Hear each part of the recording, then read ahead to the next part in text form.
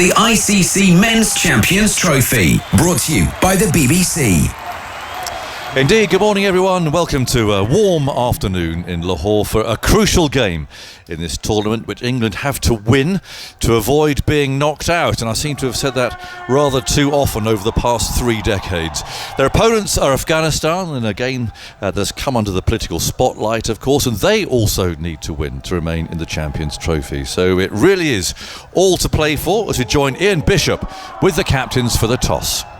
Conditions out here in the middle in Lahore are glorious at the moment, and it's all to play for these two teams. Hashmatullah Shahidi, the captain of Afghanistan, Jos Buttler, England's captain, Ranjan Madugali is the match referee. Who's got the coin, Hashmat? Heads. Heads is the call.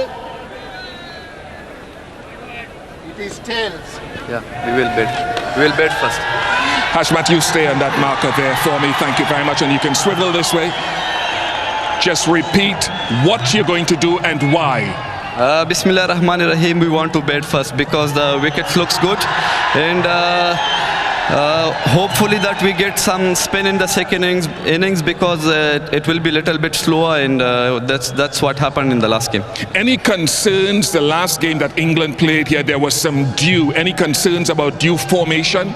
But sometimes dew is coming and sometimes not, but at the same time in the second innings if you see this pitch are a little bit slower, so it will support our spinners, and hopefully that today dew not come. What have you discussed after the last game about improvement from your bowling group? But I think we were not bowling a lot on the good areas, so we discussed in the meeting about that, and hopefully that bowlers do well today. Any change in your lineup? No, we are going with the same team. All the best to you. Thank you very much. Good luck. Jos, walk this way. Just having to bowl first, how do you feel? Yeah, okay. Obviously the dew came in the last game and skidded on a bit better under lights. We would actually have batted first as well, but it looks a really good wicket. But you know, the toss just starts the game. We've got to put in a really good performance and get the victory. Changes to your lineup? We just got one change. Bryden Cast is out with an injury, and Jamie Overton comes in. How do you get your fast bowlers operating better? I think these guys' individual skills are very high. Expectations always high. We always want to perform at our best. They're proud guys, and they'll be charging in today. All the very best to you, Jos. Thank you. Right, just a reminder of what has happened out here in the middle. Afghanistan have won the toss. They will be batting first. There we go. Thanks to Ian Bishop. Interesting there, Hashmatullah talking about the pitch slowing up. Well, I think he's talking about the game in Karachi, to which they lost, of course, against South Africa. Here, the other evening against Australia, definitely the dew came down, the ball skidded on more easily. So we'll see. That's what Afghanistan have chosen to do. They are unchanged from that loss against South Africa. England, of course, forced into one change. Bryden Cast possibly already home again by now. Ren Ahmed's arrived. A spinner, of course, replacing a quick bowler all-rounder. So Jamie Overton comes in at number 8. England, Salt, Duckett, Smith, Root, Brooke, Buttler, Livingston, Overton, Archer, Rashid and Wood. And let's see how those two fast bowlers come in. They were very expensive the other evening against Australia, but they got a chance here to rush in with that white ball and try and keep England in this tournament. They've lost their last 5 one-day internationals. You know, it's a pretty grim record there. Afghanistan, actually quite a reasonable recent record. They did lose pretty badly against South Africa the day. Their fielding rather fell apart, but they have won 8 of their last 11 matches, so they're on a reasonable run. Victor's alongside me. Good afternoon, Victor. Hello, Jonathan. Now, what do you make of all this? I mean, here we are again. I don't know how many one-day tournaments you and I have covered. It always seems to be more or less the same introduction after a couple of games. Well, England need to win or they're out. I guess the positive way to look at it is that England are in their quarter-final, and they've only got 3 games to win. Yeah, but they haven't reached the quarter-finals yet. Oh no, quarter-final would be if they beat Afghanistan, the weekend. And that would be at the weekend. Well, they're in the last 16. Yes. Even though there are only 8 teams in this competition. I better shut up about that. What was interesting to me was to hear actually what Jos Buttler said, which was, after all the talk about the dew the other day, that we would have batted first. Now, there are 2 reasons for that, I think. One is, as games get tenser, and this is a tense game for both sides, runs on the board really count a bit more, just like the last World Cup in England when everyone started putting the other side in, then realised it was more difficult to chase when there is that real jeopardy about the game and everyone started batting first. And I think particularly Afghanistan, they don't like chasing. They like to get their runs on the board, and they've got a system. If they can get runs on the board, they've got 3 high-quality spinners in that lineup who, if it's not too dewy, will cause ball. Rashid Khan is a terrific bowler. Nabi's been round the houses. He's been around ever since Afghanistan appeared on the international scene. Amazing career. He's almost 40 as old now. as Jimmy. Well, yes, he's over 40 anyway. And they've got this very exciting, not necessarily consistent, but wrist spinner, left arm wrist spinner, Noor Ahmed. So those are the sort of players who can torment a side who's under pressure to get that sort of target. strangle you. Yeah. And you have to make decisions against these slow bowlers rather than just react. So you can understand why Afghanistan have batted first, and England, despite that, would have wanted to get those runs on the board and go from there, but they can't do that. Yeah. All set up. Timal Mills, I can see on my screen. Hello, Timal. Lovely to see you. Morning. Welcome to Test Match Special. Good to have you with us. Thank you. Somewhere there in the UK, but I can see him smiling broadly. Shame you're not here with us. What do you make of England? And Timal, I'm going to lob this out there, which is dangerous. You being an out-and-out fast bowler and very effective in this form of the game. Are 2 out-and-out fast bowlers a bit of a risk? And I'm just looking at the way that Wood and Archer bowled against Australia. Lots of pace, lots of fireworks, but you can, you bowl at 90 odd miles an hour. You can go off the bat even faster sometimes. You don't quite get it right. Yeah, look, I don't think so. I think all things being equal, I think most teams in the world would want 2 90-mile-an-hour bowlers. If you said, oh no, you could only have 1, they'd say, okay, well, what do we do with this other one? If you've got 2 kind of prized commodities, you go out there, and they've both got very good records over a period of time, and obviously it didn't go well the other night. The Dew came in, Joff in particular was a little bit wayward. I think he was struggling with cramp, or he went off halfway through the innings, didn't he? So look, Woody's bowling really, really fast, and that is a weapon. And I think I heard Liam Livingstone in an interview that you did mention that particularly against Afghanistan, you'd hope that weapon will be heightened a bit. The one thing is, when you're playing against Australia, is pace doesn't bother those guys as much, does it? As we know, those guys growing up on hard bouncy pitches in Australia. But look, I think when you do have that excess pace, which obviously Woody and Jofra do, you just have to be really on it with its width that normally travels, isn't it? Anything outside the off stump, then you give the batter a free pass, 2 throw hands at it, and then it disappears, doesn't it? Especially when that pitch does slicken up. But you'd like to think with the England obviously bowling first, then that maybe won't be as big of an issue today, and you can bowl your tight lines and you haven't got to worry about that ball skidding on. So I'd expect a big response and comeback from England today. Yeah, well, that's what everyone's hoping for. It's interesting, actually, watching the warm-ups.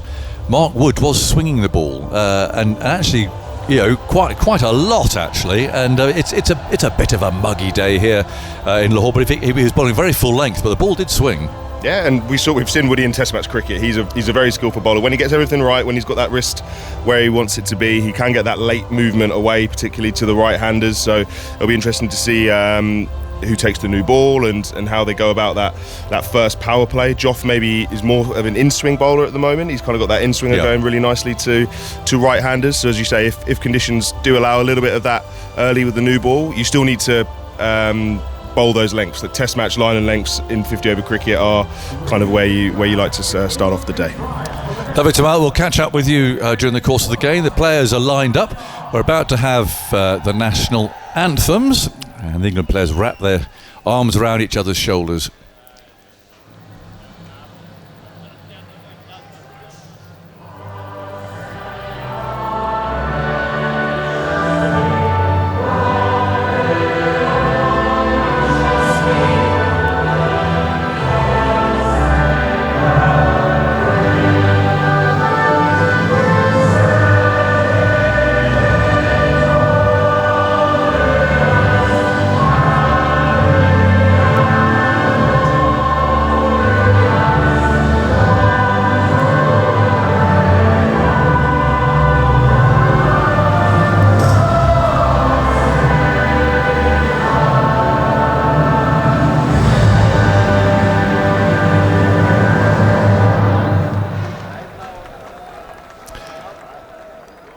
And now Afghanistan.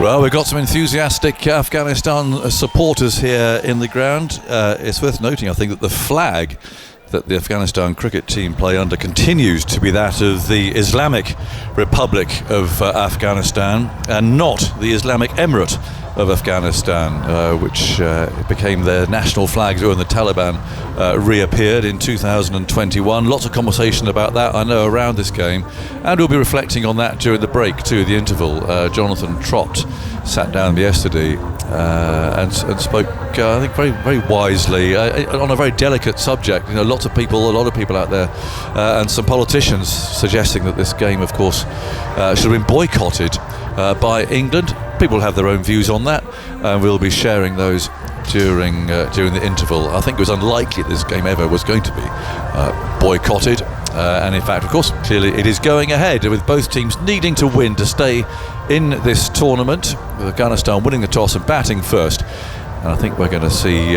potentially, I reckon, Victor, some fireworks here from Wood and Archer unleashed, both with something to do to catch up a bit after Australia's match.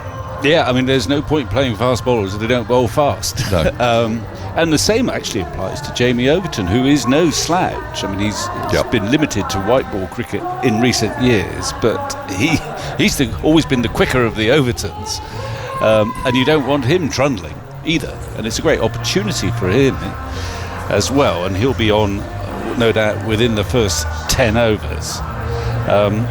If it does swing, I mean, we've seen particularly Mark Wood look extremely dangerous at the start. He's been quite vulnerable later on in the innings, but if there's that little bit of movement, and he bowled very fast the other night, Mark Wood, he was consistently over 150 Ks, and I think the point is valid that the Aussies weren't that bothered by that. It is possible that the Afghan batsmen who aren't so exposed to extreme pace so frequently might have a more trouble.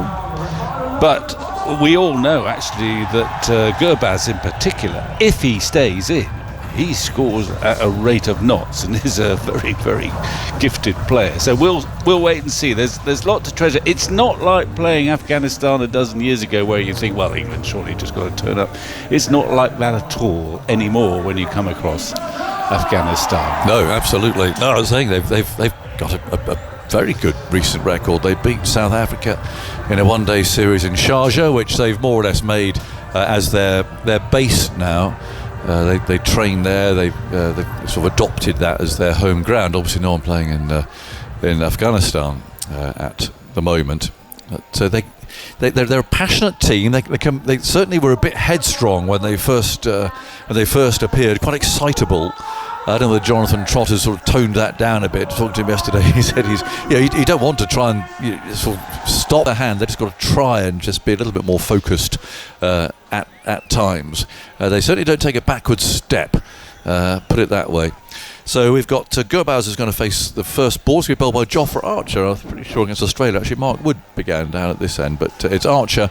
On a sunny-ish afternoon, it's sort of a hazy subcontinental afternoon. Anyone who's been out to this part of the world would know what I mean. There's no cloud as such, but there's no blue sky either. It's that sort of haze that hangs over the ground. Umpire Wilson, our old friend, calls play from the far end, and Jofra Archer's running in towards us and bowls, and Gurbaz is forward, slicing the first ball to third man, and he picks up a single as Mark Wood fields down to our right. So a small crowd, although someone at breakfast today convinced me there's going to be a full house today, but he did say after 6 o'clock, which I suppose is when people obviously stop work, but you'd expect quite a strong Afghanistan support here in Pakistan, which is really where the cricket didn't exactly begin, but it really flourished, of course, during the war there in Afghanistan. A lot of displaced people came over the border, particularly up the north, up in Peshawar. And that's where really they got to grips with cricket, and so I guess a lot of people have remained up in that part of the world. It's not too far to come down here to Lahore from there.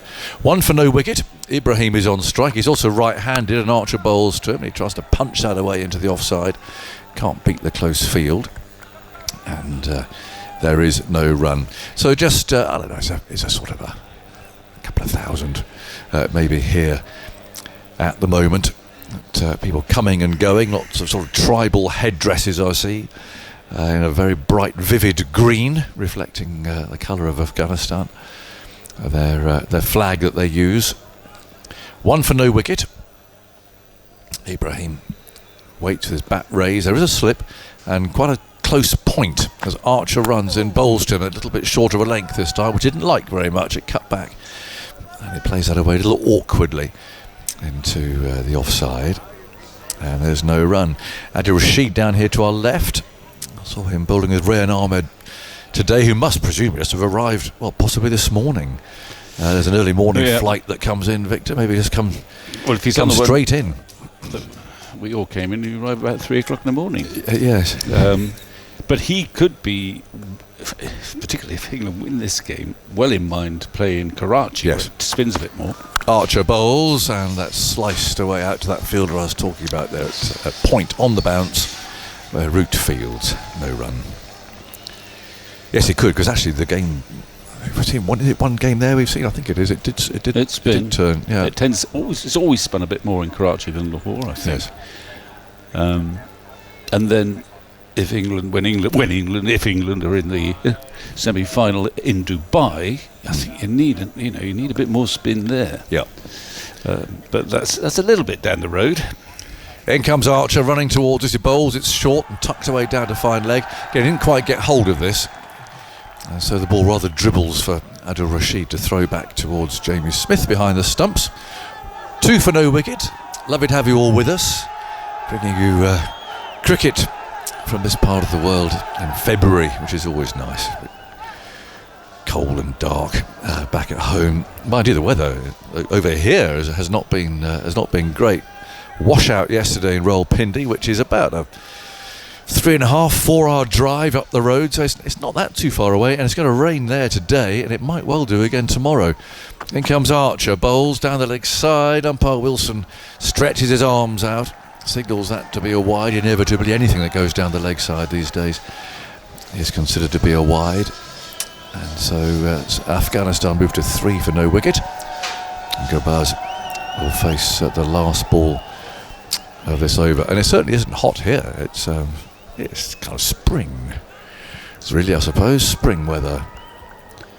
Low 20s. It's very pleasant. Well, it is. 3 for no wicket. Here's the last ball of the over. Archer bowls. It's tucked away this time, neatly down to fine leg. Adil Rashid throws the ball into Smith, and so ends the first over at 4 for no wicket. Archer again appearing to bowl rather within himself. He's bowling at about 136 k Ks, which while you're talking, I shall translate. Yeah, well, it's not 90 mile an hour. I'll tell you not. that. It's in the mid 80s, I should think. It's sort of Jimmy Anderson was bowling that, and he's, as we know, even older than Mohammed Nabi. 84. So, but speed is not everything, obviously. But we've seen Archer bowl much quicker than that, and I suspect we'll see Wood bowl much quicker than that.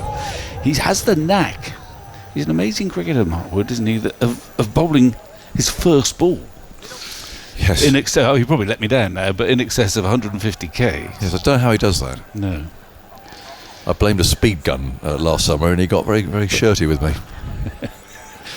Well, there's two slips. I mean, 2 slips as opposed to 1. The ball did swing. If I say watching him warming up from this end, I know it's warming up, but even so, it makes no difference as far as swing is concerned. The ball did swing. So let's see. We've got the right-handed Gurbaz on strike. He's got 2. Wood rushes in and he bowls outside the off stump at a good pace. And Gurbaz plays no shot at that, allows it to swing away. That's not quite 90 miles an hour, according to the gun, but sort of good pace. Rod Tucker, Australian umpire of many years standing, is on duty at this end. With a big black hat on. Has a word there with Wood, who I'm sure will have said, how was the foot? And Tucker would have said, well, it's either okay or it's a bit tight close. mark. Yeah, they always have that byplay between the two. 4 for no wicket. Afghanistan winning the toss, batting first. Wood's on his way and he bowls again, nice full length, and that did it from our angle here, which is not ideal for looking straight down the pitch, but it might just have drifted away a little bit on its way through. On its way through to Smith. There are 2 slips. There's a reflection maybe of that movement. And Butler's rubbing the ball hard there at mid-off, polishing it on his trousers. Handing it on to Mark Wood again, who walks just about a yard or so outside the circle for turning, rather in reverse. And sprints in past umpire Tucker is there, and he bowls, and Gurbaz gets the ball on the off stump, pushing the offside, go for a quick single, and the throw hits the stumps. I think he's made his ground. There was a very good run. It's a tight one, but you can tell, of course, by the bails, the zinger bails, as soon as they flash, and they seem to flash well after the desperate dive there. Saw the batsman into his ground. It was Salt who did well. He said he had 1 stump to aim at coming in from point. Well, it's a good piece of fielding, but it's also a very good piece of running. No hesitation. They needed not to hesitate. And he put in the dive, quite rightly, to get there. But he's just there in time. Yeah. No, he's made that nicely. So Zadran completing that run. Ibrahim Zadran, he's not yet off the mark. And Afghanistan are 5 for no wicket. Little breeze, I can see tugging at the flags. As Wood runs up, bowls, and I thought he'd edged that for a moment. It seemed to be a little scuffing noise. Maybe it was bat on the ground. Well, there's a little bit of swing there. There was, definitely. And good pace too. I mean, it's quite obsessive having next to me. I've got this wonderful screen with quite a few details in it, including the pace. But he hasn't quite hit 150 Ks, but he's around 148. And with the ball swinging, that's quick enough. Yeah, definitely. And he missed that by quite a margin. Taken well above hip high by Smith behind the stumps, who's quite a long way back there. He is a long way back. Wood on his way again, shadow to his left, a big leap and he bowls, and that's nicely played out towards Salt again at cover. And no run. Mark Wood, a very enthusiastic player in the warm-up that I was watching a couple of days ago here. I hadn't seen this one before.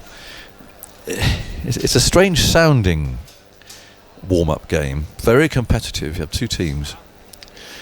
Brendan McCullum with a tennis racket and a tennis ball, and the 2 teams take it in turns to kind of be in the arena, if you like. So it's probably about 8 aside, or it would be 8 aside, wouldn't it? It was 16, although Cast wasn't there. So I think Paul Collingwood made up the numbers. 5 for no wicket, last ball of the over. Wood comes in, bowls, and pushed away again. An accurate delivery, which is fielded by Salt, to end the second over. That's 5 for no wicket. Now, it doesn't sound... well, I don't know, it sounds a bit odd, but basically, the coach hits the ball, the tennis ball, high into the air, and the one member of the team with the helmet on has to get underneath it and head the ball for one of his teammates to catch. Two-handed catch, 1 point. One-handed catch, 2 points. And if you head it and another member of the team also heads it, you get another point. So if you've got the rules. Very Obviously, someone has worked out. Very competitive game. Okay. In comes Archer, and he bowls down the leg side. Brushed something, I think, pad there. There was definitely a noise, and umpire Wilson doesn't signal a wide, so must have flicked Gabaz's pad, I think. He's on 3, 5 for no wicket. Obviously, some of the analysts have worked out that by a significant margin, you're less likely to get injured doing that than playing football. Well, he did. I did ask a stupid question when Wood was explaining the rules to me. I said, what a cricket ball? He said, no, don't be stupid. 16 cricketers with concussion. It's feel a bit of a fool. In comes Archer, bowls, turned away by Grabaz out to mid-wicket. But it's good fun watching it. I'd like to see it play with a bit of a wind, a bit of a cross breeze, because that would have made it a bit more irritating. But anyway, I just can't. I don't think we'd have played that. We'd have had some. Where's Fred Truman when you need him? Can you imagine Fred playing it? We'd have had some nondescript fielding practice, I think. Anyway, that's how they spend their warm-ups. Imagine when Fred played, there would be about 2 catches maximum, and then back for a cup of tea and possibly a bit of a puff or something. Yeah, absolutely. No, but they keep creating, because if you think they train virtually every day, you've got to make got to make it different, haven't you? So they don't play football now. No, but they do play a form of that keepy-uppy sort of thing. Yeah. Which involves flicking one of the members of the team on the forehead with your finger. I haven't quite got the rules of that one. Someone who loses. 5 for no wicket. Archer again comes in, bowls. Played away out towards mid-on. Comfortably enough. Nice accurate pace bowling here at the moment we're watching.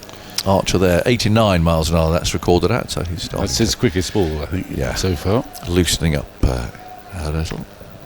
But both have been on target, and both the Afghanistan batsmen are just having a look. Nothing elaborate from them so far. But no easy runs on offer. No. Vital game. Both teams need to win. They have to win. There'll be a loser at some stage tonight. In goes Archer, bowls, and that's runs into the leg side. Well fielded by Rashid. Can he save the second? He hasn't got much of a throw, so they will come back for the second. They picked their man there rather, but he did save a boundary. Yeah, that was travelling. Yeah, he did a good effort. That diving to his left is all a bit desperate, but they know that from that range, there's always one to Rashid's arm. He is by a margin the senior citizen in this team. Certainly is. 37. 7 for no wicket. Gabaz 5. Ibrahim still not yet off the mark. Afghanistan choosing to bat first in the hope that the pitch is going to slow up, but that wasn't the case the other night against Australia. And everyone involved in that game reckoned that it was easier batting second. Well, it's more really in the hope that they get a substantial score and then put pressure on a nervous. Well, it's going to be a nervous England batting lineup. Yeah. Those spinners twirling away. There's a man out at deep backward square leg now. It's Archer bowls, and Gabaz defends it. Archer trots through to fields. 7 for no wicket in the third over of this Champions Trophy. So the loser today goes out. And, well, it is effectively a knockout match, although I have established it's not the quarter-final. No. But when you get to that absolute knockout stage, it brings an extra tension and possibly an extra caution amongst the batsmen. This is a one-off game, and it adds to the spectacle, actually. Archer moves in, bowls a short ball. Gabaz dips at the knee, allows that to go past his nose, and it's collected by Jamie Smith. So 3 overs gone, 7 for no wicket. Archer's bowled a couple of those. Well, as I said, quite a lot, isn't it? It's a shame that it doesn't happen more it's certainly in white ball cricket, that in international cricket, that it really matters if you lose. The fact that the very catchy slogan for this Champions Trophy is "It's all on the line," and it doesn't happen enough in international cricket where it is all on the line, because it in does. one-day cricket, it does bring that tension. really matters. Now, there's a change of bat going on down there. Ibrahim decided after 7 balls and no runs, he's going to have a change of willow. I wonder if that's superstition. Do any good or not. I don't think there was any breakage to his original bat, as far as we could tell. Anyway, so it's quite unusual in the modern game for an opening batsman to be out there for 3 overs and not get off the mark. Let's see if this works. 7 for no wicket then. Afghanistan batting first. Woods on his way, charging in. He bowls to him. Oh, he plays and misses outside the off stump. It's a pretty decent ball again. Bit of pace. 92 miles an hour, that's showing. And Joe Root's sign language there at slip, demonstrating as opposed to Butler at mid-off. Yep, that certainly went. That went off the pitch, actually. Yep. Just started to go and just kept going, and that nice ball. One of those in a test match, you'd imagine that an opening batsman probably would leave unless it was Ben Duckett. But of course in one day cricket you've got a bit of a nibble at it. Ibrahim still not off the mark. Wood runs in, he's there and he bowls to him. Fuller, and he drives up towards the left hand of Butler at mid-off, and so he does manage to get away with his 9th ball. 8 for no wicket. Butler, I can reveal, is not superstitious. How do you establish that? Well, because we get ushered down to their dugout, their sort of bus shelter down there, and I interviewed him there before Australia. And I said to Adam, who's holding all the equipment, I said, I'm not sure that Joss wants to be interviewed in the same place. So he moved seats across towards a side screen, completely different setup, and he seemed a bit surprised. I said, we've done it for superstitious reasons, Joss, and he thought it was a bit silly, I think. In goes Wood again over the wicket, bowls, and it's a good one. That's a really good ball, and that did go. Yep, it missed the off stump. It started on about middle and leg, and he's a wry smile from Wood, but he is getting movement and he is on target. Yeah, he bowled himself off his feet there again. But that was a perfect length. But a lot of cricketers are superstitious, aren't they? Yeah. Well, we always hear stories of that long run chase if it's going well. Yeah. And you're not allowed to move. Gus, even people like Gussie, who's a pragmatic cricketer. Wood, big leap, and he bowls, and Gobauza came down the pitch at him, which is a brave thing to do. I mean, he didn't come dancing down for a swipe, but he took a pace. So he goes to 6, and Afghanistan 9 for no wicket. Definitely more Afghanistan flags here in the ground than there are Union flags or crosses of St George, the sort of things that you see when England are on tour. In fact, I don't think I see a single one. Matt's seen one. Where have you seen one? I think it's a Pucker England stand, supporter. Yeah, in the sort of. I don't know. In those greens, well, there are a lot of green seats here. Is he revealing it? Oh, there it is. Oh, I see. Yes, there is one. Yeah. Well spotted, Victor.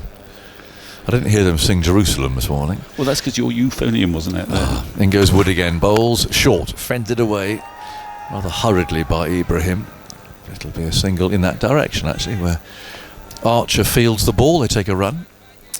10 for no wicket, with a ball to go in the 4th over. Now this effectively knockout match. Afghanistan choosing to bat first. It's an unusual start in the modern game. There's usually some fireworks in the first 4 or 5 overs. People are very conscious of using the power play as batsmen to 2 boundary fielders, but nothing elaborate at all from the 2 Pakistan. It was partly because Wood and Archer have been bang on target. Yes, they have. They bowled very accurately, actually. Here's the last ball of Mark Wood's over, and that's a bit more leg side, actually, and it's fended away.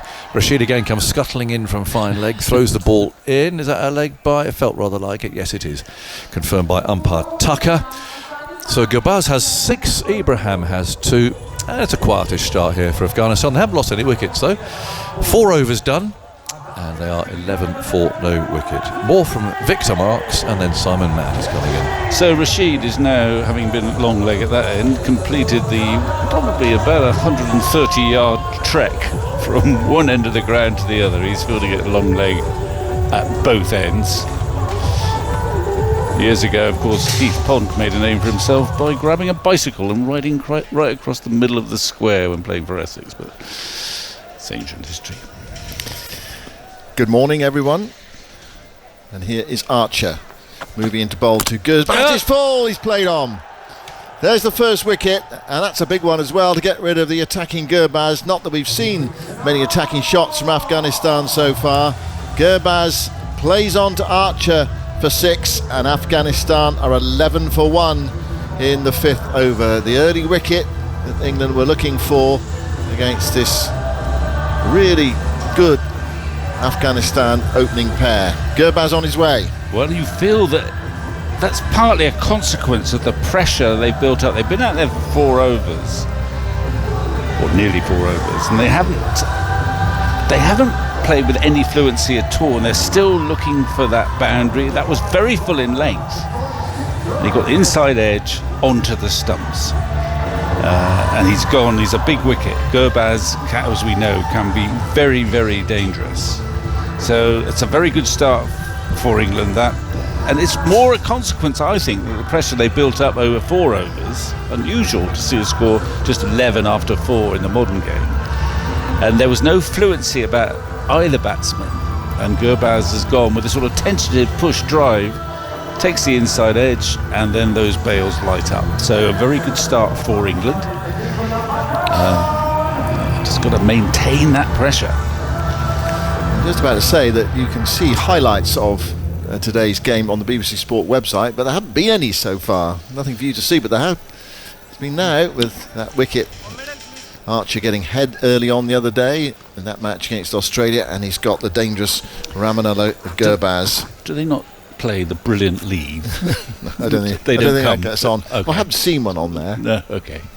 I suppose if it was the player missed, they might. They Brilliant might have player done. miss. They might have done. I suppose if it was the 75th leave in a row or something, you might play the 75th leave just to sort of illustrate what's going on in the game. Now there's 2 slips in a gully for the new batsman, left-handed. Sedakula Atal. Here's Archer bowling to him, and he's squared up a little by that. He plays it back to the bowler, and Archer goes to his right-hand side to stop it and pick up. Sedakula has been playing in the South African T20 competition, playing for MI Cape Town, 23 years of age. He's left-handed.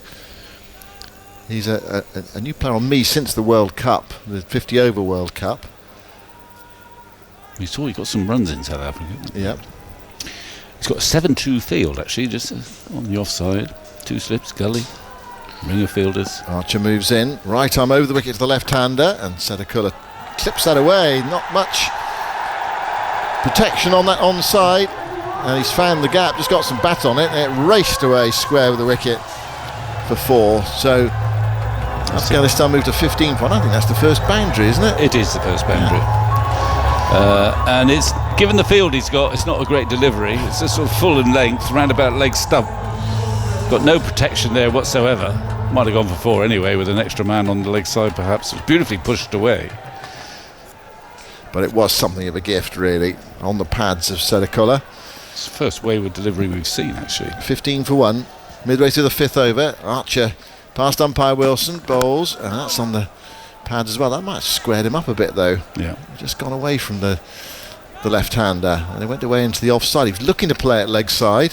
Well, it's very tempting. There's such a huge gap there. There's a man at mid-on, and there's a man at wide, long leg. And then there's a square leg umpire, and that's it. Yeah.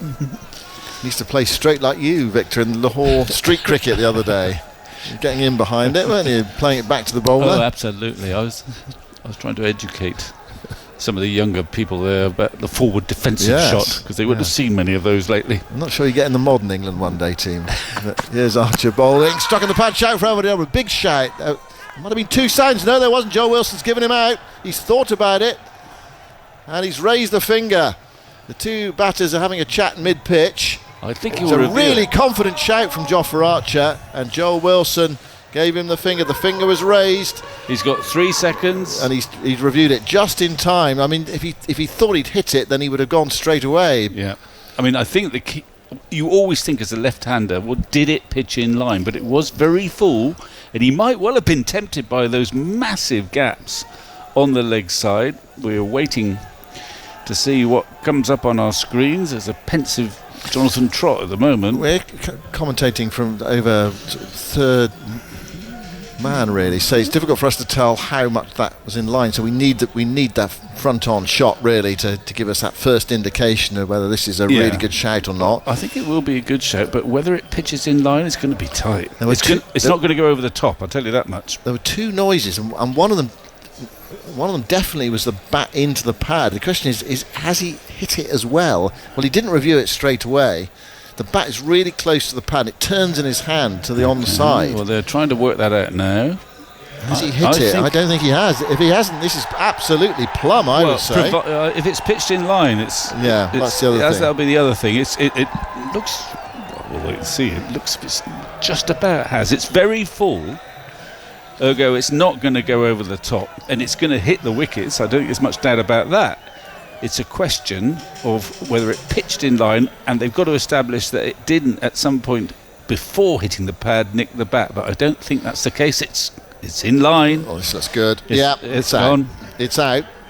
It's hitting middle stump, 2/3 of the way up, and Jofra Archer's got 2 wickets in an over. And Afghanistan are 15 for 2. And Joel Wilson's decision vindicated. It wasn't a straightforward one because of the fact that there's a couple noises going on. The bat hit the pad at the same time as the ball was going past it onto the pad. So success for Archer, success for Joel Wilson, and Sedakala Atal goes for 4. And just the start England were looking for. 15 for 2 Afghanistan in the 5th over. Absolutely. Archer's got the 2 wickets. With full balls. I think he probably was tempted by that huge gap on the leg side. I mean, I'm not sure whether that's an England ploy. Invite him to play that ball through mid-wicket. He was slightly across it, but it was full, and it was pitching on leg stump. He gets quite close to the stumps too, Archer, so it's not as if it's going to go a long way past that off stump. It was hitting middle of middle. So England, it's almost the perfect start, because not only have they got the 2 wickets, but there's absolutely been no momentum to the Afghan innings. We're in the 5th over now, and they're 15 for 2. We've seen mayhem in the first 10 overs very often. Got 2 wickets in this over. And it's time, actually. So far, we've got the England pace bowlers asserting themselves. Wood hasn't got any wickets, but he's contributed to the pressure by being bang on target. So Ramat Shah is in at number 4 for Afghanistan. 2 slips are in. Archer with 2 wickets in the over. 1 ball to come. And Ramat tends to be a rather more measured, isn't he? Yeah, measured player. I mean, well, that's what just seeing the replay again. I mean, he was looking. There was a ball on pitch just in line on leg stump. He was looking to flick it away again, didn't he? He was, and he was a little bit late on it as well, wasn't it? I mean, just see what pace it was. It was a slight slip and a leg slip in. Ramat's up on his toes to a ball short of a length, dabbed away towards backward point. There's no run, and that's the end of Archer's over. He conceded the first boundary of the match, but he's also picked up a couple of wickets. We've got some highlights now for the BBC Sport website. Absolutely, we have in that over. 15 for 2 after 5 overs. You're listening to Champions Trophy cricket on 5 Sports Extra and the ICC website. And England have made a good start. Yeah, for what it's worth, I think that wicket-taking ball is probably the quickest that Archer's bowled in this spell, but only by a small margin. But that was up to 146 Ks. And he did beat him more for pace than anything else, because it didn't have time to move because it was so full. Right, Mark Wood looking to join in. Zadran, the right-hander, Ibrahim Zadran, 2 slips in. Wood goes charging in and bowls to him. It's full, he drives, Wood slips over, 1 hand comes off the bat, and the ball goes up to Jos Buttler, who's fielding it mid-off, and there is no run. Zadran, who played that wonderful innings for Afghanistan in that match against Australia in the World Cup. They got a bit overshadowed in the end by a bit overshadowed, totally overshadowed really, by Glenn Maxwell's stunning innings for Australia, but he made 129 not out in that game. So a really decent player at the top of the order for Afghanistan. The highest score of 162 against Sri Lanka and Pallakeli. Wood bowls to him, and there's a flash at that one outside the off stump, looking to carve it over the inner ring on the offside. Past the outside edge, travels through to Jamie Smith. They're a long way back, those slips and wicket keeper. 2 batters have a quick chat in mid-pitch. Well, they'd love another one. knock out the top order, get rid of Zadran if they possibly can. That is a firm-footed poke at that one. Very little foot movement at all from the right-hander, who settles over his bat now, looks up to see Wood roaring in to bowl to him. He's with him now, and there's another flash and another miss outside the off stump as it heads through to wicket-keeper Jamie Smith on this warm, really pleasant afternoon in Lahore. Around about 25 degrees top temperature today, which is very close to the warmest it's been since we've been here. It's been actually quite cool, a bit of rain around as well. It's rained a couple of times. Rain between Saturday's game and today's game. And the crowd gradually building up on the green seats away to our left-hand side. Pakistan colours, green and white, seat colours. Quite a lot of green seats occupied at the moment, not many of the white seats at the back of the stands. Here's Wood bowling, and forward he goes, struck on the thigh pad there, runs down into the gully, and there's no run. England on the hunt for wickets. Yeah, he just went a little bit wider of the crease that time and angled that one in. He's got movement away from the right-hander when he's pitched the ball up, and he just used the crease a little bit, pushed it in, hit the pad, keeping the pressure on. So it's be quite a moment for Overton actually, because he's going to be on before long, and he's just got to maintain that pressure and control. He's never bowled 10 overs in a one-day international. He's not played many. He's only played 3 one-day internationals. 15 for 2. Wood bowls to Zadran, who hits it down towards deep third. Is he going to be caught? No. Archer coming around, couldn't quite get there. It was a really difficult one for Archer on the deep third boundary in front of the England dugout. It was in the air, it was guided away. It might well have gone for 6. I think it has. Well, it was a quick ball, and it's almost off the face of the bat. He's opened a face, and it's gone just to the left of Archer, but that was where he was aiming.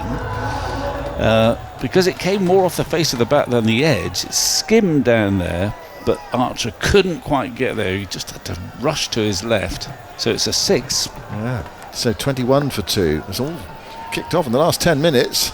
Here's Wood bowling, and he drives and misses that one. Ibrahim Zadran. I think there was Archer's. I mean, he used to be when he first came into the game. He was a really good fielder, wasn't he? I'm not saying he's a bad fielder now, but I think you're saying he should have caught that one. No, I'm saying I think there's some fielders who would have caught that. That's all I'm saying. It was a really difficult catch away from his left-hand side.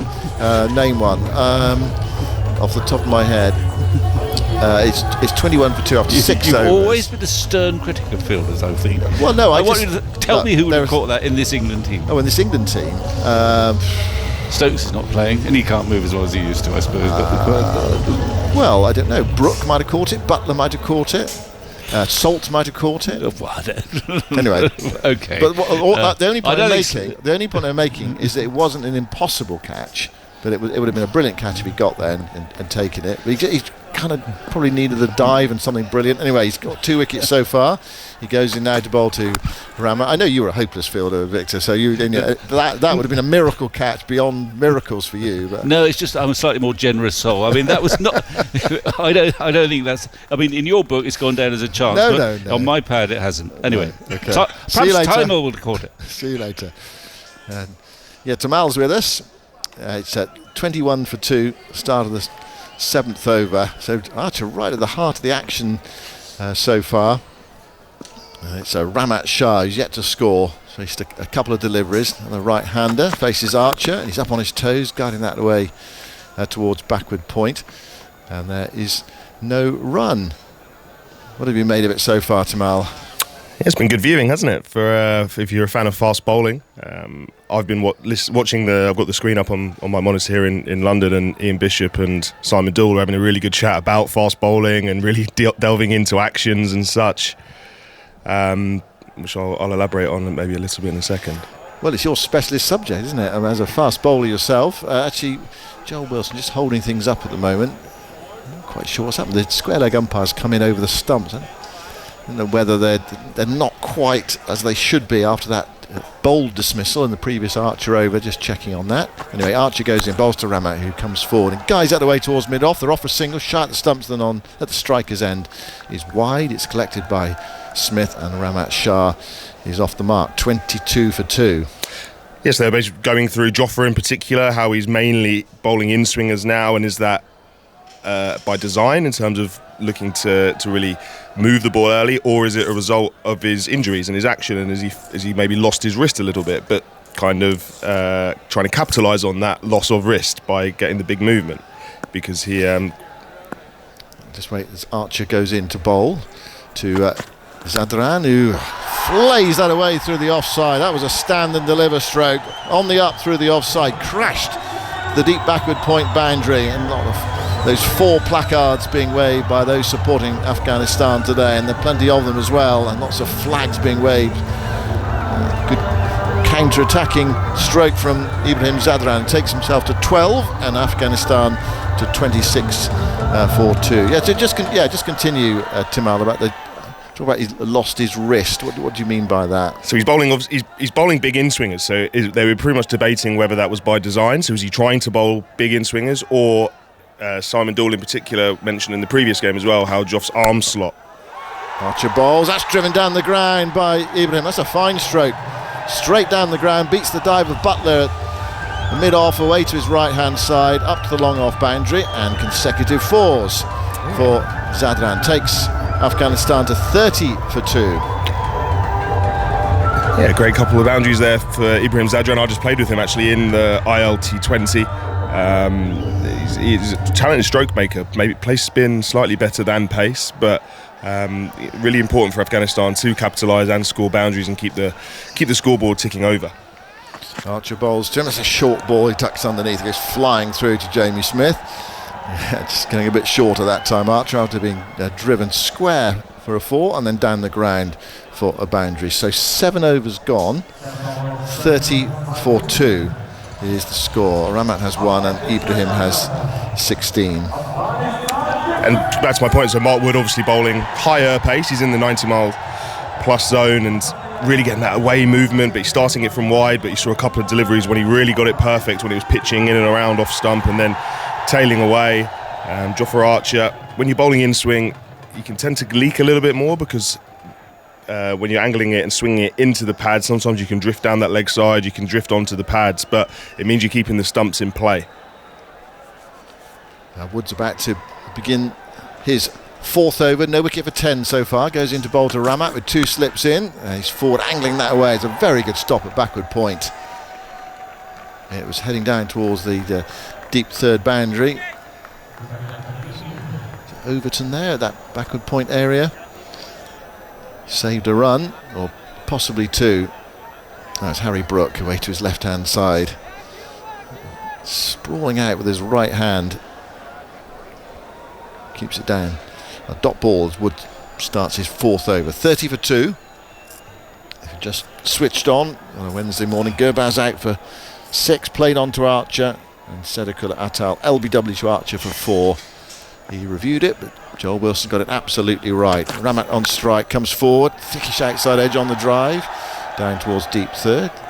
Straightforward piece of fielding for Archer in front of the England dugout down there. So 1 more run to the total for Afghanistan, 31 for 2.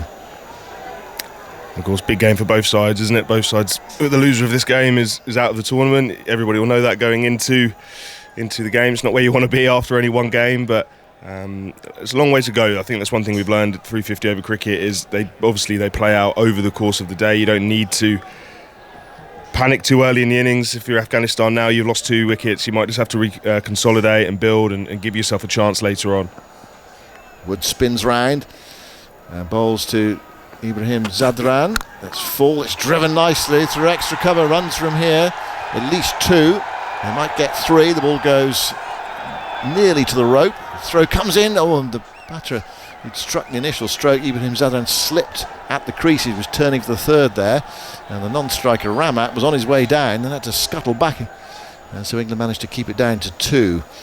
33 for 2 in the 8th over. It was a really interesting talk. I mean, the toss, you can obsess about it a little bit, but England in that last game against Australia saying, we want to, it was difficult bowling in the back end of the game, and so therefore you thought they might want to bat second today, but Josh Butler at the toss saying we wanted to bat first, and that pressure these sort of games bring, sometimes you philosophy is just bat the opposition out of the game, or try to, because England did struggle against Afghanistan that World Cup match batting second. Wood bowls and driven back to him, or pushed back to him really by Ibrahim Zadran, and Wood fields in his follow through and there's no run. We'll talk about the dew later. I noticed actually there's a bit more breeze around today. I think the theory is, I don't know whether you can back this up, Tim Al, that the more breeze there is, the less dew there is. It's a still day, it can get a bit dewy, but not so much on a breezy day. Yeah, so pretty much you'll get more dew when you get a big drop in temperature, or a big change in temperature from the day into the night. And yeah, if it's a still day, you won't have the breeze to. I guess the breeze kind of reduces it and stops that dew from building onto the grass. So if it is a windier day today, you should get less dew. Don't know if Mark Wood's struggling a little bit here. We're just watching him on my monitor. Yeah, he's his calf, I think. Yeah, he's going back to his mark, and I think he's calling for the physio. Oh, this is a worrying sign for England, this. He's bowled 3.4 overs. The physio's coming onto the ground. And Wood's not going off. He's standing there next to the umpire, next to Butler as well. The physio's coming onto the field. Yeah, it's not good, this. I saw, again, the monitor panned to him in between overs, and looks like he was struggling with something then as well. So it was a good sign that he was able to bowl a few balls of this over, but the fact that the game is pausing and he's called the physio on isn't ideal. If it is a calf or whatever, I don't really see what you can do mid-game. It's just one of those, I guess, precautionary. You have to have a quick chat and a quick check. Craig Devine, the long-time England physio out there, having a chat with Woody. He'll know Woody better than anybody in the world, probably. And but the way Woody is walking, and he's now actually on the floor, it's not great signs really for England. No, it's not. He's down on his back now, and physio's kind of manipulating his left leg. I mean, it's noticeable actually. When they are warming up and they got their shorts on, I mean, that left leg is wrapped up a bit like an Egyptian mummy, isn't it? One of the, yes, that's for his knee. He's had a knee problem for a long time, so he has strapping on his knee. And to be fair, looking at again the tests that Craig is doing, it is focused on that knee. He's doing a few testing the joints and the ligaments and stuff, and Woody's giving him feedback on the different movements that Craig is giving him. He's back on his feet now. He's definitely hobbling. Clearly there's some sort of problem. It's just a question of how serious it is, whether it's just like a jarring.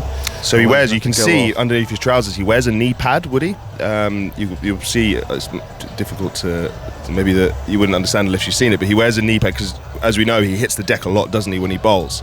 So he wears this kind of padded knee support, because when he lands on that knee. So it's just to give him a little bit of support. Just having a chat with the umpire now as well. Yeah, the good news is that Wood is going to continue. Right, we'll obviously monitor it. Good news in inverted commas. He's bowled 4 balls in this over, the fourth over. It's 33 for 2. Afghanistan winning the toss and deciding to bat first. And Wood is at the top of his mark now. And he's about to bowl to Ibrahim Zadran with a slip in, 4 saving 1 on the off, 2 on the on, deep third and fine leg. As Wood bowls, and that's defended away into the offside. Just watching Wood follow through there. And then it's all focus on him as he walks back. I mean, it looks okay, but see how it goes really. It's one of those, just a slight limp as he walks back. I mean, he does give it everything, and he does tumble over a lot. He's done that already today. He has, and the good thing is that ball there, 91 miles an hour, so the pace hasn't been affected straight away. As you say, he's definitely hobbling and limping back to his mark. So hopefully it's nothing serious, and it's something that, okay, he's probably going to have a really tough couple of hours here, and it's going to be uncomfortable, but you kind of get through it as best as you can. Goes in now to complete the over. Bowls to Zadran. Again, he falls over. He's driven up towards mid-off. Butler picks it up, hurls the ball at the striker's end, and they are home for the single. And Wood tumbling over there. What's he going to do? Is he going to take his cap and go off the field? He's finished 4 overs. I mean, they might want to make a bowling change now in any case after 4 overs. We'll keep an eye on him. Anyway, Tim Al, a few thoughts from you, then Jonathan's coming back in. The score is Afghanistan 34 for 2. after 8 overs. Yeah, again, 91 miles an hour from Mark Wood, so pace hasn't been sacrificed, so fingers crossed from an England point of view. He is okay. I'm sure he will get some treatment. He'll definitely be having a chat with the physio on the boundary's edge, I'm sure, maybe a painkiller or two. I guess the worrying thing is that it is his landing leg, his left leg, so keep an eye on that. Does he lose that braced front leg? It looked like it was okay for those last couple of balls, so fingers crossed from an England point of view, he'll be okay, because he's going to have a big job to do for the next couple of hours. Yeah, he's leaving the field. Doesn't look great while he's moving off, I must say. Craig de Wyman there, the physio, seeing him off. Archer's going to continue. 34 for 2. Archer comes in and Ibrahim defends and plays the ball towards that dugout there. He's on 19. 34 for 2. And England already juggling a fifth bowler. Really don't want to be without Mark Wood's full contribution as well, because they really are going to be having to rely on, well, Root, I guess, to bowl more than you'd probably want to. Woods bowl 4 overs, that's all, so there could be 6 overs light. 34 for 2. Archer comes gliding in and bowls and is steered down to third man by Ibrahim, the right-hander. He moves to 20. Jamie Overton's down here now, so in the pole position to come up and take over from this end, although he doesn't seem sure. He just pointed there to Duckett, who's at slip, and made that hand movement to say, am I bowling that end? And Duckett said, I don't know. So he's now gesturing towards somebody else. Word hasn't, I don't think, reached Overton yet. He's got to loosen up. He's waving. Butler's down at mid-off. It's quite a long way away. And Overton wants to know, because you do want to know, don't you, Tamar, if you're going to bowl? 100%, yeah. You want to give yourself that overs time. Here's Archer, and that's played away towards his right hand by Ramat. Double test centurion. There are a couple in this Afghanistan side, actually, who have that to their name, so they can play. Sorry, just to go back to what I was talking about with Simon about the fast bowlers and Jofra Archer in particular. Stefan Chamions just sent me some stats through about Jofra, kind of pre and post injury and what he's looking to do. So before his injury, 18% of Jofra Archer's deliveries were in-swingers in overs 1 to 10, and since he's come back from injury, that number's now jumped up to 35%. And he comes from that far end, bowls short of a length, just outside the off stump. He's found the gap here, so there should be a couple. Ball rolls away towards the deep point boundary. It won't go all the way. Brook pursues it successfully, throws the ball on the bounce to Smith. Ramat takes 2, he goes to 4, and 37 for 2. Yes, definitely, we're looking at the replays of Archer bowling. Is just that the index finger perhaps is just a little bit more prominent on the ball than it used to be, pushing that ball in towards the right-handed batsman. It's good to see him bowling again. That's the main thing, isn't it? I mean, he really looked at one stage as if we wouldn't be seeing this. In he comes again from the far end. Bowls short this time to Skyer. Can it be taken by Rashid? It is, coming in from fine leg. A good catch. A horrible attempted pull shot from Ramat, who's hanging around for some reason, but he's being seen off by umpire Wilson. And Afghanistan lose their 3rd wicket. He got in no position to play that at all. A short ball from Archer, deliberately dug in, and he's gone there for a really horrible looking hook shot. That was only going to probably end one way, really, with a top edge, but however, it's a good catch. It's never easy down there on the boundary, fine leg or third man, when you've got to judge how far the ball is going to carry, and you're down there, you think, oh, do I run in or not? Where's it going to carry? Actually, Rashid did well there. He ran in probably 6, 7, 8 yards. Doesn't sound a lot, but he'll have had to have lined it all up first, the trajectory of the catch, and he took it nicely on his knees. So Afghanistan lose their 3rd wicket, just the start that England wanted here in this game that they have to win. 37 for 3, and Ramat, one of those who can hang around and occupy the crease for those 50 overs, is on his way. So a pretty decent start this time out. Yeah, absolutely, and as you say, really good catch from Adil Rashid. It's one of those, as you mentioned, that as soon as it goes in the air, you have to judge whether, okay, is it coming at me, is it going over me, or have I got to run in? And Adil did a really good job there, picking that up really early and making the adequate ground forward. The camera on the television just panned to Ibrahim Zadran at the other end, who looked far from impressed. He's been stranded so far. At the other end, he's 20 off 25, and he looked pretty disconsolate at the wickets that are falling around him. So although England do have a worry with Mark Wood being off the field and struggling with an injury, at least they are taking wickets, and Jofra Archer's doing the job from the other end. 3 for. I always like to big up catches at third man and fine leg, not least because I fielded down there. Same. They always look easy, don't they? You know, they're always going to go run in a few yards, but actually all that calculation does have to go on because you don't know if it's at the middle of the bat, the top edge of the bat, like that one has done. If it's spinning, if there's a wind blowing, all these things have to go through. So I think it's the hardest place to field, actually, Timal. I don't know if it's the hardest, but it's I think we're pulling a leg. 37 for 3. We're getting a bit of trouble. Here comes Archer, bowls a bouncer, and Hashmat, the left-hander, ducks under that, and it's taken by the keeper Smith. So no, it's not the hardest place, but it is. There's a little more that goes on when you're lining up a catch down there on those boundaries, because they can both be swerving around off a thick edge, and so there we are, 37 for 3. Hashmat yet to score, and Ibrahim at least is doing his bit, and let's have a look. Jamie Overton is coming on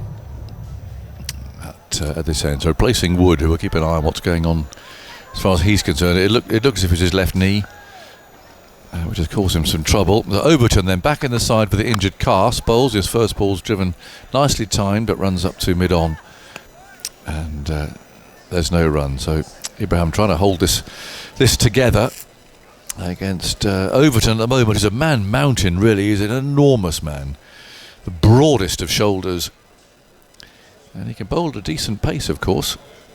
But coming in here to this vital game, he wheels round well inside the circle. It doesn't run as far as some of the others.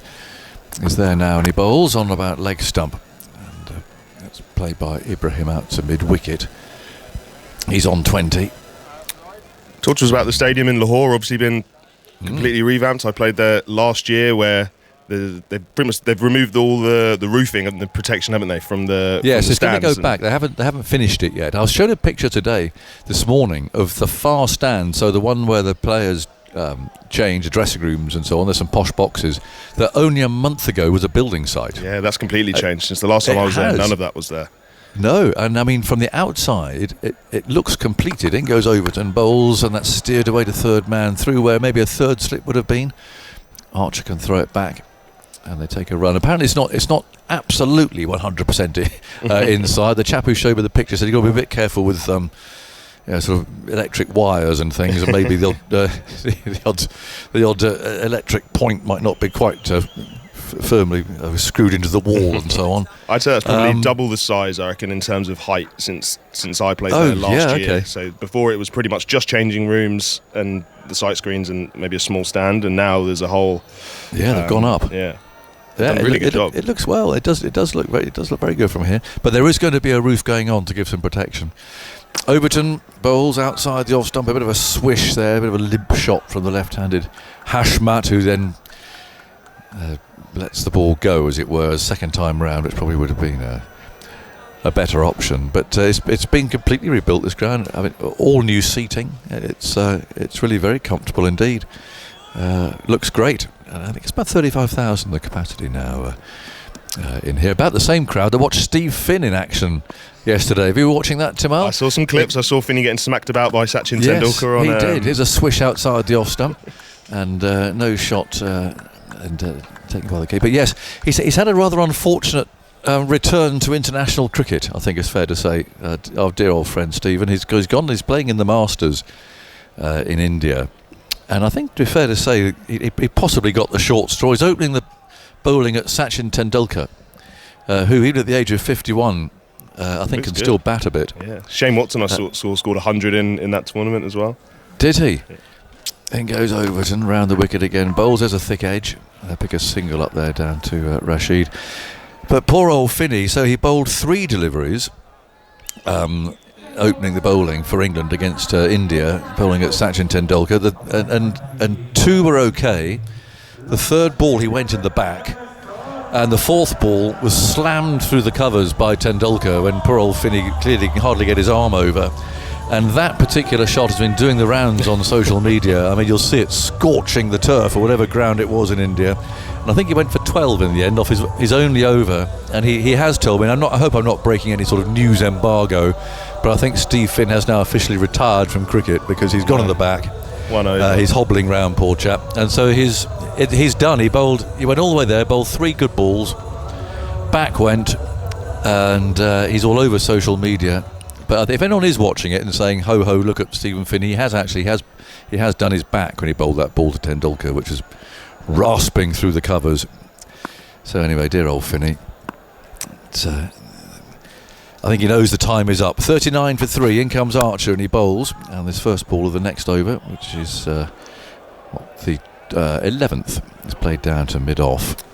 Interesting, Josh Butler going back to Jofra and keeping him going for a 6th over, just with that injury to Mark Wood. Hopefully he's going to get some treatment and come back out to bowl. But I guess my captain's head on thinking worst case scenario, you lose Woody for the rest of the game. Jofra becomes even more important, doesn't it, as the innings goes on? But yeah, Butler obviously thinking wickets. Yeah. Can he get another wicket? In comes Archer round the wicket, bowls, and sways out of the way of a short one, which is taken by Jamie Smith. You've not been tempted by the Masters, Timal? You haven't gone out there, joined Monty and co? Well, it's one of those. So as soon as you play in those, you're not allowed to play in the Blast or you kind of they're not sanctioned. You're officially retired tournaments. Yeah, so you have to kind of officially pack your lot in by playing domestically. So that's why you get the names that are playing in those tournaments.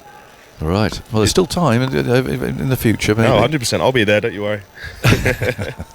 Hope it lasts longer than 3 balls. Here's Archer, bowls short and mistimed forcing shot here from Hashmat. Finds Salt at point. But different countries have different rules, because there's some of the players playing for the Sri Lankan team in that tournament that are still on the franchise circuit, so their rules are different. So they've actually got some young players in there that have just retired from internationals but are still playing at a good level. Well, Finney had nets and everything. I mean, he trained pretty hard for it. 39 for 3. Afghanistan choosing to bat first. Archer comes in and bowls, and that's a defensive stroke this time for the left-handed Hashmat, and Archer's able to follow through and pick that up. But there's a worry here about Mark Wood and his knee, which is so heavily strapped. I mean, you see it in training when he wears shorts. He must bring rolls and rolls of tape out to strap that up every time he does anything, really, even playing that heading game I was telling you about. I mean, he straps his knee up for that. He doesn't take any chances. But despite all of that, he's hobbled off, and he's only bowled 4 overs. Archer cruises in and bowls a bouncer. Now Hashmat's underneath that. Umpire Wilson scored that a wide, which in the old fast bowlers union along there with Archer, I feel a bit sorry for him there. It was a lively ball, and must have been quite borderline, I think, to being called a wide. But it's a ruthless game these days as far as bowlers and accuracy is concerned, as we know. So 1 more goes to the score. Archer turns in the distance. He's got that new stand behind him. Umpire Wilson tenses up. You can hear him coming. Round the wicket he is now and bowls, and that's another defensive shot from Hazmat, who seems quite happy to see Jofra Archer off here. He's got 1 ball to go in his 6th over, and surely he'll have to have a break then, and maybe we'll see Adil Rashid coming off from that far end. But certainly you can bet that Butler's brain will be going as to how he's going to try and work out how he fills in now, not just for 1 bowler but maybe 1.5. 40 for 3. Archer round the wicket bowls. He steps away here, has a bit of a swipe. Again, he looks rather optimistically at umpire Wilson, who perhaps more charitable this time about his assessment of that, allows that to go through as a dot ball. So it's 40 for 3. 11 overs have been completed by England. Archer has bowled 6 overs. He's taken 3 for 22. Mark Wood off the field, having bowled 4 for 14. And Jamie Overton conceded 2 from his first over. And interestingly here, we've got Overton off after that first over.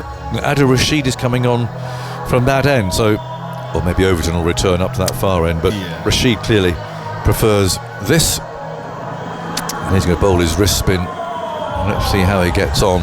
Yeah, I was thinking, would it be Rashid early, or would Josh look to get that 6th, 7th bowler route and Livingston into the game soon? But he's gone with Adil again attacking. Well, he'll just feel that he's a wicket away really from putting some big pressure on, isn't he? So Rashid it is. Then he's got a slip, which again reflects the situation, at least as Josh Butler sees it anyway. It's got a slip, but also a long off and a long on. And Rashid creeps in, bowls on the off stump, and that's pushed away off the front foot by Ibrahim to cover. And there's no run. So Archer at backward point, Salt's out on the point boundary. Butler's at cover. Long off, long on, mid-wicket. Quite straight, saving a single. Man behind him out on the deep square leg boundary. And a short, fine leg as Rashid bowls, leg side-ish this time. Turned away for Harry Brook to field there inside the circle. And there's no run. Crowd growing slowly. It's not packing the rafters yet. Well, mind you, there aren't any rafters to pack. The roof hasn't been built yet, but if you know what I mean. It was a good crowd by the end of the England-Australia game, wasn't there? It was. Here's Rashid again, bowls, driven back at him by Ibrahim. Well, no, there's chap at breakfast, so it's going to be full today, but he did say after 6 o'clock, which I guess is when work ends, and it gives people time to get in because the security, I mean, the cordon today was quite extraordinary. 40 for 3, and this is tossed up, slower ball, driven down the ground, down to long off. Brookfield, they take a single, 41 for 3. I don't know how many vehicles were in that today, including fire engines, ambulances. There was a sort of a tank in there as well, all to get players to the cricket match and the umpires. I don't know, 20 vehicles maybe, something like that.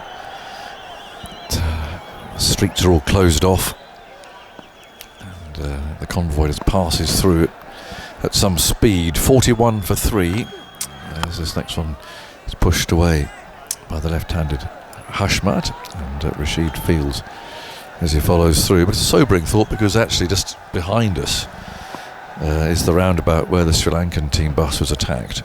So really very close to the stadium.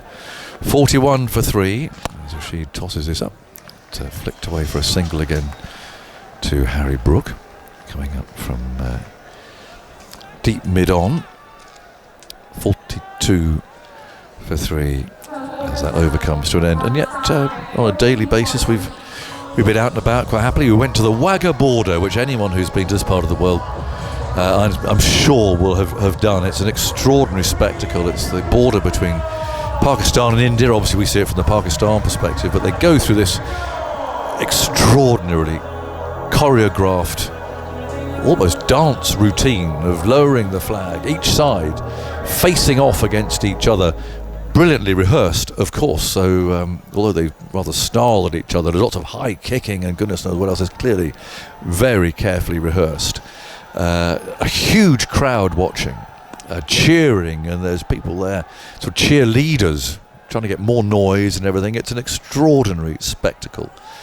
We were there to watch that the day before yesterday. 42 for 3 as Overton, as we expected, does come back from that far end. I've put a little reel, as they call it, I think on Instagram, if you're into that sort of thing, just to demonstrate it. It is absolutely extraordinary, and just shows with a handshake at the end.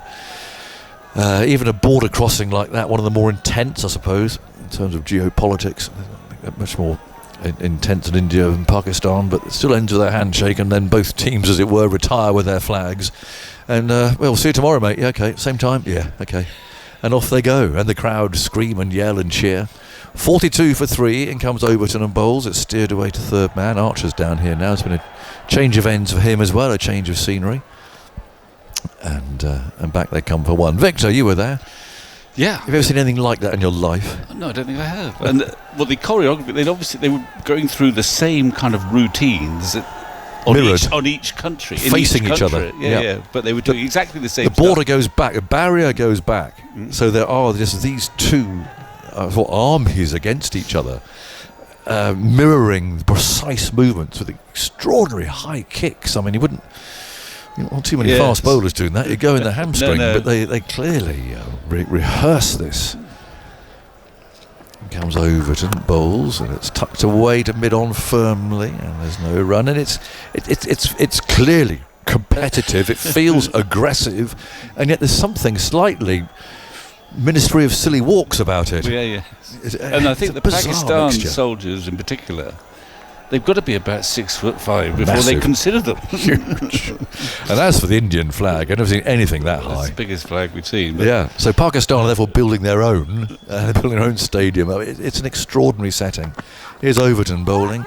And that's pushed away out to Gully this time by the right-handed Ibrahim, who's on 22. But there's a lot of cooperation going on to make it all work for both sides. Yes. But you can have your face painted. Oh, yeah. In our case, on our side, the Pakistan colours. The big crowd on the Indian side, Amritsar, the nearest city, is about 30 kilometres away from that border post. I mean, I was thinking there's a lot going on that border. They could just build a cricket stadium there and India play Pakistan there. That's my thought for the day. Oh, what, so half each? Yeah, well, yeah. So straddling the border. On the border, yeah. It comes Overton, bowls, played away out to cover. It just struck me though, and it's very a terribly simplistic view, but with the hostility and that genuine hostility about the border, particularly, which clearly up in the northern part where we are is seriously contested around a bit further north of us. But the fact that even there it can end in a handshake, and with a spectacular sort of entertainment performance like that, isn't it a shame that cricket can't do the same? Yeah. Then there were trucks going across the border each way. Yeah. Down the road. Anyway, here's Overton then bowling, and a swipe and a miss from Ibrahim, who's swiped a bit in this innings of 22 from 36 balls, but he remains, at least, unlike three of his comrades who are dismissed. 43 for 3, Afghanistan choosing to bat first, 13 overs having been bowled. it's quite interesting that Overton gets this gig, really, because Atkinson had a few dodgy games, I think, in India, and is not in the team. I've got to go. I've overrun on Simon again. Okay. And Overton gets the pick, and I can't think it's just because he's a handy batsman now. He's an all-rounder. He started well. Here's Rashid bowling to Hajmat, who turns it away, back with a square, and the batters nearly collide in mid-pitch, but they have plenty of time actually to sidestep each other and make their way to their various ends before the throw comes in, because that was into a big gap down there at deep backward square leg. So 44 for 3, start of the 14th. It's a really good start for England. There's still a few issues for Jos Buttler, of course. You can never relax in a one-day game of this importance. Ibrahim Zadran on 22. Rashid bowls him, comes forward, and after a fashion gets that up towards mid-on. Not entirely convincing stroke. Picked up by Livingston. One more run to the total. Ibrahim goes to 23 and Afghanistan to 45 for 3. Start of the 14th over. I can tell you that's hold on, to get this absolutely right. The last time England took 3 wickets in the power play. There's Rashid to Hajmat. There's a low full toss which is driven up to long on and Brook for another single. It's been 14 games since England last took 3 or more wickets in the power play of a one-day international, and they've only done so 3 times in 25 one-days since the start of the last 50 over World Cup. And the last 20 occasions, when they've done that, they've won 16 and lost 3. And that one-day result. So it's an encouraging statistic as far as England are concerned. Ibrahim Zadran on 23. Rashid bowls way down the leg side, absolute shocker of a delivery. So wide, he tries to flick it away. Ibrahim missed it, but it was kind of like too far away from him almost. Just came out wrong that one. 47 for 3 with that wide. Rashid's in his second over, bowling with a slip. And he pushes that one through. Cut away runs here for Ibrahim down towards deep third, chases on. Phil Salt is after it. His cap falls off as he gets there. Does well to keep it to 2, I'd say. Yeah, that was a really good piece of fielding, which just underlines my point that Salt, if he'd been on the deep third boundary earlier, might well have taken that catch. He never lets go, does he? Never lets go, that Simon man. You judge fielding by your own standards, Victor. Yeah, that's the problem. Maybe. Here's Rashid pushing that one through. Forced away into the onside. More runs here for Zadran out to deep mid-wicket, and they come back for a second, and Afghanistan's 50 is on the board. 51 for 3, and they've got there at the end of towards the end of the 14th over. Just looking to piece something together here and give their bowlers something to defend later on. Bring some pressure on England with those spinners. Rashid bowls, forward goes Ibrahim Zadran, plays that away towards short extra cover. It was a nice delivery from Rashid, just floated up, just turned a fraction. He was reaching for it a bit. He didn't go hard at it, so it went rolling out towards extra cover. No run, and 14 gone, 51 for 3. So on Butler's, I mean, they've had a good starting, but on Butler's mind will be a couple things. One is, well, what's the Mark Wood situation? Is he going? He's got 6 overs left to bowl. If he's fit enough to do that, has he come back on yet? Don't think so, but I'm not sure. Saw another player running. We really need those sort of electronic boards so that we have in football. Yes, that's one thing. And the other thing is, how am I going to juggle my 5th bowler? Livingston's gone off the field. Rayhan Ahmed has come on. Overton bowls the left-handed Hajmat, who opens the face and runs this down towards deep third, but it's intercepted before it gets there by a backward point fielder, and there is no run. So he's got Root and Livingstone in his 6th bowler, but he doesn't want to relieve the pressure too much. So even though the situation is very good, he's got some decisions to make, and he would also like to know, as soon as possible, what's the Mark Wood situation? Yeah. Is he out, or can he come back? Overton round the wicket to Hajmat, full, sliced away, down towards Jofra Archer, who tumbles and can't save it, away to his left-hand side on the deep third boundary, running round there. It went very quickly. We know it's a quick outfield, and Archer could not stop it. Much waving of Afghan flags and 4 placards in the crowd. And 4 more runs, 55 for 3 in the 15th. Yeah, and the crowd is building, and there's a lot of support for Afghanistan here. Just wide of backward point, just wide of deep third. Yeah, there's a lot of men round there. There's a sort of full slip and a backward point and a man on that boundary, but he managed to beat them all. 55 for 3 in the 15th. That one he guides away, and it stopped this time in that 4 slip position. They duck it away to his left hand side. I can tell you that was the 284th 4 in the competition. What that means as a statistic, I have no idea. Really. Well, if I was still writing, I wouldn't be making a note. No, I wouldn't be making a note. Yeah. I love the fact that we have in the 50 over competition they note the 4s on the TV screen. In the T20 it's the 6s, and IPL. There were moments the other night where I thought we were noting the dots. Well, there weren't many of them, were there? Exactly. Yeah. Like 3. 55 for 3, 15th over. Overton to Hashmat, who has a flash at that one past the outside edge, and it's through to Jamie Smith. So Overton's bowling now in his 4th one-day international. In his previous 3, he's bowled 5 overs, 4 overs and no overs. So he's only bowled 9 overs before this in one-day international cricket. Well, he's going to have to bowl 10 today, I think. That was his slower ball. Yeah.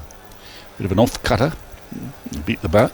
Didn't bounce before it got to Smith. It was about 15 k's slower than the normal delivery, which is coming in at around about 140 k's. He's now just switched to go over the wicket for whatever reason. So Duckett's coming a bit finer at slip, more like third slip, and Archer's gone a bit wider at deep third. Here goes Overton bowling. Hashmat dabs into the offside and gets a single to the left of backward point, shy at the stumps at the non-striker's end. Is a bit high and wide, and they would have got there anyway. It was backed up. Yeah, trying to keep the pressure on the batters running rather than just allowing the single. Keep them going. Ibrahim on 27, Hashmat on 10. Yeah, keep them on 4 ball and running between the wickets. 56 for 3.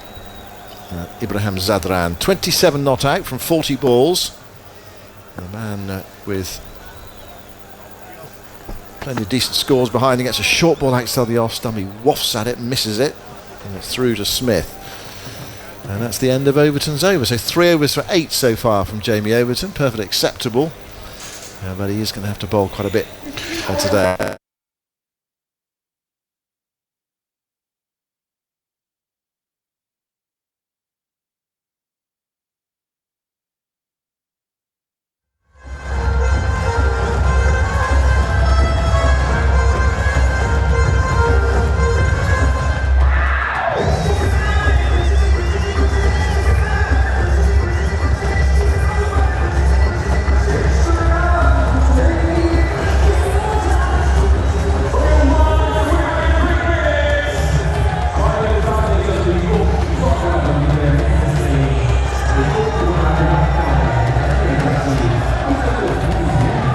run so far. Rashid is usually his go-to trump card, and he's the only real spinner of quality in this team.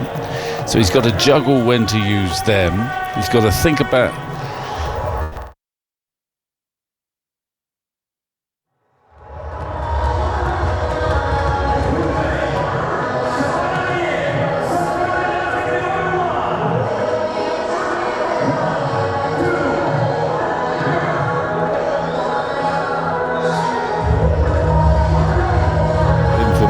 going on about the state of Mark Wood, who left the field after bowling 4.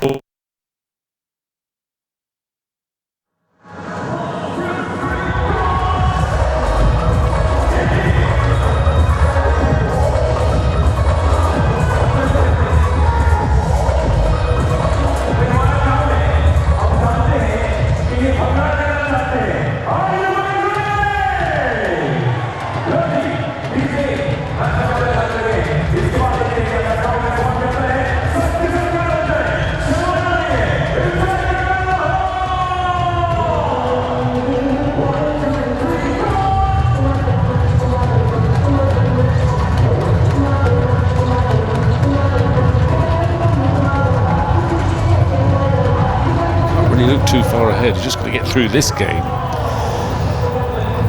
We will see. Right. So it's going very well for England. It's going well for Butler, but he's still got a few, if not headaches, he's got a few issues to resolve. And as far as Afghanistan are concerned, well, there's plenty of time. 50 overs is such a long time. It seems even longer nowadays. So we're so conditioned to T20 cricket, and we all know that the batsmen nowadays have this capacity to change the nature of the game in a very short time. It'll be slightly less easy to do here in Lahore because, if you like, we've got proper boundaries. Yeah. They're big. It's a biggish hit to hit sixes here. Josh English kept doing it pretty regularly the last time we were watching a game here. But they are big boundaries, so you don't get so many mishits going for six. So you maybe can't accelerate quite as quickly as you can on some of the smaller grounds. Anyway, drinks have been and gone. Rashid's got the ball. And England they still want to keep an eye on trying to get another wicket. A wicket is what absolutely gives you command. They've got 3. All to Archer, who's had a good start. 56 for 3. Start of the 16th over. Rashid bowls to Hashmatullah, who turns that away, backward a square for a single. Just trot through. Hashmatullah was involved in that huge partnership.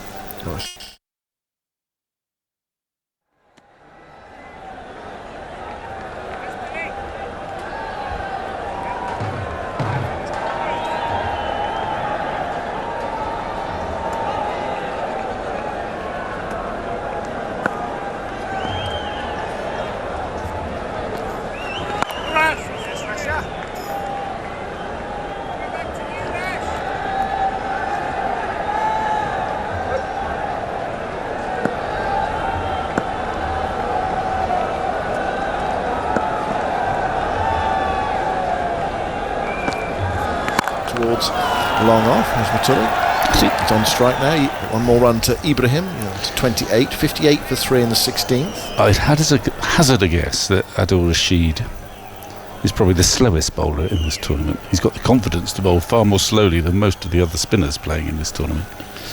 There's a leg slip in now for the left-handed Hashmatullah. There's a slight change in the field.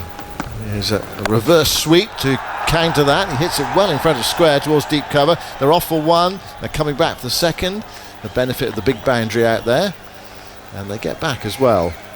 So 2 more to Hashmatullah, who turned himself into a right-hander there. The leg slip in, he'd be nudging.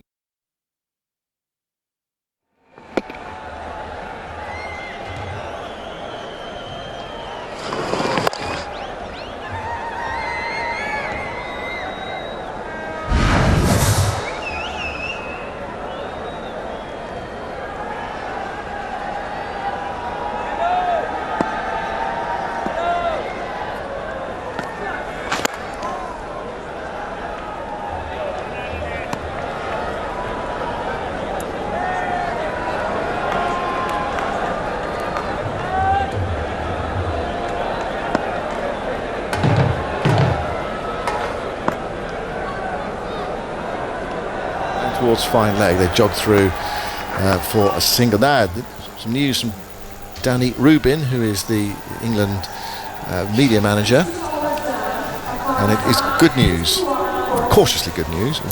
Wood is coming back shortly, apparently. Yep.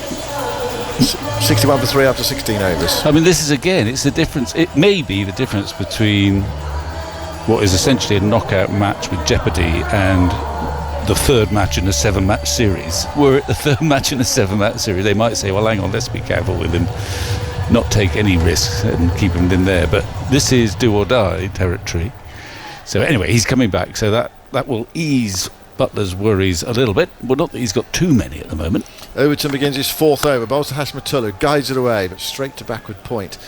And there is no run.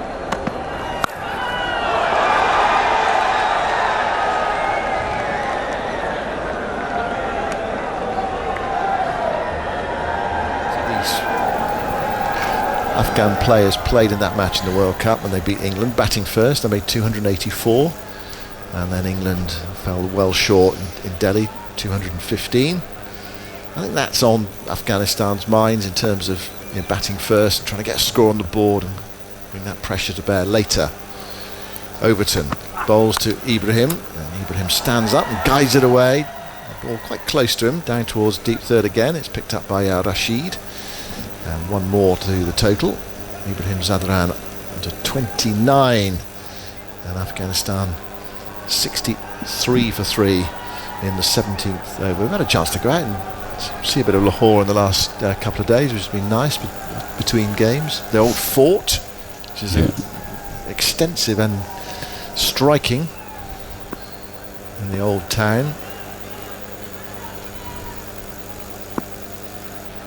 Hashmatullah waits, and here is Overton to bowl to him around the wicket, and he drives, finds the gap on the offside, might get 2, no, the side against it. Salt there, throws it in low to Butler, to Smith at the stumps. 64 for 3. I mean, he likes to open the face, Hashmatullah, and you can see that England have done a bit of homework, or there's almost 4 men behind square on the offside against Hashmatullah. Yes, we've enjoyed Lahore. Yeah. So we went out on Sunday after the Australia game. We went to the fort. We went to see a mosque. Yeah. So when you end up playing some street cricket. Here is Overton bowling, thrashed away by Ibrahim, but straight to deep backward point. It's only a single. There were quite a lot of chuckers, weren't there? And the local lads who were playing cricket, they're not much straight arm bowling. I noticed. I don't think we were bothered by that. Well, I was watching actually the Flintoff on some of the Flintoff in India, and it was expected that in the alley cricket that it didn't matter whether your arm was straight or not. There was one bit where they bowled underarm, and another where they, young kids were just throwing it down. It's cricket. It'll do. It's all about the batter anyway, isn't it? Here's Hazmat on 16 at 65 for 3. Overton bowls to him again. He forces straight to backward point this time. They've got that umbrella behind square on the offside, slip, gully, backward point, and a deep third as well. You can see the way he plays. That's an open slicing face of Hashmatullah Shahidi there. That's a profitable area for him, but also a potential area for England as well if we were to miscue. 65 for 3. Afghanistan after 17 overs. Hashmatullah 16, and Ibrahim Zadran there on 30. And the other thing to admire, I think, were the hamstrings of the soldiers at the wagon border. I mean, they were high stepping. I mean, how far do you reckon you could get your leg up, Victor? Well, I don't think I would be a very strong candidate. And there was the one-legged dancer as well, who must be. got a very, very strong leg. He's leaping around and everywhere. It went on for ages as well, that dancing. Rashid bowls to the right-handed Ibrahim Zadran. He drives it to short extra cover. Duckett's being positioned there. It picks up, and there's no runs there. So we've been lucky to see all these things. Yeah, we have. Yeah, able to get out of the hotel. Members of Multan on the Test tour last time we struggled to get out. Is Rashid bowls, dab stroke from Ibrahim towards backward point. There's no run. And the other thing, we've got this wonderful Khalid who's organising things for us. He seems to, and Lahore, there's about 12 million, I think. He seems to know every one of them. Yeah. He says he's got 5,000 contacts in his phone. Well, John the other day. That might include you, though. Here's Rashid bowling. Down the pitch he comes. It's clipped up towards long on. And Ibrahim gets his 31st run. The score goes to 66 for 3. What's wrong with me being one of the 5,000, Victor? I don't know, really. just a little bar for that fielding comment earlier. Well, you guess. You don't always bring the best out of me. Anyway, Rashid, just watching Rashid, he's bowling okay, but not much spin visible. No. Over the wicket he goes to Hashmatullah, and he stands up and knocks it down the ground up towards long on. And they go through for a single. Brook bends down to pick up. And the score goes to 67 for 3. So just piecing it together with ones at the moment. Yeah, and England will be pleased, actually, I think, to see that there is minimal spin for Rashid, because it's the strength, really, of the Afghan attack is their spin bowling. Zadran goes back and brushes this into the onside, beats the diver mid-wicket. Might be 2 this time. I think it will be. 2 fielders converge out towards wide long on cow corner area, and they come back for the second. I can see Mark Wood limbering up in front of the England dugout at the far end, about 150 yards away from us. Well, that's good news from an English perspective. 69 for 3. Last ball of the 18th over. Rashid has gone for 19 so far from his 3.5. Bowls to Zadran. Zadran hits this firmly but straight to mid-wicket. And there is no run. That's the end of Rashid's over. I mean, it has been noticeable, isn't it, that the Rashid, he has given it a chance to turn in that he bowls slowly, but there hasn't been much there. Anything, a little bit slow turn. Okay, Rashid Khan bowls it a lot quicker, doesn't he? And he's a genius. Well, he is a genius, actually. I mean, he's only, he seems like he's been around for ages. I looked him up. I think he might be 25 or 26 now. He's taken a couple hundred ODI wickets, hasn't played that many test matches. He's made goodness knows how many T20 matches in various franchises. Joe Root's going to have a bowl.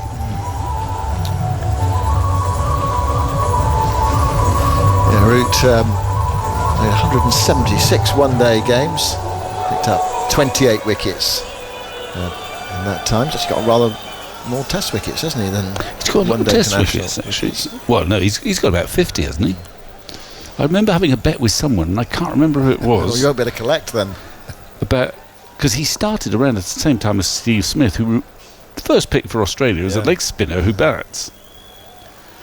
Root rolls into bowl the left-handed Hashmatullah, punches him down the ground for a single. And the bet was who's going to take the most wickets, Root or Smith? Well, Root is way ahead in that contest, I'm pretty sure. Yeah, that's not going to change, is it? I don't think so. No. I don't.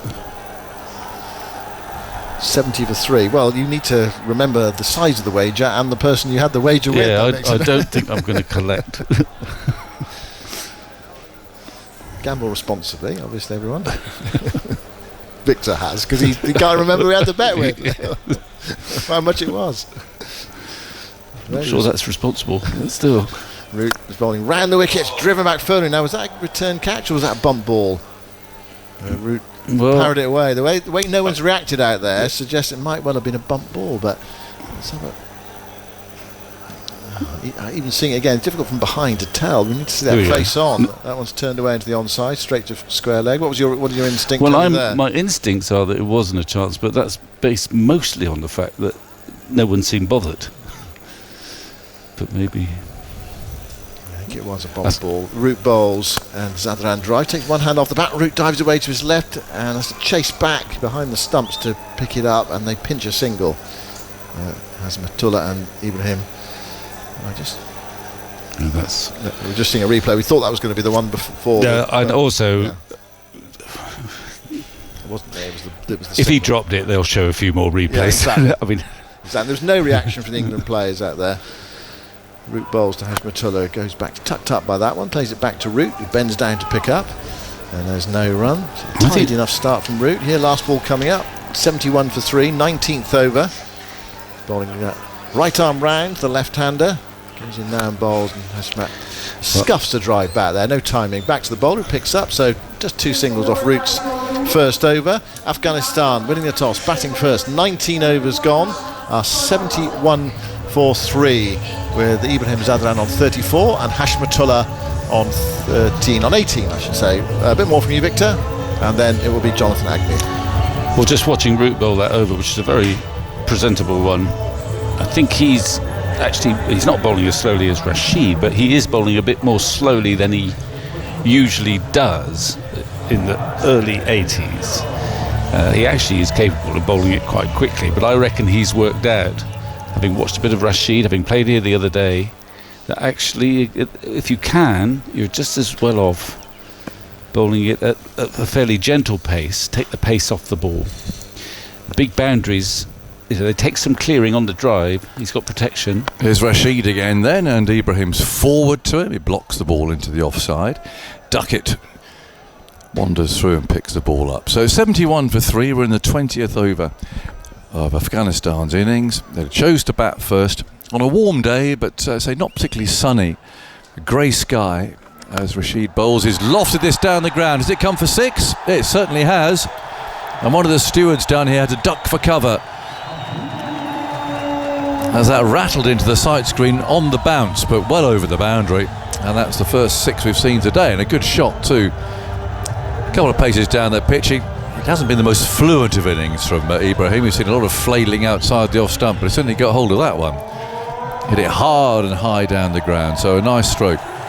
And Rashid again moves in over the wicket, gives that a little bit more air. That's quite brave for a spinner who's just been hit for 6. But it's picked up down at long off by Harry Brook down to our left-hand side. And they take 1 run. I was looking at the 6 actually, read it well. It was a googly. So he hit it with the spin coming towards him. So I assume that he picked that. 78 for 3. Ibrahim 41. And now Hashmat, the left-hander on the back foot, picks up a single. Playing it away down to Harry Brook. Coming in off the long-on boundary. 79 for 3. Afghanistan supporters in good voice. Various headgear and so on there. Flags, of course. Very colourful. That's Rashid with a couple of balls to go in this over. Spins himself a catch. In he goes again, bowls. And that's played away along the ground for a single. Some to the other side, out towards long on. Livingston's the fielder this time. 80 for 3. With 1 ball to go in the 20th over. Field changes round for the left-hander. Rashid's going to go around the wicket to him, and the slip's actually staying on the leg side by the look of it. Not that there's much evidence of any spin there at the moment, but just maybe the tuck off the pads or something. In goes Rashid and bowls, and that's flicked actually just past Duckett in that position.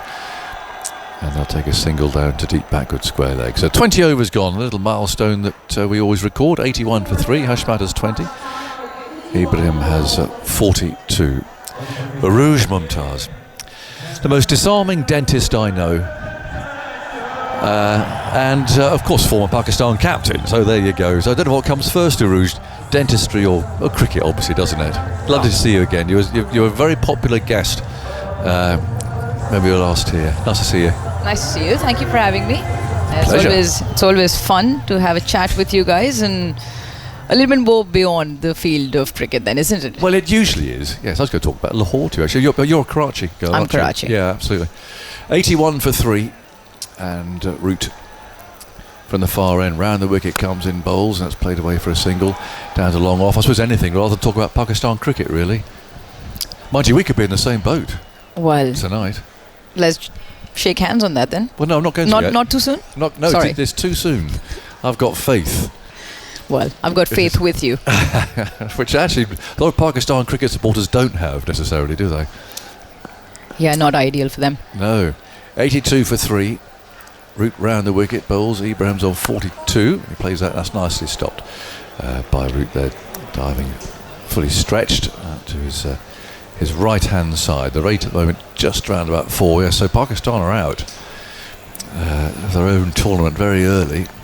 Here's Root tucked away for a single out into the leg side, but England had done that. The 1999 World Cup, we were gone before the song came out. So, is there a Champions Trophy song? If there is, I don't think I'm aware of it.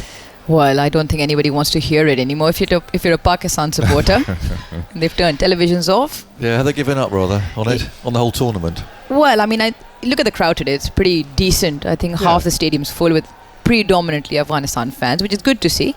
Yeah. And I'm sure they'll have a few more come out even in the Karachi games later on. There's Root again, bowling, pushed away off the front foot into the offside. It's always a challenge when the home team gets knocked out quickly, isn't it? Yeah, I think with Pakistan the advantage is because the ICC event's been hosted of just under 3 decades now, and there was a lot of hype, especially with this particular venue with the newly built stadium. Attracts a lot of crowd, better vision into the ground as well. Root again, round the wicket, bowls, and that's pushed away to the onside, but Root can field. I think the crowd point of view was even palpable prior to the ICC Champions Trophy with the Tri-Nation, where even the game against New Zealand and South Africa had a lot of crowd come in. And generally, Lahore and Islamabad have a better crowd. Root again, bowls, flicked away. They've got a single there. As the ball rolls along the ground to mid-on. 21 overs gone, 84 for 3. Well, our game against Australia was packed. So, you know, it must after all this time, be such an appetite for cricket here. 100%. And it caters to a whole range of generation. A generation that grew up watching the likes of Imran Khan and co, and they didn't have cricket for a very long time. And then the newer generation, which hasn't had any connect with cricket, because by and large, ever since 2009, cricket was away from Pakistan, and you've got a newer audience in, and everywhere in between. So it's become a much want to get to the ground for families by and large. That's really nice. Despite all the hassle of getting in, I mean, the security is so intense, isn't it? I mean, it must take your average punter a long time to get in. Yeah, I think that's where the Karachi crowd cops out a lot, because I think the most tight is there, and that's why you see lesser numbers. Also, I think it has to do with the way the ground is. This newly built stadium has a fantastic view, and the Karachi one probably next. Once that happens, a lot of more people will start flooding in. Yeah. Change of bowling. We've got Liam Livingstone coming on. You haven't seen him yet. Bowl his mixture of offies and leggies, of course, usually to the off spin, to the left-hander. He bowls off spin, but he bowled a few wrist spinners the other night against Australia. Let's see, that's an off spinner though. His first ball to Hashmat, which is played off the back foot, and Livingstone fields and chews hard on some gum by the look of it, and quickly turns and comes in again. So England will rattle through some overs here with him and Root bowling at the same time. The next one's pushed away out to the offside for Butler to field, at cover. Same sort of field. Backward square leg, deep square leg, long off and a deep point. So it's what you'd expect really for a bowler like Livingstone, who quickly is in once more. Was a bit of a swipe from Hashmat coming down the pitch, opening his shoulders. Archer, can he stop the second? No, he can't. They're running up to that far end, and Hashmat makes his ground. That was a slog. Trying to get after the new bowler early. A little bit careful. Afghanistan still can't afford to lose a wicket here. They lost 3 early, so recovering or trying to recover from that situation. 86 for 3. Livingstone bringing Archer in a few yards out there at deep square leg. Livingstone bowls. It's pushed away out to Livingstone again, the bowler. He's on the other side of the field where he dropped that catch the other night. Archer, as if he doesn't want to go down there again.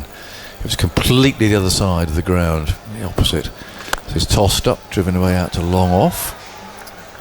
Single taken, already 5 balls bowled in this over. So really rushing through.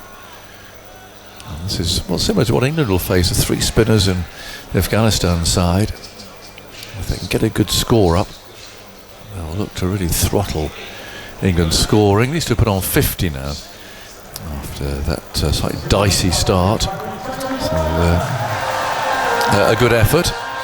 Ibrahim's hit that 6 down the ground, and the batsmen have just recognised, actually, just realised they've reached 50, so a quick pause while they came and gave each other a tap on the gloves.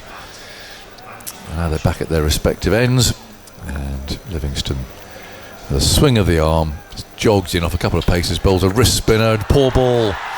We talked about the difficulty with him the other day about switching between off spin and leg spin. It's not easy, it's a completely different action. And that was a low full toss outside the leg stump, and Ibrahim said thanks very much. Yeah, I think it's a problem that Joss Butler will have in finding those overs between Root and Livingston, and every now and then, especially the leggy in between the two skill sets, far more difficult. Yeah, that's a poor ball. And it's not easy because it is a different. The whole body is a different thing altogether. But that's what he does, and it's brought him some success through bowling off spin and wrist spin. But it's much easier said than done. 91 for 3. Root, of course, has bowled his off spin at that far end. First ball played off the back foot out to cover, and there's no run. 91 for 3 in the 23rd over. Root again spins himself a catch. Moves in, bowls. Played back to him as a fumble. Oh, he'll be cross about that. It's bad enough when someone in the field concedes a run, but you do it off your own bowling. Can't be raising any fingers for that to anybody. Well, you can't. I mean, his shoulders slumped. It was a pretty straightforward piece of fielding, really. But he just didn't get it. So a single to Afghanistan, 92 for 3 in the 23rd over. And Partucker's repaired the stumps at this end, which got broken there in the course of all of that. And Root round the wicket. Also the right-handed Ibrahim is on 47 now, and that's a nice little faint deflection. Archer's going to have to chase this. He'll get 2. He picks the ball up directly below us, and that fine leg throws the ball, which bounces just in front of Jamie Smith, and Ibrahim moves to 49 from 61 balls, and really important from Afghanistan's perspective that he keeps going here. He's taken up quite a few deliveries getting to this stage. He's going to keep somebody in, so he really needs to keep his eye on getting up to 3 figures if he can, giving away this situation that he's found himself in. 94 for 3. He's on 49. Root comes in, tosses that up, and he can't get the gap there between bowler and mid-wicket. Is looking just to play that away down the ground for a single to bring up his half-century, but he'll have to wait a ball at least. Adjusts his gloves. Umpire Wilson's back in position. And Root again for the 2 balls left in this over, comes in and bowls, and again he can't get it away. He knows exactly where he's trying to play it. This time Root was able to field. 94 for 3. And again Root immediately in position to come in and bowl. Here he comes. Is this it? And he hammers it back at Root, who fields, and there's 3 opportunities there, and he couldn't get it away. 94 for 3, 23 overs gone. So we've been out about. I only went to the Wagga border a couple of days ago. That's quite an experience, isn't it? Oh, it's lovely. The atmosphere there is just unbelievable, especially when you look across to the Indian side. Yes. The far bigger in terms of the stands and sound, but it's a nice face-off because they go louder and then the Pakistan side goes louder, and just it's quite mesmerising. Is it humorous as well? It felt from as an outsider that there was a touch of humour about this whole thing. And so it is, even on such a tight border as that, there is humour there. In fact, it's quite odd because that should be the place where it should be the most serious business, but it's not. They bring an element of humour in that. Here's Livingston starting a new over. They take a single. It feels like it because even the steps are kind of slightly comedy. It's more of a show. It's more of a show, and it's like, which one of you can do it better? Right, I can raise my leg that much higher, and they almost go 180 degrees parallel. I don't know how they do it. It's brilliant. It's like watching dressage with the horses. They really lift up and stretch. Lots of gurning going on. 95 for 3. Full toss again, driven down the ground for a single. And that's going to be his 50. He got there. Bit of a gift again from Livingston. But nicely played. He took some time to get going. But 50 from 65 balls gives him a strike rate of above 75. So I say it's just really important he carries on. Yeah, he's one of the most consistent with the bat for Afghanistan. 5 ODI hundreds as well. And just the way they worded 37 for 3, they'll want that at least he can hold one end down and keep going, convert a big one. Livingston round the wicket, bowls an off spinner, tucked away. Oh, they're going to steal a single there. Oh, that's Brook there, perhaps slightly, a yard or 2 deeper than perhaps Livingston will have wanted, but it was very good running Very good running by Hashmat, who saw the opportunity and stole a single, really, to mid-on. 97 for 3 is very good running. Livingston looking to get through these overs as quickly as he can, looking to rush the batsman. Ibrahim over his bat. Livingston bowls to him as a single down to long on.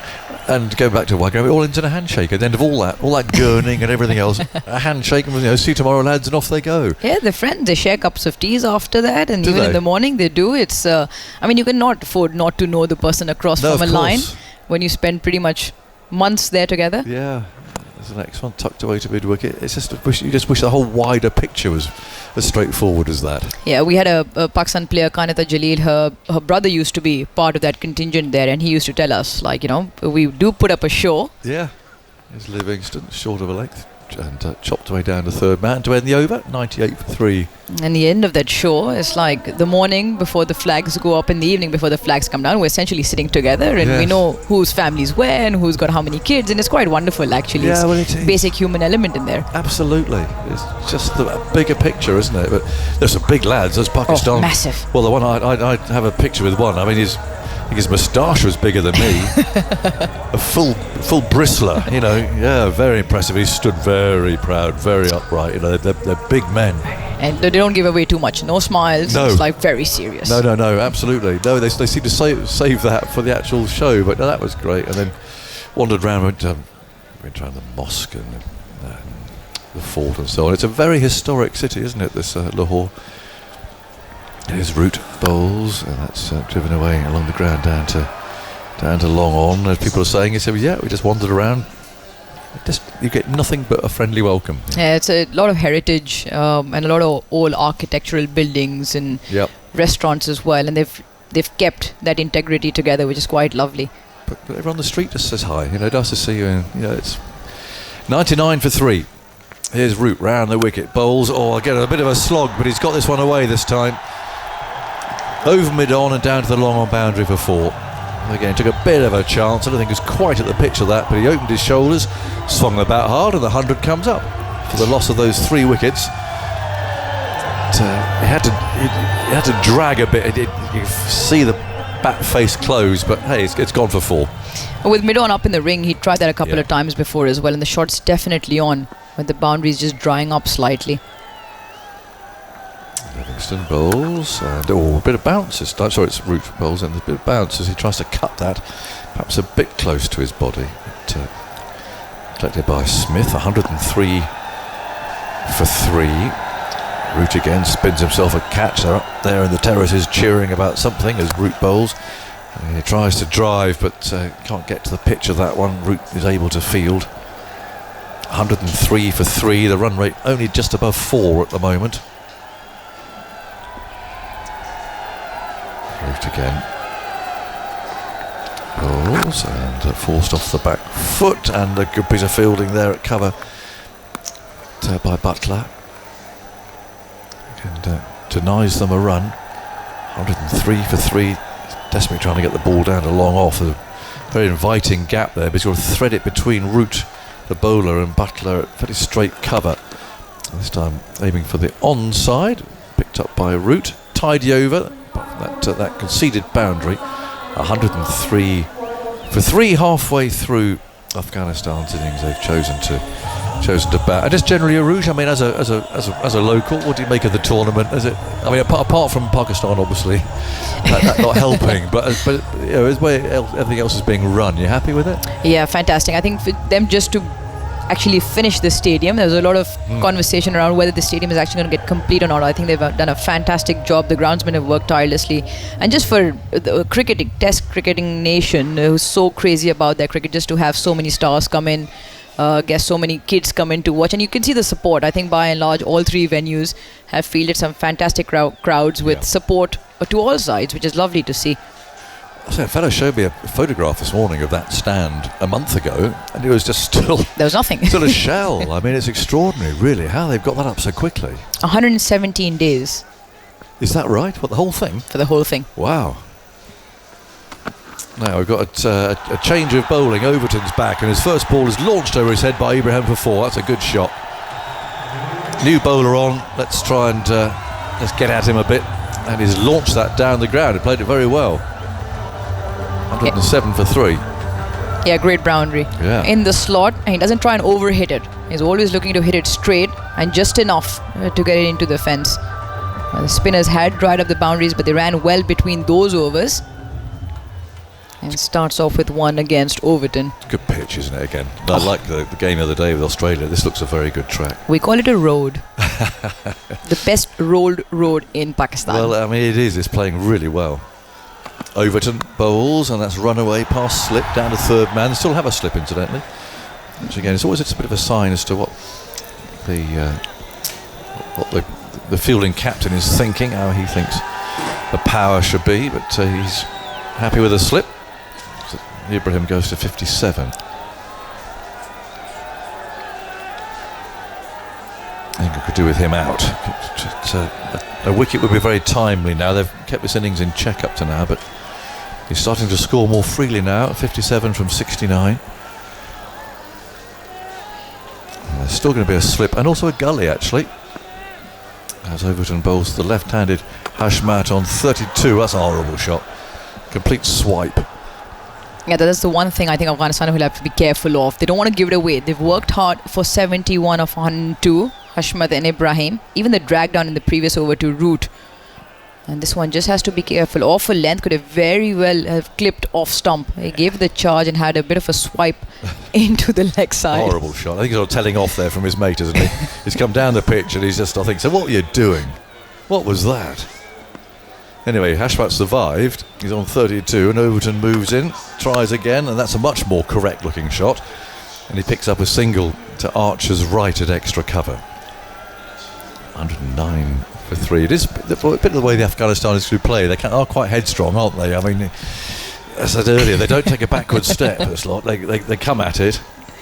Which is fantastic from an Afghanistan point of view there. The evolution and the rise in the past couple of years has been fantastic. I mean, England was at the receiving end of it along with Pakistan in that 2023 World Cup and even in the T20 World Cup. I think they just make stride after stride. Good crop of players that have strung in together. Absolutely. Got to the semi of that, of course. 109 for 3. Overton's on his way, bowls short, and he's got that away into the leg side with a more or less upright bat. It's quite an unusual shot, that. But he's got a couple laid out to deep square leg, Livingston territory out there. It was a sort of a pull shot, but with a straighter bat than that. But it was effective. Picked up a couple. 113, 111 for 3. And Karachi, here we come after this. Arouge, your home city, a bit warmer. Get the shorts on. A tinge warmer, definitely get the shorts on. Will be no rain, absolutely. Oh, good. I've been for years. Beach is lovely as well. I don't think I'll get on there. In comes Overton, bowls short, hurries the batsman as he plays a pull shot. And Rashid fields. Well, I'm looking forward to it. It's lovely to catch up with you too, Arouge. Thank you. Thank you very much indeed. 112 for 3. We'll catch you later, I'm sure. I must go. Ibrahim 60. Hashmat has 33. And some thoughts from you about the game, and then Simon's coming in.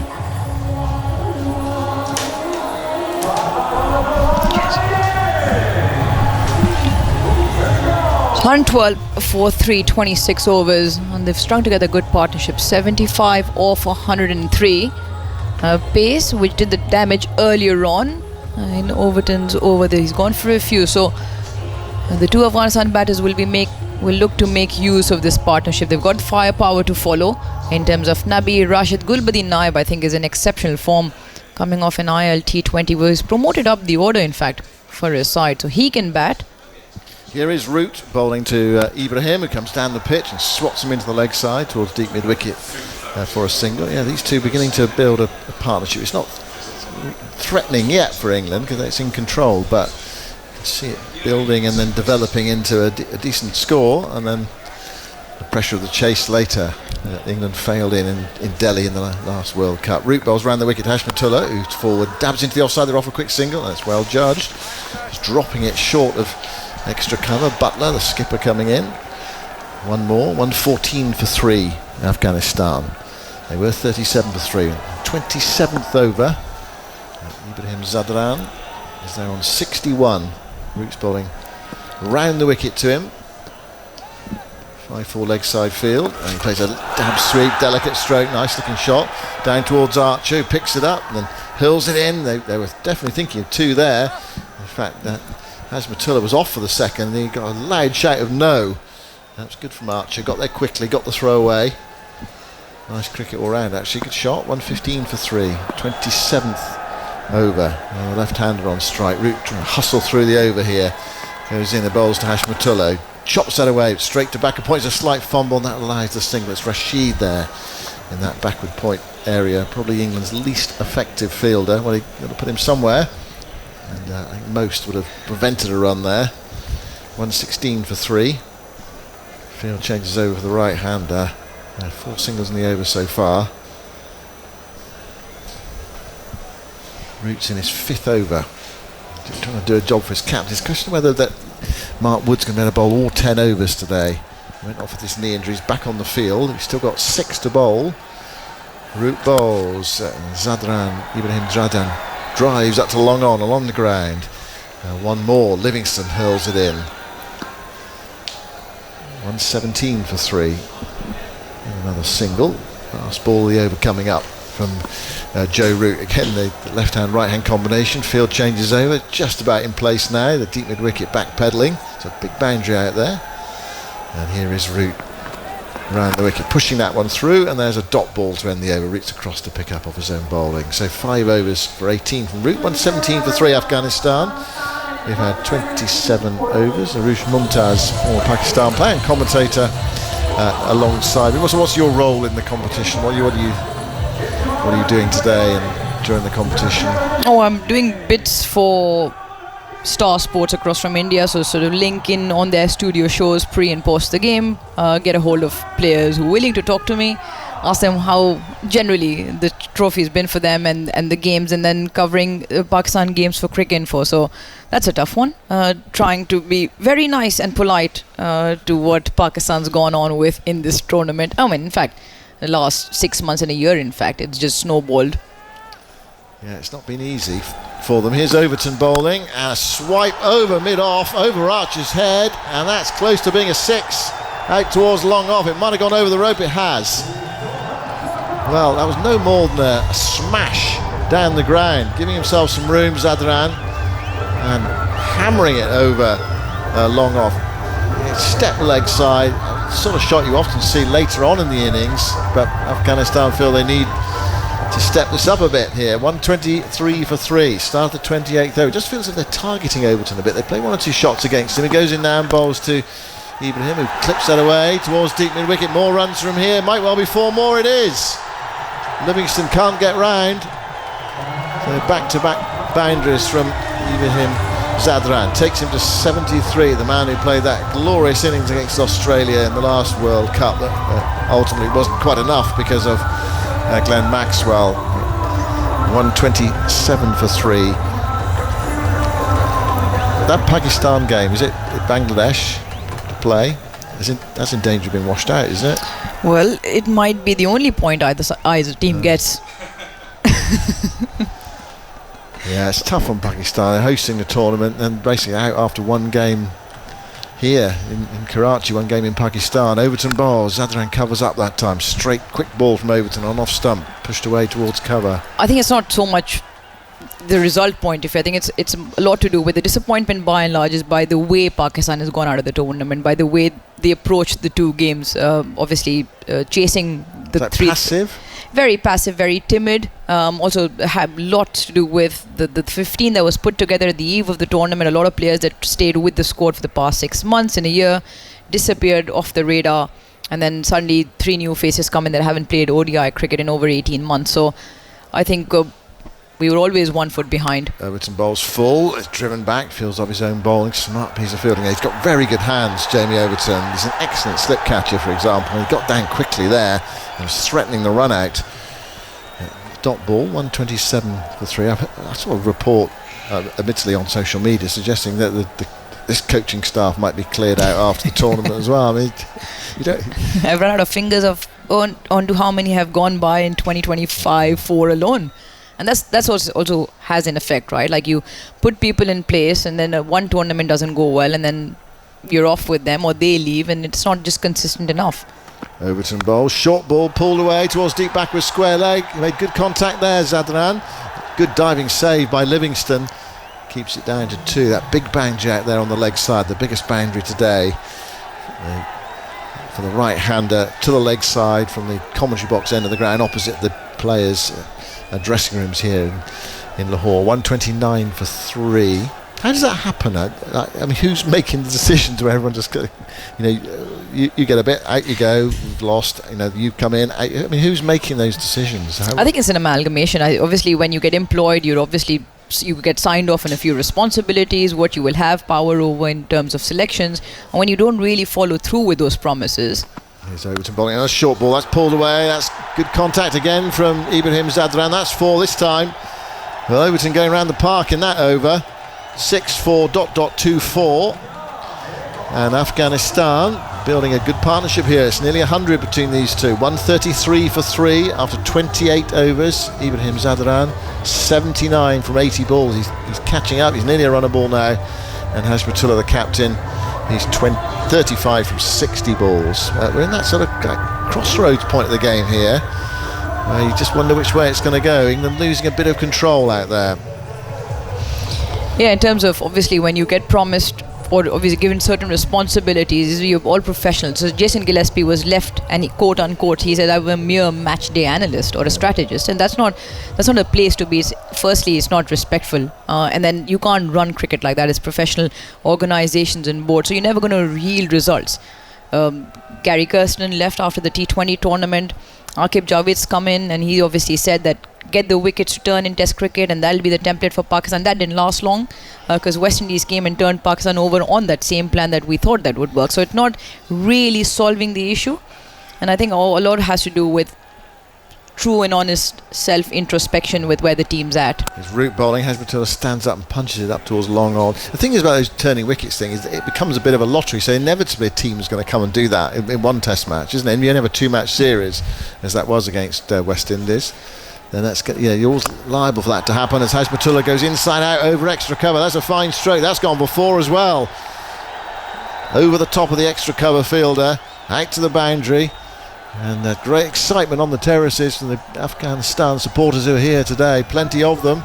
And that's the 100 partnership between Hashmatullah and Ibrahim Zadran. I think there's been a bit of a holding pattern here in the middle of the innings. Not really a great deal of threat. And Afghanistan have recovered. Root bowls. Back goes Hashmatullah. Cuts that away, or dabs it away in the gap.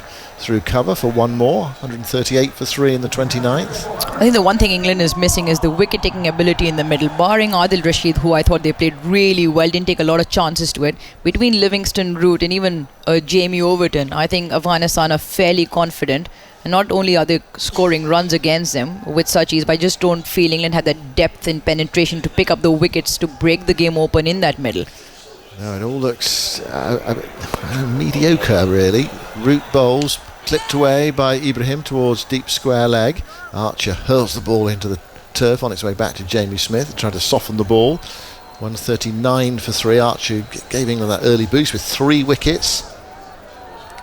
Wood has only been able to bowl 4. I don't know when is he going to be able to bowl next.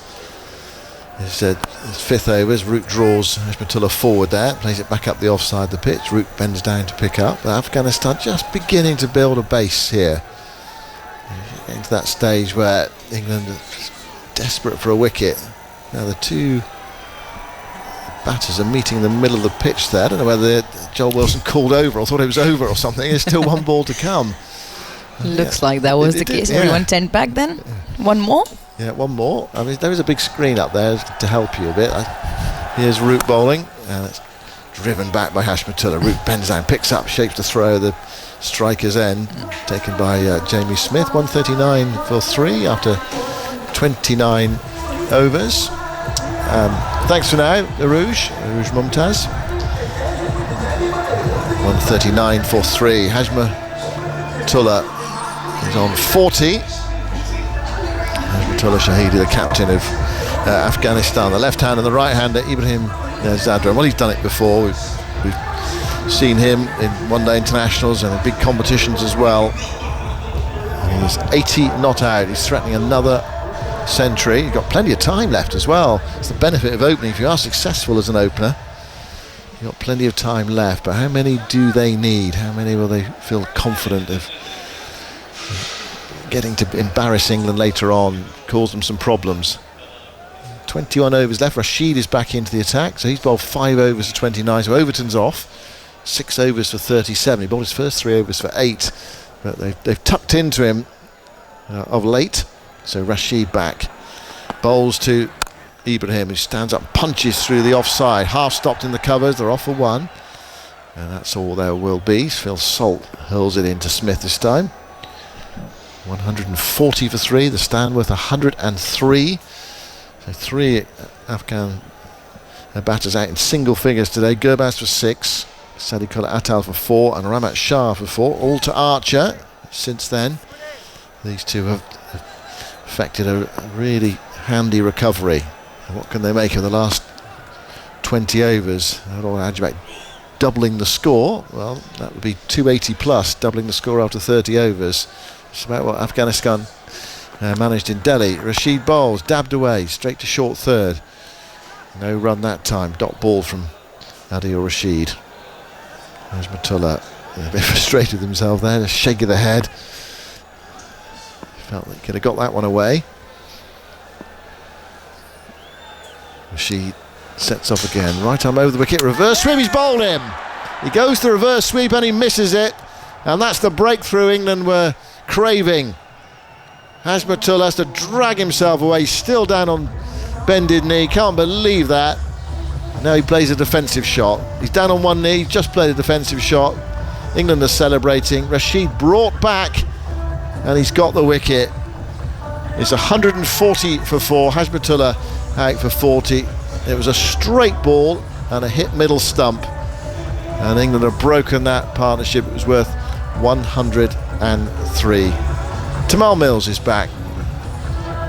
Yeah, just what England needed and just what Jos Buttler would have asked for from Adil Rashid, bringing his best bowler on to break a partnership that was dominating England, wasn't it, in the last 15-20 minutes or so. They'd really upped the ante. Afghanistan putting pressure back on the England bowlers, tucking into Jamie Overton especially over the last 10 minutes. But how many times do you see Adil Rashid coming on and making a difference? Just what he needed. It was really full of a length delivery. As you see, Hasmatullah Shahidi looking for that reverse sweep, wasn't quite there for the shot. Going underneath his bat, it was almost Yorker length really.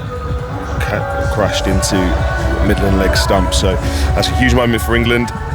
They'll know that they're ahead of the game after how well they bowled in the power play with early wickets, pegged the Afghanistanis back. But to be fair, they had fought back really well this partnership now. So England will look to up the pressure again in the next 5-10 overs and keep Afghanistan within reach, because they'll know how good this pitch is to bat on as the day goes on. And that's the one thing, when you had a game like how it went against Australia the other day, the one thing it will give is the England batters confidence in that they can chase any total later on this afternoon. So a great moment for England. Adil Rashid doing the job, and a rebuild job again now for the Afghanistanis.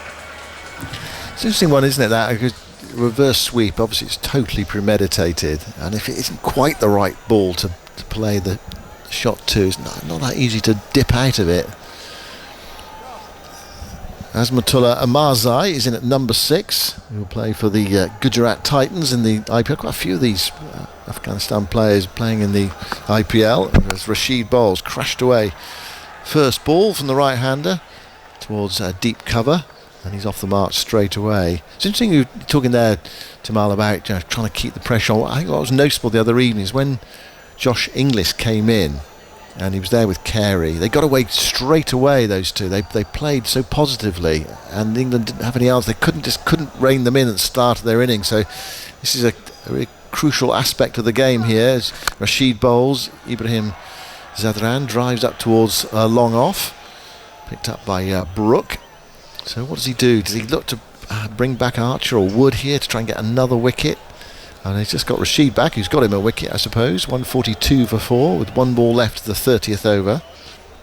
Yeah, you'd assume Mark Wood obviously has to have his mandatory time off the field, before he can bowl, having been off the field. Yeah. So you'd assume he would come back in pretty soon. He's only bowled 4 overs, so Butler will need him shortly. Here's Rashid bowling, and Azmatullah plays up towards a long off. gets his second run. 143 for 4 after 30, Timal. Yeah, so fingers crossed, those first couple of balls from Mark Wood, you're kind of just watching and hoping he gets through them okay, and as I mentioned earlier, it might just be a case that this is going to be a tough couple of hours for him, and you get through it, and then you see where you are moving forward for hopefully the rest of the competition for an English point of view. But I think at the moment Josh Buttler will be happy with where his team's at. 143 for 4 after 30 overs, all things being equal, is a position that you'll be happy with. England and Jofra Archer in particular bowled really well with the new ball and made inroads. So they'll be keeping an eye on Ibrahim Zadran. He's bowling really well, run a ball for 82.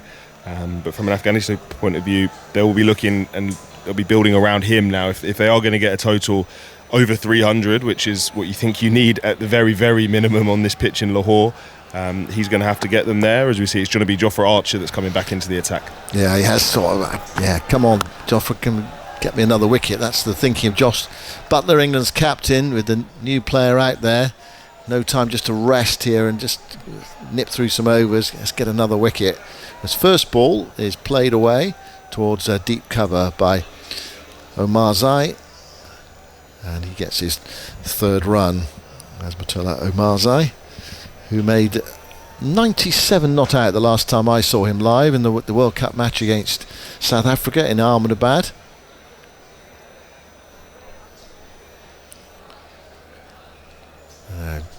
Ibrahim Zadran, 82 not out. Has a look round the field, has a look at what's available on the leg side. Just have a look over his left shoulder. Archer bowls a slower ball, he's forward there and playing it out towards extra cover, and there is no run. Afghanistan, who did so well in that World Cup, because they made the semi-final, the T20 World Cup, so they're a team who have been making progress. They threatened to qualify. I remember going to that South Africa match, they were still in with an outside chance. It was quite a long shot. South Africa beat them in Ahmedabad in the World Cup. There's Archer bowling. He stands up there. Ibrahim Zadran on the back foot and punches it up towards long on. And there's one more run in Afghanistan to 145 for 4 in the 31st over. It's interesting listening to you there, Timal. You're confident 300. You've got to get 300. Oh, it's bare minimum, isn't it? You think at Lahore, they put a graphic on screen, the 5 venues with the highest run rate in ODIs for the last 5 years. Archer bowls short, and Azmat allows it to go through to Smith. And Lahore sat number 4 on that list. The other 4 places on that top 5 are all in India. So Lahore is I think it's 6 and over for the 50 overs. But yeah, it's a bare minimum 300. As we saw how easily Australia chased 350 the other night. And if it does get a little bit easier to bat later, which Afghanistan hope it won't, and they hope it actually slows up and brings their spinners into play, but 300 is what you're going to need as a minimum, I'd say. Archer bowls crashed away by Azmatullah towards deep cover. It's only a single though. Huge roar from the supporters of Afghanistan in this ground today. Nice looking shot, but it only brought him one run with that sweeper on the deep cover boundary. I love your confidence in England's batting, Timal.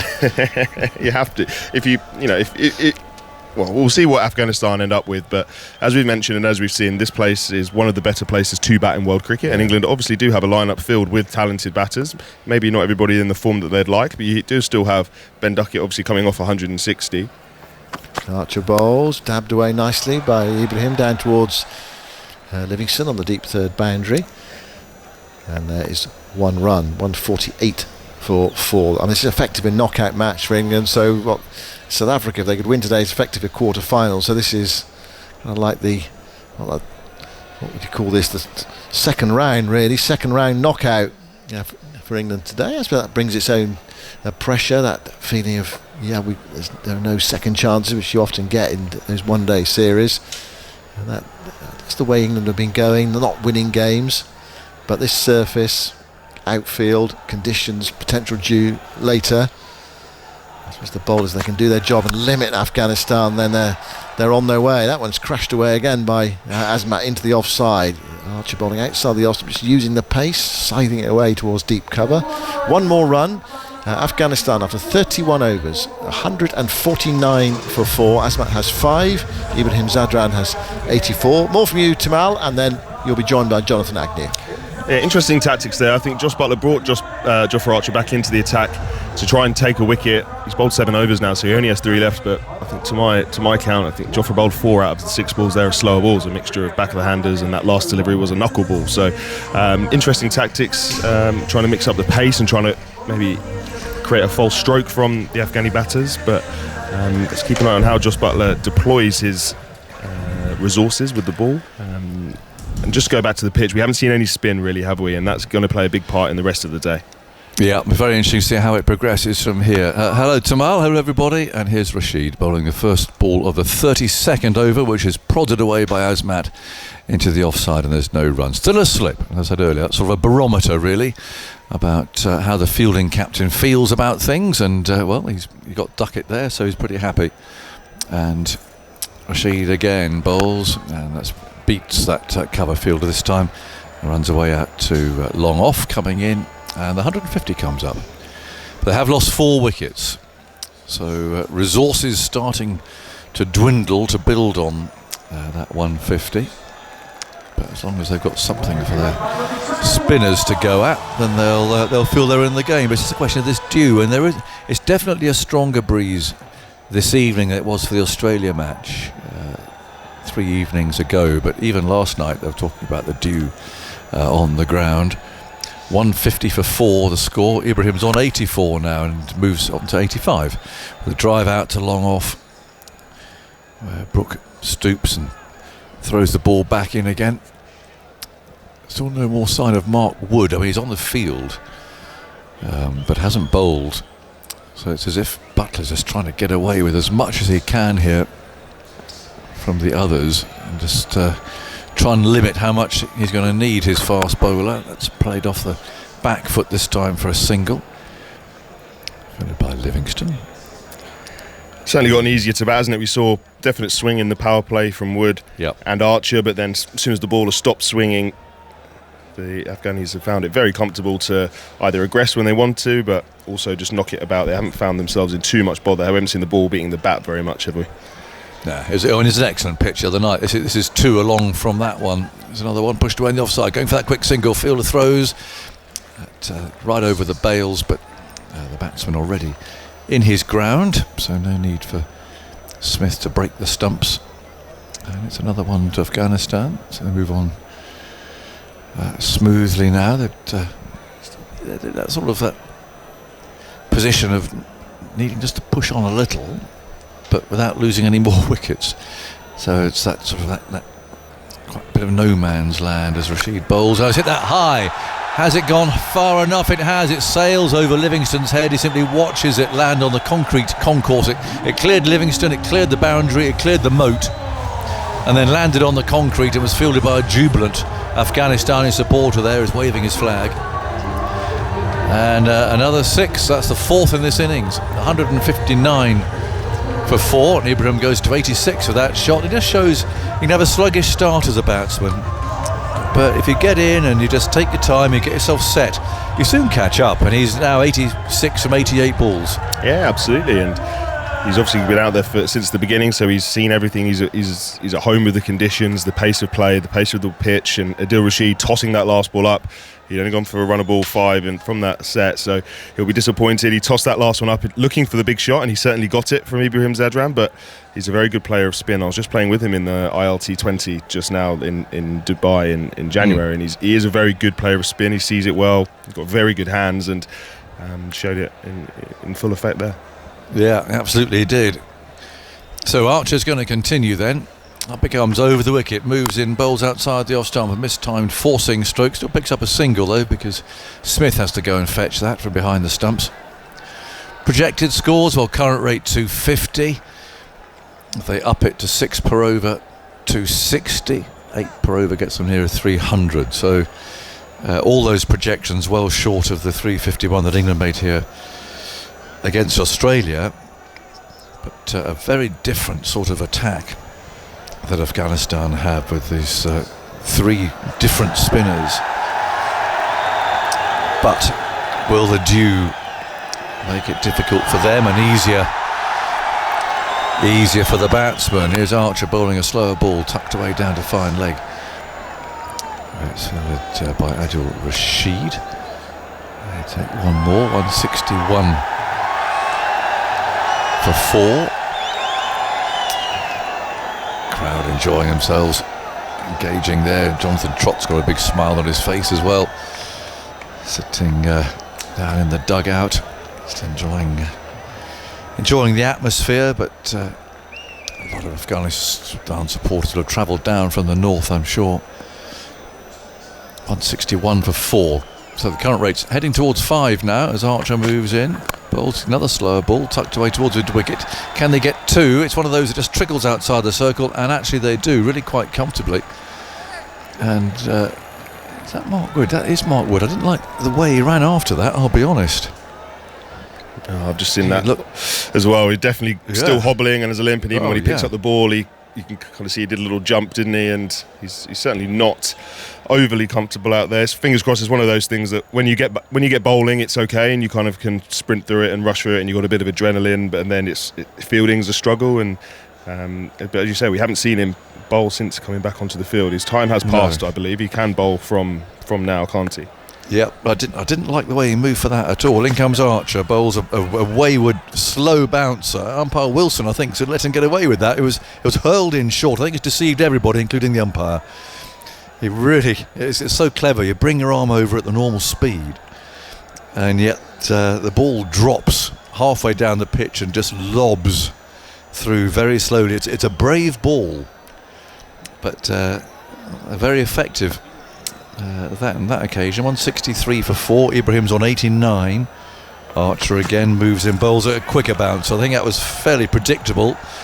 And umpire Wilson, oh dear, well, Archer's not happy with that, and he's gesturing there to Mr. Wilson with a sort of a smile on his face, but not much of one, as umpire Wilson there's called that a wide. Again, whether it's for height or for line, it's hard to tell with our particular view here. Yeah, I think it might be for line, to be fair. I think just watching on from the television feed, it was close to being down the leg side. Josh Butler's coming having a word, isn't he, with Joel Wilson as well, just to get clarification on that. It's funny how in a game that is 50 overs long, you kind of, as bowlers and captains, we get really upset about one wide going against us and 1 run being added to the total. I suppose the bowlers are so desperate, aren't you, to just get a dot ball in there these days in white ball cricket. 164 for 4. Archer again bowls short of a length, and it's very easily steered away for 1 run to third man. And Ibrahim moves on to 90. Umpire Wilson's had a good day so far. He got a very good LBW earlier on. He's been quite severe on the short pitch bowling, the wides. I think we're agreed up here that the umpire's got something wrong in the Australia game. I don't know if you saw it, Jamal, but there was a no ball that was given for being above waist high, which was clubbed away out into the leg side, and Australia took a single. And then it was ruled after a replay as being 2 centimetres, believe it or not, too high. Let's watch Archer bowling, and that's pushed away into the offside. There's no run, and so awarded a no ball, as it were, or penalised. Having a drinks break here, by the way. 165 for 4, and they awarded a free hit, but made the batsman go back, and it was all a bit of a shambles. The Australians were saying, what's going on? Because if it had been hit for 6, you wouldn't cancel the 6, would you? And say go back. So I think they got that one wrong on that occasion. But anyway, it's just one of those things that happen, isn't it? Umpire Wilson's heading off. I think he, with a touch of urgency. I hope he's okay. They're going to have a drink anyway. 33 overs gone, so 17 to go. Nabi, Gulbuddin, Rashid Khan all to come in after this. So what do you reckon? I mean, England were pretty happy with this, weren't they? Yeah, certainly. I think, as you say, those names that you just mentioned to come in for Afghanistan are capable of clearing the boundary for sure, but you wouldn't say that they're kind of world beaters in terms of scoring those 50-plus scores. There may be more cameo-type players, especially Rashid Khan. I've seen him in T20 cricket time and time again come in and get that 15 or 5 balls or whatever at the end of an innings, but they're going to have to do a little bit more than that if they're going to get a score that England will be fearful of chasing. Obviously, Ibrahim Zadran's the key. He's 90 at the moment. He's batting really nicely, but you'd like to think he's going to have to bat through the rest of, if not the majority of the innings, if Afghanistan are going to post a total to worry England. And I guess Mark Wood's just still the question mark. Aljoff Archer's only got 2 overs to bowl in the rest of this innings, so Jos Buttler has used that resource pretty early on in the piece, trying to take wickets. So he's only got 2 overs left. So if this game does go the full 50 overs, England might be a little bit short when it comes to death bowling if Mark Wood isn't able to bowl his full quota. Jamie Overton's going to have to bowl at the death, which he isn't accomplished at overly. He's more of a middle overs enforcer, so he'll have to, his death bowling will get tested, and England will have to bowl some spin at the end, which we have seen Adil Rashid do, but again, you'd rather bowl the seam-up bowlers towards the back end. So if Afghanistan can keep some wickets in hand and keep ticking over and picking up the odd boundary, they could be in a position where they could look to really target England towards the back 5 overs or so. Yeah, off the top of my head, there's kind of 18 overs short, isn't there? I mean, Root's got 4 left, Livingston's got 8 left, because Wood has still got 6 overs left, which is quite a big fill when you're juggling anyway. Rashid's got 3. Overton's got 4 left. Archer only 2, so obviously keep him, as you say, until the end. But there's an opportunity for Afghanistan certainly to cash in if Wood is unable to bowl. And having said all of that, look who's got his bowling marker in his left hand. It is Mark Wood. So actually, what will happen here, Timal, is that maybe our questions will be answered, because he's going to come on and bowl.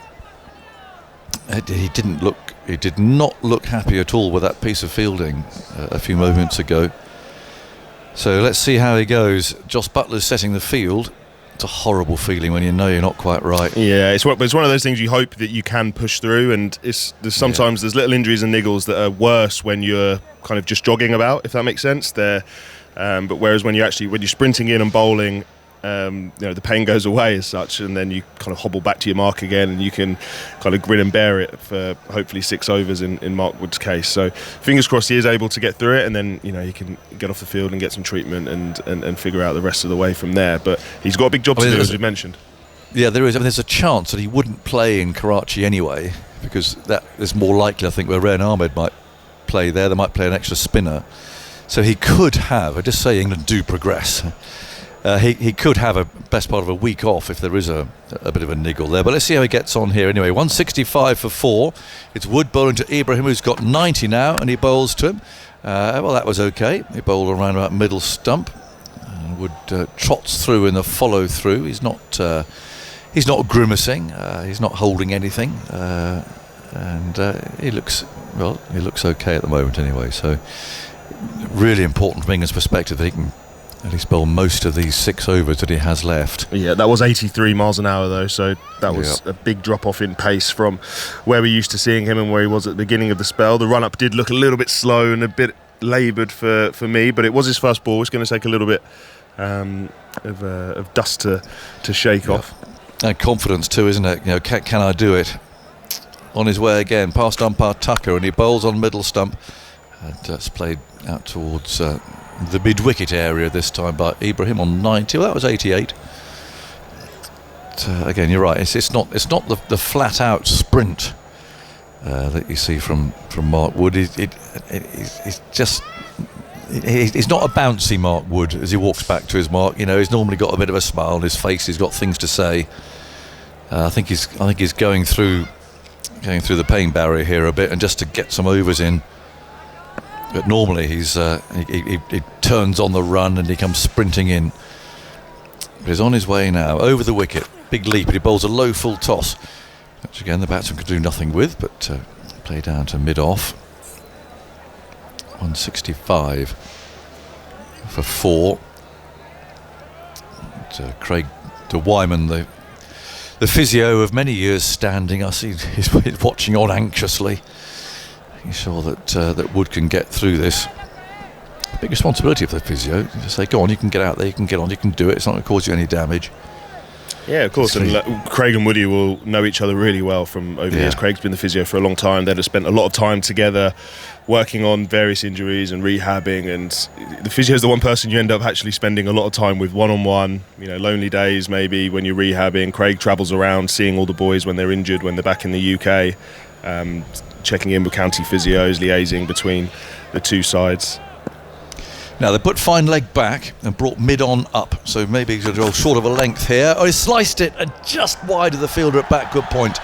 Duckett there just looked longingly at the ball as it went almost, just tantalisingly out of his diving range there. It wasn't far away, because where Salters picked that up, he's well behind square, as Duckett is, but it went quite quickly, and perhaps not necessarily where he was expecting it to go. But Mark Wood, again, it's in the replay there, looking eagerly in Duckett's direction. A cry of catch it, but perhaps he didn't see it very clearly.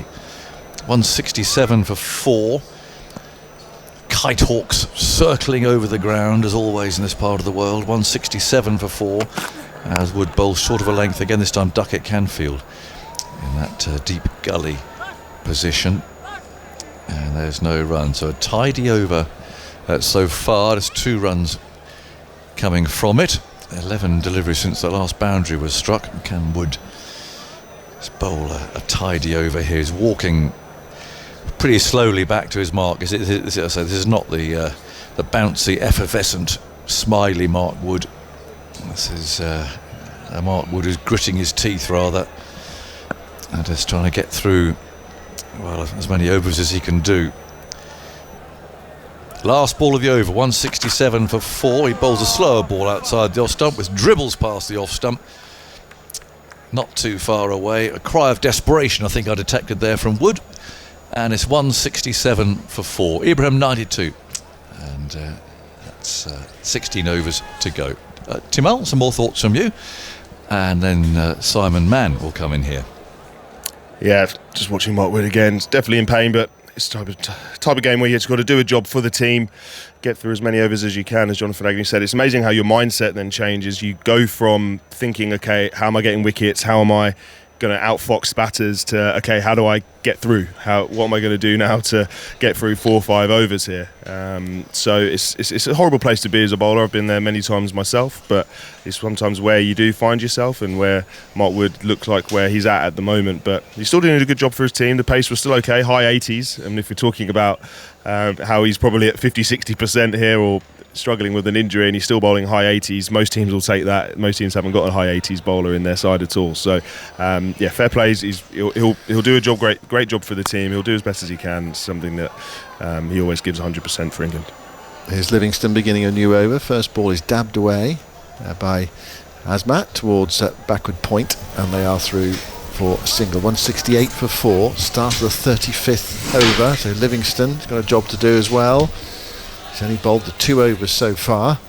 They do have to make up some overs, make up some of Mark Wood's overs, and he's got a role to play. Roots bowled 6. Here's Livingston bowling. Forward goes Ibrahim, dabs away into the offside, into a gap. Just a sense that he's playing for his 100 here. Well, why not? He's batted well, but you obviously need to keep it ticking over quickly as well. He's 93 not out. Now, Azmatullah Omarzai is on strike. 15 from 12, so he's been positive since he came in. 169 for 4. A short extra cover in. Forward he goes, again into that cover region to the left of the fielder. Another run, Butler picks it up. 170 for 4. I mean, it's a good pitch, good batting conditions again here in Lahore. But you just feel that the England middle overs, it's lack a bit of bite, a bit of wicket taking potential. It may just be the conditions. And Ibrahim Zadran's played a quality innings as well. He's 93 not out. Livingston bowls to him. He's forward, easing that way into the offside. Good stop. Had extra cover by Butler to his right-hand side, one-handed. It's crisply struck by Ibrahim Zadran. 170 for 4. 35th. Livingston gives it a bit of air. Guided through the offside by Ibrahim, who's one big hit away from another one-day international 100. It's quite a big ground though, so I mean, some would be tempted. What we had today, 10 4s and 4 6s, Livingston bowls. eased away by Asmatullah up towards long on. They jog through for a single. And that's the end of Livingston's comeback over. 3 overs for 16, 172 for 4. There are 15 overs left, 5 singles off the over. Afghanistan just building, putting the bricks in the building, and then looking for takeoff a bit later on, if that's not to mix the metaphors there. Victor alongside me. Well, it's a good recovery, actually. 41 for 3, I think it was. 37 for 3. 37 for 3. And I don't think they'll mind in the dressing room with him just taking a few singles to get to his 100 and let Asmat perhaps play the big shots just for the moment. 15 overs, as we know, is a long time and a lot can change. Wood coming back actually bowled a very good over, even though he didn't look to be enjoying it greatly. He's obviously not 100% fit now. Let's see how he goes on in over number 2 in this spell. He's off to bowl to Asmat. He's with him now. It's full. Well, normally you see Wood fall over. This time the batter fell over as he drove that way into the offside towards deep cover and gets himself a idiosyncratic single. I think he had one hand on the bat by the time he hit it. Oh no, he did. But just after he'd hit it. He's played on one leg and eventually with one hand. 173 for 4. That was 150 Ks, that one, apparently.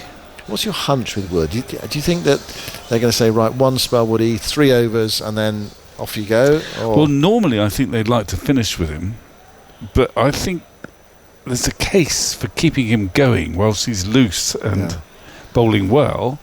Bowls now, dabbed away by Ibrahim Zadran down towards deep third for another single. He's up to 95. What I'm saying is they say to him, look, come back on, just give us something, give us a spell, and then you don't have to bowl all your 10 overs and you can go off the field for the last, 8-10 overs or something. Well, possibly, although he's so far since coming back, I mean, he's walking back very slowly, very gingerly, but actually when he goes in the other direction, he's actually only yielded, I think, 4 runs in 1.5 overs. So from a purely, if you like, selfish point of view, from the team's point of view, you want him to keep going at the moment because he's a very good option.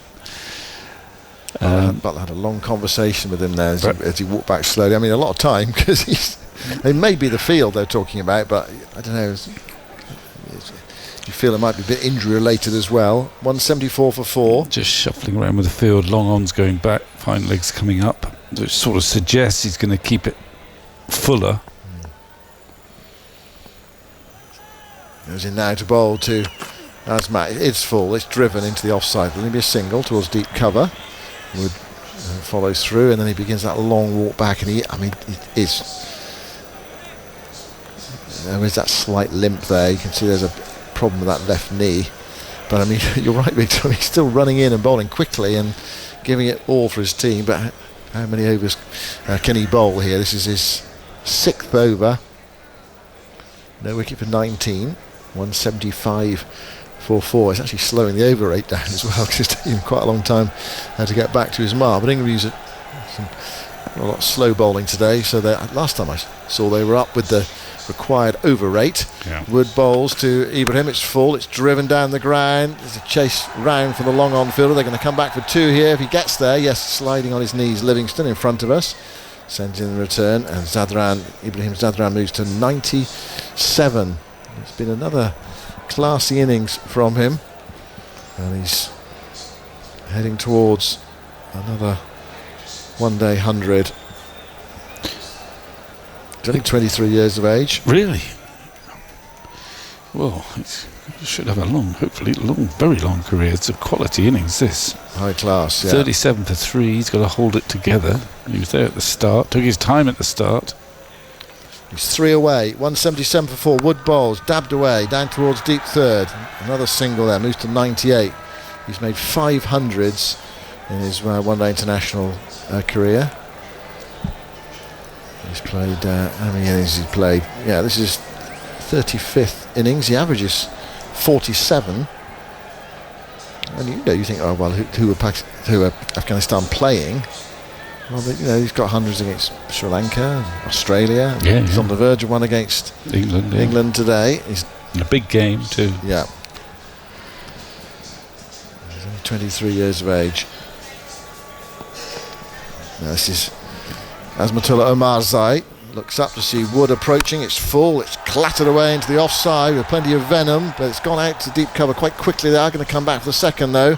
He's getting the skates on there. Omar Zaid coming back for that second run. That was Salt, who ran around and in a bit at deep cover, and it got there quite quickly as well. It was good running, a really aggressive running from Azmatullah and Ibrahim, and the score goes to 180 for 4 after 36 overs. Just keep an eye on Mark Wood. Yep, he's continuing. So he's through 6 overs now.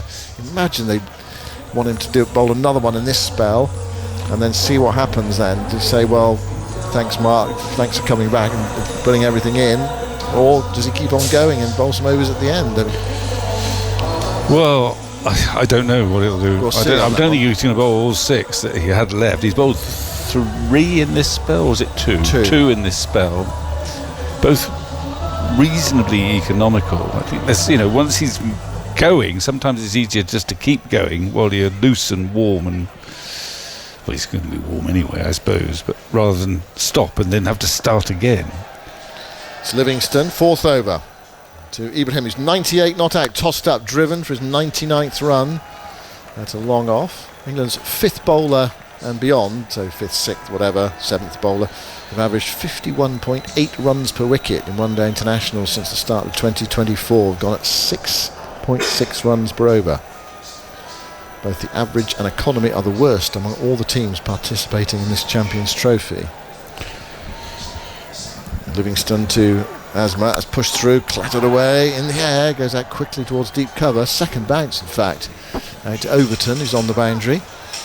One more run, and so Ibrahim Zadran is now 99 not out and on strike.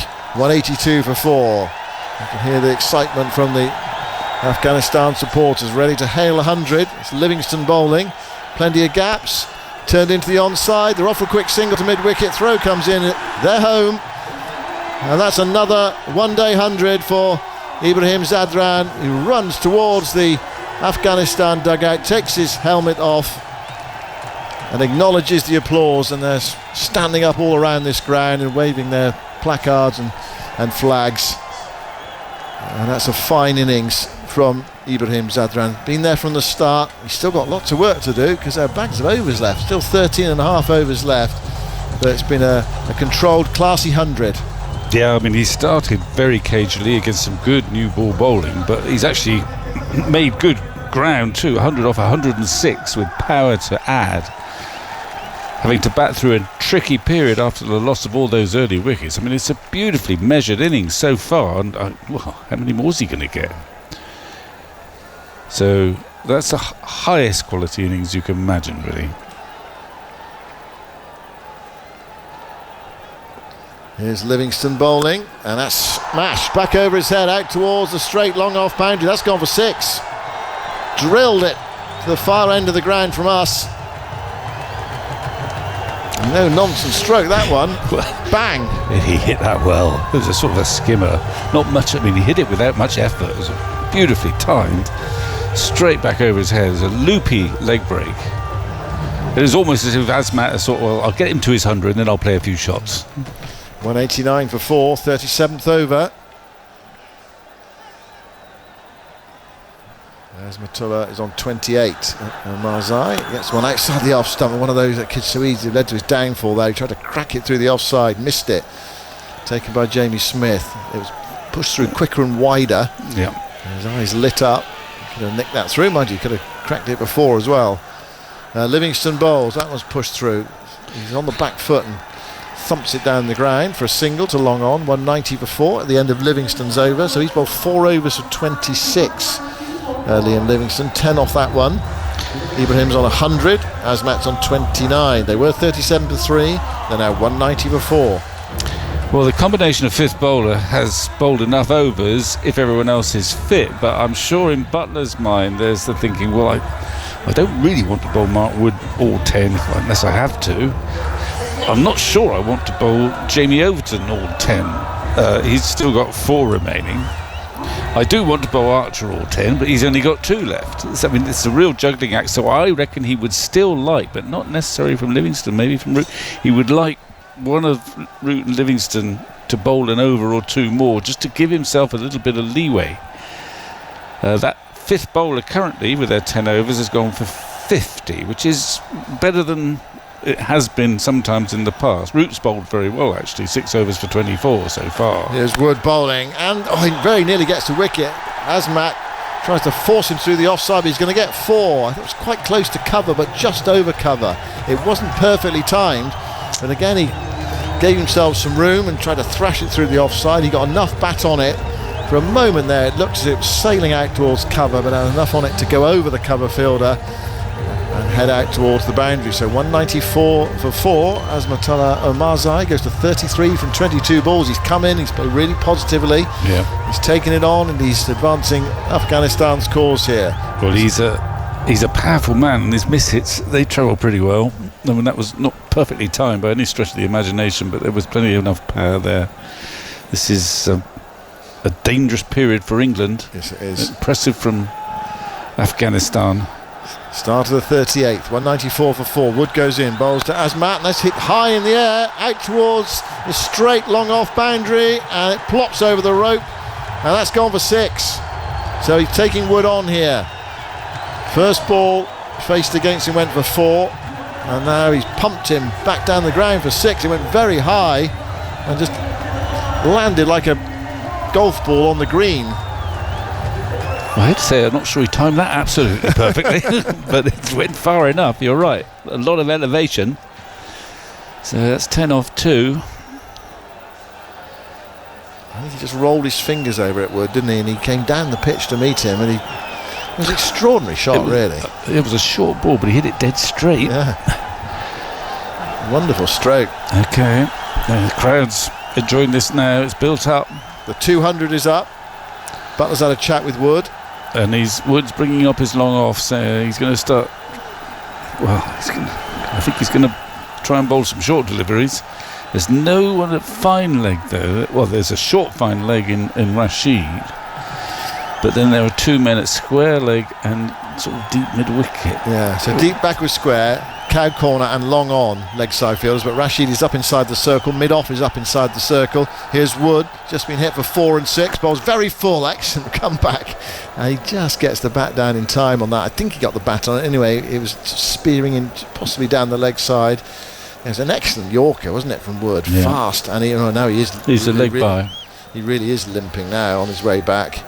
Yeah, well, this is. He's walking back on one leg and bowling on 2. Speed of light on 2. Yeah, 201 for 4 in the 38. He's right back in his crease there. Yeah, there's no chance of an LBW there because it was angled in, but it was one of those that could cause a broken. Well, actually, I said that it could have caused a broken bone in his foot. He's down on the ground, and now the Afghanistan physio is out there. So what a pair this two make now. Then he's taking his boot off. I think he's going to take his sock off. Yeah. And I think he's got a very painful in the side of the foot sole, maybe the big toe. It looked as if it struck him on the kind of between the toe and the ankle on the inside of the foot. Yeah. Well, they're getting some magic spray on it around the area of the big toe and just a bit further down the foot. I'm not sure. I think Wood is having to go through more pain at the moment than Azmat, but they're taking a few precautions with him. He's not going anywhere. But won't be going back to him. He's playing such a dangerous innings here, a terrific one for Afghanistan. So he's not going anywhere. No, he's 39 not out from 24 balls. Well, he's a experienced white ball player, Marzai, quality white ball player. Good enough to get an IPL contract, and he's coming out and taking the game to England, a bit like the Australian middle order did the other evening. They had to keep on going, but Carey and Inglis were so positive right from the start of their innings. There was no sort of regrouping, was there? Well, we've got to regroup here. I remember saying to you at the time, actually, when they came together, well, they've got to be positive here and not make a mistake. And that's exactly what they managed to do. Yes, well, I remember an old coach of mine, when we were struggling a bit, he used to say, well, you've just got to go out there and score at 7.5 and over and not get out. Thank you very much. But that's what they did. And I think England helped them along the way a little bit by not being quite at their sharpest. You get a new man in, you just want to make sure the next 3 or 4 overs are really tight, but they look just in princely form, Carey and English, right from the start. Anyway, that's some delay. I presume they take that into account when they're doing the TikTok. Yeah. So we're just about ready to get going. Wood is halfway through this over. Yeah, because you find sometimes you're quarter an hour over in terms of the actual time, because you've got 3.5 hours to bowl your over. Say this game started at 2 o'clock and they're 5:45, and it says, you're up with the rate or something, because they have all these calculations, allowances. Now Wood bowls, short ball, swatted away, out towards deep backward square leg, not perfectly timed. And so Overton's able to run round to his left hand side, further towards deep backward square leg, to pick up and send in the return. It's kind of like a one-legged pull shot, that, or almost hook shot from Azmat. Ibrahim, goes to 102 because they changed with the leg by. It's really hobbling back now, Wood. So this is his 3rd over of the spell. It's his 7th over. Just wonder whether, keep an eye on him after this over, whether that might be it. And obviously England, if he can bowl like this, they'd love him to continue. But there may be a kind of halfway house between bowling and resting. Wood goes in and bowls, driven through the offside, a full delivery, goes out through extra cover. That's gone for 4 off the bat at Ibrahim Zadran, takes him to 106, and Afghanistan to 207 for 4. 1 ball left in the over. This has been an expensive over from Mark Wood. He's been hit for 2 4s and a 6 in it. Well, he tried his off cutter there. It's a sort of slower off cutter. You can see it spinning in the air, but he spotted it. It's very full in length. It was a classical cover drive, in fact. I think they're just feeling the pressure a bit here. Absolutely. 207 for 4. Last ball of the 38th. We're in wicket would be handy territory as far as England are concerned. Wood bowls, open face, down towards deep third. Throws on its way to Smith, and that over comes to an end at 208 for 4. 12 overs left. We're talking about the allowances. I mean, it's 10 to 5. I mean, 12 overs one day is normally about an hour, so that'll be England out there for 3 hours 50 roughly. Now where's Wood going? Well, he's staying on the field. Okay, so he's bowled his 3 over spell, he's bowled 7, he's staying on. Jonathan's coming in at 208 for 4. 12 overs left. Yeah, well, as Simon was saying, it'd almost be an hour. I'll tell you what, as things stand, it's going to be a long 12 overs for England. Just at the minute, this is a very, very dangerous partnership. Azmat's been terrific. Ibrahim is back throughout an absolutely critical innings as far as Afghanistan's concerned. He's shuffling around now. Butler, he's bringing Rashid back. I mean, he'll be hoping, I suppose, that he doesn't have to use his 5th/6 bowler, Rutan Livingston, again, but he might have to. We don't know if he can complete his 10 overs. There'll be some doubts whether Overton is going to be effective. We've got 4 overs left. Rashid's got 3 left. So Wood's got 3, Overton has 4. The 5th bowler is taken care of, as it were. Here's Rashid, and that's tucked away out to mid-wicket, straight to the fielder there, and there's no run, as long as Wood can bowl his overs. Yeah. And Overton, it's you could do with a couple of wickets, really. 208 for 4, yes. 208 for 4. Rashid again from that far end bowls. He comes dancing down the pitch and waits. It's a very good pitch, this. The pitch is not going to let anybody down. No. And he stood up there. He was... The length was completely wrong, but he just stood there and tapped the ball away down the ground to long on. 209 for 4. I've barely seen Rashid get any significant turn, or indeed Root or Livingston. Azmat's on 39, and Rashid bowls turn. He can't get that gap down to long off that he was looking for. These two put on 69 from 56 balls now. They're really rattled along. Ibrahim, who had a sluggish, watchful start, 108 now from 111 balls. Rashid bowls the next one, tossing it up. It's played back at him carefully and defensively by Azmat, who's on 39 from 26. He's hit 3 sixes. 209 for 4. The run rate going up, nearly 5.5 now. To Rashid bowls, and there's a rather ugly shot now. There's an appeal for a run out at the far end. Rashid must have just got a finger onto that, but Ibrahim hadn't left his ground. Umpire Wilson, I don't think, is bothering to check with the third umpire on this one, but you never know. Looking at a replay, they certainly flicked the finger. Yeah, he did.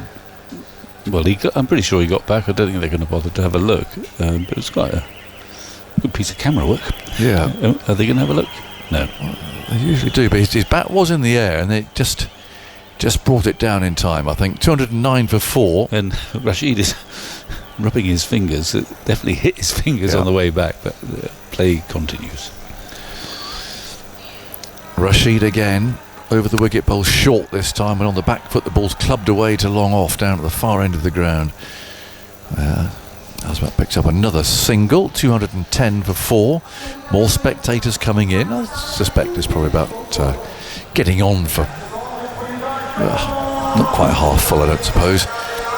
But we were told 6 o'clock would be when everyone comes pouring in. There's still an hour to go yet. It's 5 to 5 on a Wednesday evening in this part of the world. It's a crowd in good spirits. Anyway, almost all Afghanistan supporters, or at least waving Afghanistan flags. I suspect the local loyalty is for Afghanistan, as it were, amongst the neutrals. 210 for 4. All right, well, there's taxing possible challenge for Jamie Overton. He's come back. He did well for him there. Rashid, I think he went for a single or 1 or 2 in that last over. So desperate for some quiet overs, England. Even better, a wicket. Let's see if Azmat tries to get after Overton early, which was the way at the start. Overton comes in, bowls to him outside the off stump, a slower ball which dribbles through to the keeper. So it's a dot as a start, with third man on the edge of the circle. That's Mark Wood, who's waving there frantically towards Jos Buttler, the captain. And this is passing a message on there from long range. It looked to be to Overton to bowl short of a length up into the hip. At least that seemed to be how I translated Wood's arm waving there. We'll see. 210 for 4. In goes Buttler. It's Overton rather. Flicked in the air, and it just bounces a couple of times through to Rashid. That was more the line that Wood was saying he should bowl, actually.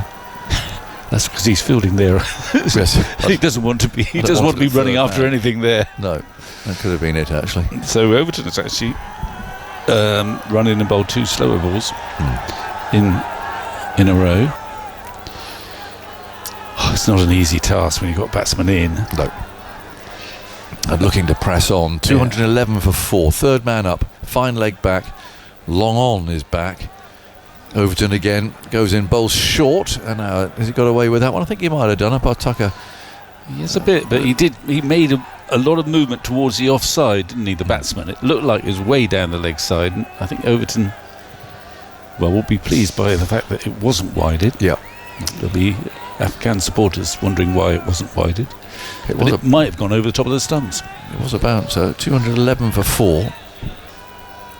As Overton wheels round again, umpire Tucker's ready as he runs past him now with a heavy tread and bowls outside the off stump. Another slower ball steered away to duck it. He's at backward point now. 211 for 4. Camera focusing on Jimmy Anderson, watching there thoughtfully in the dressing room. He's not a notes maker, Jimmy, is he? He sits and has he not got a laptop up? No, he doesn't do any of that. He sits and watches. He looks extremely fit. Of course, he's up for a full season at Lancashire, isn't he? Yeah, fantastic. 211 for 4. Overton again. There he bowls short, pulled into the onside. Quite perhaps where he was aiming, but he's going to get one down to the long on boundary down here, where Banton's on the field now. He throws the ball back in again. Well, who's he on for? Because Wood's on. Wood's at third man. Archer's on. He's often a suspect, is he? Or is that Archer out to the right? If it is, he's gone back to where he dropped that terrible miss the other day. I think he's out there, deep square leg out to our right. So it's not him. Overton bowls. It's in the air down to Banton. Can he take the catch? He does take the catch. The substitute just a yard inside the boundary, and Azmat's out for 41. And England needed that to end that partnership. 72 from 65 balls, but a clubbing blow straight down the ground. Another slower ball from Overton. It hit it off the bottom part of the bat and really get hold of it, and a nice, pretty straightforward catch, to be honest, to the substitute out there in the deep. Yeah, but he had to catch it. It took a bit of judging, because he started to come in and then he had to backpedal a bit. He was trying to assess how hard this ball is coming towards me. Anyway, he caught it.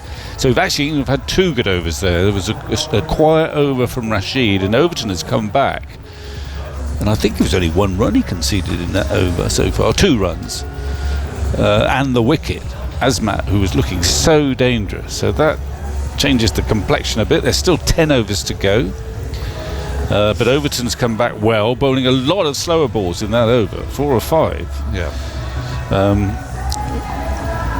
So he's done Butler a good turn there, by hook or by crook. One of the most, probably the oldest player in the tournament coming out now. What a cricketer he's been for Afghanistan, Mohammad Nabi, who's been there right from the start of Afghanistan's amazing ascent to the top of the cricketing table. He's still going. Yeah. And he doesn't look 40, actually, to be fair. No, he looks very fit indeed. I don't know how they do it. He's very athletic 40-year-olds, but he certainly does. And he's at 212 for 5 as he comes out to join Ibrahim, who'll be on strike. That was the last ball of the over. A good over from Overton. Rashid starts his 9th. Comes in from that far end, and Ibrahim tucks him away. Well, he'll want 2 here. I think he'll get it as well. He does. He's played that very cunningly. Just with enough pace to send the ball outside the circle, but not too much. Which meant that he was able to take a second. So 214 for 5 in the 41st over. This suggests that Rashid will bowl his 10 out now.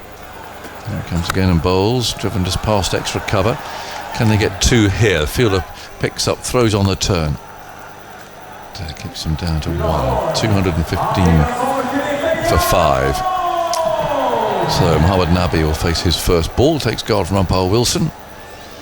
Slightly different field for Nabi there. I'm going to plug that gap on the leg side so he doesn't have an obvious way of, or quite such an obvious way to get off strike. They like to keep the new batsman on strike if they can.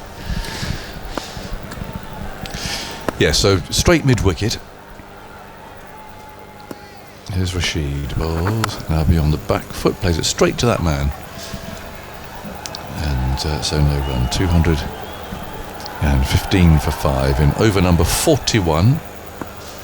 A must win for both teams here. The loser goes out effectively as that next one goes past the outside edge. I'm not sure if it's spun particularly, or whether Nabi was drawn into playing at it. We'll have a look. It's a googly. It's a googly. It still beat him outside the off stump. I mean, it barely straightened. We're bringing the slip in on that basis, even though he played inside the googly. What's he going to do to the leg break? I don't know. 215 for 5. Duck it then in that position as Rashid bowls. He's on the back foot, slicing that away for a single. To the field at deep point was Overton. A scruffy return, not taken by Smith. Duckett manages to stop it there, backing up. 216 for 5. Nabi won, but this innings all about Ibrahim. 112 from 116 balls. Boisterous crowd.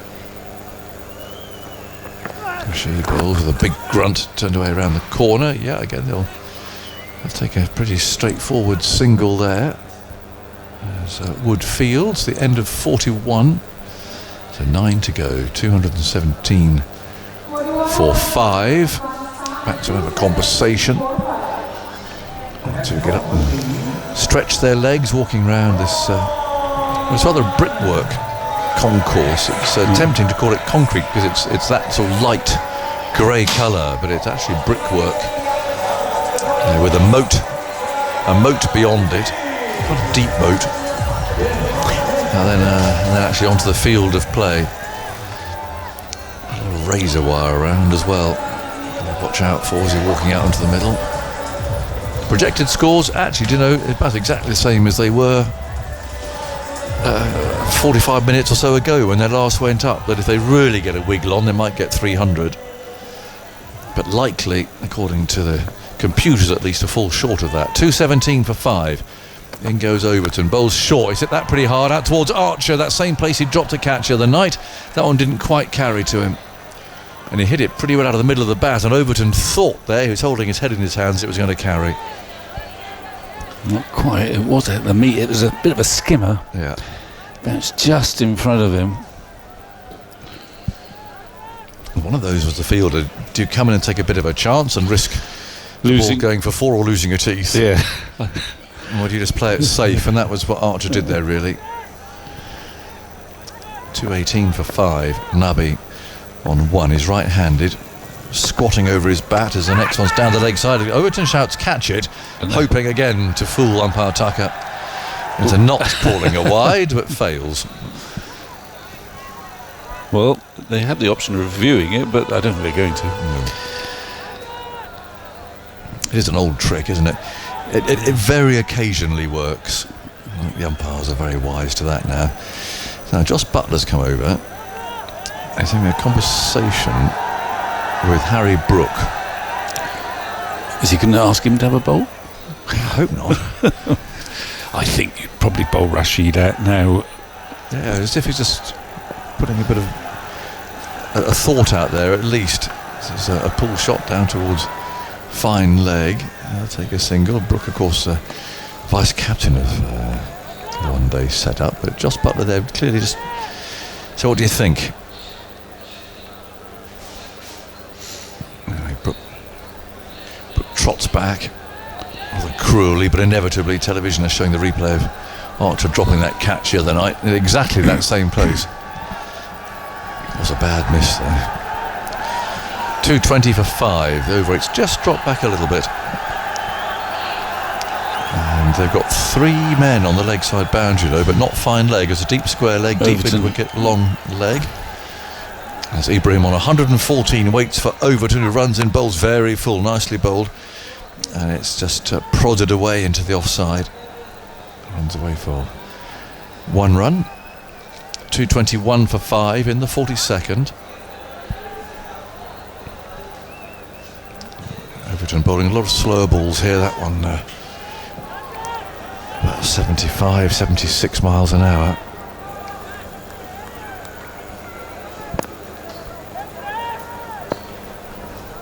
Overton again.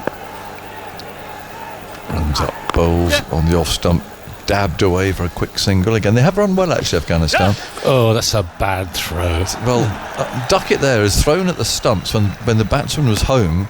Yeah. And with nobody at the stumps. I'm not quite sure why on earth he did that, but he's basically given a runaway because it's gone all the way down to long on. Yeah. There's nobody there, and the batsman was safe. That was again just a gifted run. 2:23 for 5.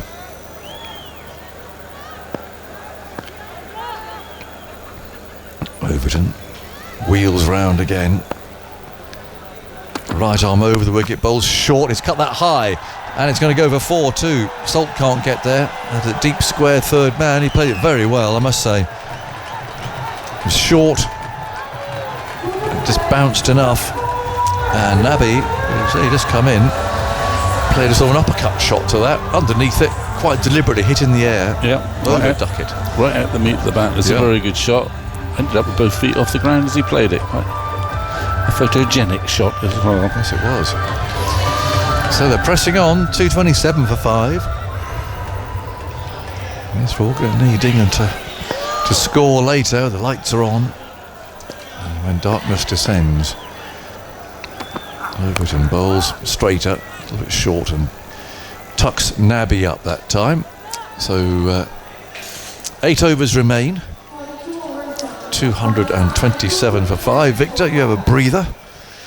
Tamal Mills is back with us again. The big 8 overs these, Tamal.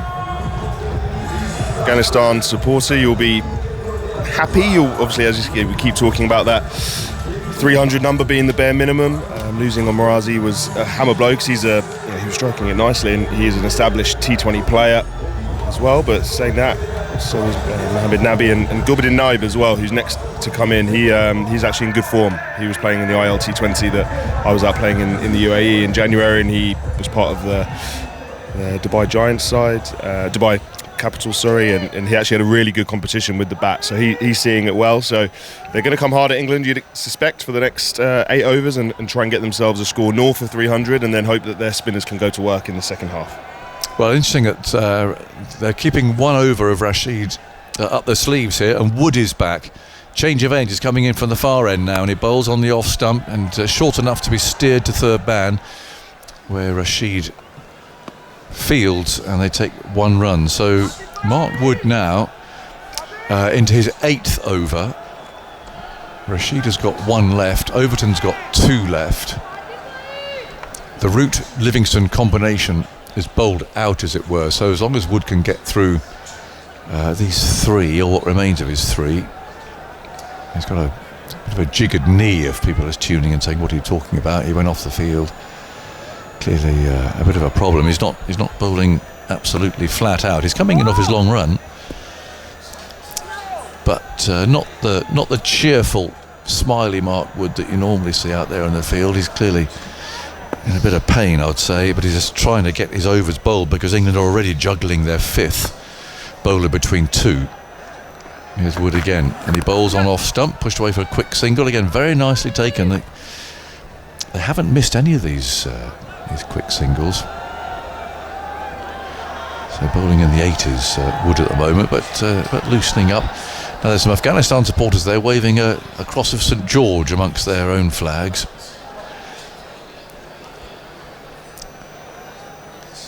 Nice friendly atmosphere out there. 229 for 5.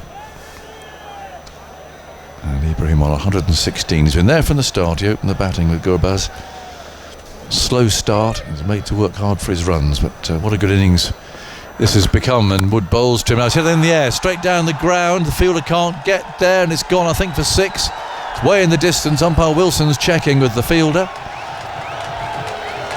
It looked from here as if that had gone all the way. No, he's signalling 4. Just had landed in front then, but it was a beautifully struck shot, and he just opened the face of the bat a little, because that was destined more for the fielder at long on, who he was trying to avoid. So they played that very well as Wood pitched that up, and 4 runs, so fine shot.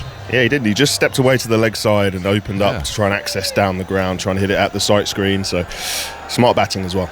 Yeah, mid-off is up as Wood comes in bowls, and this is a sliced edge this time, a chase for Rashid. Down he goes, picks up, throws in a sort of pirouette manner. A wayward throw, but it didn't matter. He just looked to get rid of the ball.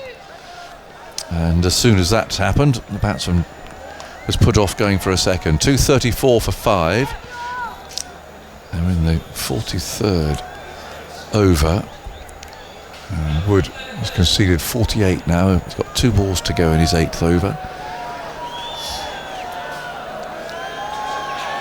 234 for 5. Wood walks very slowly back to his mark again. They probably have some time in hand with the overs that were being bowled by the 3 spinners.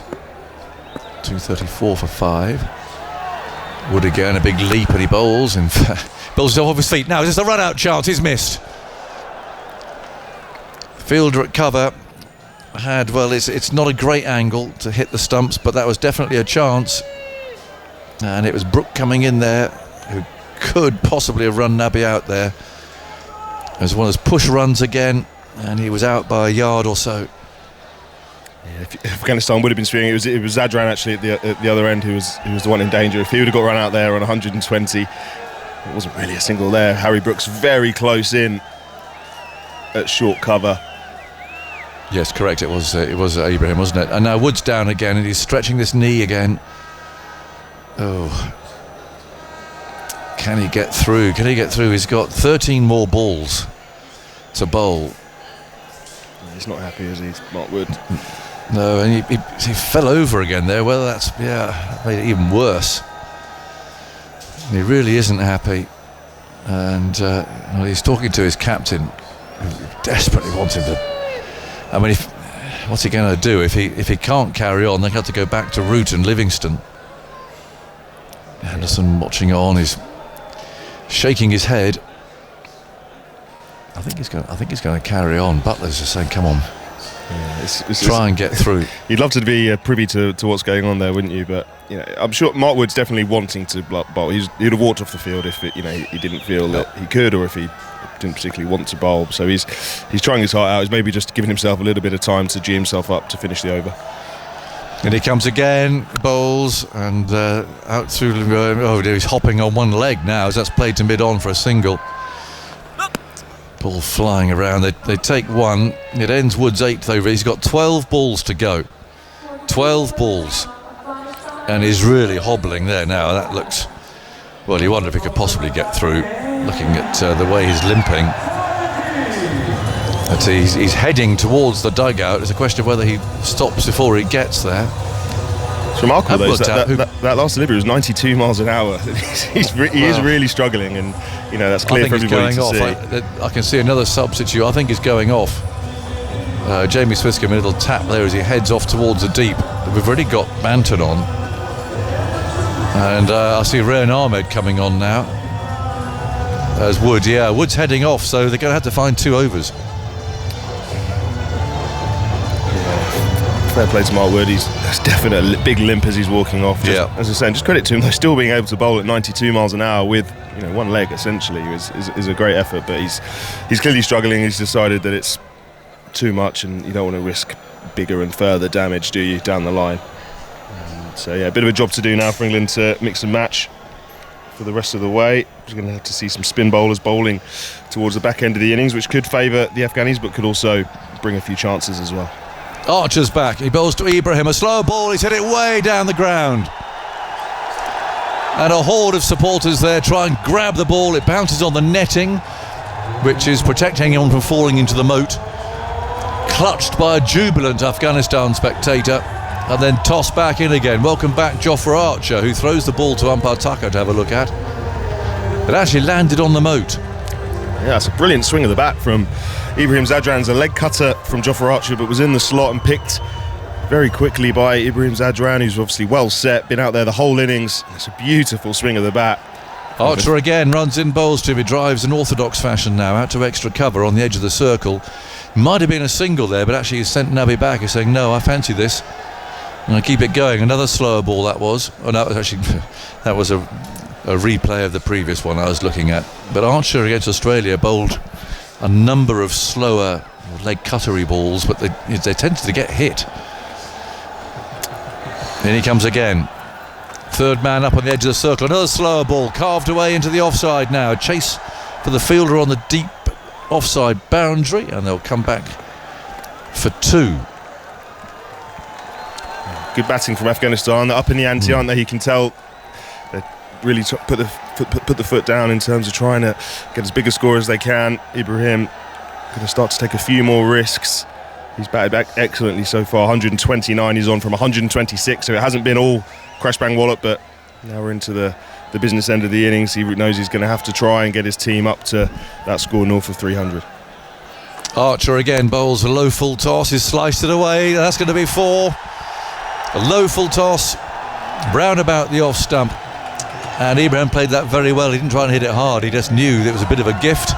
As long as he got the middle of the bat on it, he could steer the ball wherever he wanted, and he knew where the gap was. Third man is up, and he's played that very deliberately, just behind square, beautifully placed. It's not all crash bang wallop. That's really good placement from a bit of a gift of a ball. A shin high full bunger, and it's gone for 4 more. Yeah, he's looking for the Yorker there. Archer obviously just missing it, but really good batting, as you say. Just guided it, just opened the face of the bat through the offside. 12 off 4, another slow ball, and that's going to be putting that fielder under pressure. It's another boundary. Beautifully timed, off the back foot, and it's hit that hard past Duckett's left hand at backward point, and to the left of the fielder in the deep. And we have this time a back of the hand ball from Archer. I must say, I think people might be saying the control of these slower balls is really not what it should be. It was very expensive bowling this variety against Australia.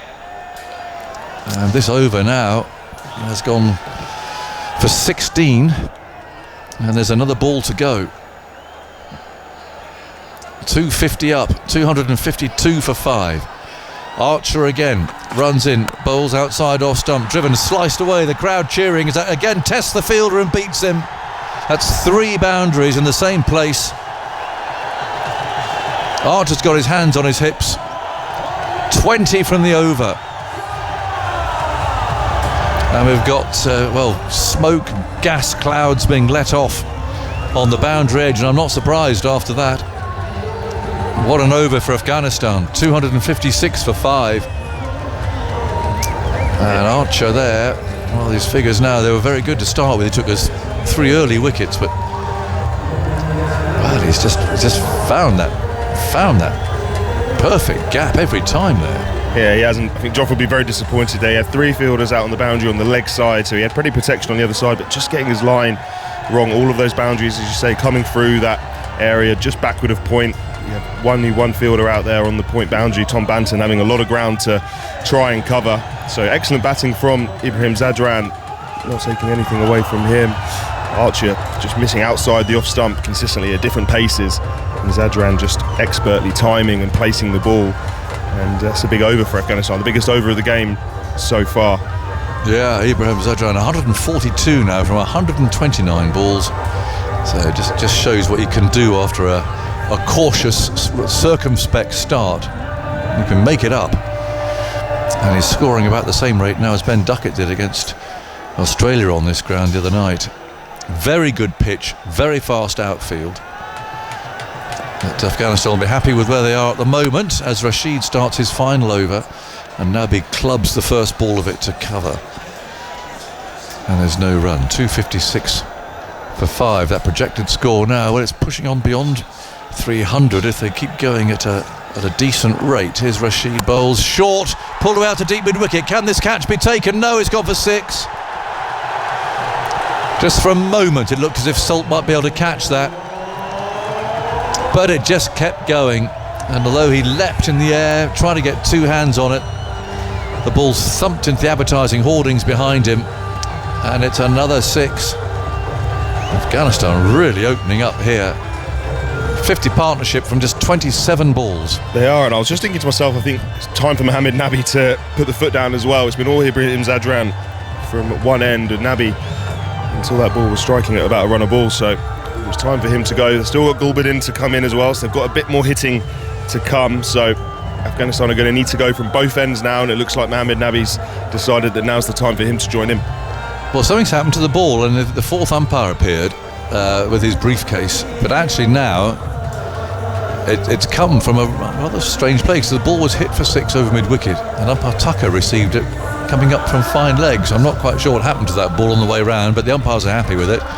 They've had a look and said carry on. 262 for 5 with 4 balls to go in this over, and Rashid again on his way comes in, bowls to Mohammad Nabi, who's hit that in the air out into the offside this time, and well stopped by Archer on the first bounce, running round that offside boundary. Having to go at full tilt, not quite sure how high that ball was going to bounce, whether it would spin, and he fielded that very well. 263 for 5. Yeah, fielding's going to be important, isn't it, the rest of the way? Yeah. Save those boundaries, those 2s, keep them down to singles. Those are going to be the little things that could make a difference here for England at the back end. Rashid again bowls, driven down the ground, down to long off. Single this time to Nabi. Takes him to that's Ibrahim to 143. Nabi on 17 on strike. Looks around the field, looks over his shoulder. 3 on the leg side boundary. Crowd chanting. Here's Rashid, bowls to him, has gone for a big skimmer. Down the ground it goes, doesn't quite carry to Livingston. On that long on boundary, he's trying to hit that for a flat 6. It couldn't quite get underneath it. It was a good length, good full length from Rashid. 1 ball to go, 265 for 5. Ibrahim on 143. There's 9 from this over, 20 off the last. Rashid bowls, sliced away just for 1. Archer will prevent them from coming in for a second run. His throw on the bounce finds wicketkeeper Smith. So 266 for 5. There's 5 overs to go in the innings.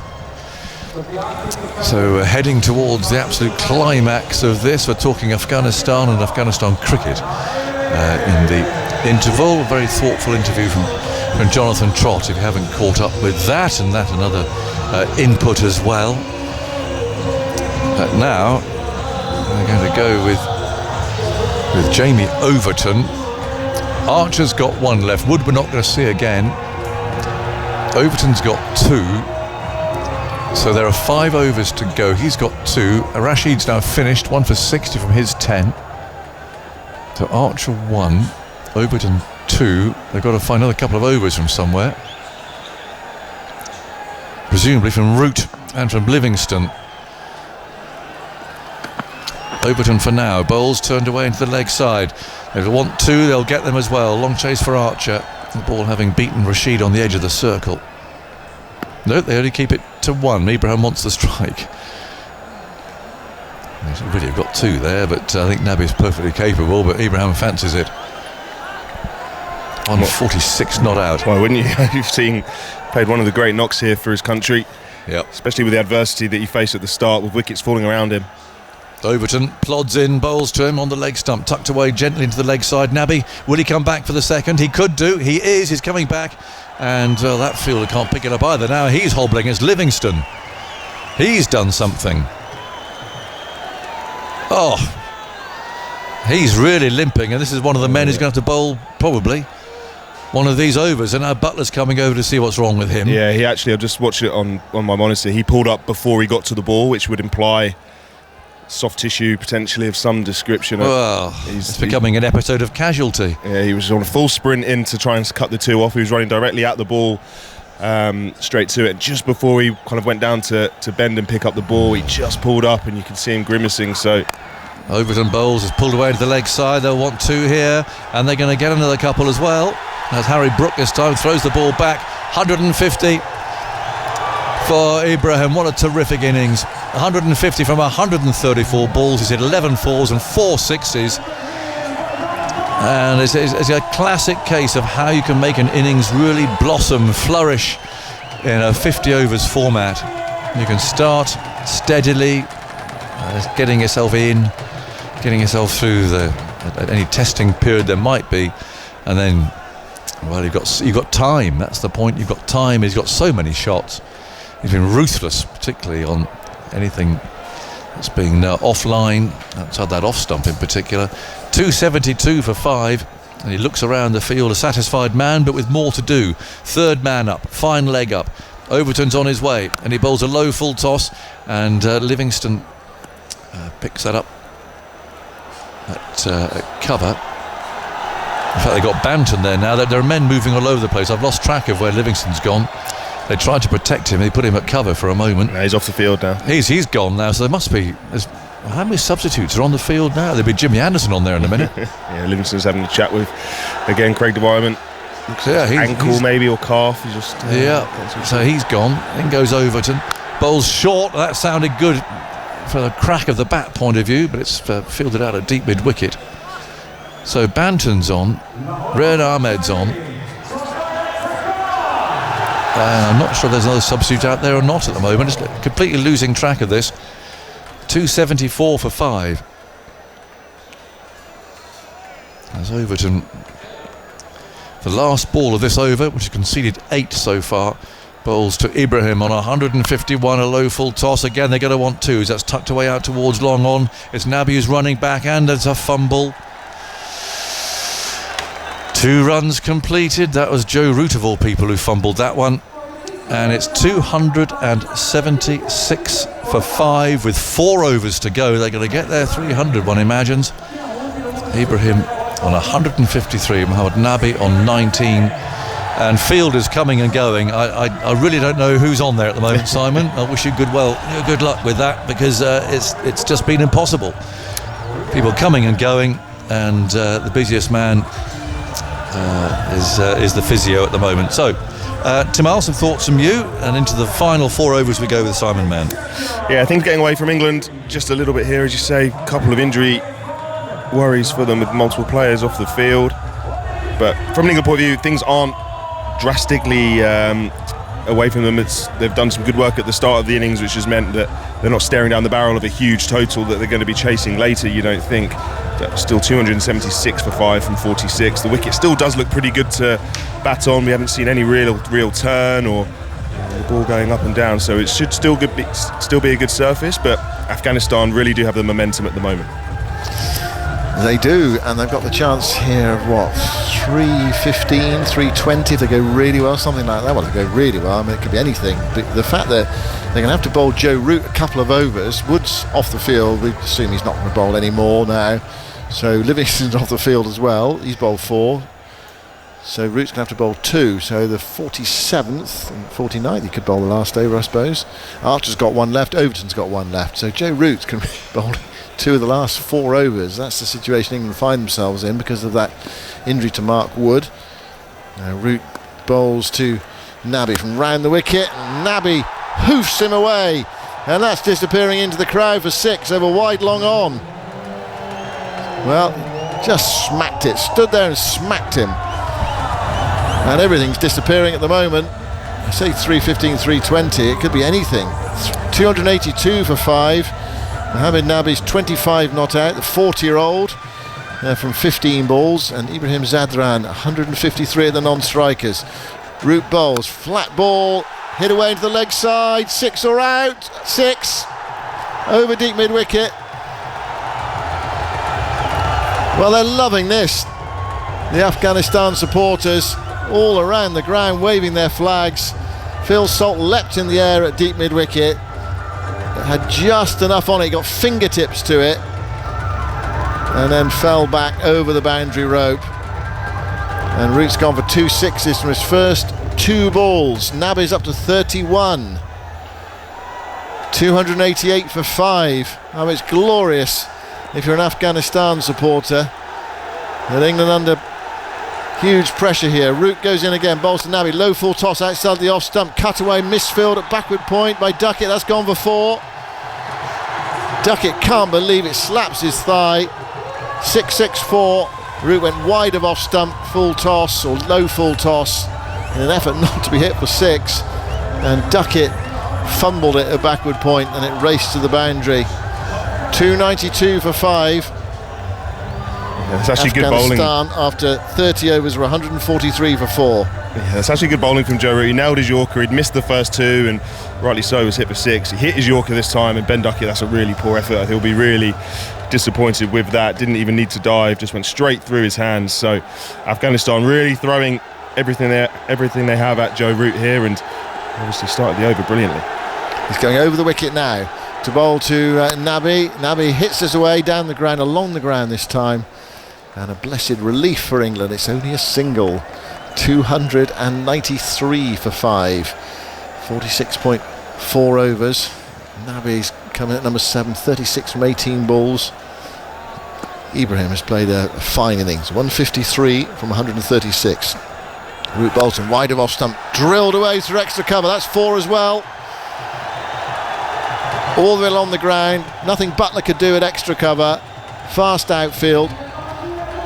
And we're now on the verge of 300 fours, and there have been 19 fours and 10 sixes in this innings, Tamal. 297 for 5. Yeah, this has been played perfectly into Afghanistan's hands here. There's injuries to Livingston and Mark Wood has meant that Joe Root having to bowl at the death against 2 set batters. It really 53 from the last 20 balls. Couldn't have asked for...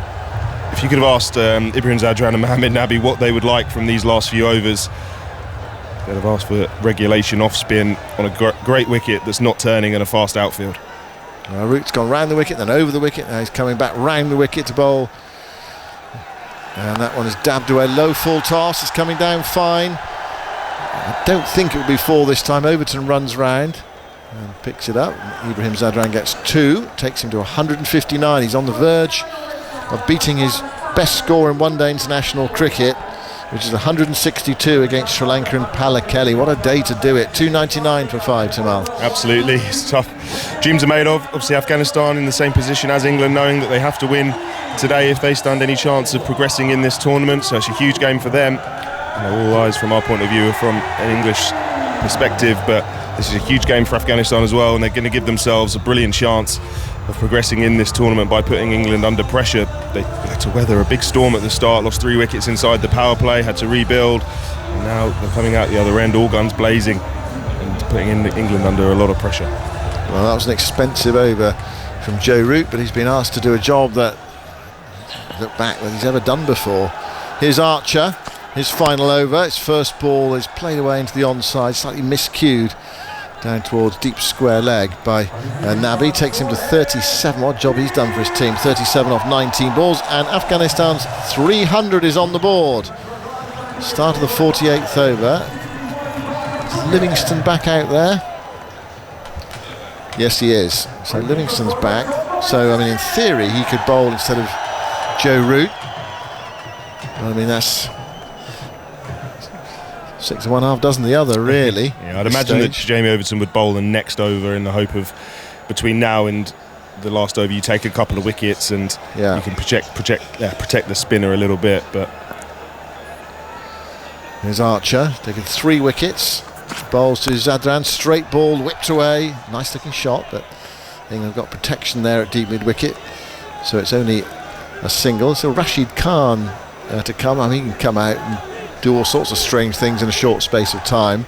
So he's one option remaining for Afghanistan, and then of course 10 overs from him later. Quality bowler. His effectiveness is at its height in T20 cricket when you feel you've got to score, but he's also got those tricks as well. He's still a good bowler in one-day cricket as well. Slower ball from Archer, miscued into the offside. That just sums up England in the last 10 overs or so. It lands between 3 fielders. It was a miscue into the offside. It's 1 more run to the total. Nabi goes to 38, the score to 302 for 5, midway through the 48th. Archer walking slowly back. A slower ball dug in by Archer, and Nabi went for it, and he got away with it. Now Zadran, Ibrahim Zadran, he's 160 not out. Looking at the field, long off's going back. He was inside the circle. That's the England captain Butler, and the deep square leg is coming in. So he's got long off and long on. Deep square's inside the circle. Archer bowls, slower ball full, out towards long on, and 6. And his highest score in one-day international cricket.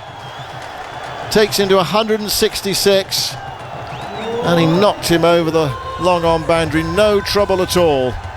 Lovely timing from Zadran. 166 not out from 140 balls. His 5th, 6th of the innings. He's hit 12 fours as well, and it's 308 for 5. Yeah, this is a really special knock from Ibrahim Zadran, a leg cutter. This time, backhand slower ball from Jofra Archer, but picked early by Zadran. He's been out there every single ball of the innings, and the real mark of this innings has been that he hasn't slogged it at all, has he? It's been all timing, all placement, and just with enough power as well. So brilliant innings so far.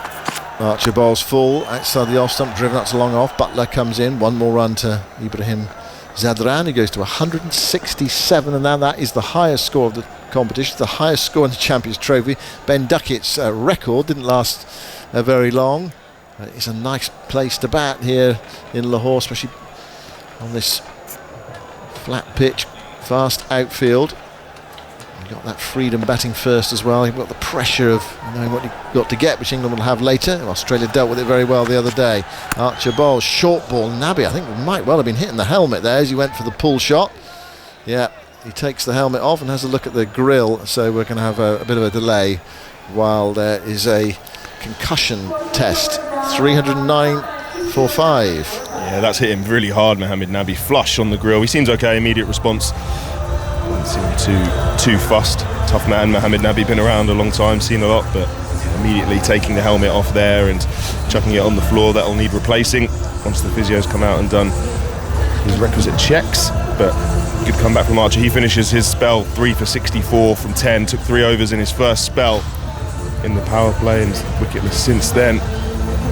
Just seeing Nabi go through his checks with the physio. The physio have to have a list of questions that he asks just to make sure that Mohammed Nabi knows what day of the week it is and such. That hit him hard, actually, right on the cheek piece through the pull shot, but took his eyes off the ball, flush into the grill. So the helmet doing its job there. fingers crossed he's okay to finish batting. Yeah, just as well, because it did smack him on the side of the head. What do they ask you, Tamal? And then we'll let you go and we'll bring in Vic for the last couple of overs. What do they ask you? Well, luckily I don't bat very much, so I haven't actually gone through the test itself. But yeah, simple question: day of the week, what ground you're at, what the score is roughly, or what over it is. Something that's not that's variable.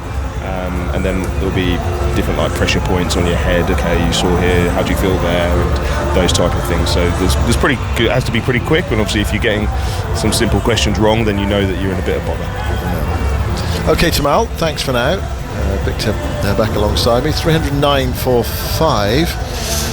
You can play this way now because of the helmet, but I mean, look at an instant like that, Victor. Just as well they've got them. I mean, well, absolutely, it's changed the way people bat. Obviously, it's a long time we've had helmets, but they're not absolutely infallible, as we know. I mean, from an England perspective, I'm thinking I want more balls like that, and not so many slower balls. The 6, there was another slower ball that was spotted and cleared over long on from about 120 k's. Especially to a 40-year-old Mohammed Nabi. I know. If you're being ruthless, I'm thinking I want the bulk of my deliveries at someone who's 40 in plus 140. Anyway, he should be okay, but they're just taking their time. It's taking a while, isn't it, out there? Yeah. I mean, it was a nasty blow. He was late on the shot and it thudded into him. He's played brilliantly. Partnership, look at the partnership, 97 from 49 balls. I know, and England under a real pressure. It also, I always feel in these one-day games, maybe it shouldn't be the case, but I always feel it is the case, is the sort of, to use the modern term, the mood music in the dressing room at halfway. So if you have a very good last 8 overs, 5 overs, even if you've come from a tricky position, you're up. I know Afghanistan had a terrific, actually, last 25 overs, having been 37 for 3. Well, they were 103 for 3 after 25 overs, and now they're 309 for 5 after 48. Yeah. So the mood, how significant that is, it's supposed to be sort of clinical prose, but the mood in that Afghan dressing room will be cock-a-hoop. Well, come on, we've got this, or we've got a great chance.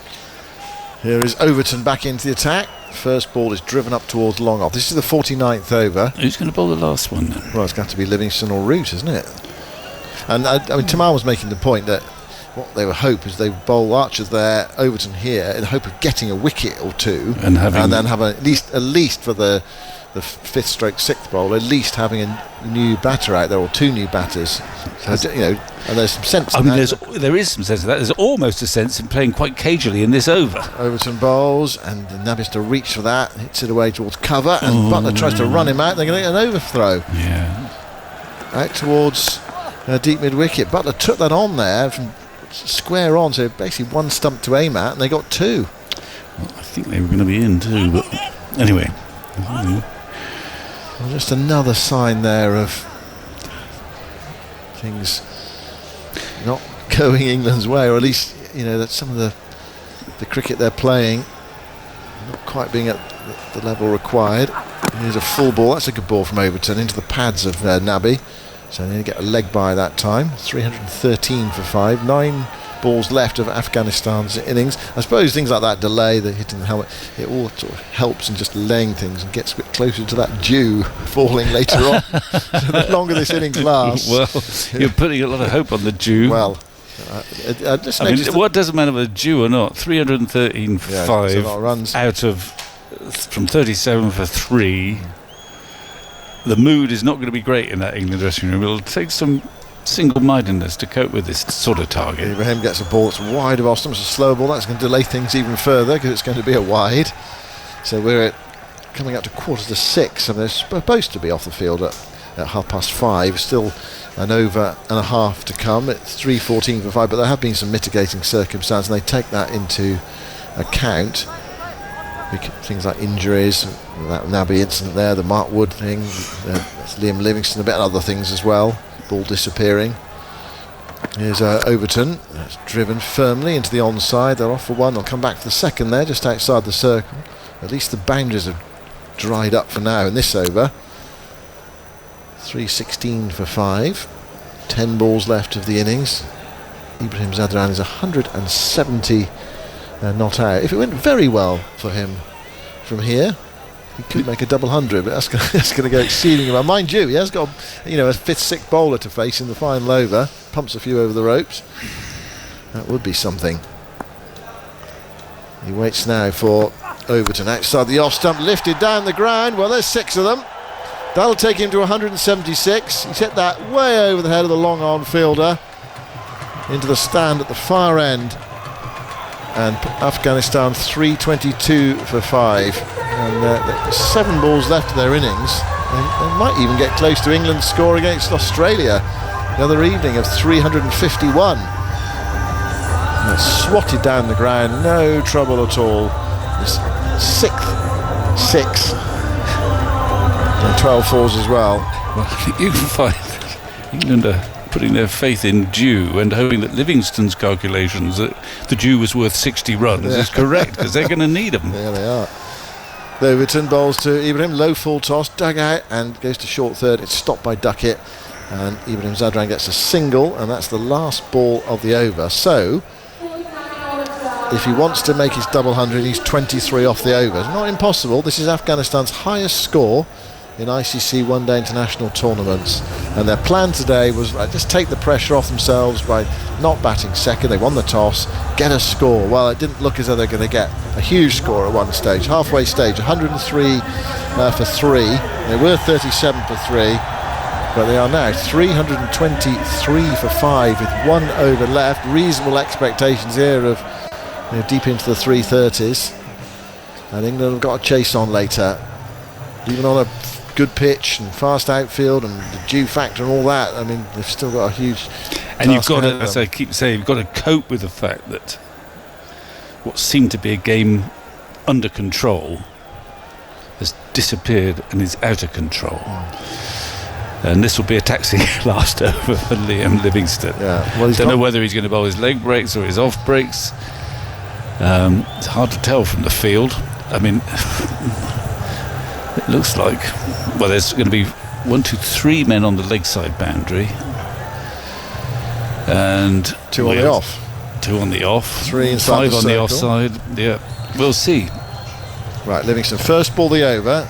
Ibrahim is 177 not out, 23 away from an unlikely double hundred. Well, he swats that away into the leg side. Archer on the rope, catches it and takes it just inside the rope. He didn't have much room for manoeuvre there. That was a really well judged catch by Jofra Archer, and that might have saved England a few runs in this final over. But what an innings from Ibrahim Zadran. Duckett comes over to shake his hand. One, two of the other England players shaking his hand as well and saying well played. Well, he's topped Ben Duckett's innings from the other day, and he's made the highest score in the Champions Trophy, his highest individual score in a one-day international, and he saw 3 of his colleagues go early, and he's rattled 177 from 146 balls. Magnificent innings from Ibrahim Zadran. Yeah, it's a brilliant effort. He walks off actually grim-faced. I think he's disappointed that didn't clear him, and it was a good strike. It's a big boundary out there. He just managed to stay inside the rope, Archer, so he wasn't smiling at all. He wanted more. There's still Rashid to come. He's not come in yet. Just anyway, Gulbadin's coming at number 8 for Afghanistan. He just holds Livingston up. It's past a quarter to 6. He bowled quite a slowish leg break to get his wicket. It was a good hit out there, wasn't it? Just a big right hit on the rope. It was very well judged by Archer. Excellent catch. Livingston bowls to Gulbadin. He tries to swing it away into the leg side, struck on the pad. A valuable dot ball. And this is what England were hoping for. They were hoping Livingston actually would have a new batter to bowl at in the final over, but it's Livingston who's kind of made it himself, or Archer, I suppose, with the catch. Livingston bowls to Gulbadin, and he hoiks this down the ground in the air, 1 bounce towards long on. Just a moment there, you thought that might go out to, is it Banton down there? Anyway, he didn't quite get there. It's a single, so it's on Nabi now with 3 balls left. It's 324 for 6. Livingston bowls to Nabi, pushed through, lifted in the air, out towards long on. It's another one of those potential boundary catches, and it's taken just inside the rope. It's Joe Root with the catch at long on. So this last over is working out quite well for England, with 2 boundary catches, Archer just inside the rope and Joe Root just inside the rope as well. 324 for 7. There are 2 balls left, and Rashid Khan, I imagine he's on his way now. Oh, he's practically in the middle. Yep. he's not hanging around. He's not got his helmet on. Nabi's gone for 40. Well, it's an excellent innings from Nabi. He got hit on the head once, but he's got that 40 in 24 balls. Not bad for a 40-year-old. He can still hit a long ball, not quite timing that last one. So, the unusual sight of last man in without a helmet on and a big smile on his face. We can see that now. Rashid Khan is capable of the unorthodox. Livingston to bowl to him. Here's his first ball. He swats it in the air, and he's hit that over the wicket-keeper's head, and he gets a single. It's only a single. This over, it promised to be punishing for him. Nabi and Zadran still there, but they've only got how many runs off it? I think 2, is it? Yeah. 2 runs off it and 2 wickets and a dot ball. And 1 to go. This is the last ball of the innings. Gulbadine on strike. It's 325 for 7, and Livingston bowls, and he misses it as he looks to hoik that into the leg side. Well, that's a remarkable last over. 2 wickets, 2 runs. Livingston finished with 5 overs, 2 for 28, and Afghanistan 325 for 7 after their 50 overs, but still a challenging task ahead for England. Absolutely. I mean, it's a brilliant innings by Ibrahim Zadran. Absolutely brilliant in the situation. Do or die match. 37 for 3, and there he is out in the last over for a 177. A beautiful measured innings. He never used to seem to be sort of slogging at any stage, or at any stage desperate, even when he had those quiet periods. That last over, I mean, it will lift England. Actually, they probably saved themselves a dozen runs. So you would have bargained on another dozen in that last over. So, you know, a dozen runs is a dozen runs. But nonetheless, 326 to win, due or no due, will take some getting and some steely nerves to getting. You know, you're going to need a fast start. You can't expect, I don't think, to emulate the tempo of the Afghan innings. You'll need a faster start, and you'll need some steady nerves and some high quality batting against some high quality spin bowlers. We're certainly expecting that. So it's game on. England have got a lot of hard work to do to win this game. I know Australia got 351, but there's no guarantee that England can get this target. I can tell you, with the added pressure of knowing there's real jeopardy in this game, you're out. You've got to play one more game come what may, but you're out if you lose it. So much to savour, but it won't be comfortable viewing, I suspect, if you are desperate for England to stay in this tournament. But game on. That's the target. They know what they've got to do now. It's a target that's significantly bigger than they thought it would be about an hour and a half ago. Thanks to Ibrahim, Nabi, Azmat, they played terrifically down in the second half of this innings. Off the last 10 overs, Afghanistan scored 113. The loss of those 2 wickets in the last over. 39 for 3 from the first 10 overs, so England won the power play quite emphatically, and then the recovery, and then the acceleration, and then at the end the dramatic hitting. Nabi and Ibrahim Zadran. Ibrahim Zadran, magnificent 100, congratulations. What was the key to that innings from your point of view? Bismillah ar-Rahman ar-Rahim. First of all, I'm very thankful to my dear Allah. It's not easy to come back to international cricket. In 50 overs, I have just come back to international cricket after my injury, after 7 months, but I haven't played ODI cricket for the last 1 year. The expectation was there from me, and I was expecting that kind of innings from myself as well. I was just trying to put a little bit pressure on myself. Whenever I put my self under pressure, I enjoy it, then I have got that kind of innings. What were you working on in that time away from ODI cricket? Because you were playing quite a lot of T20 cricket. What particular things were you working on? I'm trying to take time, work on my basics. To be honest, I don't think of a lot anything. I don't think about anything extra. Always I try to keep it simple and want to be disciplined. Discipline is very important for international cricket. So yeah, it's all credit to the discipline. Like as much as discipline, I will perform like that in the future. Yeah, obviously got Jonathan Trott as your coach. You've added Yunus Khan into the system. Have you talked a lot to Yunus about batting in these conditions? Yeah, definitely. He is sharing his experience with us. He played lots of cricket here in Pakistan. Personally, I'm trying to talk to him a lot during the net session, on and off the field. The way I have chatted with Jonathan Trott in the last 2 sessions, I haven't got runs in the first game. I got out early. I didn't expect that, but I have just had a chat with him. He shared experience. He has been with us, Jonathan Trott, for the last couple of years. I've just asked him that, what do you see anything different in my batting or in my cricket? I've just asked him. He said, you're playing very well.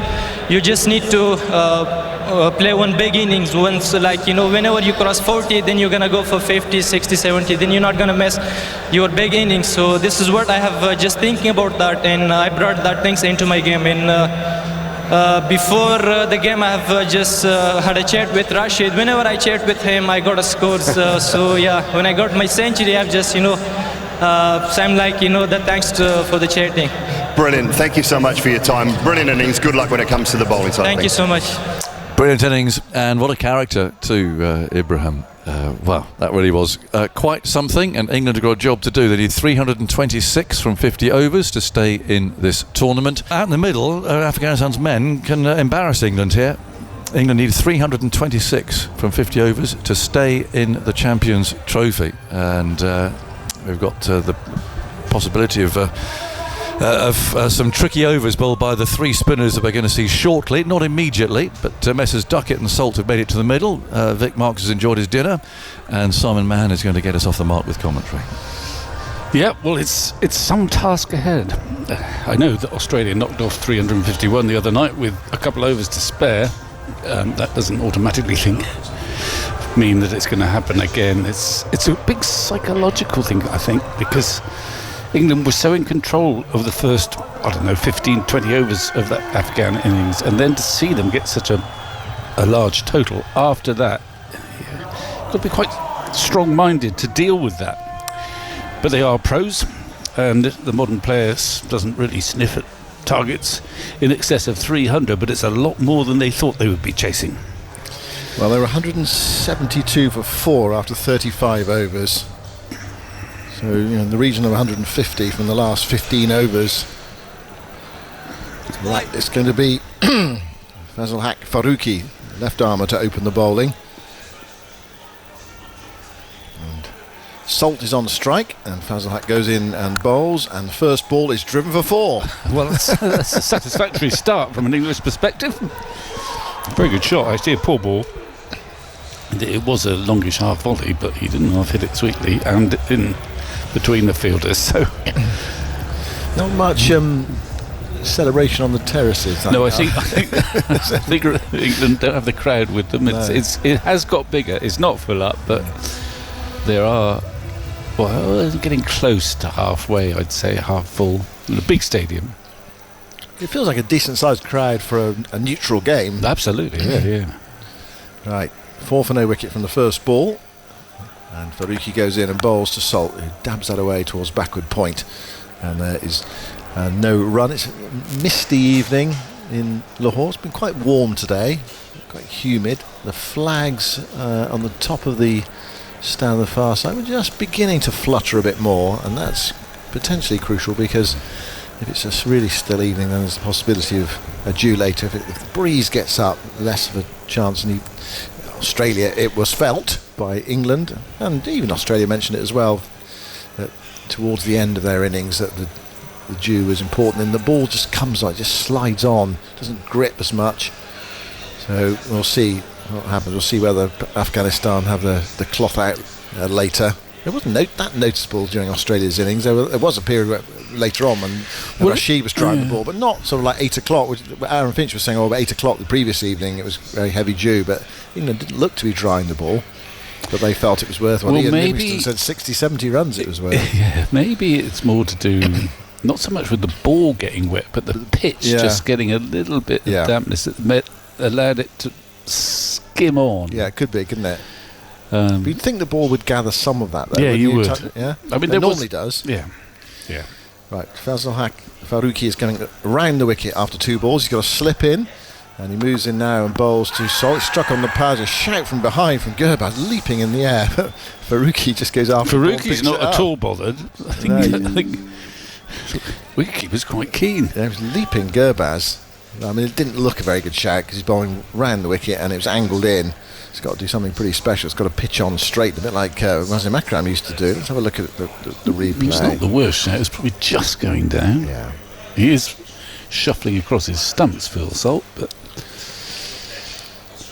Faruqi, sign for the Rajasthan Royals in the IPL. That's a good shot. Bowls, and Salt eases the ball away off the back foot and just exemplifies this is such a good surface.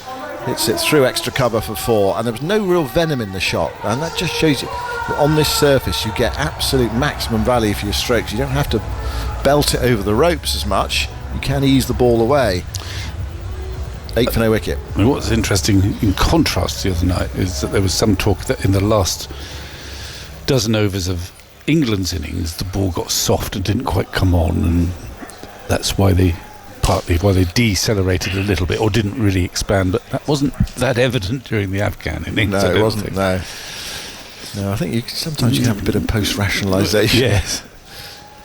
Faruqi bowls, and Salt is beaten, pushing forward, and then immediately steps back into his crease. I mean, he's coming forward, coming to meet the bowler a bit there. Steps back into his crease just in case the wicketkeeper Gurbaz minded to collect the ball and throw the ball at the stumps. Round the wicket, did that hold its own? Not really. Just kept going. Perhaps a fraction, I don't know. He's got the sort of action that could swing it or move it, even though he's around the wicket, away to the offside. There's no slip cordon now. They dispatch with their slips very quickly.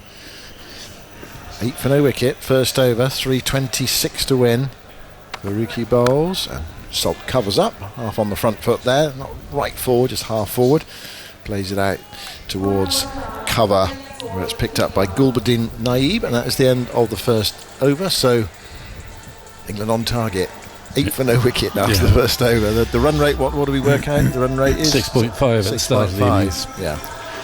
And we also, I was saying, we were chatting, as one does, over a very nice supper, that you can't expect England to prosper with the same pattern of run scoring as Afghanistan. There's no guarantee that England can accelerate with the pressure of a run chase in the second half of the innings at the same rate as Afghanistan did. So you're looking for a much more positive start, to use the power play to get in the region of 60 or 70 at least in that power play, obviously not losing too many wickets in the process, to stay in the right place for a chase of this magnitude. Azmatullah Omarzai, who made 41 earlier, is going to open the bowling from the far end, and he's bowling to Ben Duckett, who made a big 100 on this ground at the weekend, and Duckett clips his first ball to mid-wicket, and there is no run, straight to the fielder there. So the field for Omarzai, that's pretty conventional. Deep third, fine leg, 4 saving 1 on the offside, a slip in, and 2 on the onside. This field you might actually expect 2 slips, but you know that England probably are going to be on the attack here. Yeah, 6-3 offside. Yeah.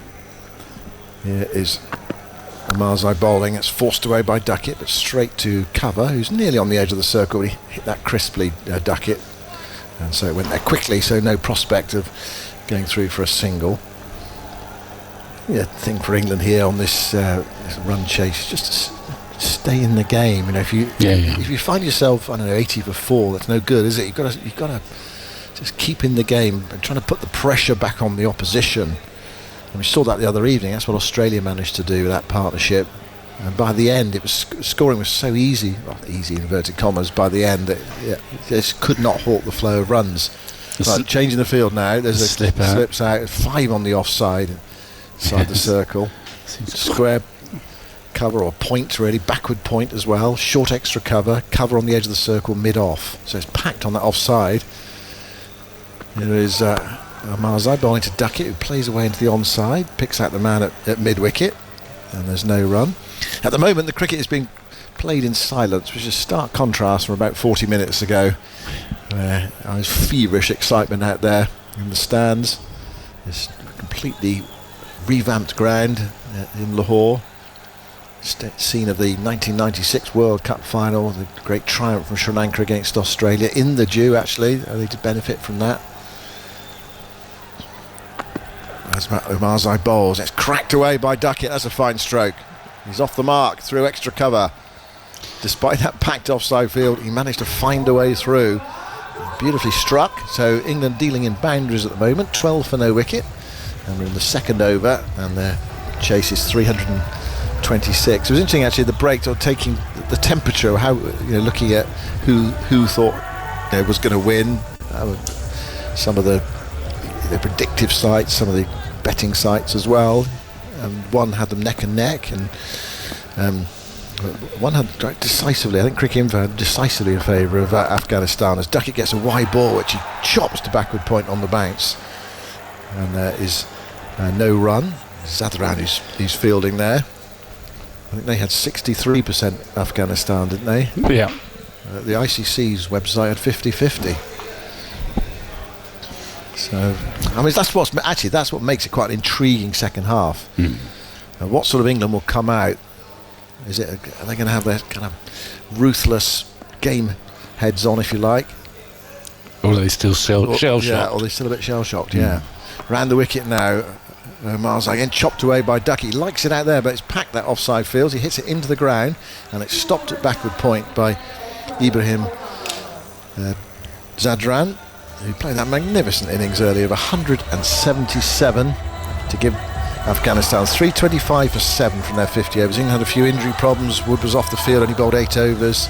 I mean, it doesn't look good in terms of his participation in the rest of the tournament. I mean, got one more game. If they lose tonight, they are out, but they still have to play one more game against South Africa, because that would be a significant game for South Africa on Saturday in Karachi, and we'll be there for that. And it might be for England, but we don't know yet. It might be for England, we don't know, yeah. And if they win tonight, of course, it's an absolutely vital game for England. And for South Africa as well, although Afghanistan play Australia on Friday. South Africa have 3 points. Here's Faruqi bowling, and Salt pushing really. Some venom in the push, but can't beat straight mid-on, and so there is no run. 12 for no wickets. Australia have 3 points, South Africa have 3 points, Afghanistan and England have no points, so whoever wins tonight will get 2. So possibilities for everybody actually for the final games.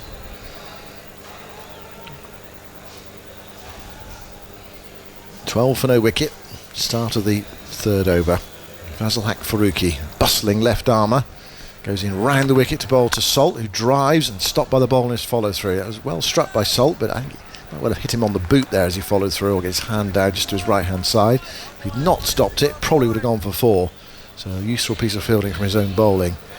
So got a few dots already, 11 dot balls and 3 boundaries in this England innings. I think for them it's not losing those early wickets, isn't it? Making progress, but not necessarily. It doesn't have to be really dramatic. No, progress. you can make time. We've seen how you can accelerate on this surface in all the cricket we've seen here. One pattern that we noticed in India, as Fazal Haq goes in and bowls, Salt turns that away. That's the ball on the pads. That has to be the first one without a boundary. They're coming back for the second. The throw comes in a bit wide. Really good throw there. And Salt might have been struggling to make his ground at the non-striker's end, but it's a big boundary out there. He needs a really accurate throw. It wasn't. Salt goes to 10 with a 2, and England go to 14 for no wicket. Actually, in that India series, one of the patterns was that they were able to score quickly at the start. And I think they had good starts in all 3 one-day internationals, and then the spinners come on and it just bottles it up and they struggle. Of course, Afghanistan have got those 3 mainline spinners to bowl, so that's the challenge ahead. Faruqi bowls full, and Salt checks the stroke there. Might have just taken some pace off that. That goes up to mid-off, and there is no run. 14 for no wicket. Reminder, just switching on 5 Sports Extra, ABC, ICC website, 326 to win for England. Whoever wins today stays in the competition. Whoever loses has a dead match in the final game. Afghanistan, Australia Friday. England, South Africa Saturday. I still have memories of that England defeat against South Africa in the World Cup, where they were pummeled in Mumbai, thrashed here, there and everywhere. Nearly 400 South Africa made that day. England lost by over 200 runs, so that's going to be a challenge, that game. First things first though, Assault goes for a big drive, gets a thick inside edge down towards Fine Leg. They're off for one. This time I think it will only be one to Fine Leg. Fazal Haq puts his hands in the air. They nearly got through. That could have easily cannoned onto the stumps, as it did earlier when Gurbaz was bowled by Archer. Full ball, he went for the drive and played on. That was when things were going swimmingly for England. 3 wickets inside the power play, all to Jofra Archer. Archer's figures today, 3 for 64. Went for 20 in 1 over, didn't he? Yeah, the Root went for 23 and they were all inside the last 10. I suppose a quiet crowd is what England want, isn't it? They want to quieten the atmosphere. And they're ready to explode with excitement if Afghanistan take a wicket. Fazal Haq bowls to Duckett. Duckett clips that away through square leg, runs from here. Fine leg fielder chases round. There'll be 2. As the throw makes its way into Gurbaz. And England move to 17 for no wicket after 3 overs. Salt has 11 and Duckett has 6. Well, nothing alarming. Neither bowler has great pace. They're up at around about the 130 mark, unless they're bowling their slower balls. Not much has beaten the bat. There is one slip here, but they're not shy of removing all the slips and just trying to squeeze and frustrate the batsman. But you're right, there's a lot of time. I mean, these guys are used to playing T20, so 50 overs seems like an age. And I felt that when England were in the field. These bowlers, they're not used to bowl. Apart from Rashid, they're not used to bowling 10 overs. They might bowl 4 or 5 good ones and struggle a bit. There's still a lot to bowl, yeah. Right, Salt has come down to this end for the first time. And Azmatullah and Marzai is about to bowl to him. Steady, medium, fast. Goes in now and bowls to Salt. And Salt opens the face and runs it down towards the deep third. And he's off for a single, ticking that board over. 18 for no wicket. Start of the 4th over. Lahore in darkness now. It's 6:30 or just past 6:30 local time. All the flags of the competing nations above the pavilion at the far end of the ground, the new stand at the far end of the ground, waiting for the roof to be put on this reconstituted ground. There was a roof on the old one, and they've increased the capacity as well. Here is Asma outside the off stump. Duckett goes for that. Well, Duckett cut shot, hits it hard into the ground, goes down to deep third. Other single, 19 for no wicket. I've just seen one of those score predictor or win predictor things on the TV. It said 67%, I think, Afghanistan to win the game. But it's such a good surface, this. You feel you can chase this score if you play well, if you keep your heads and you have a bit of luck as well. But there is that spin challenge coming up later. Salt on 12. Waits for Marzai. He's bowled him, is he? Has he got through? Has he caught by? It's a difficult one to tell. I think he's on his way, and England have lost their first wicket.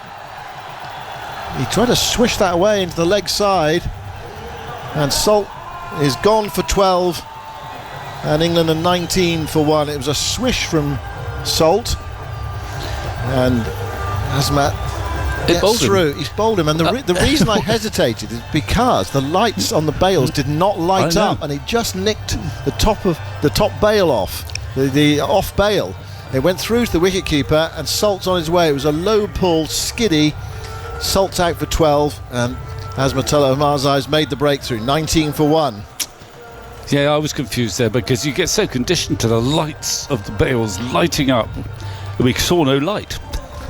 But the bail was removed, and it's a straight ball, and he's tried to hit it somewhere on the leg side. It may have skidded a little bit. I'm not sure it moved sideways a great deal, and it just clipped the top of the off stump. It's not a pretty shot. if we're honest, and it is, well, characteristically frustrating. Salt played 2 or 3 nice shots, has gone for a big one across the line, and the off stump was gently dislodged, or the off bail was dislodged. The stump stayed up, which confused not only Simon but me as well. We knew he was out because he started walking off. Yeah. So an early entry for Jamie Smith, and a lot of beard scratching going on the England balcony. Quick chat between Jamie Smith and Ben Duckett. There's plenty of time.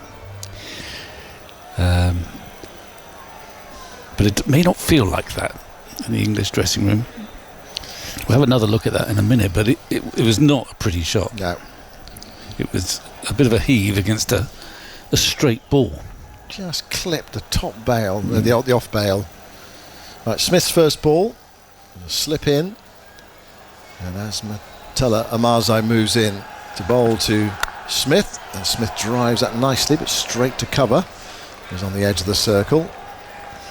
And there is no run. That's livened the crowd up a bit. There's a bit of dancing in the aisles after that dismissal. I don't like it. I mean, it may have come back slightly off the pitch, but I'm not sure that was the key reason he missed it. Did it just stay down a bit as well? Well, it did stay down a little bit, but only just hit the top of the off stump rather than the middle of it. So, it's not keeping very low. Smith comes forward and drives towards Nabi. He's feeling it short extra cover, and there's no run. And Asmat is not Joel Garner. He's about 5'9" or 10, so he's got a skiddy action. So inevitably it's going to be a bit skiddy, yeah. Joe Root is focused on the strapping all the bits on. Yeah. You were saying the other day, wasn't he? He uses his old thigh pad. Aggers was he's had for 10 years. Yeah, they don't make them like this anymore. No, so I have to use the old stuff, and I've had it all stitched up and rethreaded or whatever. His thigh pad.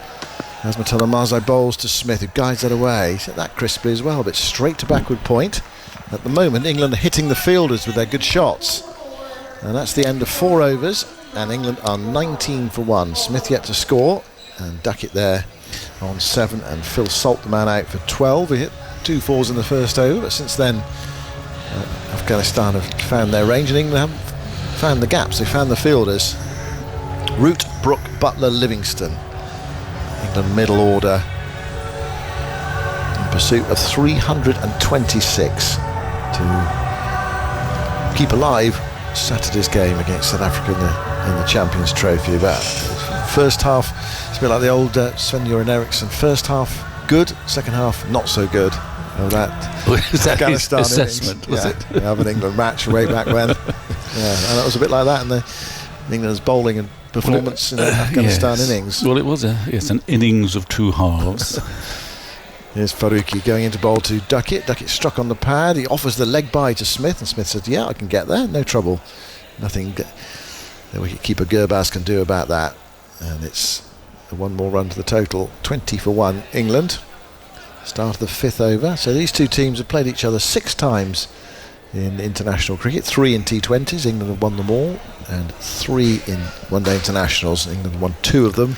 That victory in Sydney at the end of a disappointing World Cup campaign, when they won a rain-shortened game. And Manchester, when Owen Morgan hit all those 6s, England won that game quite comfortably in the 2019 World Cup. And then that game in Delhi, which they lost. Faruqi bowls. Smith stands up in defence and plays that quietly away to Nabi, who's fielding at short extra cover. And there is no run. They don't play each other in bilateral series because of the political circumstances surrounding Afghanistan. But increasingly fascinating meetings in ICC tournaments in Afghanistan are competitive. They really are. Of course they are. I mean, they reached the semi-finals of the T20 World Cup, albeit having a disappointing day out, or very disappointing day out, when they bowled out for 56 by South Africa. Faruqi bowls. Smith threads it away for 4. Well, he's got one through on the offside. Nice looking shot, standing up, using the pace of the ball and a bit of width, and timing it. That was the key. Well, whoever's doing the prediction on the television screen must think Salt is a very, very good player because Pakistan have gone to 79%. Yeah. I'm not sure he's that good. I suppose it's all judged on, well, it's resources, isn't it? I mean, there's so much data goes into it. It's only a bit of fun at the time. I mean, Australia would have been well out the other evening, wouldn't they? But they romped home in the end. Faruqi bowls, slower ball. Smith defends, back up the onside. And there is no run. And that is the end. No, it's not. They were moving as if it was the end of the over. Still 2 balls to go. 24 for 1. Smith there on 4 in this new position at number 3 for England. You do wonder whether eventually this is where we might see him bat in the Test team a little bit down the line, but hard for him to do that and keep wicket. Yeah, no, I agree with that, but it may be that they decide he's such a key batter for them and goes on to be such a productive batter that they might do something else with the wicket keeping role. There always seems to be plenty of options, actually. Yeah. People who can keep wicket and bat. Faruqi rolls to Smith, and Smith covers up and drops the ball onto the pitch, and Faruqi steps forward to pick up, and there is no run. Faruqi walks back chatting to Mohammad Nabi, a very experienced cricketer who actually played a fine hand for Afghanistan earlier. That innings of 40. That rumbustious stand with Ibrahim Zadran.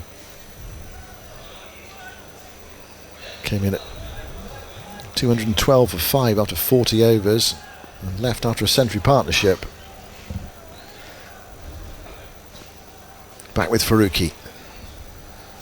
Into bowl to Smith. Smith goes short of a length ball. It wasn't that short. He tried to bang it away into the leg side, miscued it on the bounce towards mid-on. He gets away with it. And Faruqi's over goes for 5, 3 overs for 18, and England are 24 for 1 after 5 overs, having similar problems to Afghanistan at the start of their innings. They weren't able to get the ball away. It was a very slow start. Afghanistan after 10 overs were 39 for 3. They changed round after that. 24 for 1 after 5. The target 326. We're about to start a new over. Someone's walking in front of the sight screen at the far end, very nonchalantly. Duckett settles over his bat. 5 in that ring on the offside. Not easy to get it through.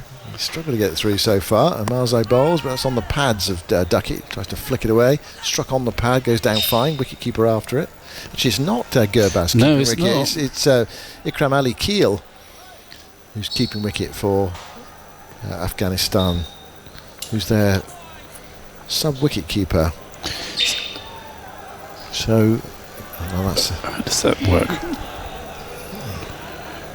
Gurbaz must have picked up an injury. Sorry, no, it is Gurbaz. It is Gurbaz. Sorry, I thought I saw 71 on the back of his sheet. It is 21. I thought it is Gurbaz. Yeah, okay. Sorry. That's correction. Otherwise, we'd be scratching our head. Ikram Ali Keel actually is not. He's in the squad, but he's not playing tonight. He's missed out on the first 2 games. He was the man that made a half century in that game against England in Delhi to get them up to 200. Oh no, they're making. Well, I don't know why, but I think Smith had a kind of band on his arm, which he's been asked to take off. It seems by the umpire.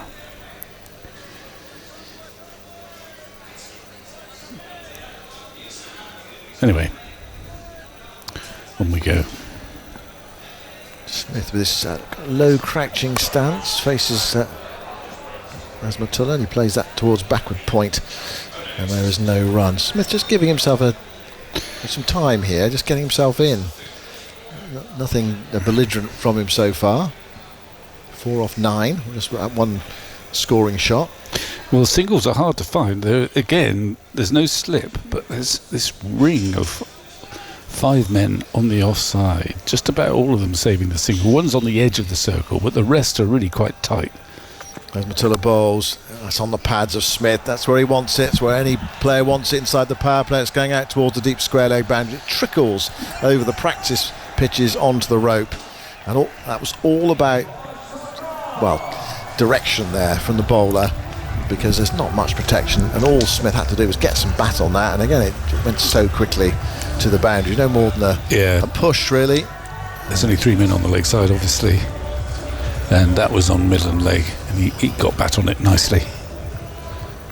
And no chance for the fielder chasing that down on this quick outfield. 29 for 1, midway through the 6th over. As Matula bowls to Smith, gets a straight ball. Smith comes forward and plays it very carefully, respectfully. Back to the bowler, who picks up in his follow through. Really looking forward to seeing England how they get on against Rashid. Carlos Morgan in that match at 2019 smashed him everywhere, didn't he, in that one-day international? England were batting first, weren't they? Yeah. It's a bit easier to do it like that. That's why everyone likes to bat first against him. Yeah, you haven't got that pressure. No. Oh, got to score. Yeah, dare I do it? Dare I do it? What if I don't do it correctly? 29 for 1, 6th over. As Matula Amarzai bowls, Smith gets a thick edge along the ground down towards deep third, through for a single, 30 for 1. And the 6th over. Owen Morgan is actually he's playing in that England Legends team. He was captaining the side last night. He might have to start bowling soon by the sound of it. Poor old Finney going off the field after 1 over with a back injury. Didn't last very long, that game. England got thumped, by the way. Bit of a tale of the winter. Oh dear, even our old men are struggling. I think they made about 120 or something, and the Indian team knocked them off. There's someone playing for the Indian Legends. He's played 3 one-day internationals, and he's 34. You think, well, how does that work? Exactly. I suppose he's retired. I don't know. Here's Duckett forward, playing it to a point. There's no run. Gurkarat Singh Man, I think is his name. M-A-double-N. Yeah, M-A-double-N, yeah. It's the end of the over. England are 30 for 1 after 6. They need 326 to win. Salt the man out for 12. More from you, Victor, and then it will be Jonathan Agnew. Well, I remember listening to Josh Inglis after he had batted Australia to victory the other night, and one thing he said, which I think is very, very good sense, is that while I was out there, I didn't really look at the scoreboard. I didn't want to look at the scoreboard. You don't want to worry about what that far distant target is. I knew we were going on perfectly well. I didn't need to look at the scoreboard, and I think that's important when you're chasing a very big total. If you think, oh my goodness, we've got to get this massive score, you don't need to worry about that. You just worry about the next over. And that worked for Inglis. He went pretty quickly. Now we've got the first First spin. spinner. Mohammed Nabi. He's usually the one that comes on in the power play. The off spinner, here he comes, and his first ball skied in the air, and he's sliced a catch to backward point. Well, there you go. What was that? I don't know. First ball, and Smith has danced down the pitch, and you can only describe that as a swipe. And he's carved a catch, an absolute dolly catch to backward point. England lose their second wicket. I was going to say I was just having dinner upstairs and salt got out, and that gave you indigestion. That shot, but what is that? Well, I think he was trying to take Nabi by surprise, but I don't know. I mean, this is a long game. I've just been pointing out, there is so much more time than you kind of think there is. And the very first ball he's faced from the spinner, I mean, it would have looked great, a great piece of bravado had it come off. But the very first ball, very early in his innings, he's come down. There was a long on, so I don't know quite where he was aiming to hit that. Maybe a bit wider of long on, or maybe over long on. Anyway, he didn't quite get there, and he sliced it horrendously up in the air for a simple catch to backward point. It's 30 for 2. I think we're in the 7th over, and it's not looking good. No, and I'm not sure how you try and explain that. It was just a really poor shot, poor calculation, poor thinking. And as we've said throughout this tournament, when losing matters,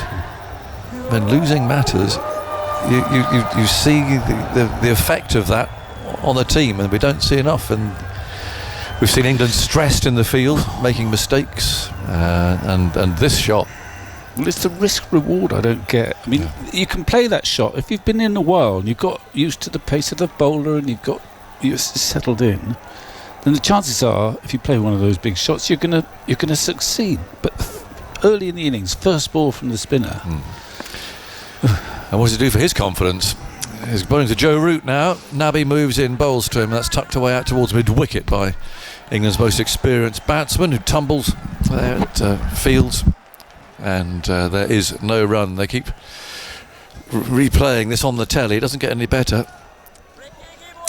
But, England have a lot to do. 30 for 2 in the 7th. They need 296 from 43 overs. It is, of course, not beyond them.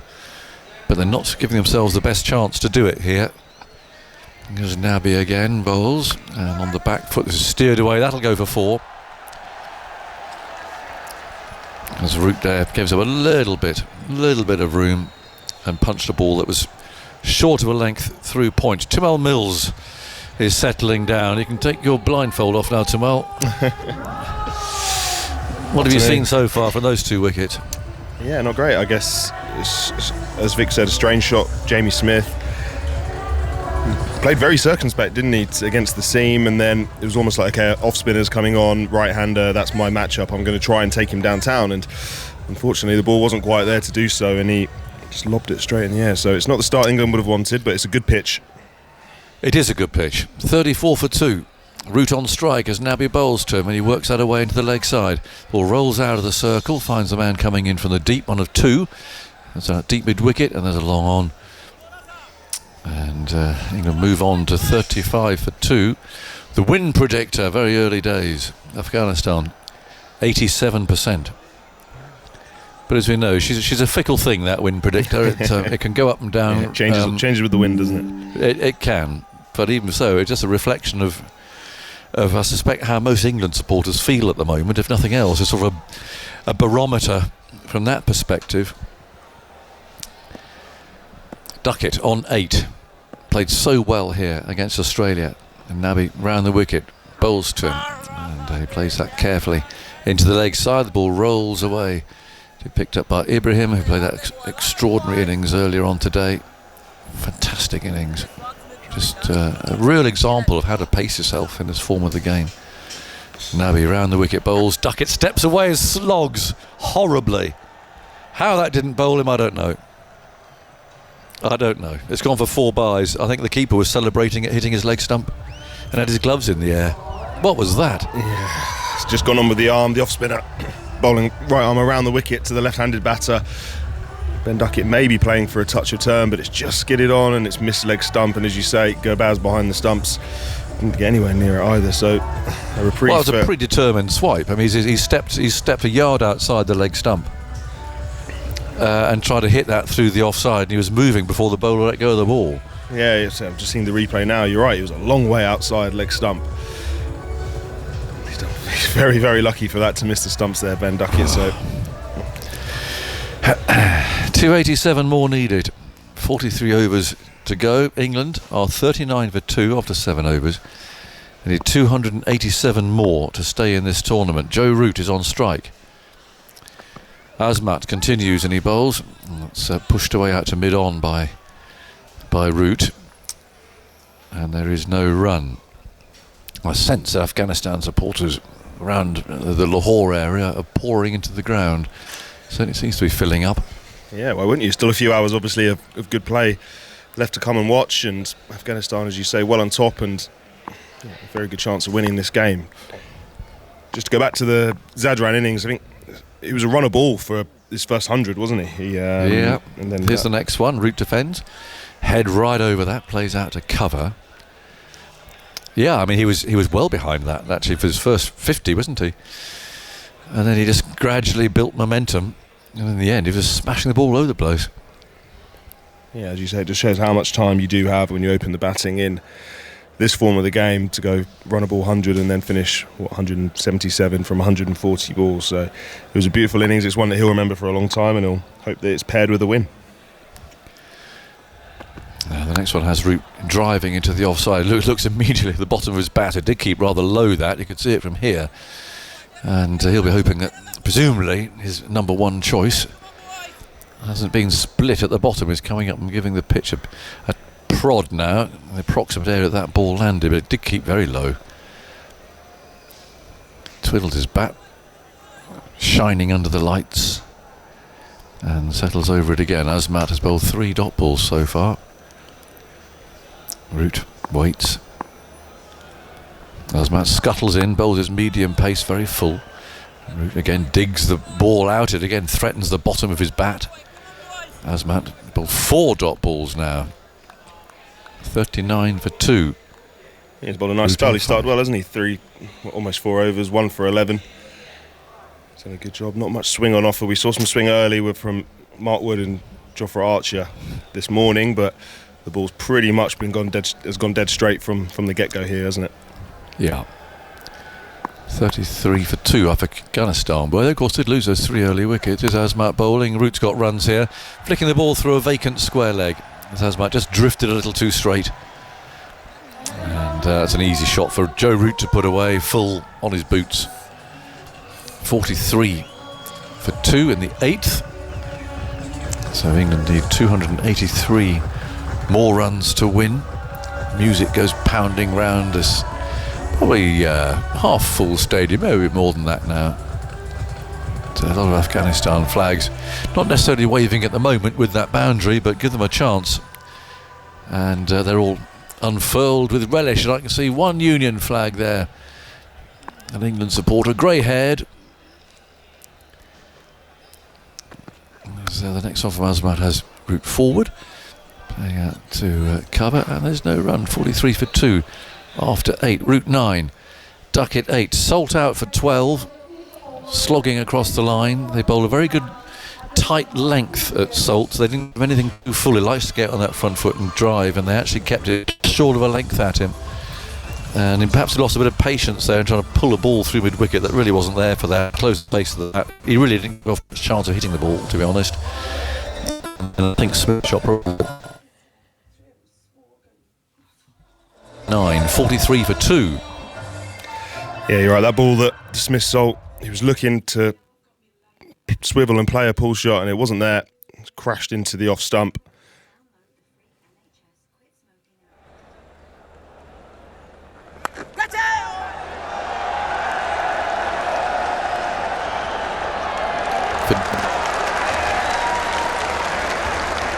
That one.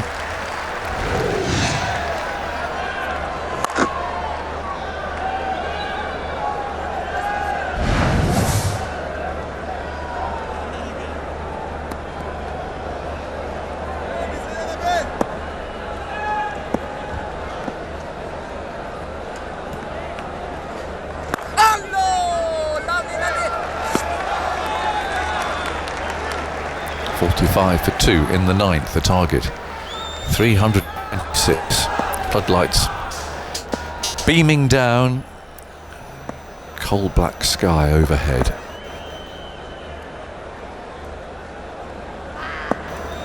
Nabi again swings his arm, goes in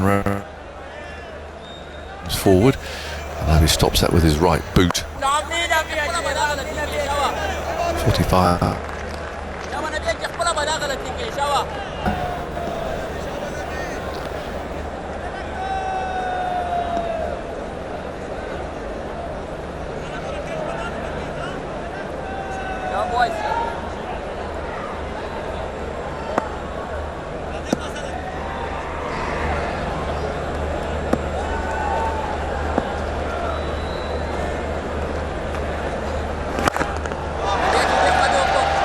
$49 for 2. It's a good shot. Just the length to get underneath. He's hit that powerfully away over extra cover.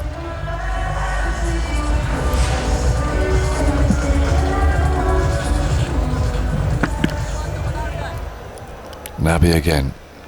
Bowls, and Duckett flicks into the leg side. He's found a gap there between mid-wicket and backward square leg. 50 up for England, 50 for 2. Target 326 with the 9th over.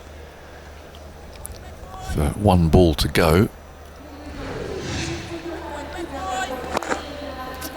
And now Nabi sets his field for the right-handed Root. Have jets of smoke coming up from the boundary edge as that 50 comes up. Root has 9, 50 for 2. Naby again swings his arm, moves in, bowls, little reverse sweep there. Not a powerful one, just a placed one, sending the ball very fine. It skims away over this outfield again. Very, very quick, and the ball simply kept going there for another welcome boundary.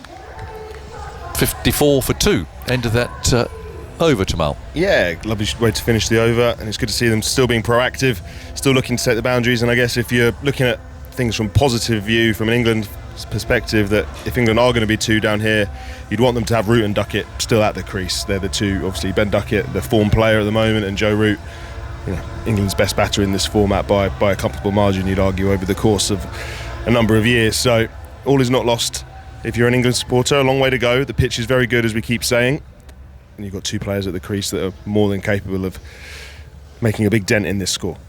Yeah. Well, Jamie Smith, we're pretty disappointed, I think, with his 2 innings in this tournament so far. He clumped a catch to mid-on against Australia. I mean, he's been given a terrific opportunity, great chance. Asmat comes in, bowls, and Duckett just pushes that calmly out to cover. That was a soft dismissal, you'd call that. Yeah, 100%. He'll be disappointed with that watching back. Yeah, but then this one, he couldn't call this one soft. He had no chance.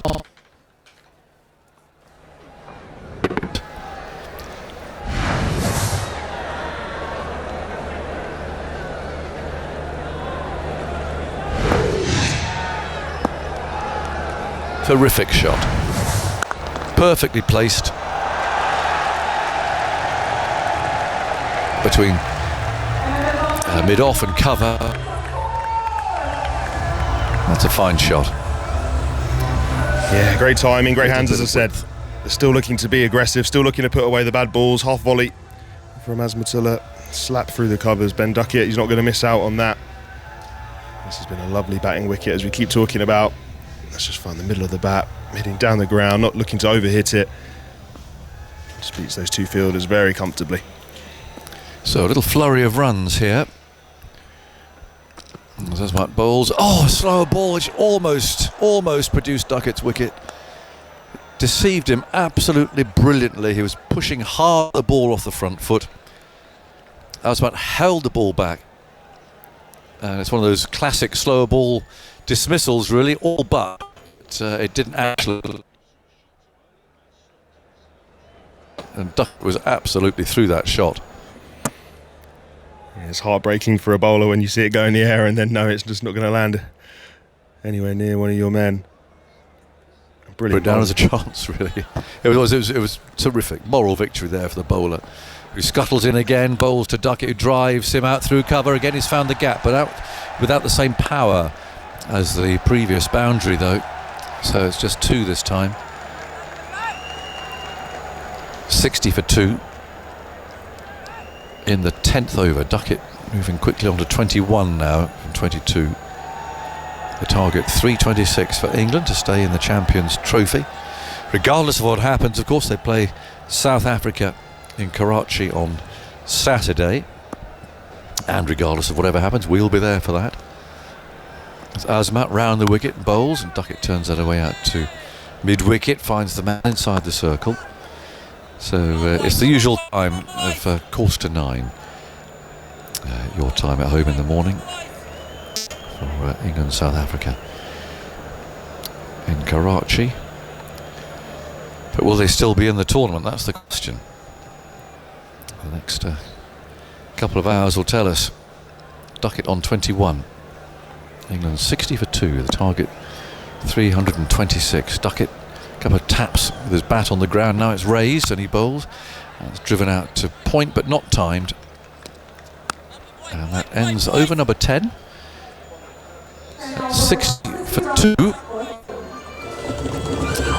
And both Afghanistan were 3 wickets down, weren't they, in that first power play? They were 39 for 3. England 60 for 2. So it shows what you.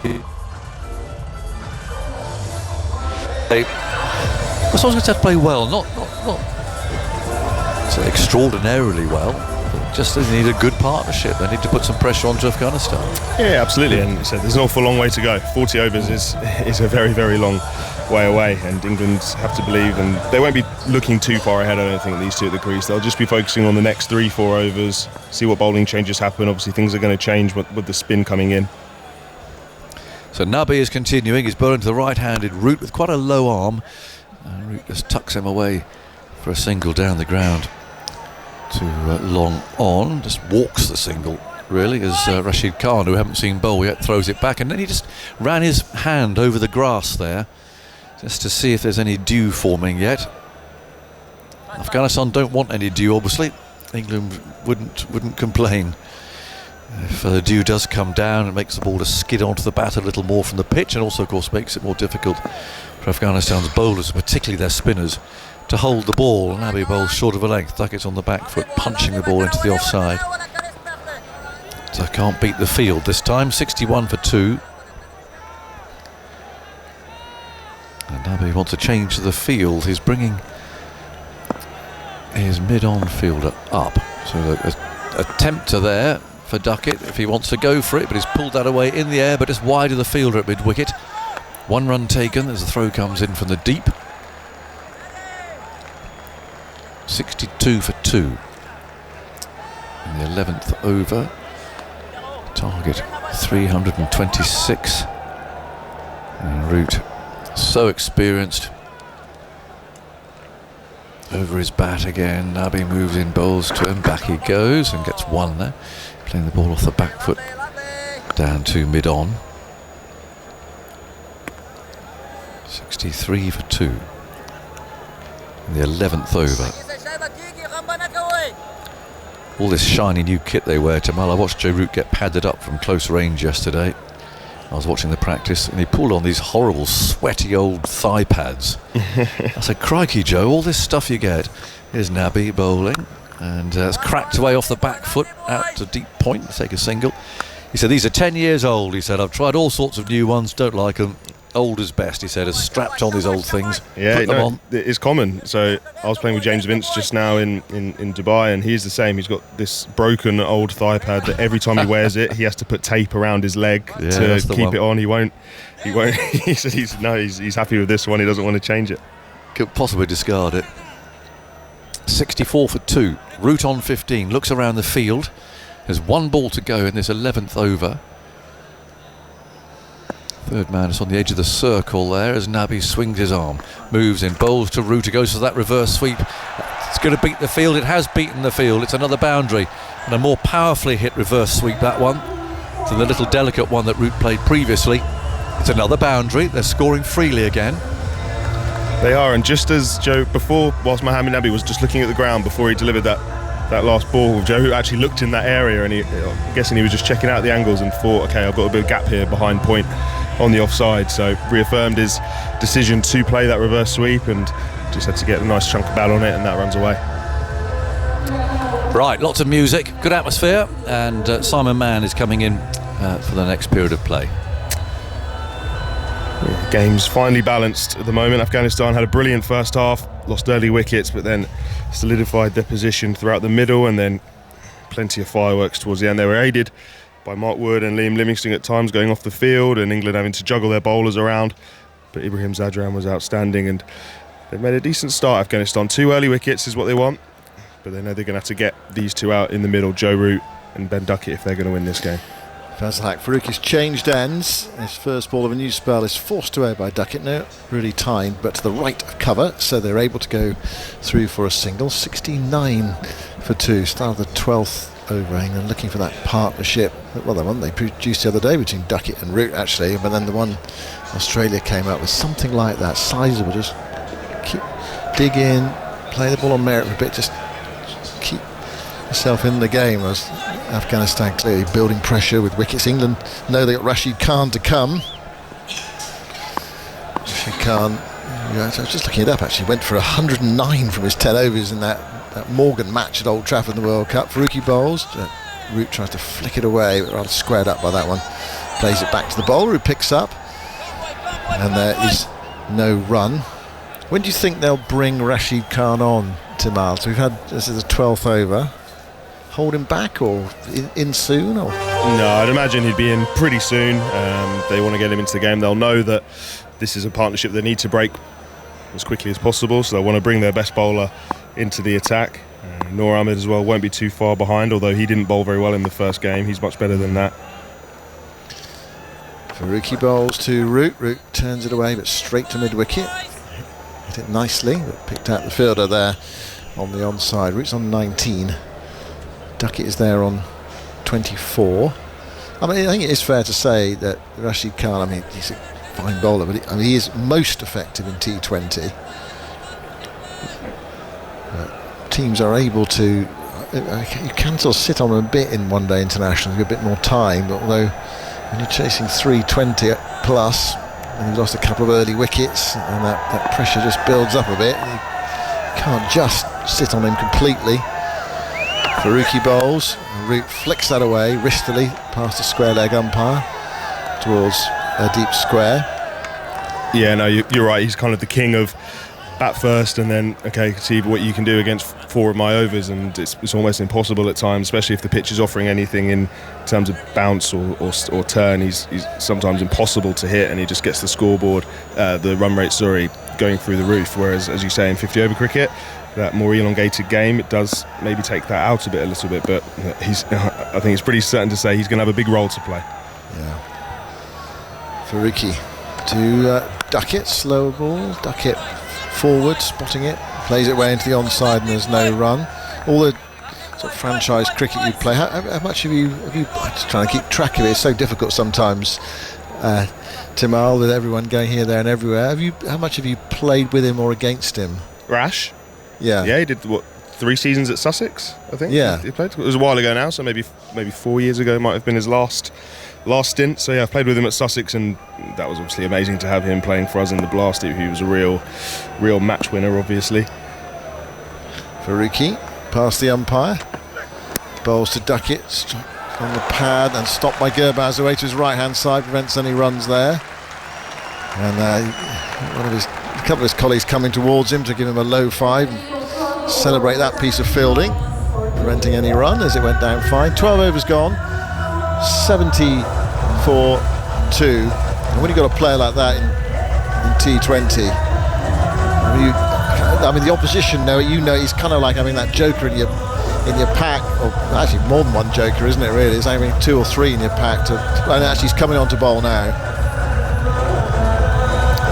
Yeah, and he carries that air of expectation as well, won't he? Everybody will know that when he comes on, it's an important passage of play, both from the fielding side or be expecting something to happen almost, and then as a batting side, okay, Joe Root and Ben Duckett in this scenario, they have to be really on it. They have to be really clear, precise with their movements, their decisions, because any lapses in that, then you're probably going to get found out. So as we have spoken about, though, there hasn't been any turn. We haven't, even Adil Rashid bowling slow and trying to get it to turn. We didn't see an awful lot earlier, so you wouldn't expect Rashid Khan to be turning it sideways here, but he's obviously such a master with his changes of pace and bounce in particular, so we'll see how he gets on here. Right, his first delivery goes in now, bowls to Root's a short ball. It's really pushed through. Root's back and playing it up towards long on, and they get the single. 71-4-2. A bit of byplay there between Rashid Khan and Root. He had a smile on his face, as he often does out there actually in general as well. So Duckett now, the left-hander. They've got a slip in Afghanistan. Rashid's bowling left arm over to the left-hander, Duckett. He's on 24, 71 for 2. Bowls now, it's a short ball and pumped away by Duckett towards deep mid-wicket, and that's gone for 4. That wasn't a great delivery actually from Rashid Khan. Just dragged down a bit. Duckett played it well. He's a good player of spin, Duckett. And he swatted that away through the leg side. 75 for 2. They've hit 12 boundaries already. Yeah, strength on strength here, Afghanistan bringing their spinners in, but Ben Duckett, as you say, he's a very good, if not him and Joe Root are the best 2 players off spin in this England team. He's low to the ground, picking up the length early, and just a little swivel pull shot into the leg side, and with only 4 fielders allowed out of the circle, there are gaps out there. Yeah. Actually, that's one of the differences with 50 over cricket when you're bowling and T20. That one is bowled hard into the service, quite short as well from Rashid, and that's played away into the leg side by Duckett again. Sort of skiddy bowling from Rashid Khan, certainly part of his spell. One more run to the total, 76 for 2. So the men out he's got here, long on, long off. Deep square, deep cover. It was actually, they say deep cover, he's almost deep backward point. Rashid Khan bowls, Root goes back and hits this through mid-wicket. That's not a great piece of fielding. Might get 3 here, definitely going to get 2. Goes out towards the wide long on boundary, and the fielder there slips. Ramat Shah, and they come back for 3. I wonder if that's just an indication that the surface is a bit greasy. He was having to really chase it round that boundary. When he got there, he just slipped over. But not great fielding from Afghanistan in the ring there, straight through mid-wicket. So 3 to Root, goes to 24. And England to 79 for 2. Yeah, that's a poor bit of work by the fielder there. It would have caught the man at long on the hop. They'd have expecting that to go straight to the fielder and back into the keeper, but had to do a bit of work on the boundary. Rashid Khan bowls, Duckett flicks him away into the leg side and gets a single towards deep mid-wicket. Well, 10 runs off the over already.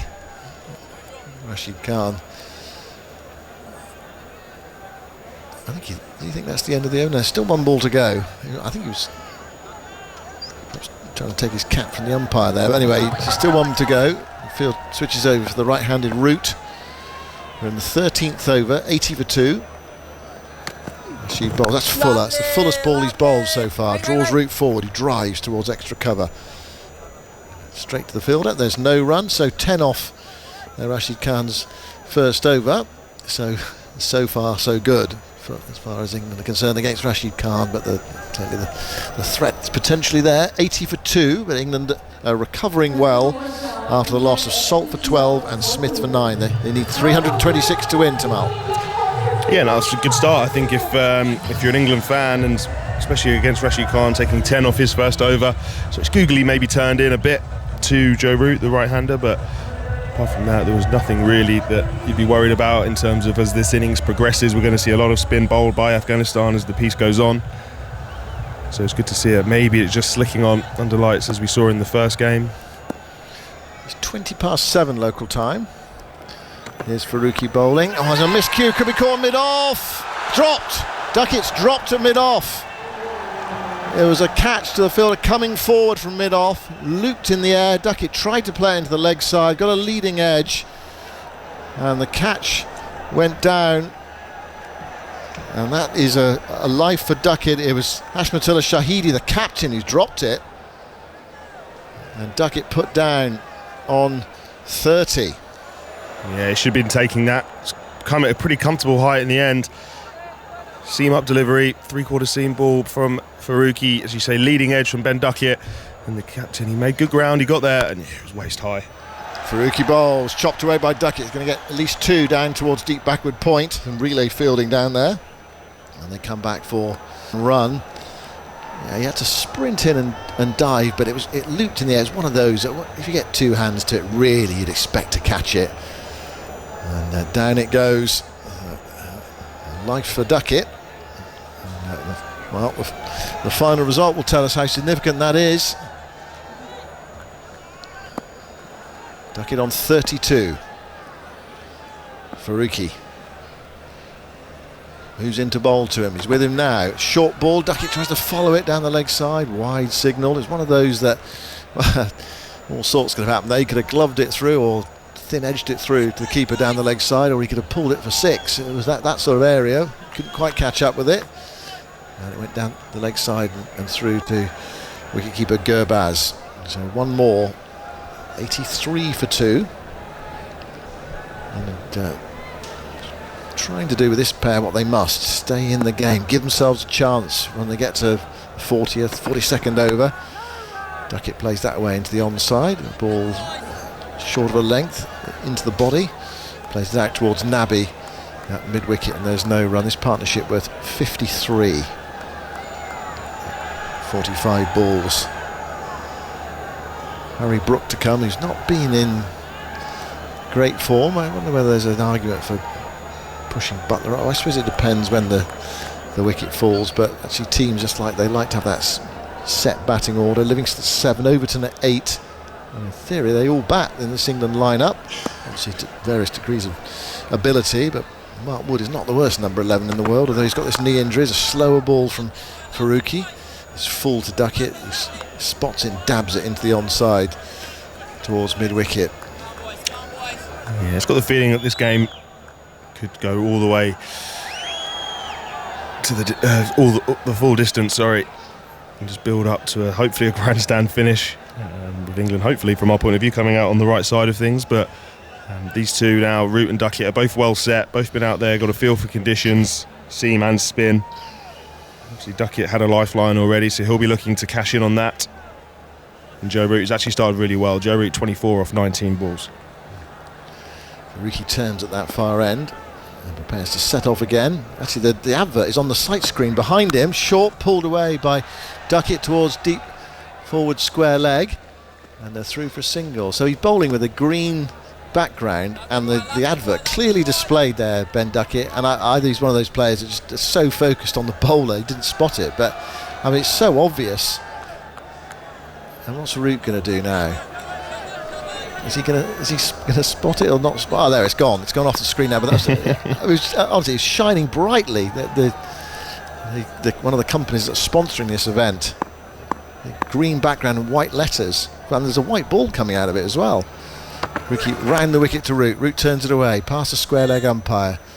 He jogs to the far end, takes the single, and that's the end of the over. 14 gone. 85 for 2, Root 25, and Duckett there on 33. I don't think I've seen that happen. I mean, you often see the advert there, and you wonder sometimes whether it's kind of left there on purpose. But actually, Duckett just happy to play that delivery anyway. No damage. You got a single towards deep square leg, hit it pretty well.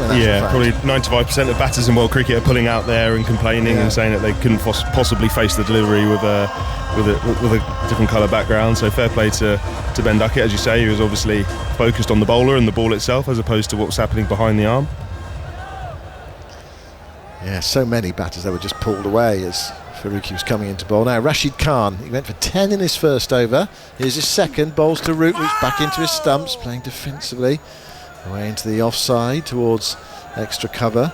There's no run.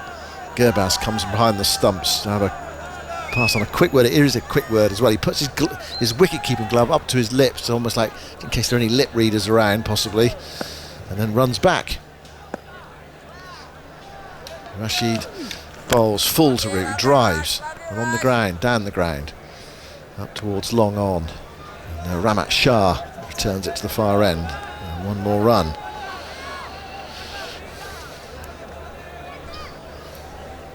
.86 for 2. In that World Cup match that England played against Afghanistan, Joe Root was one of Rashid Khan's 3 victims. And 8 wickets went to spin that night. Rashid bowls, Duckett plays a dab sweep, makes good contacts, going down fine. And they're coming back for the second, throws on its way. Gurbaz has to meet the throw and then flicks it back towards the stumps, but they were home comfortably there for the 2. England 88 for 2 in the 15th over. Yeah, they're very good, these two, aren't they, at manipulating the field. They're both very adept at the sweep shot. Rashid bowls, forward goes Duckett, blocking that one, just respecting it, playing it back to the bowler. There's no run. And it's a nightmare for captains as well when you've got 2 batters at the crease that are so good with reverse sweeps, orthodox sweeps, fine sweeps, laps. It makes it a bit of a nightmare knowing exactly where to place your fielders. Rashid bowls, short ball pulled away by Duckett. Didn't time that. Gets it up towards long on. Well, it felt like, from a distance, it looks very different out there. It felt like a long hop, that. His eyes lit up a bit. Hit it up to long on the bounce for a single. Duckett to 36, 89 for 2. Last ball of Rashid Khan's second over. Bowls now to Root. Root goes back, dabs it away and beats the dive at backward point. That's 4. So back cut, Nabi away to his left, couldn't stop it. And so far, England have taken Rashid Khan for 18 runs from his first 2 overs. 93 for 2 to Mal after 15.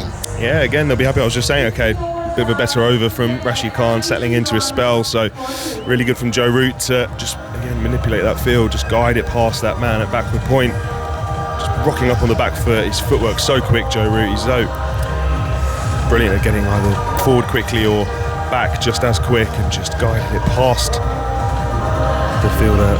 So England well ahead of the rate at the moment. We're just seeing the worm on our monitor. England well ahead of where Afghanistan were at this rate. But a long way to go if they're going to chase down this 325. New over from Faruqi, bowls to Duckett, played away into the onside for a single. These two put together a stand of 158 on Saturday. It was actually the leg spinner that got Root out on the sweep. It's one of those marginal ones. Umpire's call on leg stump. Root immediately reviewing it. Just saw a close-up, Mohammed Nabi there in his face, and he had the number 7 on his cap, which would indicate that he was in that first 11 when Afghanistan played their first ever ODI. Yeah, he's been around a long time. He's played over 300 times for his country.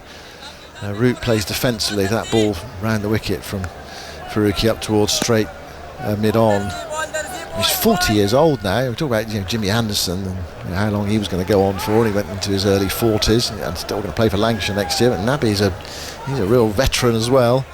Okay, not bowling pace overs for so long, for so many years, but he's seen a lot. In 2009 he made his ODI debut. Yeah. There's a lot of international cricket, 15 years of it, nearly 16. 94 for 2, Root on strike. Eases the ball through the offside towards deep cover, and England just beginning to warm to their task here and keep the board moving, singles but also boundaries as well. 16th over, 95 for 2. Mentioning it, could be an exciting finish. We haven't really had one yet. I mean, we've had finishes that have gone sort of deep into the 40s. I mean, the other night was probably the best finish so far, Australia's victory against England, but it actually felt, with about 5 overs to go, it felt like they were right on top and we're going to win inside the distance, as indeed they did. Faruqi bowls to Duckett short, he tries to pull it away, complete miscue. Goes into the square up towards mid-on. And there is no run. 95 for 2. Thanks for now, Timal. Rouge Mumtaz, former Pakistan captain, is alongside me on this. It has the feeling of being an interesting next couple of hours. We'll see how that progresses. 16th over, Faruqi changed ends, moves in and bowls to the left-handed Duckett. Duckett is back and wristily forces it through the offside towards deep cover, and they conserve a bit of energy. They walk through for a single. 96 for 2. Yeah, so far so good. I just feel it was a similar stage for Afghanistan as well when they strung that big partnership together. The Roots come on quite nicely. Duckett, man in form, and plenty of batting still to follow. Just about how good the Afghanistan spinners are. Noor Ahmed still to come in. Yes, what makes it so intriguing.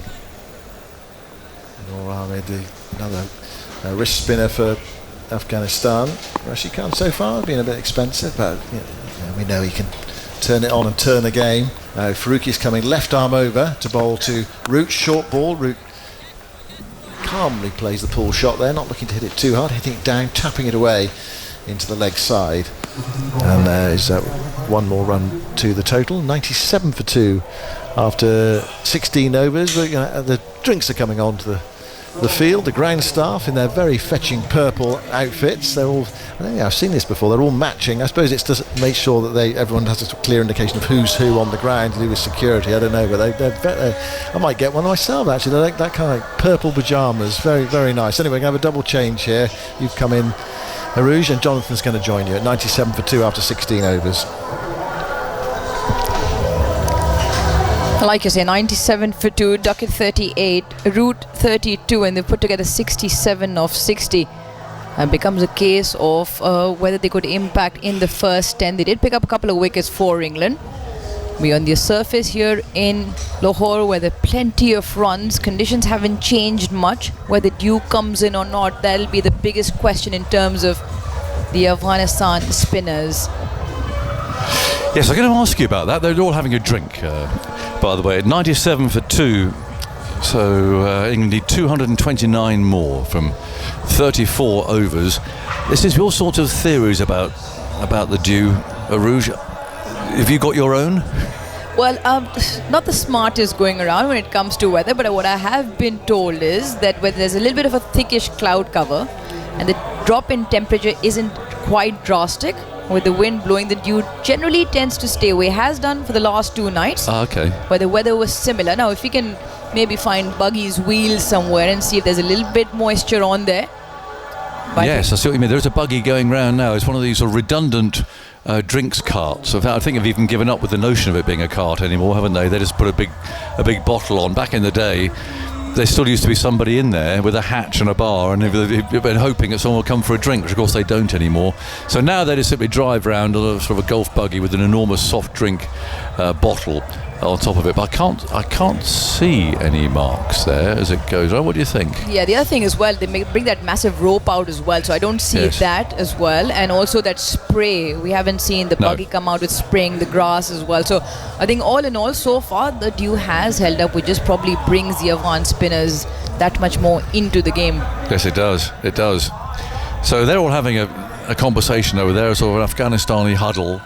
England have had their directions, although I don't think that Rare Ahmed, who brought the drinks out, will necessarily offer Joe Root too much.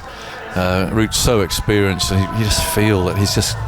That calm head is what England need to steer them through here, because I know it sounds a bit like a broken record, Arouge, but it's when you do actually bring in that question of losing really mattering, you just see a different game. You see players really tense up, make mistakes. We saw it in England's fielding, and those 2 shots that accounted for those 2 dismissals were really poor. Yeah, I think England will obviously look into that, but at the moment you can't help yourself but think about the comparison that they could be drawing subconsciously that loss against the similar opposition in 2023 as well. Where again Afghanistan won the toss, put runs on the board, and then applied the squeeze. It was 8 wickets between their spinners. Obviously Mujib misses out, but Brooke loves Pakistan, loves batting, albeit in the longer version, but he will be someone who's very adept to these conditions. Well, that's true. He does. He's got a terrific record here. So, we've got Rashid Khan, who's bowled 2 overs for 18 so far, a little bit expensive by his standards, but we know how dangerous he can be. He's going to continue. 97 for 2, Root on strike on 32, and Rashid moves in and bowls almost off the wrong foot as that's pushed away out towards mid-wicket off the back foot by Root, who looks cross with himself, having missed out there. He didn't quite time that, and the fielder could get around to his right and deny him a run. Looking at a replay, if you can have a replay of a huddle, doesn't sound very exciting, but what you do see is Rashid Khan there doing all the talking, and quite firmly as well to his teammates gathered round. What's Root up to? I think there's somebody moving down here. Member of the police who settles down on one of the chairs alongside a cameraman. 97 for 2, and Root's on the back foot again, and again he's found that man. Rashid dropping a little bit short. Sort of frustrate Root is looking around the field, swinging his bat. Now he's over it again. Couple of taps on the ground. 97 for 2. More movement behind here. Root's not happy with this at all. Now umpire Tucker is telling off. It might be one of the ground staff in that rather fetching lilac, which would put anybody off, frankly, if you're trying to bat with that moving around behind you. 97 for 2, and that's tucked away to the leg side. There's a peel left leg before wicket, but they take a single. The man coming up from short, fine leg, and umpire Tucker looking rather stern with his big hat and glasses there, signals leg by. 98 for 2. I used to play grade cricket with him, a long time ago, club cricket with Rodney in Sydney. He was a good cricketer. He played for Tasmania. 98 for 2. And there's a peel flag before wicket. They like it. Umpire Tucker doesn't. And Duckett scuttles a leg by, and immediately there's a huddle forming down there as to whether or not they should review that not-out decision. And are they going to? It should come from the captain rather than Rashid Khan. I think he might have signalled this. He has done. Rashid did it himself. It's supposed to actually come from the captain, but they are going to review this, as usual with left-handers. and right arm over the wicket bowlers. Did it pitch in line with the stumps is the first question. And umpire Wilson had one of those earlier today and got it right, actually. It just pitched inside the mat that they lay down. First of all, got to establish if there's any bat involved, which doesn't look as if there is. Hassan Raza, you see these days, they're in vision, the third umpire. You can see him studying the replays there now, watching the flat line, I think. Let's have a look. Needs another frame. There we go. There's nothing there. You see the jagged line where the ball thumps into the pad. What do you reckon? Leg side-ish? What do you think? Let's see where it pitches. Oh, it's just pitched in line. Impact in line. That's hitting. That was the question. Did it pitch in line? The answer is yes, it did. Just half the ball. Well, it's a game of fine margins, and with Rashid Khan, you always have that in play. Rod Tucker reverses his decision, changes it in the favour of Rashid Khan. Afghanistan now have picked up 3. Big wicket as well. Ben Duckett goes for 38. The man has scored 160 here the other evening. He's on his way for 38. He should have been caught on 30. So he did have a big chance, but that would have been why the umpire gave it not out. Just wondering whether or not it pitched in line. It is a fraction, isn't it? It is an absolute fraction, and that fraction on that occasion goes with the bowler. And Duckett is out LBW, and England lose their 3rd wicket. 98 on the board. They still need 228. And if you look at the crowd, Rouge, I mean, it looks like everyone's an Afghanistan supporter out there. Flags waving, they're on their feet. Yeah, I'm yet to see an English supporter in this crowd, and if he is, I think they're hiding. No, they're hiding. Massively outnumbered. Yeah, the Afghan crowd has been treated to a fantastic first innings, and now you said it earlier as well. You can't keep Rash out of the game for too long. No, you just can't. He's just too good. That's a little bit flatter. It's skidded through, but there's some celebratory music being played now out there, and I can see some traditional dress here from 2 Afghanistan gentlemen. With that headdress on and the long scarves that drape down by their sides in a very vivid emerald green. And out in the middle, well, there's some keen conversation going on with Rashid and his captain about what they're going to do here, because Harry Brook has appeared, as you say, a terrific record batting in Pakistan in Test cricket, a pretty poor recent record facing spin in this part of the world. I suspect he's going to get it from both ends. Yeah, absolutely. I think Rash especially, this one as well, the one wicket he picked up to Ben Duckett, skiddier through the air. That's what you get with him always, just marginally inside and pitching in line with the stumps and hitting a leg and middle in between, more than halfway up. He targets the stumps, and that is why he is so prolific with churning out wickets, always looking to hit the stumps, Rashid Khan. Big wicket. That really is the man who's in form. Now dismissed, and Harry Brook faces his first ball from Rashid Khan. He's on the back foot, steering that away firmly through a deep point. The fielder out there diving desperately, but he can't stop it. And that's a very well-timed boundary for the first ball from Harry Brook. That'll feel nice. Straight out of the middle of the bat. And well placed. You couldn't ask for a better start than that, really. The 100 comes up. 102 for 3. And England need 224 more from 33 overs. It's still within their grasp, but they're not making it easy for themselves, or indeed their supporters who may be watching or listening. 102 for 3. Rashid Khan spins himself a catch. There's a slip as Rashid moves in bowls, and Brook is forward, head right over that ball, rolls away to mid-wicket, and there is no run. So a successful over from Rashid Khan. It's taken 1 for 22 now from his 3. Brook has 4, Root still there on 32, and Afghanistan chipping away at 102 for 3. It's been good. We saw a good game of cricket against Australia. This is got all the makings of a tense finale, Rouge. Yeah, tense finale for sure, and 2 teams must-win game in this one. I think Afghanistan just feel like with that wicket, the big wicket of Duckett, just brings them back into the game slightly more. Remember, Noor Ahmed still to bowl, which means a lot of spin options. Yep, he's coming on now. Look, he's only 20, this lad. He's got so much promise. Left arm wrist spin, which you see happily. You see more of that these days, which is nice. Kuldeep, for instance, at India, very successful. So he's coming on from the far end, such a young lad, he's only 20, and he's going to bowl to Joe Root, fine player of spin. And that becomes the first ball is quite flat, forced off the back foot out to deep point for 1 run. The throw comes in on the bounce, so that suggests that the dew isn't too bad. They get them throwing it in on the full when there's a little dew around, but happy to bounce it. And umpire Wilson's having a quiet word with young Noor there, saying you can't run on the pitch. Saying off you go. He'll do it very nicely because he's a very smiley character, umpire Wilson. So he'll be saying it in a kindly way, but firm nonetheless, saying you can't run down the pitch, young man. 103 for 3. Noor waits for Brook to kick away a bit of dirt or dust there or something at the crease. A twiddle of the bat, the slip is ready, and in comes Noor. Off 3 or 4 paces, he comes in quite quickly, bowls outside the off stump. Brook on the back foot, steers that away through third man, nobody there, and that's gone for 4. And I wonder if he read the length of that or misread the length.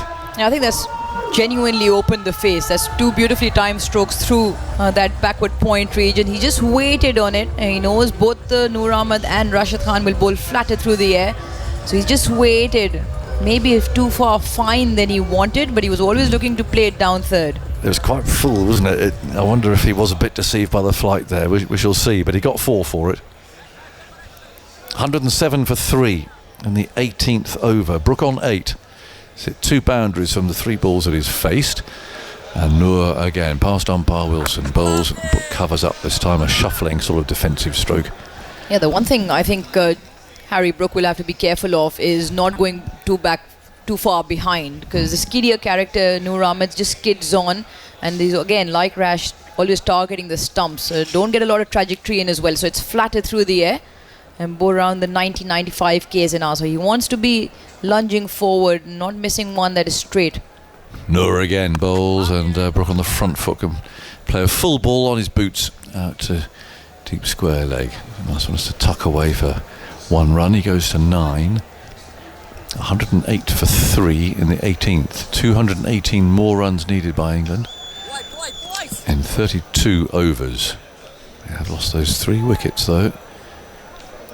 Noor moves in, bowls, and Root's driving him to long off. It's a sort of shot. It trickles over the grass that you look to see if that ball's going to be dried or not. It comes in on the bounce to the wicket keeper. Let's have a look if the bowler really has to dry that. Nope, not at all. No, absolutely not even a rub on the trousers. He's just spinning himself catches. So I think we can safely assume that the ball is dry at the moment. There's no dew, and Noor comes in and bowls to Brook, who steers that nicely just past the left hand of the diving cover.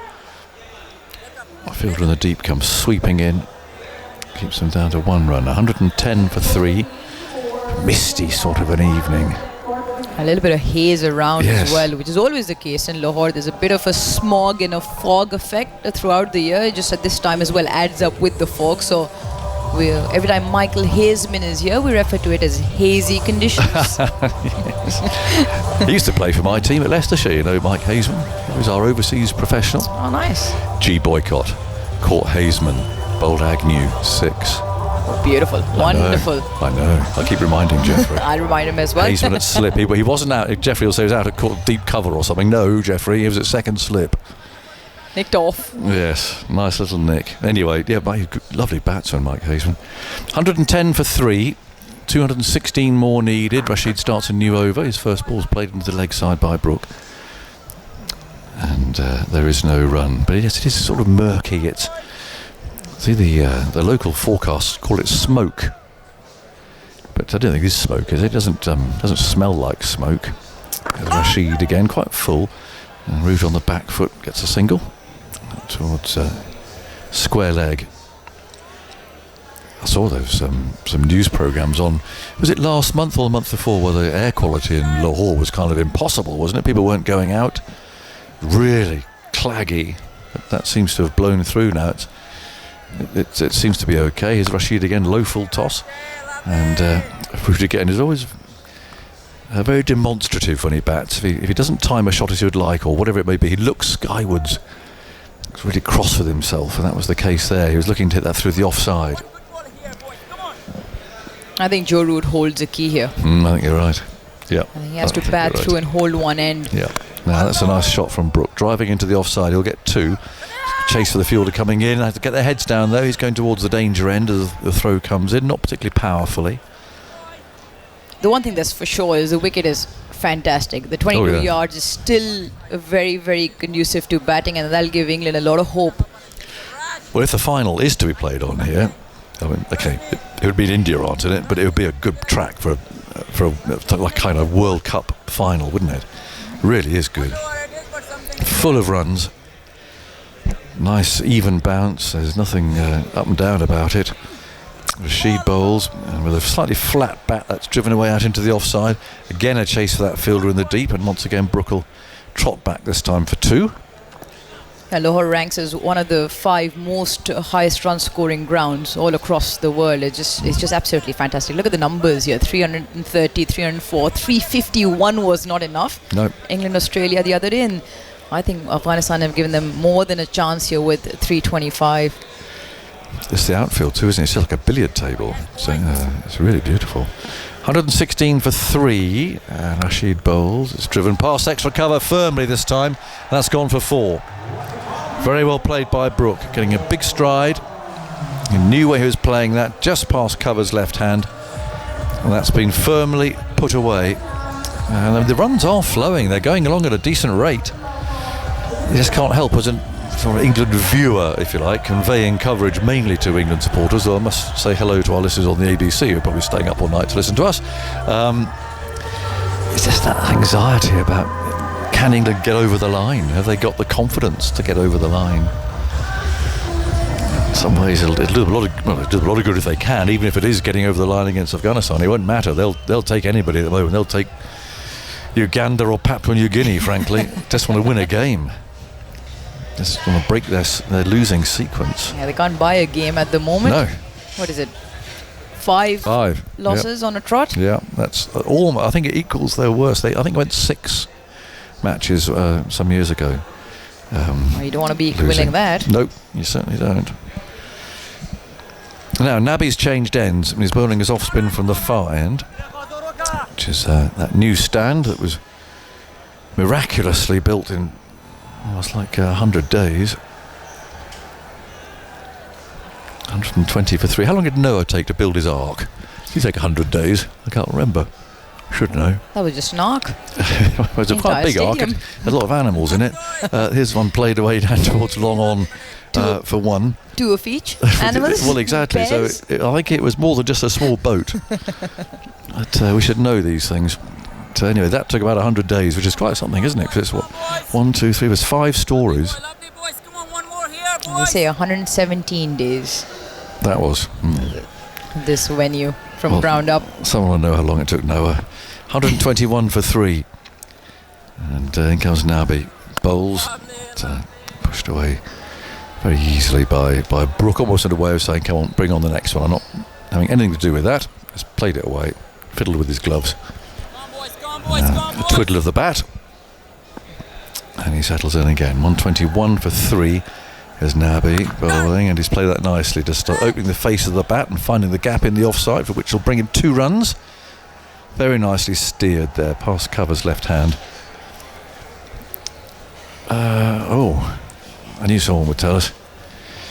So maybe 120 years. Many feel, there's a quote, that Noah had 120 years to build his ark. Must be an old boy when he finished that off. 123 for 3. And comes Nabi over the wicket. Bowls, and that's just turned away off the pad. Others feel it took 55 to 75 years. But Noah was between 525 and 545 years old when they started building it. So he had some experience, by the sounds of it. 123 for 3. I knew it took him a long time. I didn't think it took him that long. There's Brook sliding the ball away down to a short third man. And they take 1 run. So 124 for 3. Arouge, I'm going to leave it. 20 overs gone. So 202 more needed from 30 overs. And more biblical quotations, I'm sure, will follow your thoughts on the game, Arouge, from Simon Mann. Thanks, Tigers. 124 for 3. And Nabi has been very good. 4 overs, 28 for 1. Rashid Khan into, obviously, with his 1 wicket. But it'll be Noor Ahmed. So spin in tandem. And very different, the two spinners. Noor Ahmed with his left arm wrist spin, quicker through the air with the angles he provides. And Mohammad Nabi, on the other hand, bowls with deceptions in pace. England need another 202 from 30 overs. Well, it's a fascinating game. 124 for 3. Noor Ahmed's going to continue. He's got a slip in. He's bowling to Joe Root, who's 36 not out. Noor's with him now, and Root taps his way into the onside towards mid-wicket. I think you were thinking, Jonathan, about how much rain there was. Where's he gone? He's left the box now. How much rain supposedly there was that inspired, supposedly, the Ark to be built. 40 days of continuous rain. 40 days and 40 nights it apparently rained for. Here's Noor bowling, and that's short. Cut away by Root towards deep backward point. And they are through for a single. I've seen all sorts of 75 years. I've one suggestion. The other one was 2 to 3 years. I mean, who knows? It was a long time ago. There were no iPhones to take a picture of him doing it. Well, nonetheless, a lot of experience in construction then. They've done very well to get that stand up at the far end. Noor left arm wrist spin bowls over the wicket to Root. Root plays it away carefully into the onside towards mid-wicket. The run rate here for England is fine. There's no problem with the run rate. It's really that wickets column, and as they progress it will be the wickets column as well. Root 36. Brook has made a good start. He's 23 not out. Root drives, gets a single towards long on. Rashid Khan is there. He's not just a fine bowler and unorthodox and sometimes very effective batter. He's also a good fielder as well. So he's out in the deep there at long on.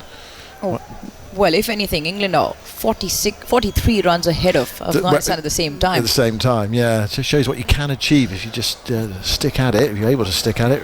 Brook just holds that shot for a moment and turns it into the onside, guiding it to the right of Nabi.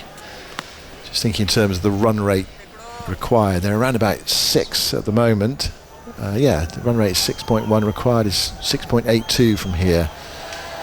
So it's basically about, it's making it sound easy, it's easy sitting up here, about being in a position to attack in the last 10 overs, or at least to be in a position for which you can, if you win the game in the last 10. That's tossed up and that's swatted away for 4. That was a bad ball, a really bad ball from Noor Ahmed. It was a full toss outside the leg stump. It's like charity bowling, that really. It's like a benefit game. 131 for 3. It was swatted away for 4. Yeah, it doesn't help Afghanistan's scores. They want to keep this to a minimal. They don't want to be giving up freebies, and that was surely one. Full toss, leg side, and it's just been paddled away deep backward square. England will take these. The bad balls dispatched for 4, and they want to keep it down, so they'll have to be tighter with their lines. Afghanistan spinners, at least. It's 5 to 8. I notice at least one Afghan fielder's got a cloth. In fact, 2 I can see have got a cloth in the back of their trousers, potentially for the dew, which just make it harder for the bowling side, the fielding side. Nabi bowls. It's turned away, forward a square into the onside to one of those fielders who's got a cloth in his back pocket, and there is no run. Haven't been used yet. No. They haven't yet come out of that back pocket, so that's a good sign. Ramat Shah's got one down there at that fine leg. Canny Nabi bowls. Brook stands up and punches down the ground. Nabi can't get across to stop that. Diving away to his right, where the non-striker is. One more, 132 for 3. And the 22nd over, 326 the target for England. That'd be great to have a last over finish, wouldn't it? A real humdinger of a game, very tight match going right to the end. We haven't had one so far in this competition. Well, I think either side will want the result to come slightly earlier. Well, they will, Situations. They don't want it, we do, I think. All the fans always want it. Super over. Yeah. The other thing England will have to do here in this middle period is run hard between the wickets. Yes, when the boundary is available, but keep nudging it for 1s and 2s. And I thought that's one thing that Hashmatullah Shahidi and Ibrahim Zadran did fantastically well to negate the spin from England. Nabi bowls, Root goes back and plays it up towards long on. That bread and butter shot. This keeps the board ticking over. Up towards long on for a single. 133 for 3 in the 22nd over. So 193 more in 28.3 overs.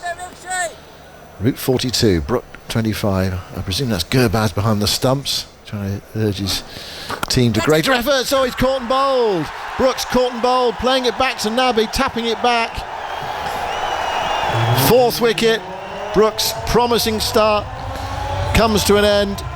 He's out for 25. He played serenely until then. And he's given Nabi a straightforward return catch on the back foot. Just pushing it straight back to him, easy as you like. There's always the danger with Mohammad Nabi. He's so good with deceptions in pace. We mentioned this earlier as well. Slightly slower than Rashan Noor. This one bowls at 86, and Joe Root has just pushed it. He obviously hangs the bat as he's watching the ball sail into Nabi's hands. He's picked up 2 so far, and it is the big wicket.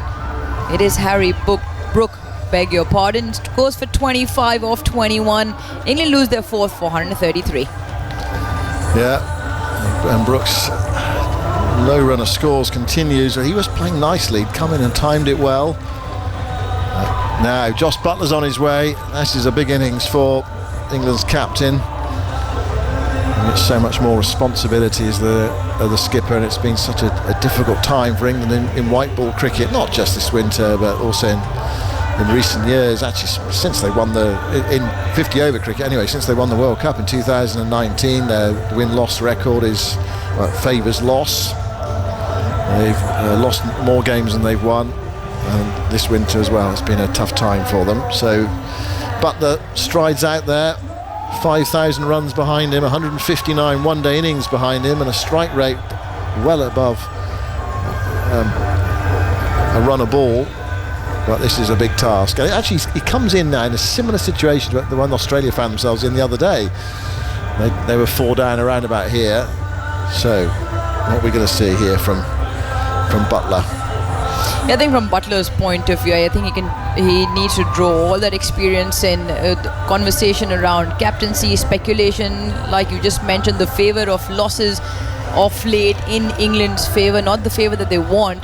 So what he'll want is obviously now to string up a big partnership with Root, the two most experienced in the side as well. And he comes in at 6 with England now requiring 193, but it's that wickets column. In a big chase, you don't want to be losing wickets. You want to take this game and get ahead of it. And we mentioned earlier the run rate not a problem. The asking rate still 6.8, but it's just about the dismissal. There's another simple one as well, that the one Brook has lost his wicket, but he's got the set Joe Root on the other end at 42. Here is Nabi to bowl to Butler. Butler's off the mark straight away, nudging it off his hip. Down fine for a single, 134 for 4. It's actually uncanny, the comparisons in the run chase. Whether it'll end up in the same way, I don't know, but Australia were 136 for 4 in the 23rd over when Matt Short was out the other evening, and he was caught and bowled as well by Livingston. So Brooks just gone caught and bowled, 133 for 4, it's now 134 for 4. Of course, Australia needing a few more than England need here, another 25 more, 26 more. Root on strike, Nabi bowls to him, and Root plays that again, that shot where he threads it up towards long on and picks up another run. He goes to 43. Well, you're drawing comparisons. We all know what happened next after that.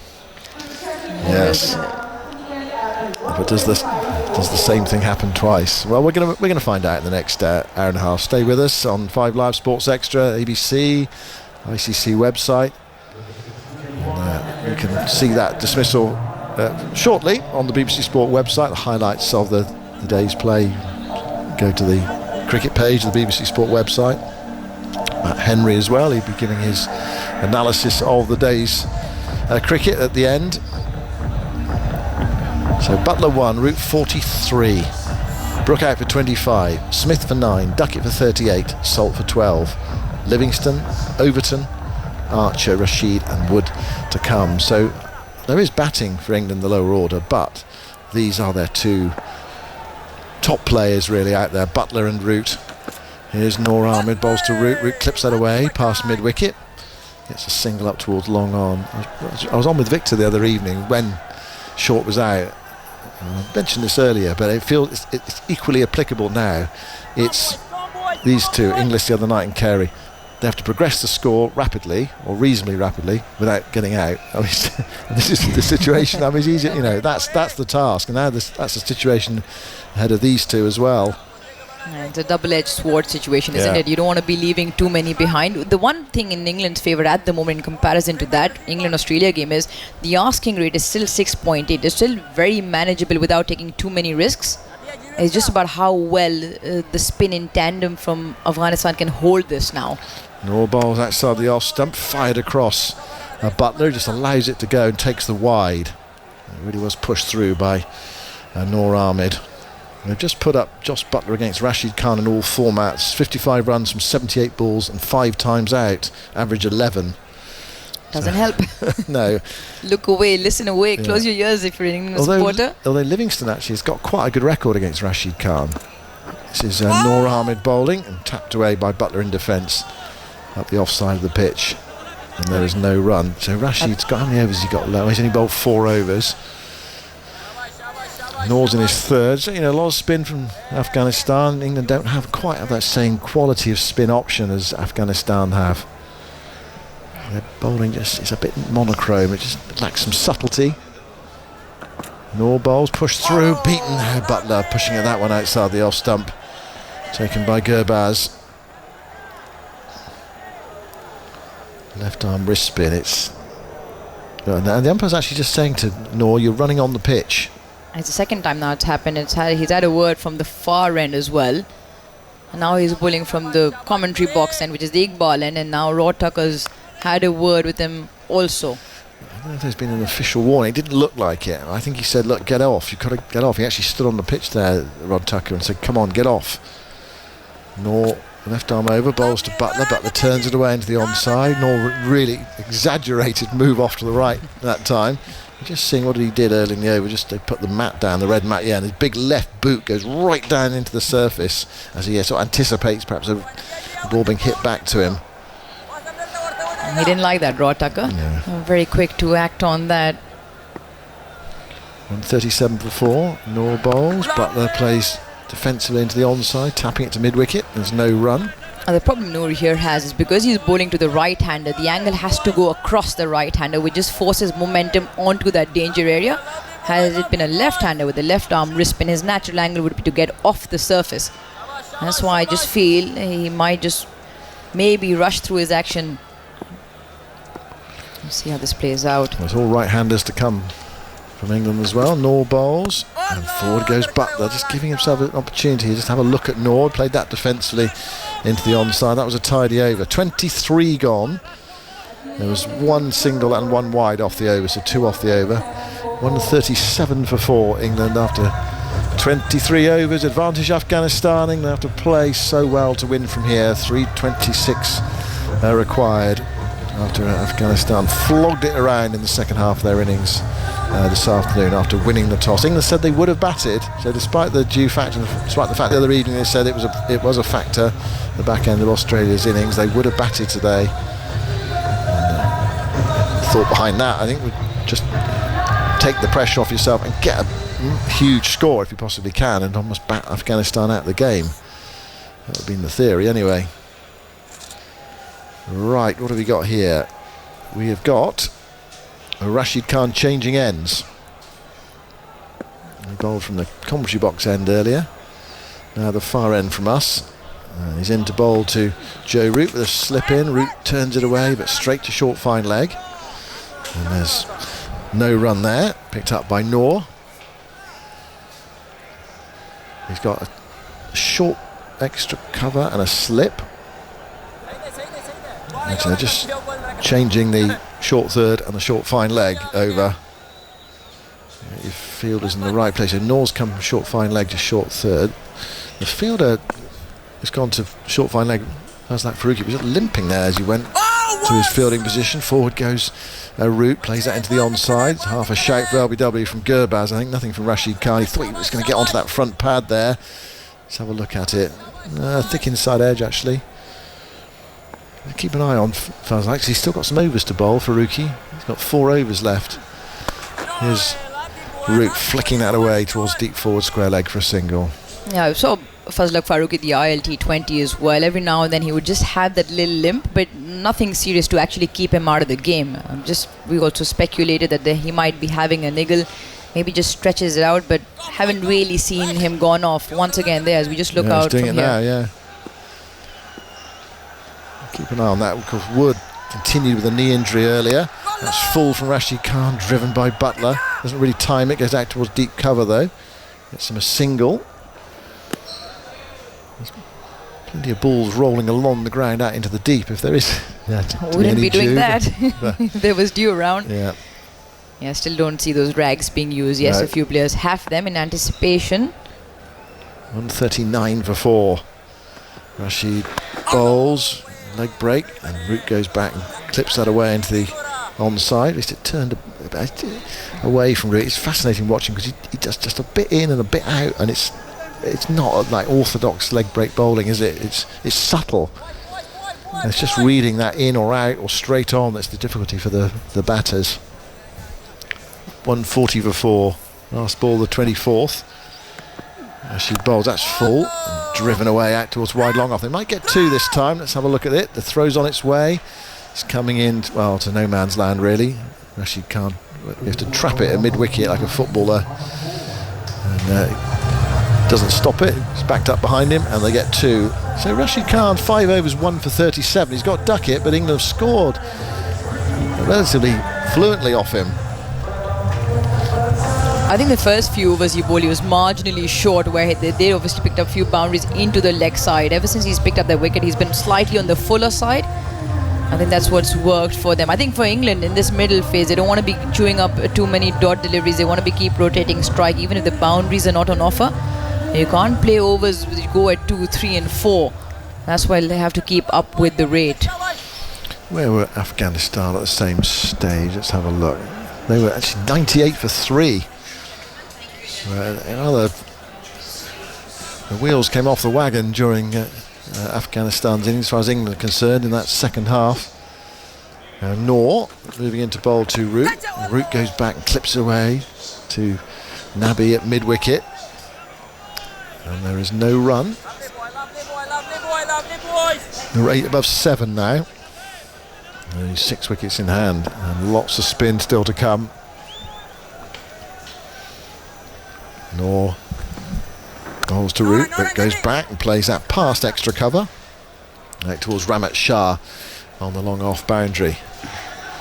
And another run, 143 for 4. Root is 47 not out. Run a ball from him.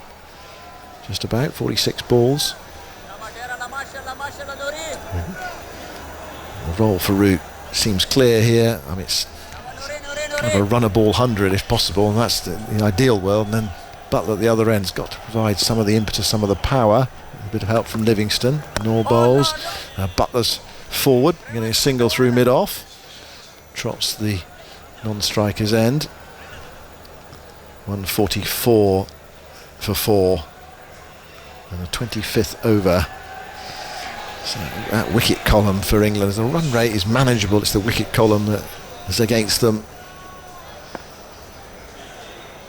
Afghanistan holding the best cards at the moment. Noor bowls to Root. Root comes forward, gets a single to long off again, to the right of extra cover this time. 145 for 4. Victor's here. The Rouge has gone. Vic Marks.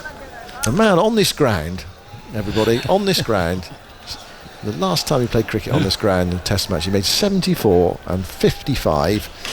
And he never played for England again. I say justice for Vic. Well, it's a bit late now, I think. It is a bit. I suppose it is a bit. But I thought I'd mention it. No, thank you. You know, it seemed distinctly unfair, doesn't it? To come out with over 100 runs in the match. Well, 120 runs in the game. Mind you, I did look at your bowling figures. I know, you didn't mention that.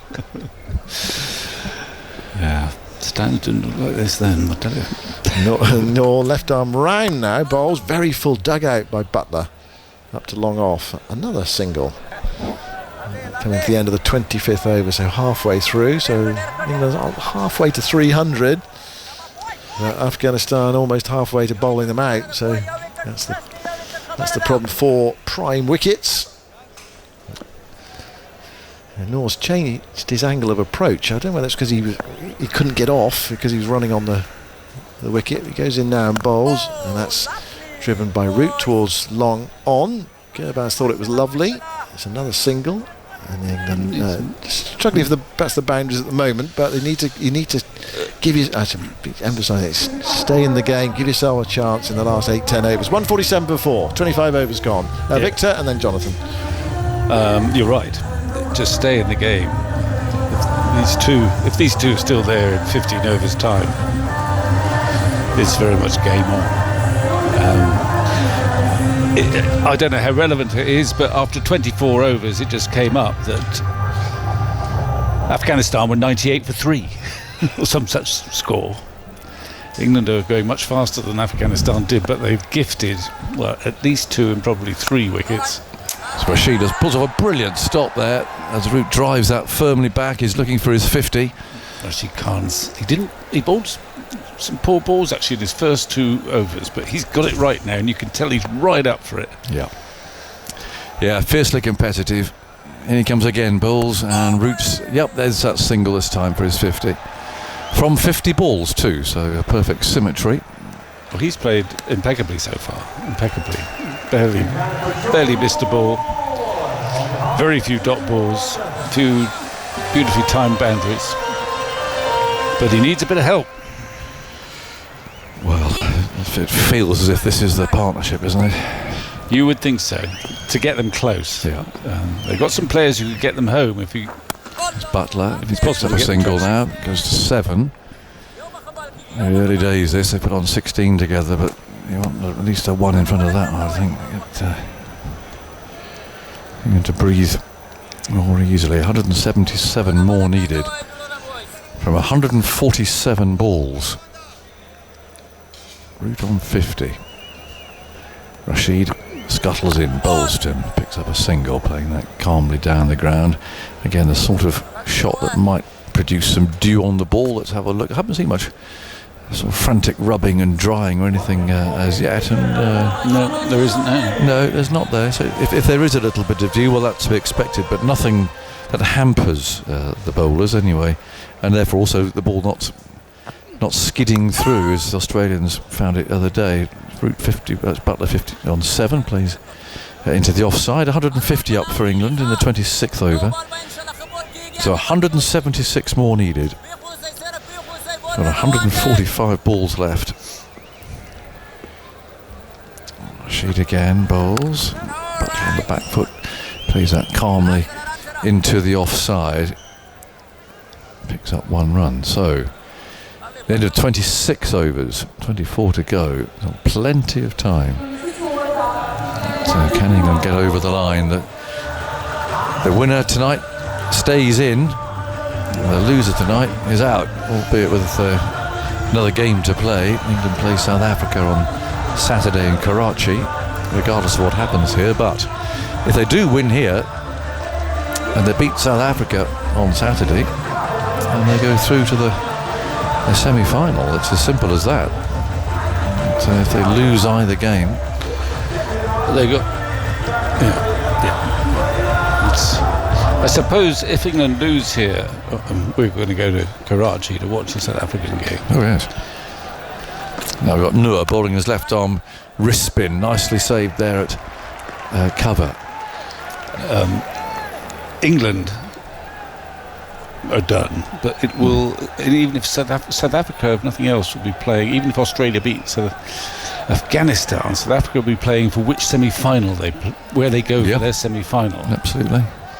Noor again comes in, left arm over the wicket, wrist spin, and that's tucked away by Butler for 1 more run. 152 for 4. Butler 9. Root 51. England have lost Salt for 12. Smith for 9. Duckett 38. Brook 25. Noor again bowls short, flat, clubbed well off the back foot by Root. Maybe 1 run. And again, looking for any signs of drying of the ball, but it ran along the ground quite a long way. I was thrown in on the bounce, but no, there's nothing No little towel coming out or anything to dry the ball. 153 for 4. Butler dips at the knee. Noor bowls to him. Oh, flashes and narrowly misses outside the off stump there. Almost that little edge. There's also a slip there. It's pretty quick through the air there. It's 98 Ks. It's a little googly that, and it actually it did grip a little bit. Lovely ball. It came actually quite at the side of the hand almost, that one. He goes again, bowls. Oh, it's a reverse sweep from Butler. Not very keen to see that, if I'm honest. But he made no contact with it. It's a long time since there's been a boundary, and I feel Butler in particular wants something to feel he's got going. He's got going via singles so far, and he's got 9 off 17. He's just getting a bit restless. Yeah. No bowls. Oh, it's a leading edge again. It's that googly, I reckon. He's just trying to nudge that towards mid-wicket. It just skidded on. Beautifully bowled. The rate that England need is over 7.5. Yeah, and these two have played an awful lot of cricket together. But I'm thinking that Joe Root might just go down to him and say, look, don't worry, just what you know, there's plenty of time left. He's getting restless, Butler, I think. A few false shots in that over. And Noor's bowling better. Scrappy to start with, but both these spinners now, they sense, well, there's 3 spinners. In fact, we're going to have a change again. They can keep turning them round, giving a bit of variety. I think it's Nabi's coming back again. It is. He's bowled 5 overs so far, taking 2 wickets. The off spinner comes in, bowls, and it's tucked away by a Root, but only as far as the tumbling mid-wicket fielding. He gets a round of applause from the very engaged crowd for his efforts. 153 for 4. Nabi once again over the wicket, poles as a reverse sweep, sends the ball away behind square on the leg side. The fielder keeps it in very well, saves 2 runs there. He was at full tilt, tearing round the boundary, and he just managed to flick it and keep the ball back in play. It was again the harder hit reverse sweep that Root has. Sometimes he plays a little delicate dab. All about placement. 155 for 4. Nabi bowls, and he's on the back foot now, playing it away for another couple. Out towards deep extra cover. Same fielder runs a different direction this time. Well, they dragged that fielder finer after the reverse sweep, so Joe just waited and punched it in front of square. So he's done well actually to save. Well, to keep it down to 2 again. Yeah. It's a lovely piece of batting, really. He dragged him about 10 yards that way, and now he's hit it in front of square. Nabi bowls, swung away down towards long leg, take 1 run, thrown back by Fazal Haq Faruqi down here. He was grimacing. He seemed to hurt his knee or his ankle when he was bowling earlier. It's been an evening of injuries. I mean, if you weren't with us earlier, Mark Wood seems to have another knee injury. He could only bowl 8 of his overs. Liam Livingston did like a calf or an ankle. It's an appeal for leg before wicket. Umpire Wilson considers this. He's down on 1 knee here. It's one of the most theatrical appeals you'll see. And umpire Wilson was having none of it. Very confident leg before wicket appeal there as Butler prodded half forward. Played rather across it. The counter is going down. 3, 2, 1. They've got to do it now if they're going to. I think time's passed, isn't it? I don't know. I didn't see them. I think time has passed. But it looks like they've asked for it. Let's have a look. I mean, you would ask for it. They've still got 2 remaining, and they've got the absolute key man. I mean, I don't know whether he got we're a long way away, and we're behind the batsman. I would just wonder whether there was any bat on it. There's a bit of a noise. We'll soon find out. By looking at him at the moment, I don't think he's hit the bat actually. There's a bit of a gap there, isn't there? Yeah. Hassan Raza again has been kept quite busy today. Watching on there, we can see him in vision. I can't hear what he's saying, but we can see that there's no bat involved there. Yeah. So we'll hopefully go quite quickly onto the technology. I mean, it's in with a shout. Butler will be hoping for an orange coming up. Right, here we go. Let's have a look. It's 1 red, 2 reds. Orange. Umpire's call. Umpire's call. Well, England had a very narrow one with Duckett. That is not half of the ball hitting the top of leg stump. Umpire Wilson looks pleased with himself. Yep, he's having quite a good tournament, I think. Certainly having a good game. No doubt about that. He shouldn't be missing that ball without wanting to.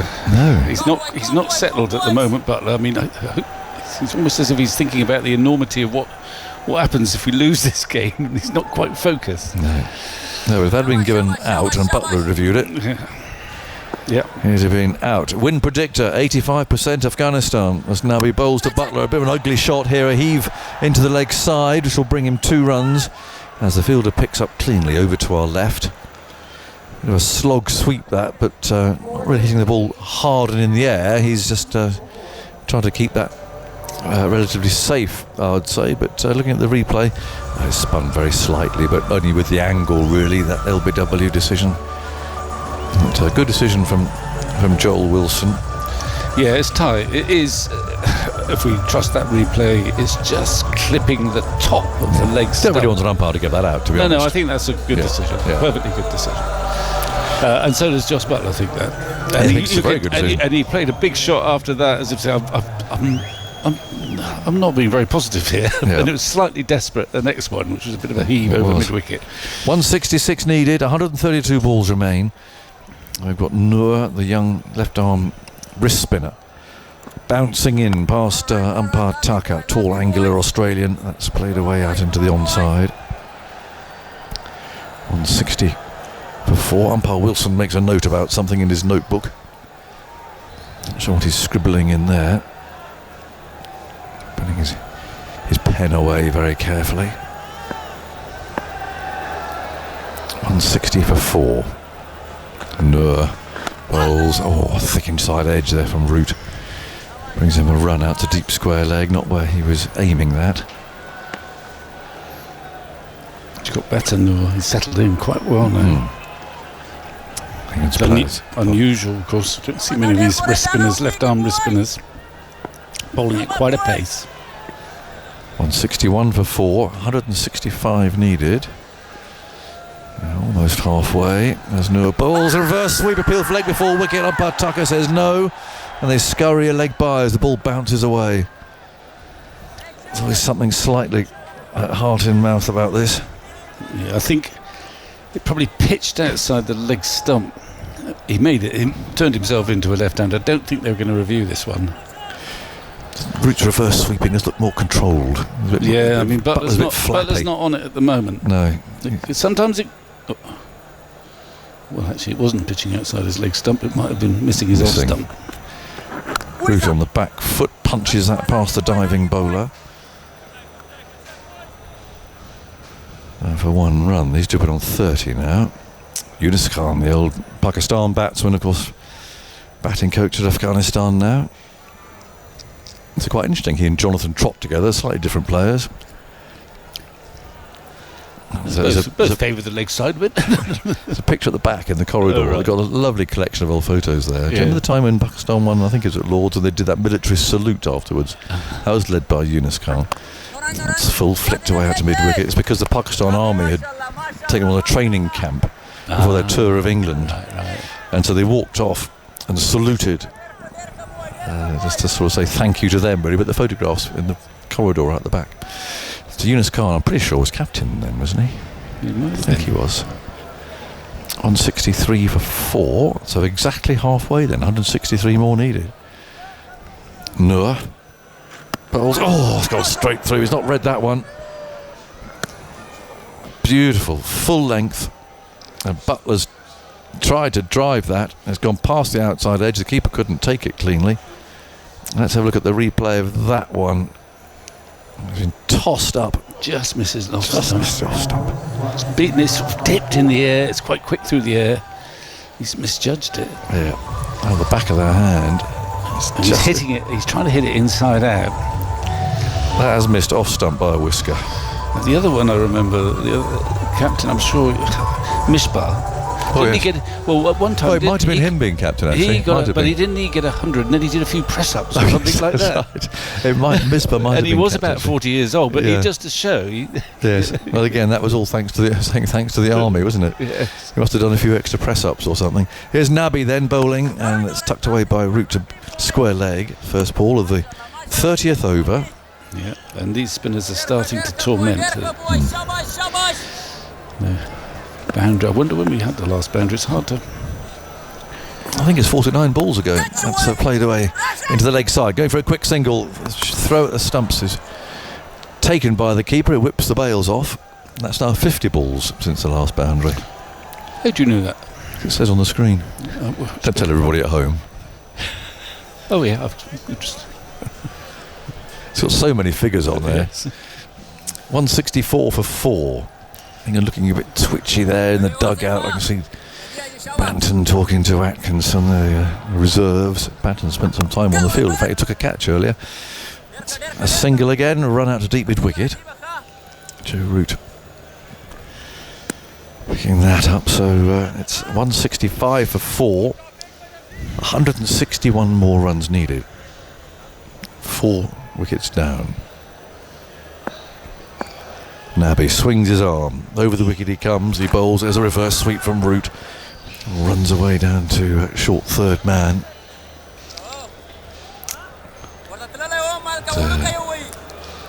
There's no run this time. Brilliant innings we saw from Ibrahim Zadran earlier. An absolutely outstanding 50 overs innings. As Root goes back, plays down to long on. The highest score ever made of the Champions Trophy. We saw, of course, that the other night. Ben Duckett's 163 has been surpassed tonight. 177 from 146 balls from the opening batsman. 12 fours, 6 sixes. And there's one of those classic innings of going through the gears, starting really quite steadily. To a point, really, perhaps being a little bit frustrated, but it just shows what you can do.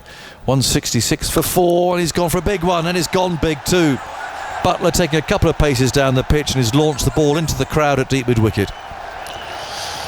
Well, I think he got to the stage. He's up until then he'd got 12 off 24, and he was scratching around, and he wasn't getting anywhere, and he was missing balls that he doesn't normally miss. And I think he's decided, well, I'm trying to play, if you like, conservatively, and I'm not playing well. This time he's come down the pitch, and he's timed that one. Yeah. And it's cleared the boundary by a long way. There's a sort of wry smile from Nabi. It's probably not the first time it's happened to Nabi, and it's an occupational hazard for him. But that might just ignite Butler, who's now got 18 from 25, and he's just up the tempo a little bit. It's the first boundary for about 50 odd balls. And it was premeditated, and it was in the slot, and he played the shot anyway. I suppose he might have changed his mind if Nabi had seen him coming, but he just went through with it, really. He obviously thought to himself, I'm going down the pitch, this is going, and he just carried on through it. Well, yes, exactly right. But if you're playing well, you can premeditate the shot, but if you're playing well, you feel you've got time to pull out of your premeditated shot. Yeah. He didn't need to do that there. Whether he would have done so if it had been in the wrong place, I'm not so sure just at the moment, because he's not been very fluent at all up until now. Root, that was the last ball of the over. Root's on 61, it's 172 for 4. Noor moves in, bowls to him short outside the off stump. That should go for 4. It's skimming across this dampish outfield and hits the boundary now, down to our left, as Root seizes on a poor ball short and wide of the off stump. All he had to do there really was put it in the right place, and a man of Root's calibre had much trouble with that. It was almost a wide, actually, looking at the replay of that. Very wide indeed, but he puts it away ruthlessly. 176 for 4. 150 runs needed from 119 balls. And he's got 6 wickets in hand. Root on 65. Noor moves in, bowls to him. It's turned away into that gap in wicket, who's chasing the ball outside the circle. They should come back for 2. They do. Afghanistan were very good at that in their innings. They really chased or hustled the field, put them under pressure, and picked up a number of 2s, which might have just been won on other occasions. 148 to win from 118 balls. Noor, shirt hanging out, Moves in, bowls, or catch it, they shout as that's driven in the air, but quite safely by Root. I see Livingston has padded up. The reason I mention that is because he did have some sort of leg injury as well.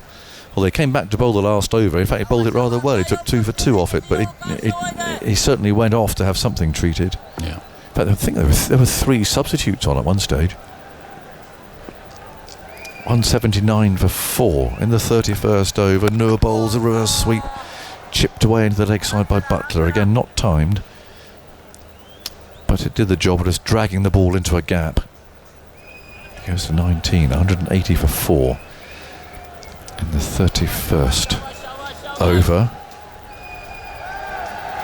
Afghanistan crowd still expectant. They were a bit quieter earlier on today when there were 3 down for not many on the board. The next one hits Root on the pad. An appeal from Noor, more out of enthusiasm than anything else. Partucker's not interested, nor was the keeper actually. 180 for 4. A ball to go in the 31st over.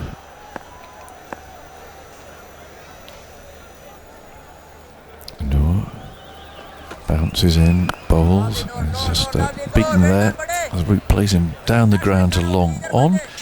To end that over, number 31 is completed. 181 for 4 is the score. Good over that for England, with 9 coming from it. Root 69, Butler 19. England need 145 more to win. They've got 114 balls in which to do it. Root has 69, Butler 19. These two now put on 48 together in 57 balls. Victor, more thoughts from you, and then Simon Mann's coming in.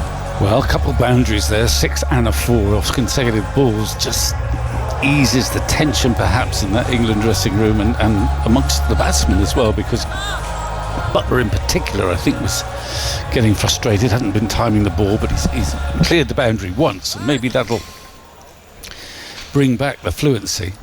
You can see him battling with himself. Yeah, he's battling with himself, and I think he's sort of decided to stop being so sort of tepid and timid. How do I play best? Nabi bowls to Root. Root's back, trying to hit that gap through mid-on, and does so. Played that shot so many times in this innings. He just tick the board out, get off strike. 182 for 4, Root to 70. I mean, he's played terrifically well again. It's just yet to find anyone to really play around him. Yeah. Butler's on 19 from 26. There's been a couple of shots he's played, not in desperation, but one was like a hack, wasn't it, into the leg side, and then here's Nabi going into bowl to him, and he goes again and hits that for 6. Way into the crowd, deep back with square leg. That is a big hit. It's a big boundary out there. It went well over the rope, over the railings, over the track round the ground, and well back into the crowd. He really gave that something. Yeah. Butler to 25. The best of Josh Butler, that. You know what he had on the top of his bat handle. I don't know if it's the same bat. Yeah. And you can tell the listeners if you like, but I'm not going to. No. What time is it? It's 92 metres that. Square of the wicket on the onside. But and there was an air of that about the he just got that LBW. The LBW shout. Yeah, it was close. It was so close. What am I doing here? Poking around. Yeah, pushing and prodding. I better play some shots. I better be more positive. And he's hit 2 6s now. They're just shuffling the field a little bit. They're just trying to protect that leg side. It's a big boundary, but he's cleared them twice. I mean, again, he hit 1 or 2. He doesn't necessarily need to hit them all the time, but stay. Now he bowls to him, Butler knocks it into the onside for 1. They can get 2 no. Sliding stop just outside the circle, so 6 and 1. So Butler to 26 from 28 balls. But you could see him just fighting with himself. He's struggling against Noor. He had a few drives that didn't come off. And then the LBW shout, you can almost interpret it from the distance. He was saying to himself, look, I've got. If I'm going to fail, I don't want to fail. Exactly. Prodding forward, LBW pushing forward. Yeah. So he's got 2 away. Nabi bowls to Root. Root's back. He hits that to extra cover straight to the fielder though. There's no run. 189 for 4. 137 to win for England. 110 balls left. So 18 overs after this one. Here is Nabi going into bowl to Root. Root again hits that gap up to long on. Takes the single. Root's job is to basically run a ball 100 or run a ball 120 or 100, something like that, 140, whatever. And Butler to apply the the big shots. As many as he can get, obviously, but that's the kind of the target for Root. Now Butler, what's he going to come up with here? Naby bowls, he's down the pitch and then checking the shot, and Naby picks up to his right hand side, and there's no run. I don't mind that. He's coming down the pitch. It wasn't quite where he wanted it, so he pulled out. That's fine. Where were Afghanistan at this stage? They were 159 for 4, 31 runs behind, but they had such a good last 15 overs. Well, they got about 114, was it, in the last 10. You can't bank on doing that in the tension of a run chase. But England are ahead, significantly ahead at this stage, at the 32 over stage. They just want, as you kept saying earlier on, just to be in touch. In the last 10 overs, you've got the likes of Livingston, Overton, Archer, all those are capable of coming in and getting a vital, let's say, 50 quite quickly, 40 quite quickly. You've got to get them close. Rashid Khan's still got 4 overs left. Noor's got 3. Naby's got 2. And then the 2 pace bowlers, they have got 9 between them. Faruqi and Azmatullah. This is going to be Noor Ahmed to continue. He's gone up to 5 so far. He bowls there. That one's flicked away nicely towards deep forward square leg. There'll only be a single. Throws on its way. Gurbaz will have a sore throat tonight, the wicket keeper. Mind you, most wicket keepers have a sore throat by the end of the day, don't they? They've got to keep their team going. 191 for 4. And the interesting thing here is if England were batting first and they were 191 for 4 after 32 overs, you'd think like 320. It's about what they get. About what they get, yeah. And without too much, fuss in a strange way. But it's the when do pressure. England do anything without too much fuss? That one's tossed up, turned away. That's going to be a couple. Out towards deep mid wicket. They've gone for one. They're settled for a single as it goes out to deep forward square leg. It's almost hit too well there by Butler. He's timing the ball a bit better now. Those, curiously, those 2 sixes have probably relaxed him a bit. He's 27 not out. 192 for 4. 33rd. Interesting game brewing. And England take it the whole way, take it right to the final couple of overs. Root drives straight long off. They said come for 2 possibly. No, they're not going. Goes out towards long off, and the throw comes in, and they have to settle for a single. 193 for 4. You're really living this game, Victor, aren't you? Well, it's so exciting to be at a live cricket game again. Well, it's got the makings of a decent finish if this partnership continues anyway. Noor bowls, back goes Butler and cracks out through extra cover. It's going out towards the boundary. Fielder running back and around, picks it up and stops it. They've gone for 2, they want 3. There's not going to be a 3rd run there. But again, that board is moving now for England. 195 for 4 in the 33rd over. It's very similar to the Inglis-Carey partnership from the other night. Well, in terms of at the moment, of course, they kept it going for quite a long time. Naby, 2 to go. Noor 2 after this one. 2 balls left of this over. 195 for 4. Noor bowls, turned away quietly into the onside to the right of Mohammad Naby, and they go through for a single. Butler to 30. 96 for 4. One of those days when you might just regret those extra, 20 or so runs. One big over against Root, 20 off an Archer over. But it's not impossible from here. Short outside the off stump, crack down the ground, out towards straight long on. Diving save from Rashid on his knees there. Rashid Khan stops it, prevents it going for any more than a single. That was a 7 runs off that over, 197 for 4. Or to turn around, if you're in that Afghanistan dressing room, you might regret that last over from Livingston. It can work both ways. Yeah, definitely. Right, everyone's going to have a pause now because Drink's coming onto the field, and this game is in the balance at 197 for 4. England need, in the last 17 overs, 129 runs to win, but they've lost those 4 wickets. Butler beginning to get into his work, and Joe Root has been piecing it all together from the start of his innings. A runner ball 74. Victor's gone, the rope's coming out. We saw this the other evening.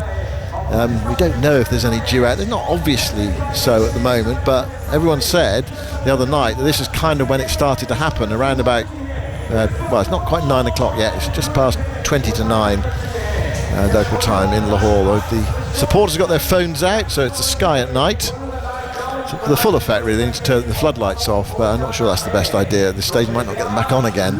Right, Tamal Mills is with us. Victor's gone. What do you make of it, Tamal? Who camp would you rather be in at the moment? Oh, well, I'm just pulled up the wind predictor just to do my job for me, and the wind predictor's got Afghanistan at 54% at the moment. 54, right? It's so it's quite close then. Yeah. So it's really finely poised, isn't it? I think obviously the last wicket falling of Harry Brook was a bit of a killer to the momentum because he was actually ticking along quite nicely, but Buttler, after struggling early, he's obviously managed to hit a couple of sixes more recently to get himself going, and Joe Root just looks, as Joe Root often does, in complete control, ticking over at the other end. He's almost pretty much matching what Ibrahim Zadran did in the first innings in terms of going at a run of ball as of yet and looking to accelerate as he goes on. But I think you're right in saying this partnership's obviously massive for England point of view.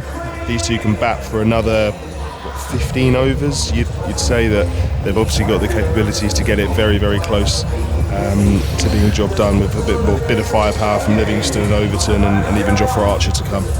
Yeah. How do you assess what we've got left in terms of overs? Who's got what to bowl? I mean, Nabi's got 2, Noor's got 2, Rashid Khan's got 4, but the pace bowlers have got 9 left between them, Faruqi and Azmatullah. Yeah, and we haven't seen Gulbuddin Naib either, so he has been bowling, and he bowled actually quite a lot in the first game, but we haven't seen him yet, so he might chip in with a few overs as well, because just in case you want to split it up, because you don't want to get used to facing one pace of delivery too much. So we might see Gulbuddin Naib come in.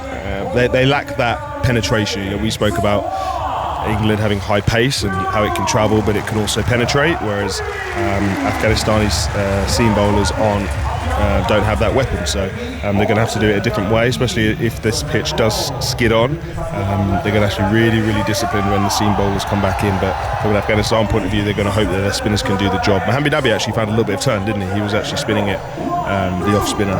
Noor Ahmed spun it with his googly, but hasn't looked overly threatening. He's had a couple of balls come close, but he's been picked off apart from that. And Rashid Khan as well hasn't had too much success so far, so it's certainly not uncomfortable out there for the England batters, but a long way to go. Yeah, we're really looking forward to it. It's kind of building up all day. It's England's way to start with, and Afghanistan strong fight back. Afghanistan with early wickets. England fighting back now, giving themselves a chance. So 17 overs to go. 129 runs are required for victory on this good batting surface, fast outfield, but big boundaries. Butler's cleared it twice so into the leg side. Now Rashid Khan's back after the drinks break. He's gone 1 for 41 from 6 tonight. I mean, so far, saying they're reasonably happy with that, albeit he got the big wicket of Duckett, but they've been able to score off him freely, or relatively freely anyway. Big 4 overs from him, goes in now and bowls, and that's a shortish ball which is pulled away by Root. Needs to get low to hit it away into the leg side. It's one of those that can scuttle on to you, trap you in front, just underneath the bat, but Root managed to get it into the leg side. It's short, I mean it's relative, it wasn't that short, but I mean if he missed it, he was right in front. The one arm went up. Now Butler against Rashid Khan. Rashid bowls, Butler gets the ball outside the off stump, which he pumps away through the offside out towards deep cover. They've gone for 1, they're coming back for the second. He hit it very cleanly, and that fielder on the deep cover boundary had to be really alert there to get round and prevent that going away for 4. It's 2 more runs to the total. 200 up for England in the 34th over. Rashid Khan is bowling with a slip in, and he bowls now to Butler, and Butler plays it back to the body. He should have stopped that, Rashid. He allows England a bonus run. It was hit reasonably firmly back to him, but not that firmly. He shouldn't have stopped it, and it went away from him up towards mid-off. Another run to the total, Butler to 33. England to 201 for 4 in what is turning into a fascinating match. Rashid bowls an inside edge onto the pad there, I think from Root. There's a yelp from the bowler as he thought he got through. The ball went away into the onside. Keeper out from behind the stumps towards mid-wicket to pick up. And there is no run. So Rashid bowling with a long on, long off. Deep cover square and deep backward square leg. That one is again one of those ones that scuttle through. Root gets low on the pull. Back towards deep forward. Fielder runs to his left to pick it up and return it to Gurbaz. 202 for 4. So 5 off this Rashid Khan over. The required run rate for England is 7.67. Crowd goes quiet. Butler waits. 33 not out. Rashid bowls to him, gives himself some room, hits this through the offside. They might get 2 here again out towards deep cover. No, they don't. Fielder coming in from the boundary quickly and keeps it 2-1. But 6 runs off that Rashid Khan over, and that means, of course, well, another Rashid Khan over ticks away. So he's only got 3 left now, and England need 123 to win from 96 balls to Mal. Yeah, and there's a few deliveries there back of the length that definitely didn't bounce quite as much as what the batters were anticipating, so let's keep an eye on that as we go through. The last thing you want to do is play see a ball dropping short, go rock back to play your pull shot, and then it just dies on you, and you end up in that kind of splayed position on the wicket. So just got to keep an eye on the ball, and a little bit of variable bounce potentially, but the wicket still looks to be playing pretty well. So Joss Buttler's caught up nicely now, hasn't he? 34 from 35.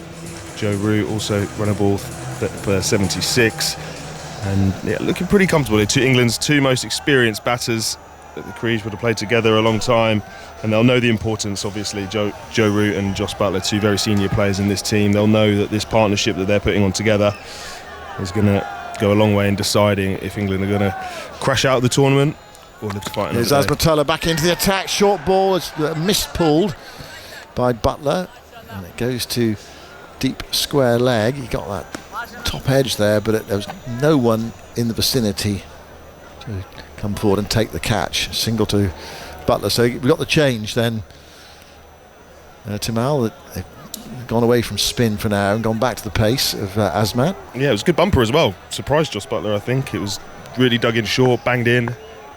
See on our cameras, Fazalak Farooqi has gone off the pitch, so hopefully he's just getting a little bit of treatment and he's okay. Well, we noticed earlier he was limping when he changed fielding positions, and he was just flexing, but both legs actually. So that's an issue. But you say they have got Gulbadine as well to bowl. Similar situation perhaps to the one that England had earlier when Wood went off, came back, bowled another spell, then went off again. He really was struggling with that left knee, and Azmat goes into bowl again here, and Root pulls away again. There's someone moving right in front of the sight screen, completely oblivious to the fact that there's a cricket match going on. Someone carrying a baby, I think. Yeah, they came down the stairs, obviously. I think it was a gentleman came down the stairs, looks like to collect his wife and baby, and then he's then come straight back upstairs, right behind the sight screen. I don't think there's supposed to be obviously be security there to stop these things happening, but I think the security's happening in that. But there's a small child asleep. The funny thing is as well, they're both dressed in dark clothes, one dressed in all black, and it's a black sight screen, because we had earlier, remember we were talking when Duckett was on strike, when they had the advert on the screen, and it was in green and white, and Duckett didn't even notice and played the ball perfectly well. Anyway, different strokes and all that. There's Azmat bowls, and Root turns him away through backward square leg for a single to go to 77, and England to 205 for 4. We do wonder whether we're going to see Farooqi again. He did limp off. He's bowled 6 overs, so they've got to find 4 from somewhere, but they potentially do have the option. It's a bad time to go off as well, because obviously you have to be back on the field for as long as you're off before you can bowl again, and with only 15 and a bit overs left, it doesn't give you much leeway. Fazalak bowls, pulled away by Buttler towards deep backward square legs. Only a single, not really timing that, Buttler. He does get a run as the throw comes in right by the bails. Partnership was 73. And this is what we were talking about earlier. It's easy to, well, very easy to say it, but they are actually doing it, which is to get yourself within range, really. Give yourself a chance. That's what England are doing here. There's a problem with the crease. They were scraping away at it halfway through the 35th over, 15 to come after this. 120 more. Feels as though it's going to be a nip and tuck game. I think that's one of the keys is when Butler does go for a big shot again, like whether it's going to come off and how often it can nail two. In the last game against Australia, he went for a big shot. He hit one and then went for another, was caught on the boundary, and that felt like a key moment as England looked to press on close to 400. They made 351. Here is Azmat bowling on a low pull. It goes through to the keeper, appeals for a catch. Root stands there to say, must be joking. Rod Tucker says no. Now it's over to Afghanistan. What do they think? Did it hit anything on the way through? Was it the top of the pad? Was it the pocket? It seemed to skid through. They got 2 reviews left. Timer's on. 2-1-0. They have not reviewed it. 206 for 4. It went over the top of middle stump. Yeah, I think it might well have hit the thigh of Joe Root there on its way through to the keeper. Seeing it again. Yeah, I don't think there was any bat in that. No, past the edge. There we go. Hit the pocket. It's one of those actually, as a Root, you want them to review it, so they lose a review. Look guilty. Root waits. Azmat bowls another short ball. He ducks underneath it. Wide is called. Long over this. 207 for 4. I think Azmat has run in, how many balls have we had? 4. I think he's run in 7 times now in this over, and he's still got 2 balls left. It kills you as a bowler. And you run all the way in and then the batter pulls away. So Root's pulled away twice and there's been a wide. It's slowing things down. Just changing the field. Fine legs coming up inside the circle. He's bowling short balls, but now fine legs coming up, which suggests potentially a fuller ball. Looking at the field, there's a long on in. Azmat bowls. Yeah, it's a length ball. Root drives, doesn't really time it. Goes up towards mid-off. Picked up by Rashid Khan. And there is no run. So 5-9 local time. The next hour or so is going to decide who is staying alive in this competition. England or Afghanistan both need the win today. And I think slowing down even more now. Rod Tucker's having a chat. Oh, no, he's having a look. He's been presented with the ball. Whether he's had to assess whether it's a problem with it or whether it's just a bit of something that's coming out of it he needs to just snip off. Anyway, this should be the last ball of the over. It goes in now to bowl to Root, and Root clips it away for a single towards deep forward square leg. Not a bad over from Azmatullah. He's gone 6 overs, 1 for 26 to go with his runs earlier. More from you, Tamal.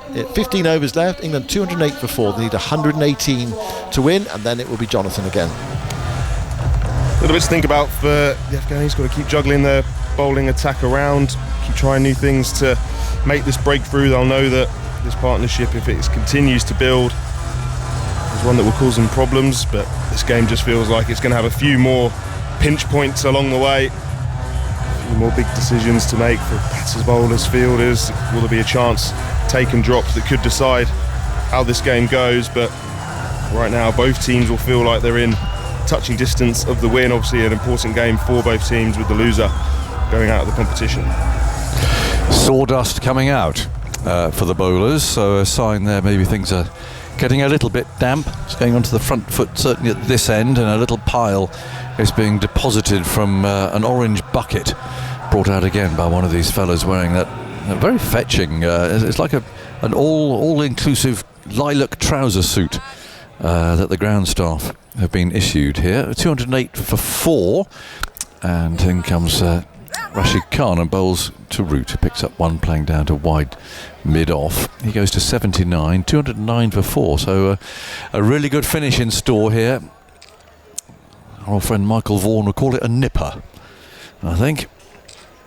Feels like it anyway. 117 runs, 89 balls, 6 wickets. The loser goes out. Butler playing down the ground to long off. Chastening for England to go out after just 2 games in this Champions Trophy, but it's a possibility, as these two at least get them close, and then the others drag them over the line. We've got Livingston next, then Overton, then Archer. That's the batting to come.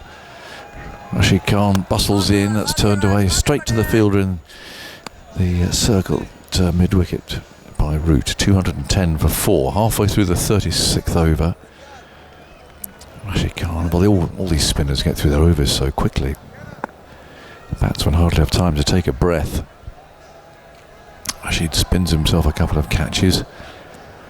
Comes in again, bowls, and that's flicked firmly again, straight to the man there, and again, as mentioned earlier, Root so theatrical when he bats, especially if he plays a bad shot or a shot he's disappointed with. He looks skywards. And that was the case again there. He timed it very nicely and hit the ball hard, but it went absolutely straight to the one fielder in the circle there at mid-wicket. He goes for a little walk, a little gardening there, just perhaps to catch his breath. 210 for 4. Rashid again bowls, and he's done it again. 3 successive balls, 3 successive shots have all hit that same fielder at mid-wicket. You can hear the crowd energised by that. Root looks around. There's so many gaps there, but he's just picked out that one fielder 3 times now. Here's the last ball of the over, just 2 singles from it.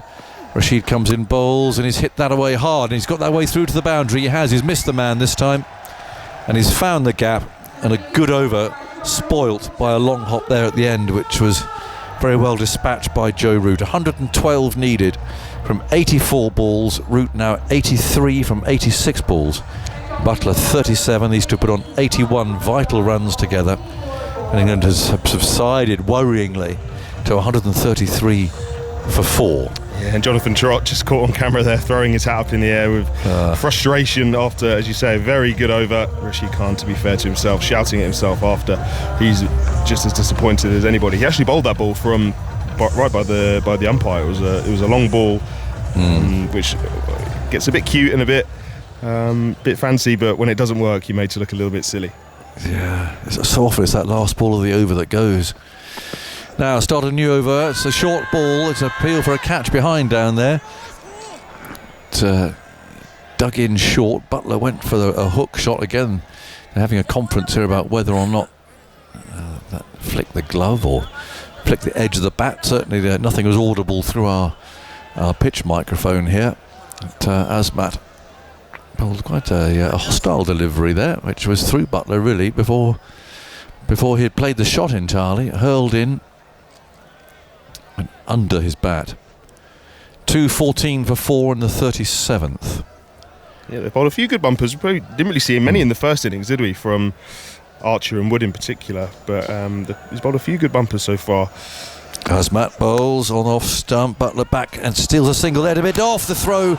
Well, misses the stumps just. I think Butler was home actually. He set off immediately. It's Rashid who's very quick in the field.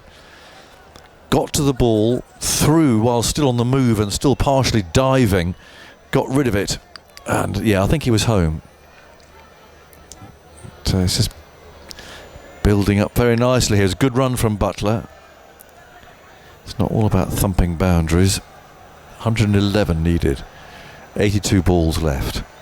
England to remain in the Champions Trophy, facing South Africa on Saturday, which they'll do anyway. But better to do so when you've still got a chance of qualifying for the semi-final. Azmat runs in, bowls. Butler gets a bit of bottom hand into that, sends the ball away out into the onside up to mid-on. There's a bit of a fumble. But 1 run completed. Butler 38. Apologies, that was Root. 84. Butler 38. 216 for 4. 110 needed from 81 balls. Did you say you were at training yesterday with England? Yes, certainly. It's actually rather nice. You can sit very close and watch. You're not cordoned off here, as you are so often these days. You can actually sort of feel as if you're almost part of it. There's Azmat bowling in a little scoop attempt there from Butler, but didn't get hold of that, trying to flick the ball over his shoulder. Yeah, you get to sort of feel, I don't know, part of the energy of the group, can't you? You can tell a bit of what morale is like, maybe. They seem to be bouncing around quite happily. Did you manage to get to chat to anybody, or was I had a long chat with Rob Key, actually, who I think I'm all right to say he was quite positive about Ben Stokes' recovery. That's good. Yeah, which was very good actually. I mean, he was really, I thought, more positive than certainly I expected. In comes Asmat, bowls short. He's skied this out to deep square leg. This surely will be out. It is. Josh Butler's caught in the deep. He's taken on one of Asmat's short balls. He's top edged it. The ball skied into the dark night sky, and the fielder under there really all he had to think about was possibly dropping it. It was up there a long time, but he didn't do that. He took it very easily, very comfortably. We've seen Butler struggle a bit against this short ball, and that ends a partnership of 83. Butler's contribution 38. And he's walking off looking very dejected again. He was set. He got himself in. And he's swishing his bat there in annoyance, head bowed, as he walks off at the far end. The job not done, and still some way to go. 110 needed. And Liam Livingstone will come out, and we're not quite sure how fit he is, because he left the field when he was bowling. Came back to bowl the last over. He's actually trotting out to bat, which is an encouraging sign. But he seemed to do some sort of soft tissue injury to his leg. But anyway, out he comes. More thumping music. The Afghanistan supporters, they were a little quiet over the last half hour or so. But they're back on their feet now, including a young lad down there who's got the Afghanistan flag draped around his shoulders. He's dancing by himself on the walkway between the spectators and the field of play. He's having a great time. 216 for 5. So, Liam Livingstone, what have you got? Yeah, he's got Joe Root settled.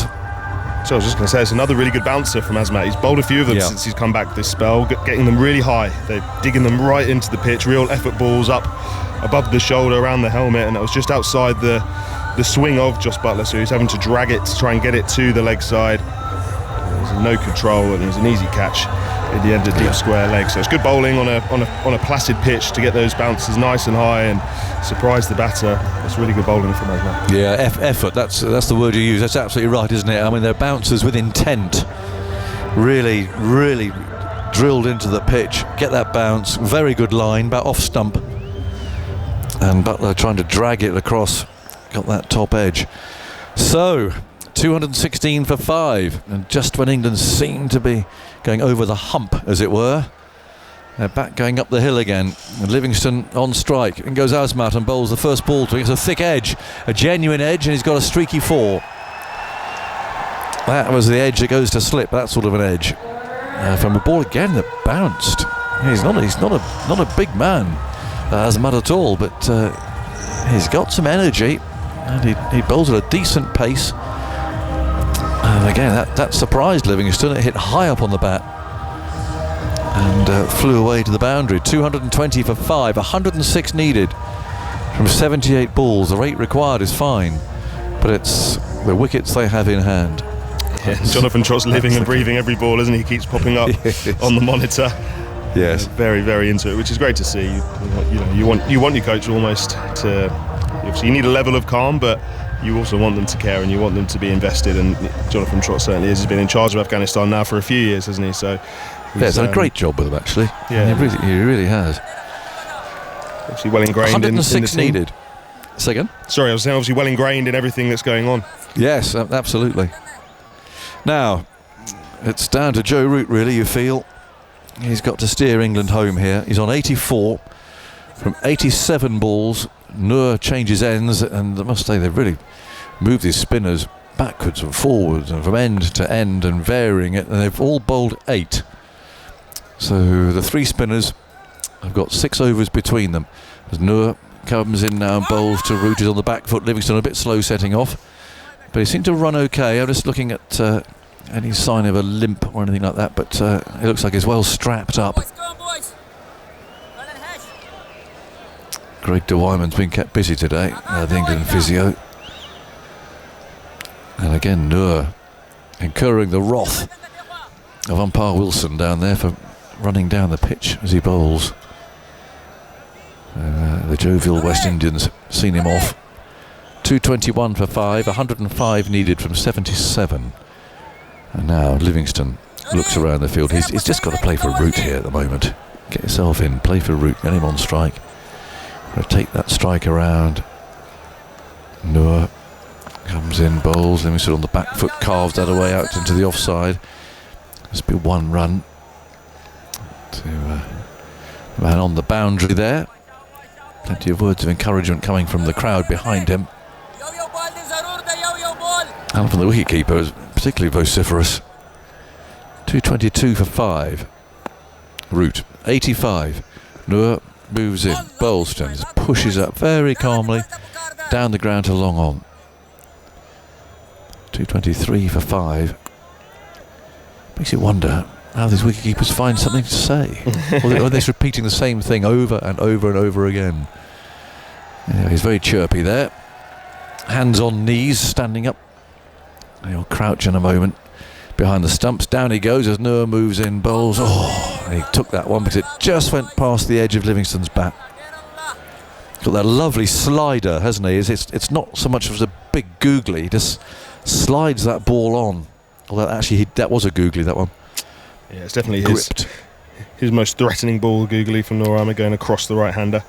Absolutely. There's another one tossed up, low full toss, and no, they were thinking about two here because it's gone out to long off's left hand, but there's not going to be time for that. 224 for 5, 102 needed, 73 balls, 5 runs in hand and wickets in hand, but there's Overton next, and then down to the bowlers, Archer, Rashid and Wood, who's got a knee injury. I don't think he'll be scurrying between the wickets too much, not looking at the way he went off anyway. 102 needed. Noor again. He leans slightly forward as he comes in. There's that reverse sweep. Oh, he's found the gap beautifully. 2 fielders are inside the circle for that. One at fine leg, one at backwards square leg. And Root has threaded that ball between them with that reverse sweep that he plays so well. The difference between the way he plays that shot and the way Jos Buttler was trying to play it is very clear, very defined. It's such a smooth stroke when Root plays it. There's nothing frenetic about it at all. And that was absolutely perfectly played. Real skill. 98 needed from 72 balls. And we've got another fielder down now, and an Afghanistani for a change. But I said earlier, it's like a scene from Casualty out there today. There's just people coming on and off. It's been a tough day out for many involved. Maybe a few sore bodies tonight and tomorrow morning, but before then, both sides have got a job to do, both fighting. Yeah, with all they've got to keep their teams in the competition. I think he might have winded himself there actually, Hashmat, as he dived. He's having a long conference with the Afghanistani physio, but it might be that, so just dive hard on the ground. Anyway, I think he's okay. The physio's happy enough. He goes running off again with a big bag over his right shoulder. Umpire Tucker says, come on, let's keep going here. 228 for 5. A disappointed Jos Buttler, I see, sitting watching the game from the England dressing room. And that beautiful mosque that we visited a couple of days ago, I see on our screen now, beautifully lit up. Really, it's a fantastic showpiece, the centre of Lahore. There's a restaurant on the roof that we sat just sit and enjoy the view. It's sort of view that you get when you look at Sydney Opera House or something. It's up there in that sort of a league. It's a wonderful setting. Yeah, I've been to Pakistan many times, but unfortunately every time I've been, we're not allowed out to see anything or do anything. We're under lock and key during the what a shame. The centre of Lahore it's a wonderful ancient city. 228 for 5.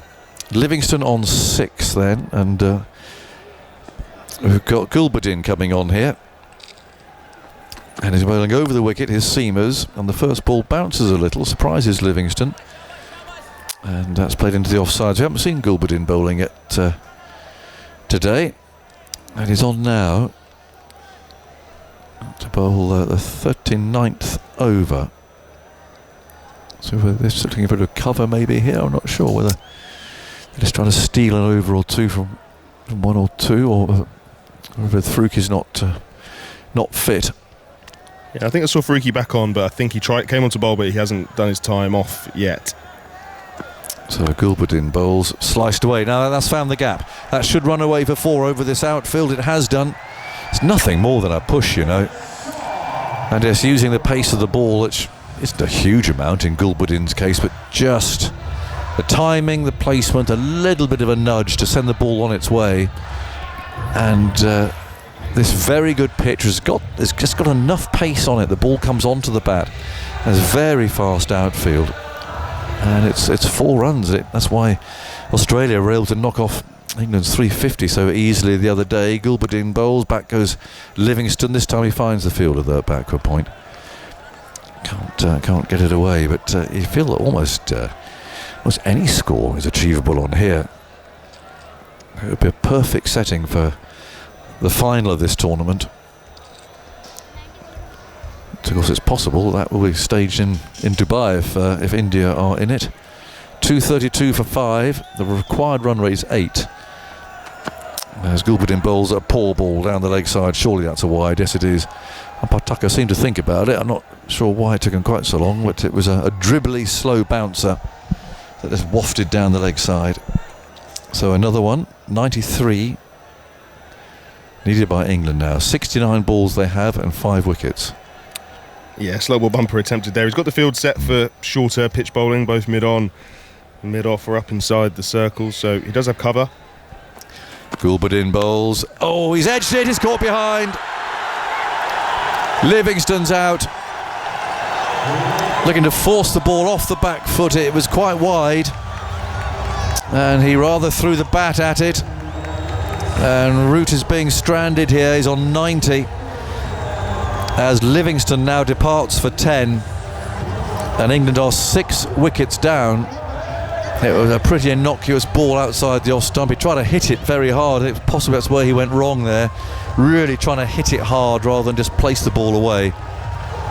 And he lost a bit of control over it, and that partnership of 17 ends, and England now need 93 from 68 balls. But the last of the recognised batsmen has gone. Overton's an all-rounder, but Overton, Archer, Rashid, Wood have got to see it through with Joe Root, who's 90 not out from 90 balls. Yeah, we're disappointed there, Liam Livingstone, because he said to Joe Root a few balls before were bouncing just a little bit more than he'd expected, so to be done by that little bit of extra bounce disappointed him. It just held in the pitch just a fraction, just rolled his fingers over the left-hand side of the ball, did Gulbuddin. Just got it to bounce just a touch outside the off stump, and as you say, Liam Livingstone was looking to smack that through the offside. It was a thick outside edge that easily carried through to Aminullah Gabaz behind the stumps. And a good bowling change as well from Afghanistan, bringing Gulbuddin back into the attack for the first time and being rewarded with a big wicket. Obviously Root's still there at the other end, so they'll know that this game's far from done, and Jamie Overton's a very good hitter of the ball. He's going to have to do a little bit more than just hit if England are going to win this game. He's got to build a partnership and bat with Joe Root here.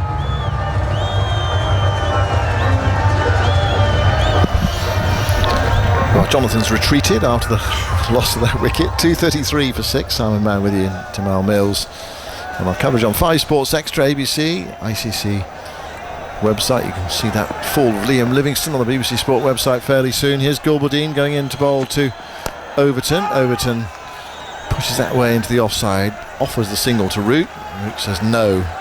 Now, Overton in this England one-day side,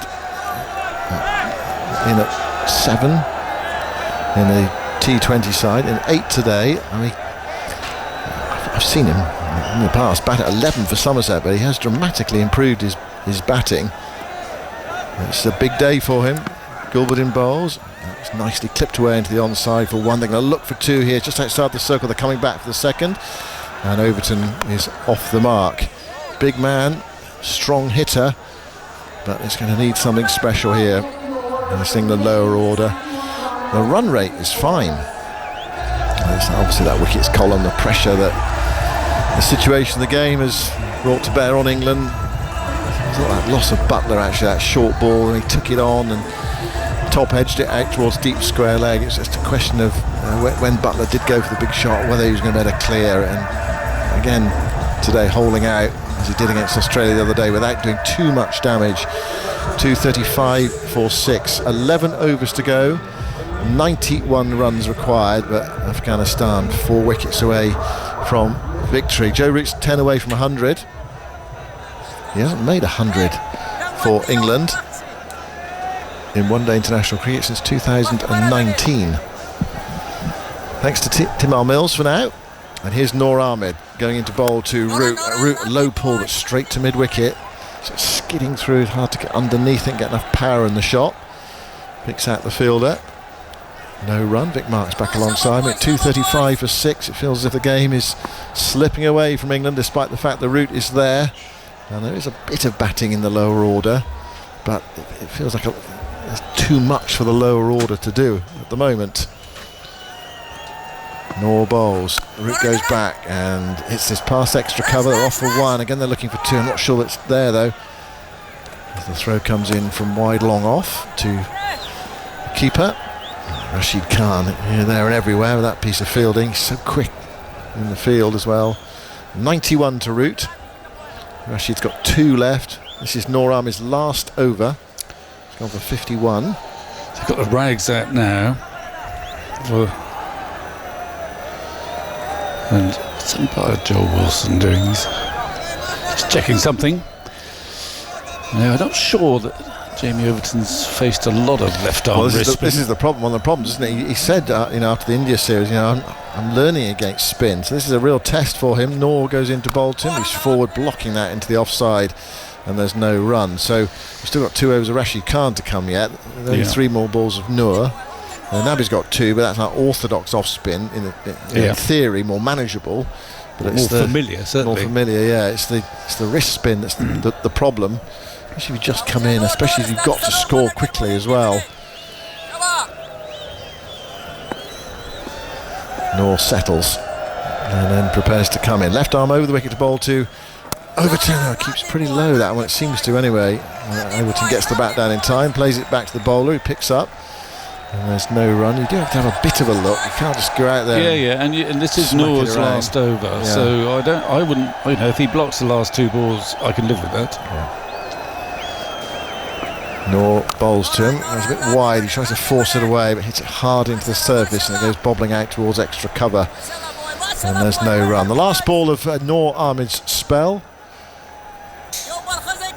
And England will need 90 to win. After this delivery, unless they get a run off it or 2. 9 and over, 4 wickets left. I've been really impressed actually with Azmat today with the ball. It's been excellent. Here's Overton stretching forward, plays into the onside, back to the bowler. Okay, they've seen Noor Ahmed off. 10 overs for 51, 5 and over from him. Just 1 single off the over. So last 10. Well, if you had 6 wickets in hand, 90 to win to the last 10, you think, quite fancy that. Yeah, quite fancy that. But 4 wickets. You're not the favourites. No. 2 people are going to have to play really well. But you think you've spotted some dew out there now, Victor? Yeah, well, I saw Noor in that over with a rag working, but they've bowled pretty well. They have. If the ball's wet, you look at the bowler now, and he's got the white towel out and just. But I don't think Afghanistan are going to be too worried by that just at the moment. They take this situation; they're clear favourites. I think Overton was right to be cagey at the end of that over. Yeah. Right, Gulbadin's going to continue. Doing a wicket in his first over. A wicket of Liam Livingstone.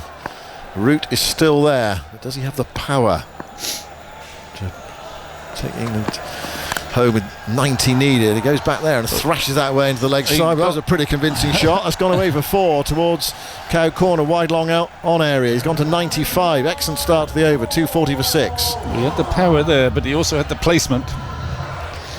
It's a pull shot, taking the ball from outside off stump. He knows where the fielders are.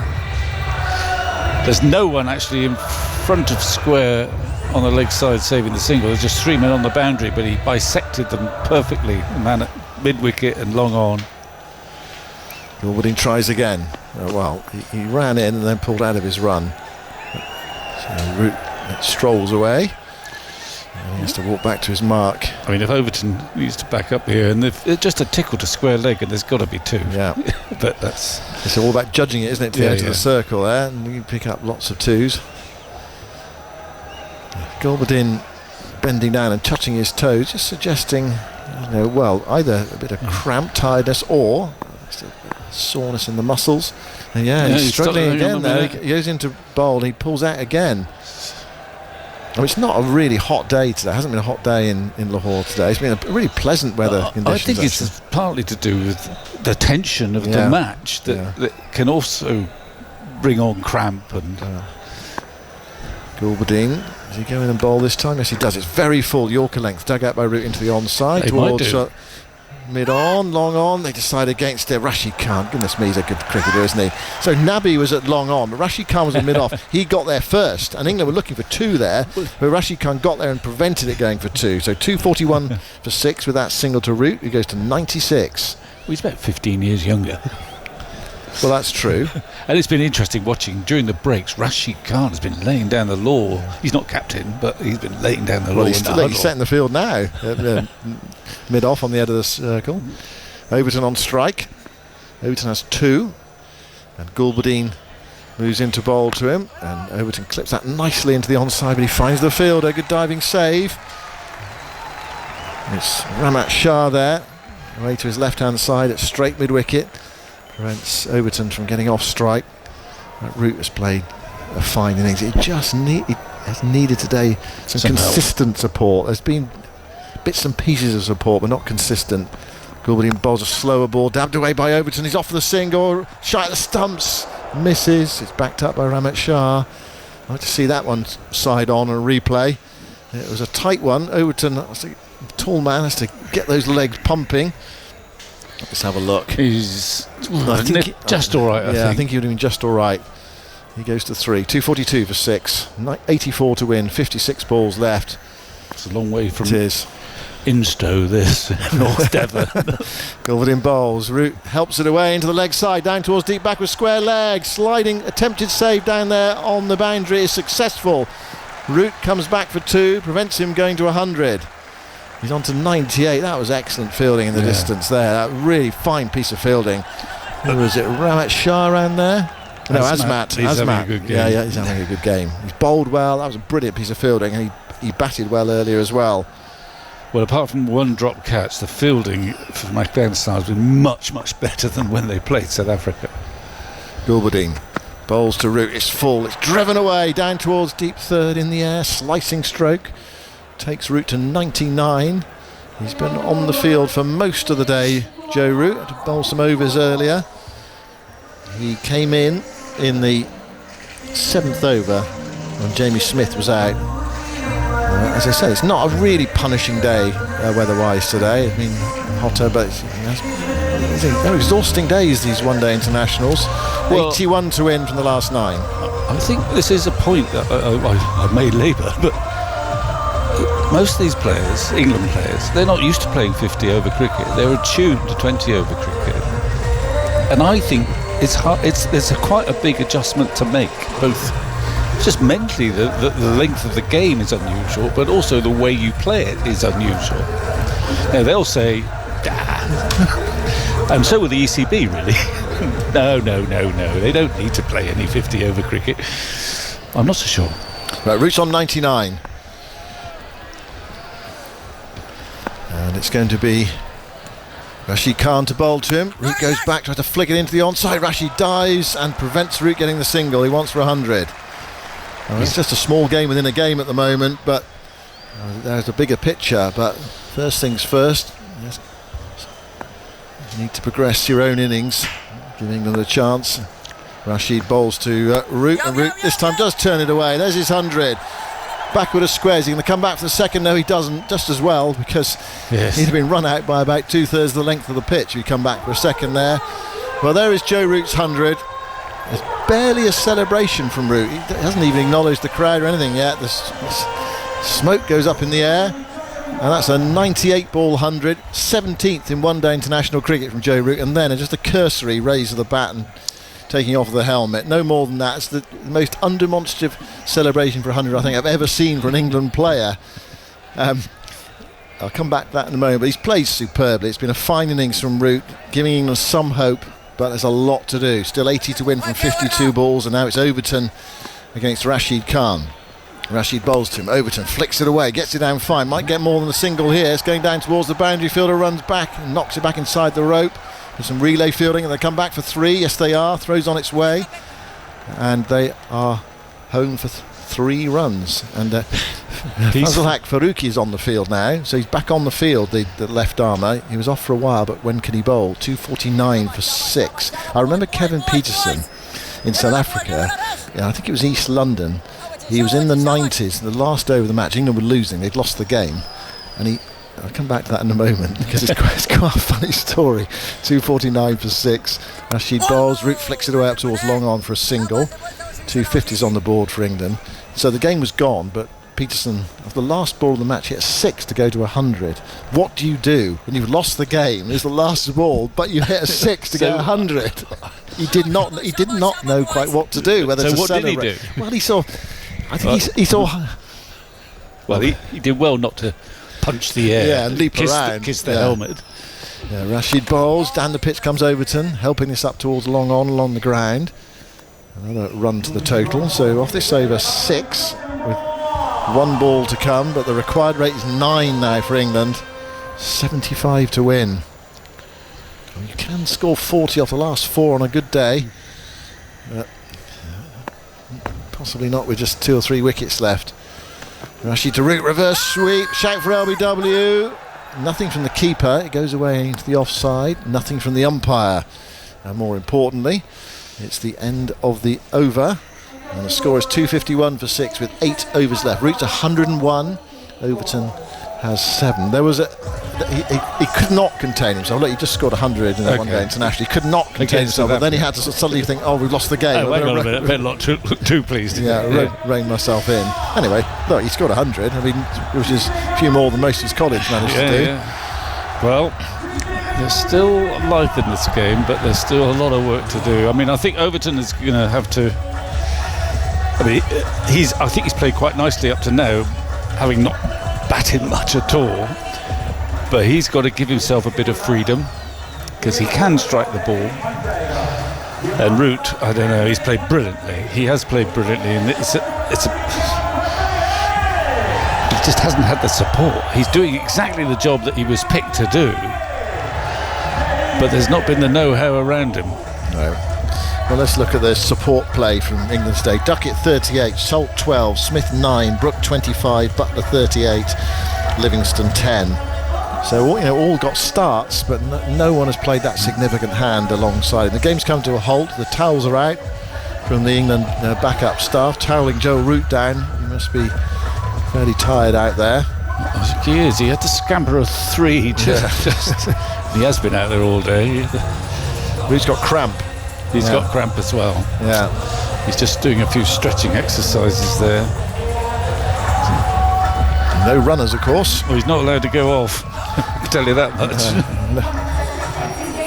Well, 75 to win. I mean, he's going to need some support, isn't he? Some big hitting support from the lower order here to get England close. 75 from the last 8 overs. Well, we've seen teams score that before. You translate that into a sort of T20 situation. It's a fairly standard situation, that equation, but it's the 6 wickets down that make it tricky. It's the day for Jamie Overton to step up, really, to produce something, to show what he's got, because he can hit it, can't he? Oh yeah. I mean, it's interesting. Well, we've got the space. I mean, Somerset, I think, got it wrong with Jamie Overton, because they always thought Craig Overton was the sort of all-rounder, the slightly more orthodox batsman. And Jamie was always batting about 9 or 10. Well, I've seen him about 11 for Somerset. And they thought, well, he's a good hitter, but they didn't appreciate actually that this is a man that's scored 96 in a Test match. And they did get that wrong. And now he's evolved into an all-rounder he's a bowling all-rounder, but he is an all-rounder. But he's in foreign territory at the moment. He's not played much for England in this sort of situation. Here's Faruqi back into the attack. We thought we might see the last of him, but he's going to bowl to Overton, who hits that away into the leg side. Well, that's the best of Jamie Overton. Just helped on its way. He's powerful. That's the thing. If he does connect, it goes very quickly off the bat, and he's hit that for 4 through deep backwards square leg. Perhaps not the best comeback ball from Faruqi, but very well dispatched by Overton. Yeah, he didn't try and hit it too hard. It was short, and he kind of helped it on its way. Hip high, off the meat, bisecting the boundary fielders. Yeah, if you're as powerful as him, you don't have to hit it too hard, but there's a temptation to do so. A bit like Livingston earlier, actually, when he played that cut shot, wouldn't he? He really tried to go after it. Yeah. Sort of guide it away. Caught behind. Right, Faruqi's coming left arm round now. 255 for 6. Goes in and bowls to Overton, who pulls that away for 4 as well. Helped on its way through cow corner. No trouble at all. Right in the middle of that too. With that, he wasn't trying to hit that too hard. I mean, Agger's made the point with Livingston that he was clearly sort of launching at it, where we've seen here, you could just time this ball and it speeds away. That's a pretty amazing pull shot. Ball just outside off stump, just a little bit short, and he's pummeled it to the leg side boundary. So that's 8 of 2. And England's still in the game, but not much room for error. I think that's the point from here. It's caused a pause. There's a readjustment to the field now. I think there's an extra boundary fielder on the leg side, which means someone's got to come up. Or Afghanistan at this stage. It's always worth just having probably not as many. No, 229 for 5. Goodness me. But they did have a bit of a flurry. 229 for 5 plays 259 for 6. There's Faruqi, bowls to Overton and puts the bat there, pushes it to the left of cover and offers the single to Joe Root. Root half labours through, half limps through. Overton's going to have a quick chat with Root. You all right? Yeah. I think Root said, look, I'll just stand at the non-strike. He said, you just whack the ball to the boundary like you've been doing, or just started to do. Overton is 16 not out. 260 for 6. 7.5 overs to go, 66 runs required. Faruqi, left arm round, bowls to Root. Root tries to force it away, hits it hard into the ground through the gully region. Fielder runs from backward point to pick it up, another run. So this over has yielded 10 so far, with 2 balls left, and just lots to come. So we've got 1 over Rashid Khan left. Yep. And then Nabi's got 2. If they don't have to bowl him. No. Faruqi, Azmat's been very good. Faruqi just labouring a bit at the moment. It's injury. He's got 3 to go. If he bowls his full allocation, might not. Gulbadin might bowl a bit more. Here's Faruqi bowling a lovely slower ball that draws Overton forward there and goes past the outside edge, and I think just banks in front of the keeper. That's nice deception. Just dragging him forward, and he was reaching for it and missed it. He takes one hand off the bat and he realises it. Didn't spot it, realises it kind of after it reached him, but it was too late by then. Dot ball. Last ball of the over coming up.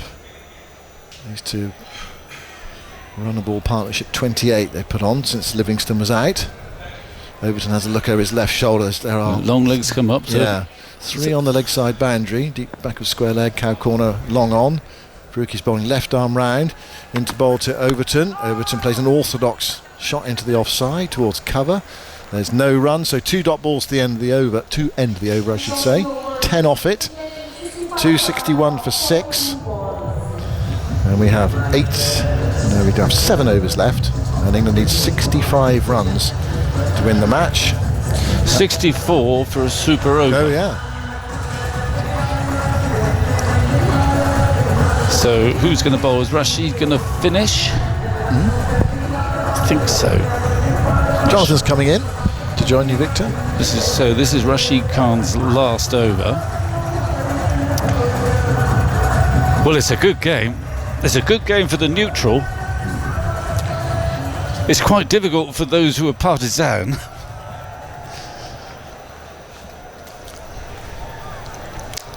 Very nicely played by Overton, though, wasn't it? A couple of boundaries and then just a pushed one. Thank you, Rush, indeed. I've got that, and bring Joe Root down on strike. Suggests a calm head, anyway. Rashid's last over, and Root stepped away there just as he was about to let go of the ball. There was something going on. So that's a sort of dead ball. He did actually bowl it, didn't he? But it won't count. 261 for 6. 7 overs to go. England needs 65 to remain in the Champions Trophy.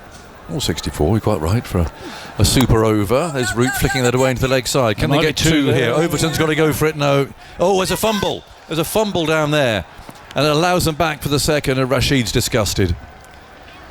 It was under control entirely, and Nabi's gesturing and saying, I'm sorry. But even the most experienced can just, under a bit of pressure again, perhaps a slightly slippery ball. Rashid, he's furious. Just hands on hips, kicking the ball away. So 63 from 41 now. Root on 104.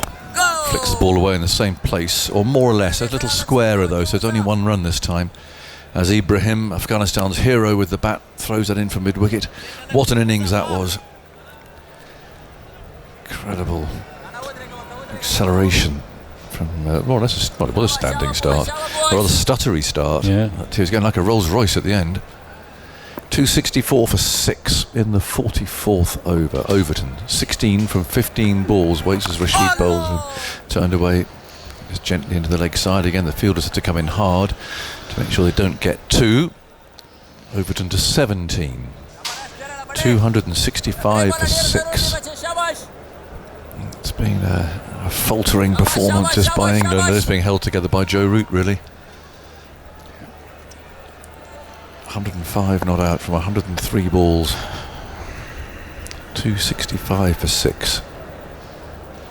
Rashid again moves in, bowls to him a sweep shot from quite straight. He's done so. He's stubbed his toe or something, or he's got terrible cramp. Whatever it is, he's hobbling to the far end. He's really struggling.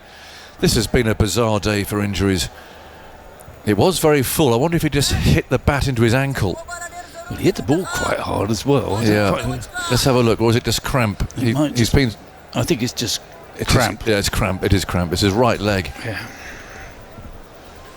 As Rashid bowls, he's gone for a big hit here. Overton. He's hit it hard down the ground. It bounces once to long off. A desperate cry of catch it. Rashid's shouting at the fielder. He couldn't catch that, Rash. No, he couldn't. No, he's gesticulating with him. He's saying, "How come he didn't run in and catch that?" He's getting a terrible telling off. No one could have caught that. No one in the world could have caught that. No, no, he couldn't. It landed about 8 yards in front of him. Well, that just shows again the tension again, doesn't it? There is tension. But you don't talk to your fielders like that. Here's Root turning it away into the leg side. But Overton just strolls the run to this. And Rashid's furious. He snatched his cap from umpire Wilson, who's saying it's not my fault. It does show that, doesn't it? It just shows that when it really is on the line, how tension and everything else does grip you. That's the end of Rashid anyway. 10 overs for 66. He's taken 1 wicket. 7 off that over. It's not quite enough, but it's the end of Rashid, so it's a less complicated form of attack. But still, 58 off 6 overs. It's a sort of equation, as I keep saying, that actually Overton will be familiar with in T20 cricket. I think he's got to say sorry. It was young Noor down there. And has he apologised? Yes. I'm sorry. Yes. So I've just seen the replay. You had no chance. yes. Well, anyway, good on him. He's got it's only 20, and no one could have caught that. Yeah. Well, no, but I'm applauding Rashid for recognising that he's actually got that wrong. Now, Faruqi, who's been off the field, he's been injured as well. It really has been the walking wounded today. I don't know how Mark Wood's going to go between the wickets if required. 268 for 6. Root's on 107. Goes for a little scoop. He's scooped it in the air, and he's scooped it a long way in the air. Over the moat for 6. What a shot. Premeditated. He guessed where the ball was going to be, and he shoveled it over his shoulder. And it certainly went up high. I thought for a horrible moment it might have gone up vertically, but no, he got it absolutely perfectly. Dragged it from way outside the off stump. How does he play that shot? Because I don't know. He's not really looked at the ball onto the bat. But he could have middled it onto his head, you know. Yes, he could. And he knows that. I think he's now just breathing heavily, but it's an incredible shot. Extraordinary shot. In this situation too. McCullum looks as if I've seen that 1,000 times before, as he sits there just twiddling. 274 for 6, and Root drives elegantly this time, testing mid-off, who goes down, sliding across the surface. and throws the ball in securely. They take one though, 275 for 6. Again, that dejected look that he shows sometimes. I should have hit that for 4. Yeah, it was a half volley, but he placed it almost well enough. He's got the one though. I still can't get over that shot because the ball wasn't quite in the right spot for that scoop, but he still managed to. He's reverse scooped it, according to Hawkeye, for 72 metres. 275 for 6. Now what's the next one going to do? Faruqi goes left on from round the wicket, and that's pushed by Overton up to mid-off. And there's no run. The story of England's innings, horrible start. Salt and Smith, shocking shots, particularly Smith's. Duckett 38, dropped on 30. Brook 25, Butler 38. Well set, a good partnership that with Root. Livingston 10. But throughout much of that chaos, Root has stood firm and just led England's chase. 114 from 107. Chanceless innings. 51 needed, 33 balls. Faruqi moves in, bowls. That's flicked away into the leg side by Overton. He's got that away nicely. They'll get 2. They should get 2 as long as Root's cramp allows it. And it does. Back he comes, just trotting into the non-striker's end. The trouble with cramp is you never know when it's going to strike. It can go horribly at any moment. You end up jumping along on one leg, don't you? Have you ever had cramp in your life, Victor? Yes. I'm trying to think how. I don't know, but I sometimes get it now lying in bed. I was going to say, I'll doubt it was ever through playing cricket, surely.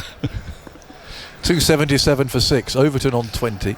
Faruqi runs in. Bowls to him fully. Drives out very hard. Chase for long off. Round to his left. Down he goes again. Picks up quickly. Good fielding. Cleanly. Very good fielding.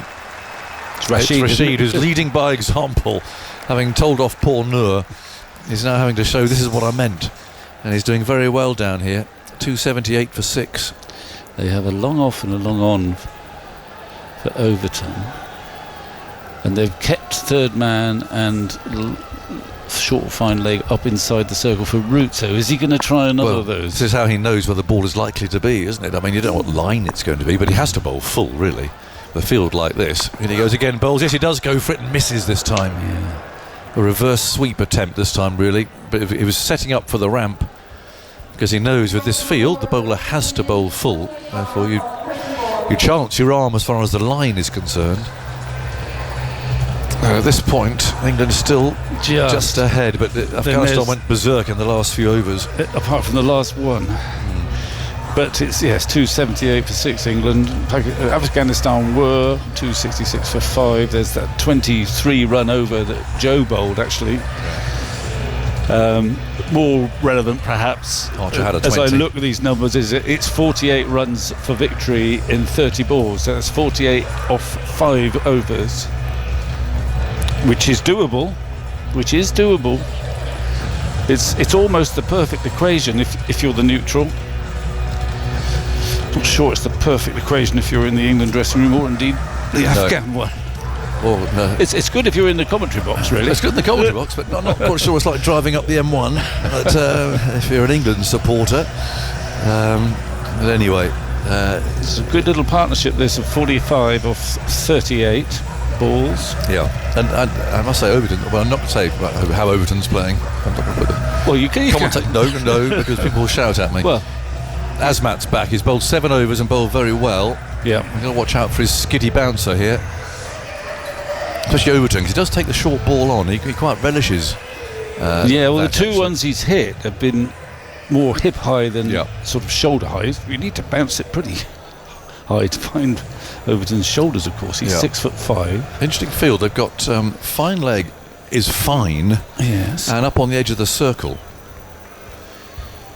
Azmat runs in bowls and he gives himself a bit of room here, steps away to leg. He's got it into the leg side. They should get 2 as the fielder there scrambles desperately over the practice pitches, the shaved area, right on the boundary edge to our left there. So the ball obviously goes a little bit faster over there, but that's a good piece of fielding. They've saved the boundary. That's the main thing as far as Afghanistan's concerned. 280 for 6. I saw quite a bit of the game against South Africa with Africa, and their fielding was 10 times worse. Yeah, it's terrible. They've been pretty good today. They've dropped 1 catch, but they've been diving left, right and centre. Overton 23. Azmat comes in, bowls to him. Forward he goes. He wants a quick single there to the edge of the circle. The throw misses the stumps. That would have been tight, and now he's limping. Who, Overton? Overton's limping. Well, what's he done? Oh, 7 for more troops. There's no one left. You'll have Jimmy Anderson playing on Saturday. Well, it might improve things. Well, what's he done now? He ran through, he looked all right, and then just at the last minute there, he's done. He's all right. It looked a bit hamstringy, but I don't know. Let's have a look. Anyway, he's carrying on. Well, he can't not carry on. No, he can't. So you've got one batsman with cramp, another one with as yet an undiagnosed leg injury, and England need 45 to win. Third man doesn't know whether he's got to be up or back. He's just coming up. No, fine leg's gone back again. They're all over the place. 281 for 6. 45 off 28. Terrific finish. Asmat runs in, bowls to Root, who pulls that across the line for 4. Well played. Square leg up. Fine leg back. Mid-wicket back. There was a gap there as long as Root could find it, and he had to drag the ball there into that leg side. It was the right length for it, but it was pretty wide outside the off stump. A slower ball, which I think might have deceived him initially. I know, but he's just gone through with the shot. It's amazing, but he somehow adjusted. It wasn't a bad ball, and it took some hitting down to there when it was a slower ball just outside off stump, and he managed to help it around off the meat. You've got to be in to do that. 41 and a minor genius. Yeah, but he's got some gas blasts. I'm not surprised. There's the smoke going up. And now what's happening? There's another stoppage now because I don't know. I've lost track of injuries. Poor old substitutes. They'll get a full match fee for what they've done today. They've been on and off the field. Banton took a catch. Right, so we've now got a deep backward square leg. Asmat scurries in, bowls short. Root get toe ends this. Now they could get 2 as long as the injuries permit. They've made 1. They're going. Back they go. Overton's going to the far end. Throw comes to Root's end, which is the wrong end. If he threw at Overton's end, he might have run him out had he hit. And now he's injured the keeper. There's going to be no one left. He's got one right on the end of the fingers there. Oh dear, that's sore. The horrible throw. Keeper was there. I think he should have gone to Overton's end. Root was always in. But they got there too. That's all that matters. 39 from 26.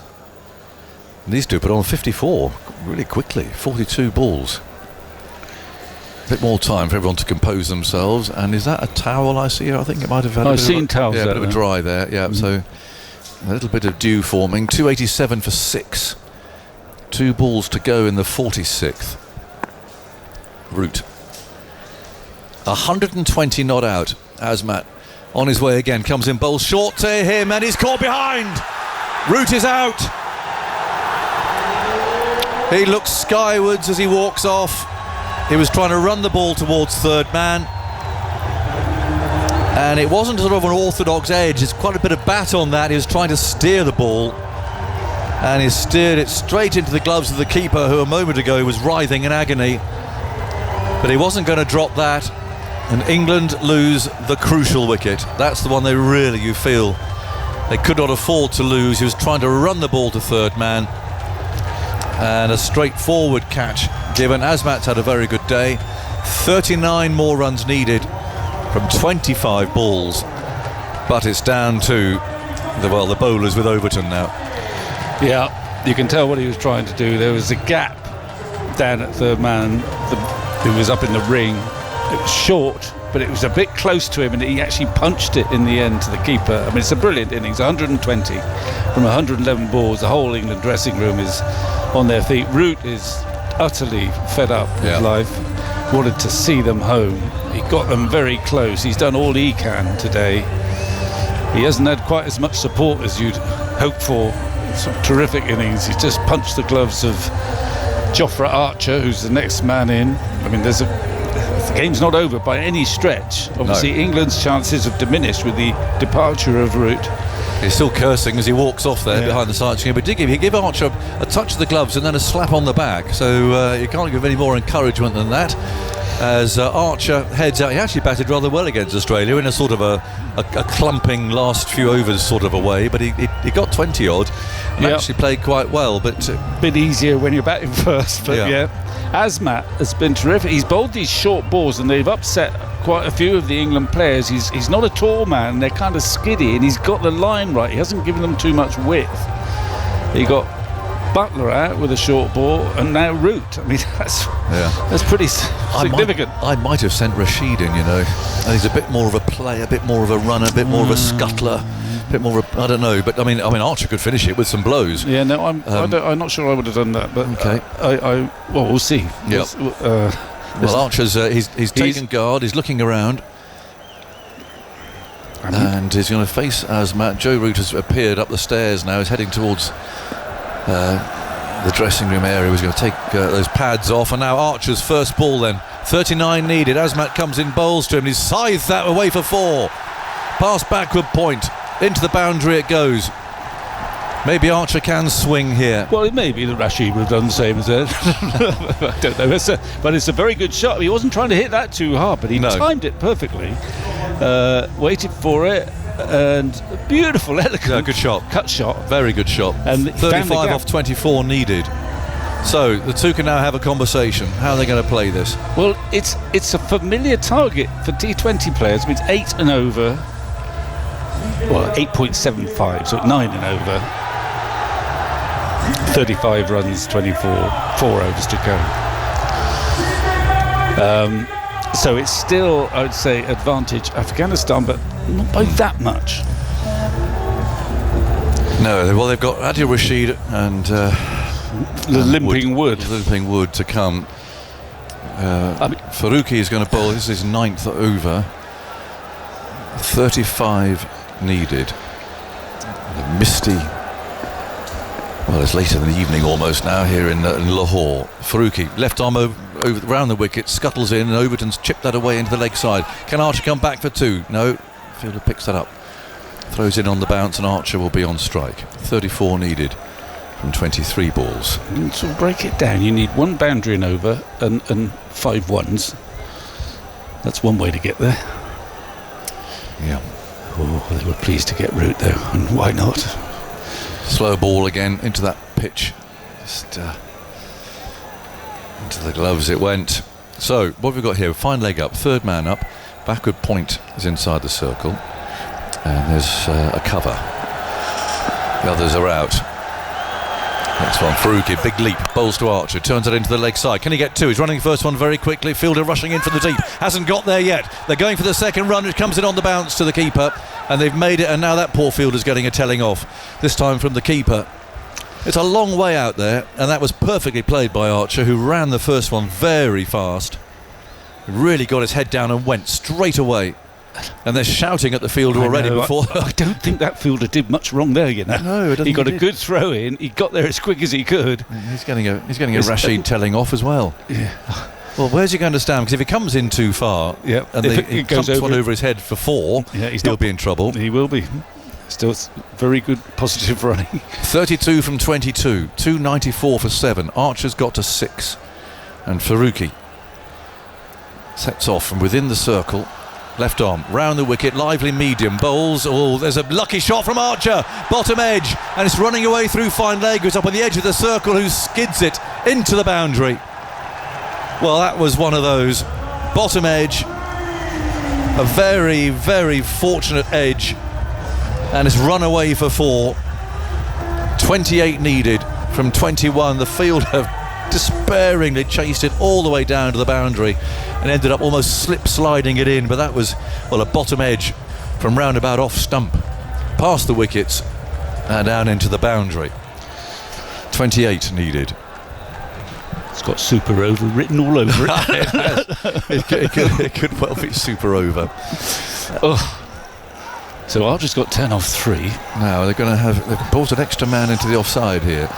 So Archer waits for Faruqi, who rushes in. He's there and he bowls a low full toss, which is thumped down the ground, and Archer's turn now to curse rather as he hits the field, but they've got one. 299 for 7 in the 47th. 27 needed from 20 balls.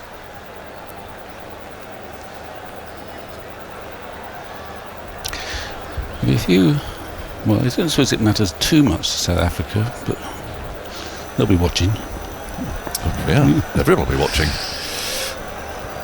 Faruqi again, he's bowling to Overton and he bowls his far up on the block. He's hit that hard, but he's hit straight to the fielder. But there's a fumble out there. They're going to come back for the second. Oh, that's a bad piece of fielding. Yeah. That's pressure. That is pressure. That should only have been one. The 300 comes up, and that was a bad fumble out there. It can happen to anybody, but just when it really matters is lucky, actually, it hit his ankle. Yeah, it could have gone for 4. It would have gone. It went straight through his hands for no reason. And out. Well, he was just lucky that it didn't go for 4. 301 for 7. Jonathan Trott's cross about that. He's got his arms folded. The next one from Faruqi is pushed into the leg side, doesn't go anywhere, and the bowler himself fields. So 301 for 7. We've got 18 balls left, 25 runs needed, 3 wickets to get England over the line. Victor, thoughts from you, and then Simon Mann. Well, there were 10 off that over, which is just about enough for England. There's 25 runs, 18 balls, 3 wickets. If you were writing the short story, this would be the perfect equation now, I think. I don't know what all the sites are telling us who's favourite. It's very, very tight now. Overton's done a grand job. Archer's been exceptional since he's come in. I think it's going to be Seam from here on in, probably.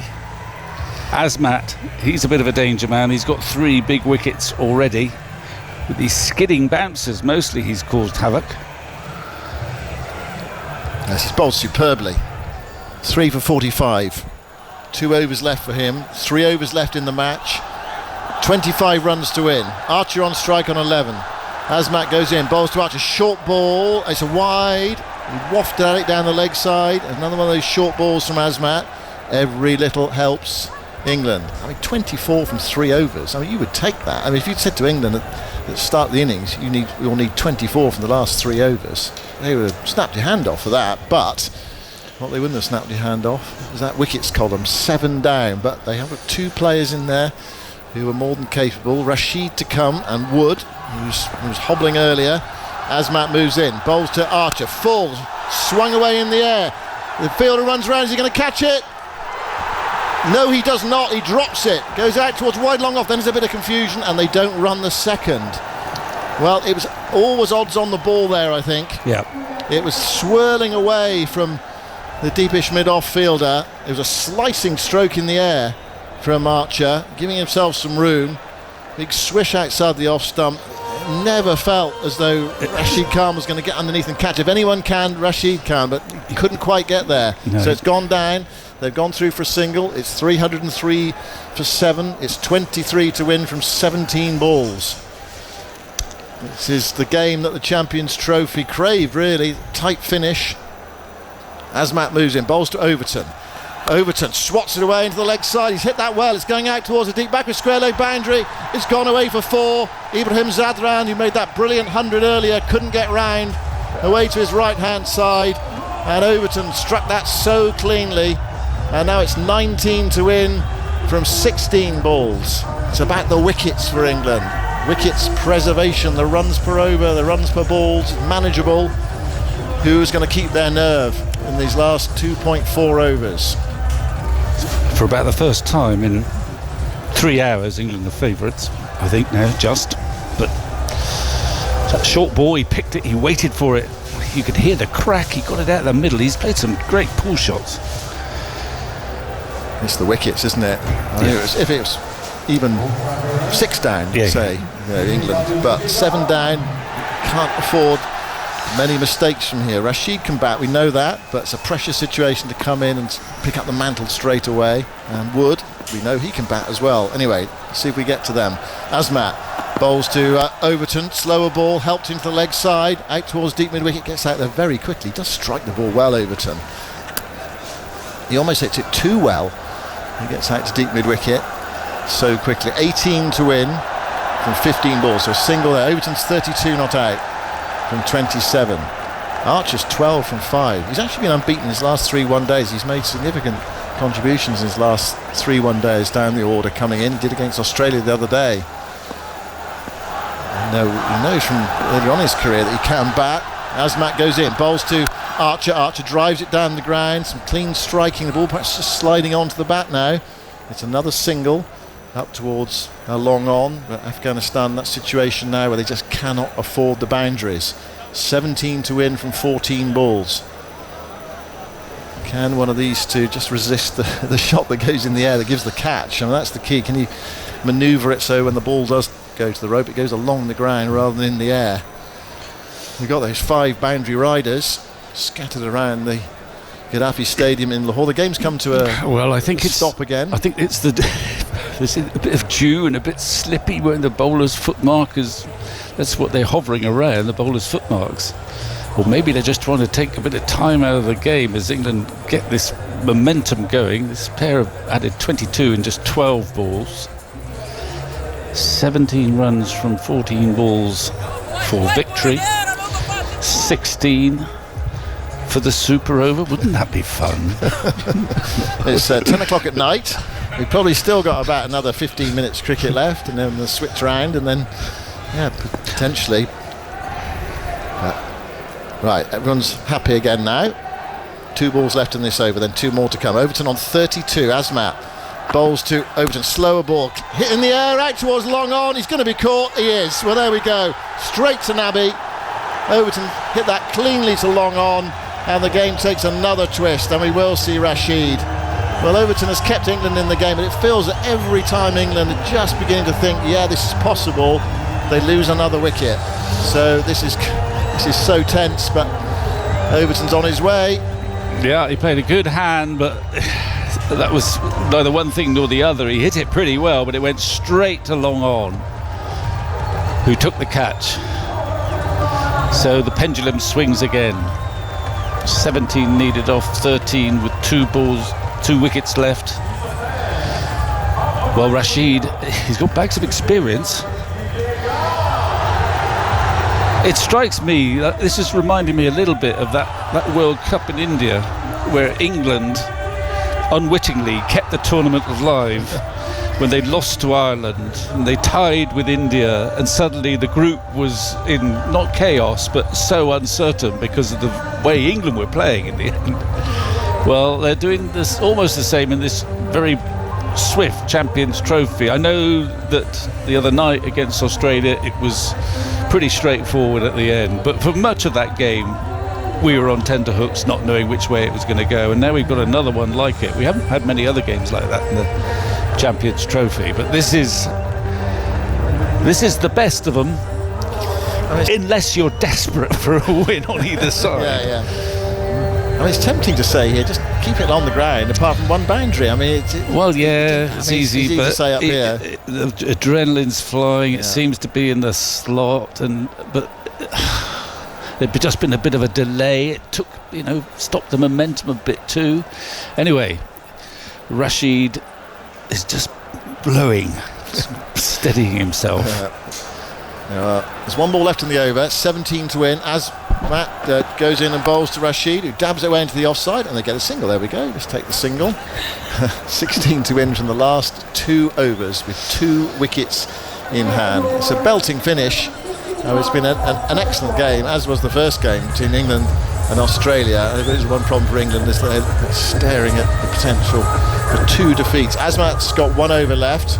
He's taken 4 for 54 to go with his 41 earlier. Well, it's man of the match material, but I think I think almost whatever happens, Ibrahim Zadran has got to be favourite. 177 from him. Anyway, 2 overs to go, 16 runs needed. Take a deep breath. Rashid on strike, having faced just that 1 ball. And that's Farooqi to bowl. So Farooqi penultimate, and then Azmat if needed. Only 2 wickets left to bowl the final over. Looking for a 5-fer actually, Azmat. Right, Farooqi sets off, left arm round to bowl to Rashid. Bowls now, and Rashid squared up by that one. He's looking to dab a single and say over to Archer, but he couldn't get it away, and the bowler followed through and picked up. And Gurbaz liked that so much. He comes all the way down and he pats him on the back, but also probably offers a bit of advice to him as well. And I think if you're Afghanistan now, obviously you've got your 5 men on the boundary, but you want your cover fielder, both the cover fielders, both one at extra cover and the one just behind point, to be really tight. So a dot ball is so invaluable here. And you've just got Rashid coming in. He's got protection. I get those really tight. 16 to win from 11. Faruqi bowls to Rashid, who gives himself some room, does get a single up towards long off, and gets Archer back on strike. Well, Archer, what's his approach going to be here? Well, I think it's going to be aggressive. Yeah, they do need a boundary somewhere along the line if they to win this match, possibly two. They have a quick chat. Now Rashid's scoring areas, he's scoring unusual areas. That cut shot through backward point is a potential one for him. Yeah. But if he gets a bit of width. But anyway, he goes to have a chat with Archer. It's not Rashid on strike at the moment. It's 15 to win from 10 balls. 2 wickets left. As tight as it comes. Here goes Faruqi to bowl to Archer. It's full outside the off stump. Archer gets it away towards deep cover. It's only going to be a single, I think. Picked up by the boundary rider, who sends it in. So one more to the total. Crowd like that, those supporting Afghanistan. 14 to win from 9 balls. As Faruqi walks slowly back. I'm sure Rashid, he will be looking for that third man area if that's on. That's his sort of wristy style. Faruqi's just changing his foot. He wants that man at deep back of square leg a bit squarer. Faruqi goes in and bowls to Rashid. It's a short ball, it's guided away, but straight to short third. They're off for a single. Shy at the non-striker's end is wild and wide. It goes up to long on, and somehow there they pinched a single. 13 to win from 8. He was looking for that, Rashid, wasn't he? That area. We know it, and there's no deep third at home. The field is up on the offside behind square. There's a kind of like a deep third slit and a point on the edge of the circle, backward point on the edge of the circle. He was looking for the 4 there through that region. 13 to win from 8 balls. Good time to hit a boundary, especially with Azmat to bowl the final over. He's been excellent tonight. 2 balls left in this over. 13 runs required.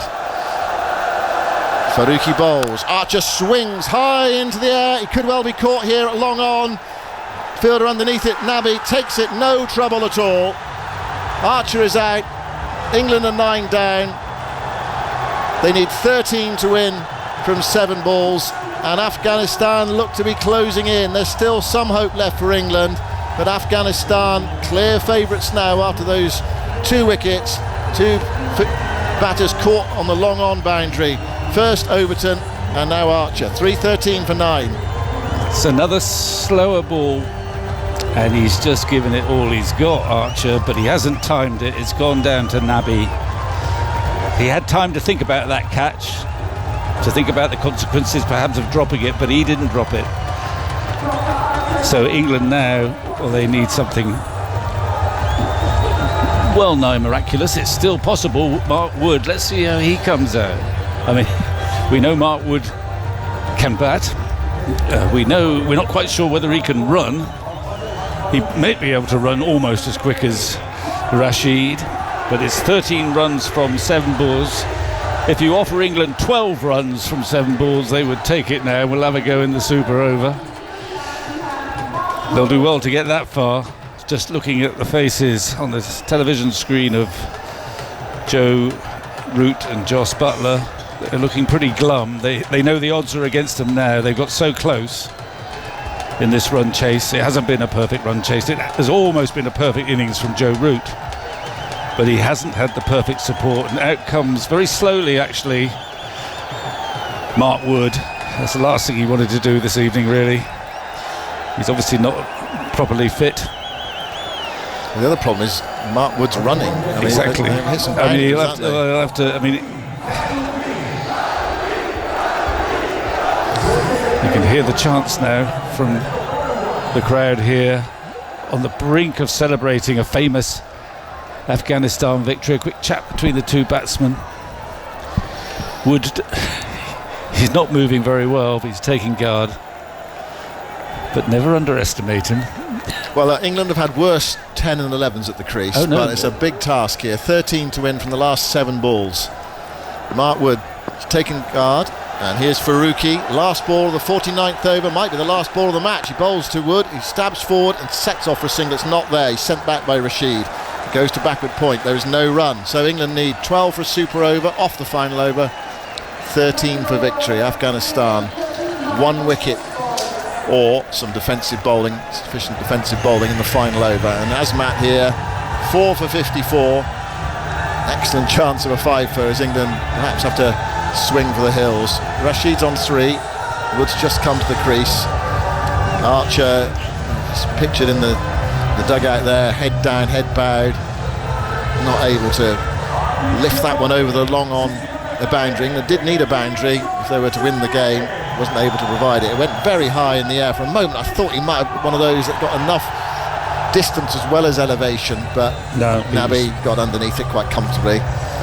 So the umpires are having a long chat with themselves, or possibly with... I wonder if they're debating whether they've got to have an extra they've fielder got to have an inside the extra circle. fielder inside the circle. The innings has gone on for close on 4 hours, but all sorts has been going on. So it looks like we'll count the number of boundary fielders in a minute. 1, 2, 3, 4, 5. There's 5 out at the moment, as you'd expect. But it's up to the umpires to say, well, you were behind or not. But I haven't seen anything on the big screen to suggest they were behind. There's fielders coming and going. Well, the option here for Rashid, again, deep third, there isn't one. So there's an option for a boundary potentially. Yeah.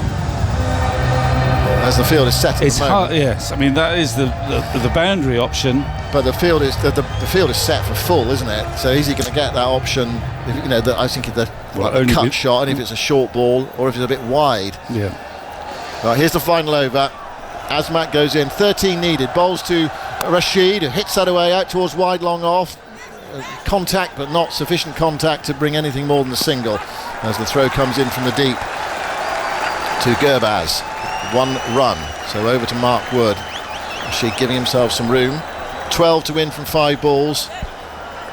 Well, something special required here from Mark Wood. Again, the batters have a chat mid-pitch. Suddenly this field looks big, doesn't it? The boundaries look distant. I'm sure Mark Wood's probably feeling that, although he is one of the more optimistic characters in this world. Just taking guard. We've been off the field with a knee injury. You've got to come in and somebody strike 12 from 5 balls to win the match and stay in the competition, or 11 for a super over. Azmat bowls to Wood, who slaps that away square of the wicket. He hit that really well, but he's picked out the fielder on the deep cover boundary, so it's only a single. 11 to win from 4. A couple of 6s would do it, of course. Yep, I'm not sure that's Adil's forte. No. They're having a quick chat. 10 for the super over. Again, they're having a chat mid-pitch. Ball back with Azmat, he just wants to get on with it. He's kept the ball relatively full so far, hasn't he? Well, the field is set for full, isn't it? Yeah. Azmat into bowl to Rashid. Rashid hits this high in the air. Is he going to be caught? No, he's not. It goes out towards long off. They go through for 1, but it's only a single again. It's 10 from 3 balls. For England to win, 9 for the super over. Well, he tried to launch that, Rashid, but he did not strike it cleanly. He went out towards long off. For a moment I thought the extra cover fielder on the edge of the circle was going to come round and catch it. He couldn't get underneath it. So it's over to Mark Wood again. He's only been out there for 2 balls. Yeah. He's got to find 2 boundaries from the last 3 balls of the match. Here is Azmat to bowl to him. Bowls to Wood now. Wood drives. He digs it out up to long off. It's only a single. Afghanistan closing in. 8 to win from 2 balls. 9 to win from 2 balls. Correction. They take 2 boundaries. Yeah, 8 for the super over. Afghanistan nearly there in this tense, exciting game that's gone right to the end. Those wickets that England rather frittered away, coming back to cost them. Here's Rashid on strike. Azmat goes in to bowl to him. Rashid swings down the ground, out towards long off. It's in the air. He could well be caught. He's caught. Afghanistan have won. Azmat's got his 5 for. Jubilation and dancing all around this stadium. It's a fabulous victory for Afghanistan. They're in their huddle. They're all celebrating. And England have fallen 8 runs short. Afghanistan win by 8. to keep alive their chances of progressing in the Champions Trophy.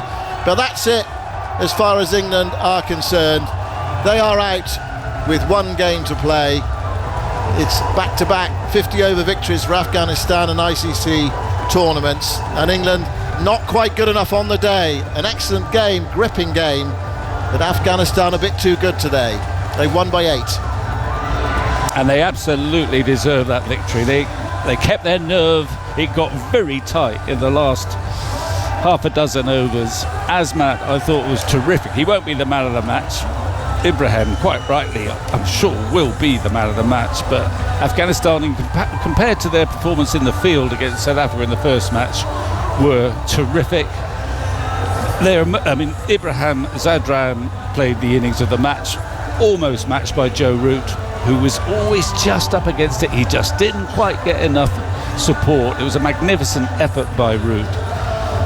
But Afghanistan, they were desperate and they got there, and they deserved still to be in the competition. They've still got a mountain to climb to get to the semi-final. They've got to win their last game against Australia, which is not straightforward, but they've got a chance. And England, well, they've got to go to Karachi and they've got to play what for them is a dead game. But there can be no complaints for England. There's no "we deserve to win that one" sort of comment possible.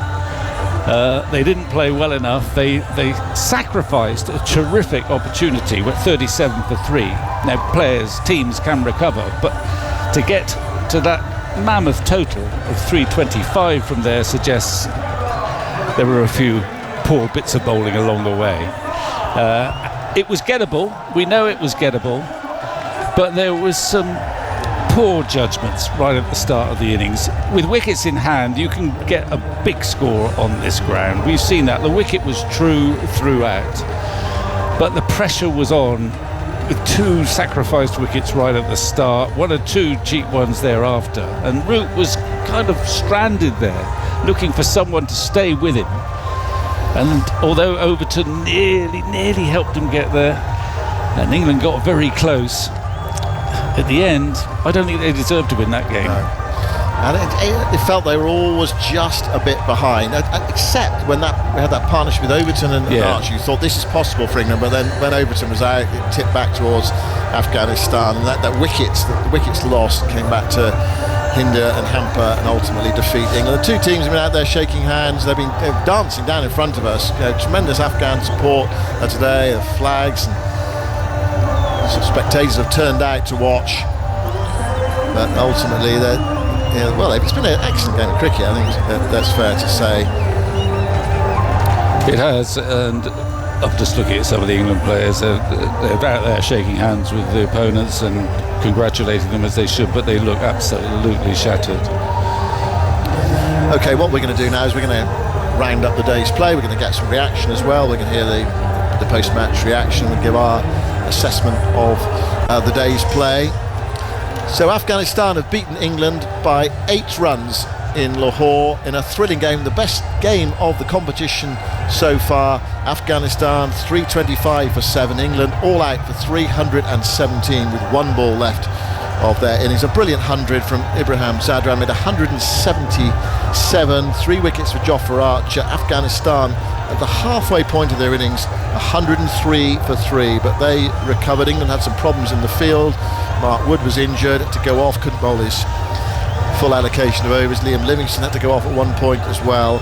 But Afghanistan 325 for 7, even with the dew, even with a good batting surface and a fast outfield, it felt like a really challenging score for England to chase. Joe Root, 100 for him, but not really that support. The next best was Josh Buttler with 38, and when he was out at 216 for 4, it really felt as though Afghanistan were taking a grip on the game. Archer and Overton had produced a partnership which gave England some hope, but both were caught in the deep late on, and Afghanistan had just enough. And Amaze taking 5 for 58. Vic Marks alongside me, Jonathan Agnew 2. Well, Agnes, let's turn to you first. What was your overall assessment of the day? Well, I think, not very many years ago you would have considered a victory for Afghanistan as having been slipping on a banana skin, and they've shown again how much they've improved, how they've come on, how they've developed, and they are now right up there amongst the very best white ball teams in the world. You have to say that. That's twice now they've beaten England in equivalent of World Cups, if you like. They reached the semi-final of the T20. This is a good team. They're a really well-drilled team, and they produced a very good performance today on the back of a very poor one against South Africa when their fielding was pretty poor. They've actually picked themselves up. They haven't had their confidence dented. I thought the innings by Ibrahim Zadran was outstanding, and again, like Duckett's 3 nights ago, a real example of what you can do in 50 overs cricket these days, even with just a fairly moderate start, a composed start, a careful start. You can still score at that sort of a rate. Duckett got 160 odd, Ibrahim 177 from 146 balls, having been behind the rate of runs per ball to start with. It just shows what you can do if you're prepared to play to get yourself in. This is a very good pitch, a very fast outfield as we saw against Australia, and all of that sort of comes therefore to say that I thought Salt's and Smith's dismissals were appalling. You are chasing a target like that, and you give away your wickets in that fashion so early. You are really putting your team against it. Here's Ian Bishop. Congratulations to Afghanistan, and we have now the Player of the Match award to be presented to Ibrahim Zadran for his 177, which now stands as the highest scoring Champions Trophy. Mr. Sumair Ahmed Saeed, CEO, PCB and Tournament Director, will hand the award over to Ibrahim.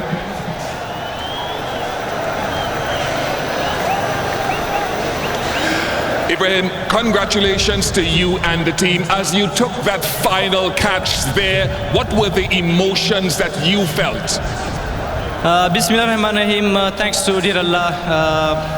I was expecting that I wanted to grab one good catch for the team, so I batted for 50 overs, then I wanted to spend time there in the ground. I was expecting that, but whenever I grabbed it, that feeling was totally, change. We won the game. You've had some time now for that 177 to sink in. What does it mean to you? What pleased you? It means a lot to me. As much as you work hard, God is gonna give you. I was having trust on myself. I wanted to go longer. So whenever I bet, I just feel the dressing room and I want to bet for longer. But that 177 is a special moment for me. It's the highest runs in the Champions Trophy. That's a special thing for me. How did you adapt to the conditions as it presented itself, the pitch? We have played here last time Asia Cup, so I got the idea. I just wanted to take time, wanted to play proper cricketing shot and take time and give my 100% in the ground. So it worked, so I'm happy with that.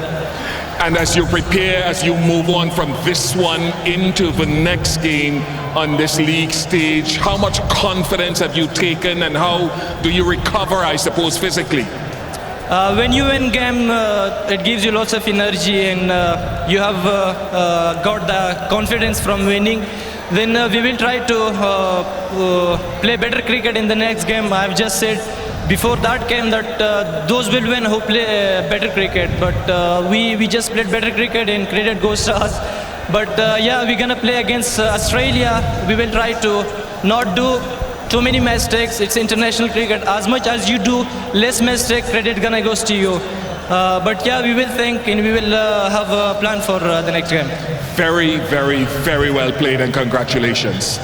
Thank you so much. That's Ibrahim Zadran. He did play magnificently today, making 177 and really just lifted that Afghanistan innings. It was kind of going nowhere at one point, but to get up to 325, it was just too many ultimately for England. But to go back to my point, I mean, what an absolutely brilliant example England had of how to play, and they were given by their own player Duckett 3 nights ago. And I'll just go back to those 2 shots. You're chasing a sizable target like that. The last thing you want to do is to start off poorly and give away wickets. And Salt's rather forlorn sort of slog across the line, bold, horrible. Smith, I just cannot understand for a nanosecond what was going through his head. For those who haven't seen it, just so he's just come in, he's got 9. Nabi, the first spinner, comes on. It's within the power play still, so there are men up. First ball, Smith, well, he just came down the pitch a bit and just swiped, and the ball is lobbed in the air to backward point. First ball that he'd faced from him. I cannot accept any sort of reasoning for that. It was a dreadful shot, and England have got to look at that. If they give him a chance at number 3, he played a poor shot against Australia. This clumped to catch to mid-on. Really, he's a very good player. He's got lots of shots. He's an exciting player. He's a decent keeper, we've seen. But that's 2 wretched shots that he's played in this tournament. It was striking that Ibrahim Zadran said, "I just wanted to play proper cricket shots," wasn't it? Yeah. I do have a theory, and it's an unpopular one with the ECB probably, and certainly the players, that if you don't play any 50-over cricket whatsoever, except in international matches, that you're well prepared to play. They often argue that, look, 2020 cricket is the same sort of thing, so we'll be fine.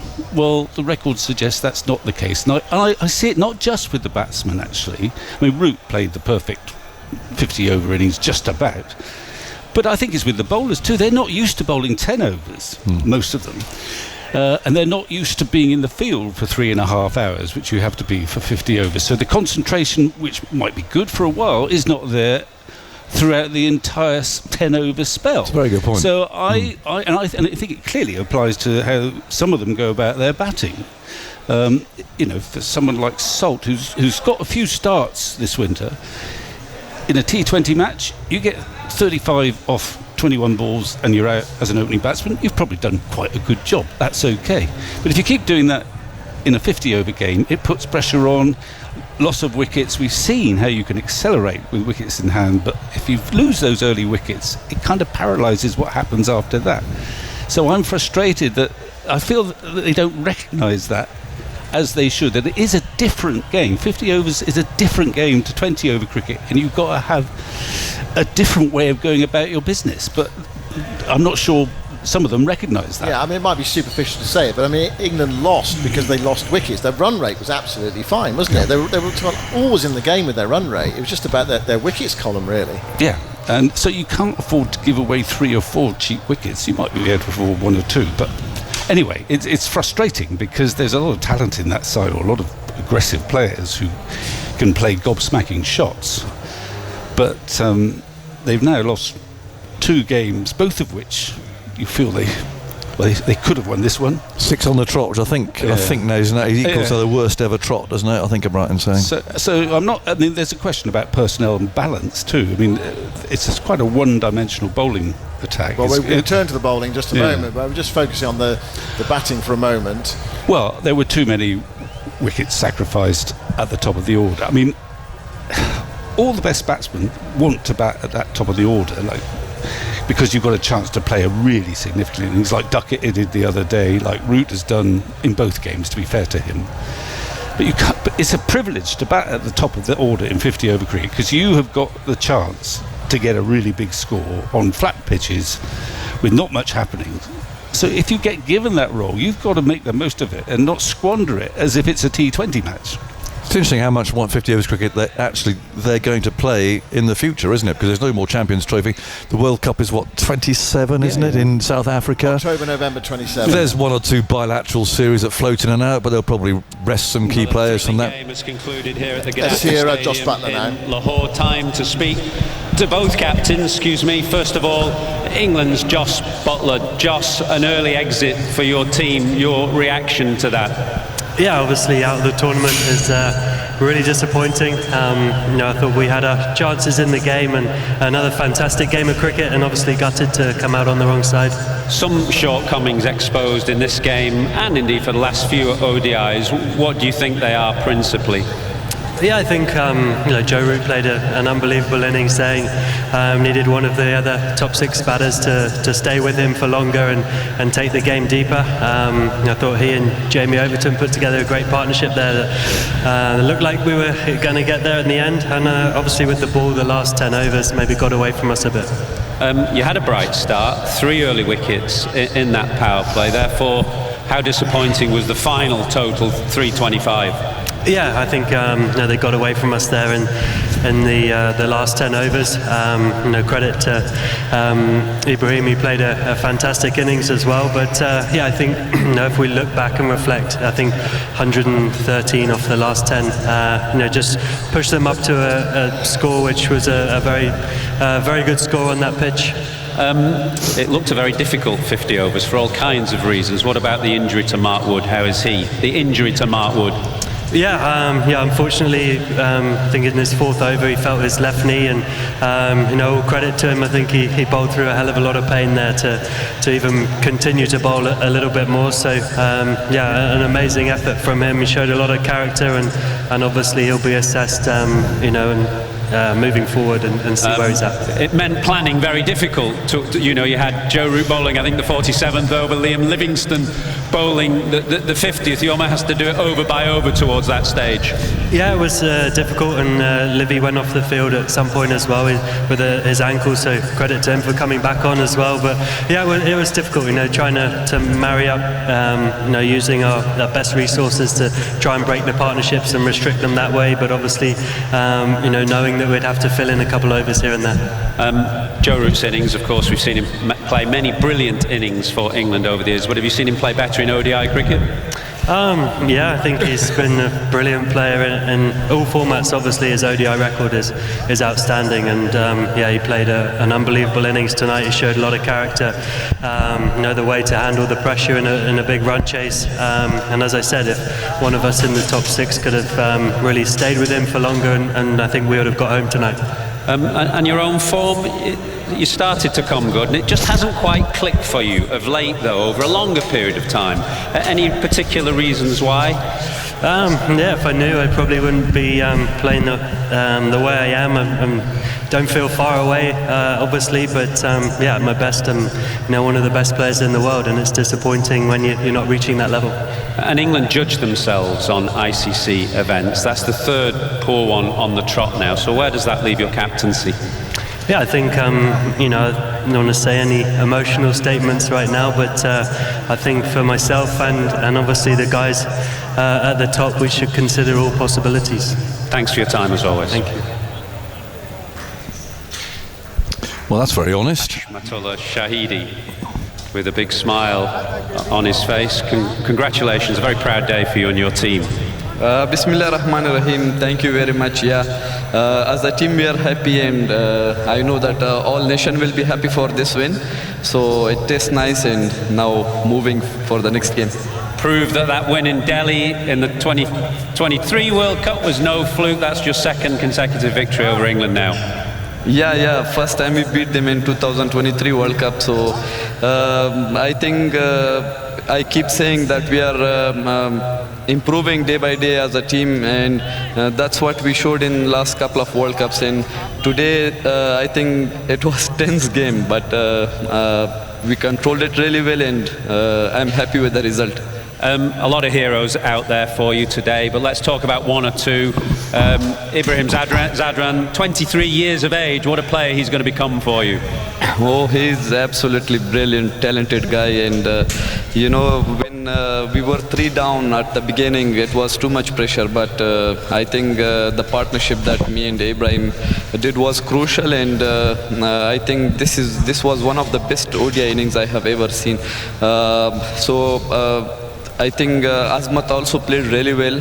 When I lost my wicket, he played with very good intent, and he scored runs, and in the bowling you see in the pressure time, he bowled really well for us. And at the other end of the age scale from Ibrahim Zadran is Nabi, of course, at 40 years of age. You can't keep him out of the game.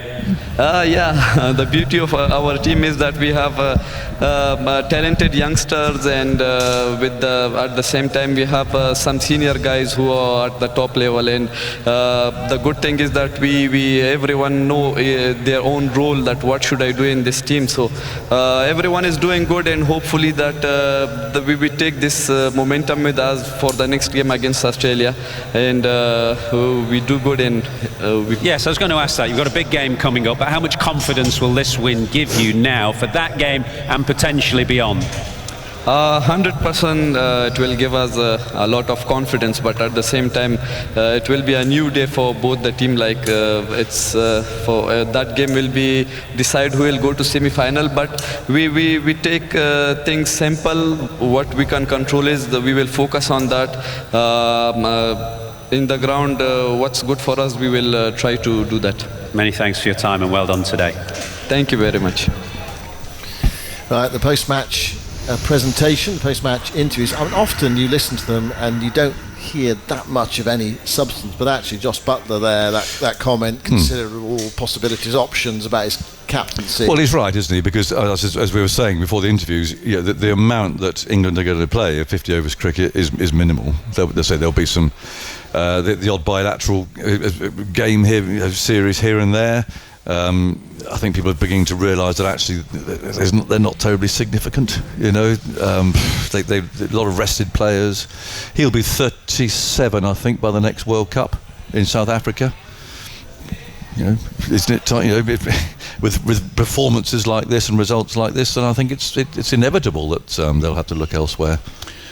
I would imagine that they would look elsewhere for captaincy reasons, yes. As you say. I would not, if I were in charge, I think necessarily encourage Joss to pack it in, because I'm not saying that. He's still one of our potentially best players. He hasn't quite fired in this. It might be free to the captaincy actually that he finally finds a bit of form. Yeah, come on, Joss, come and enjoy yourself for however long.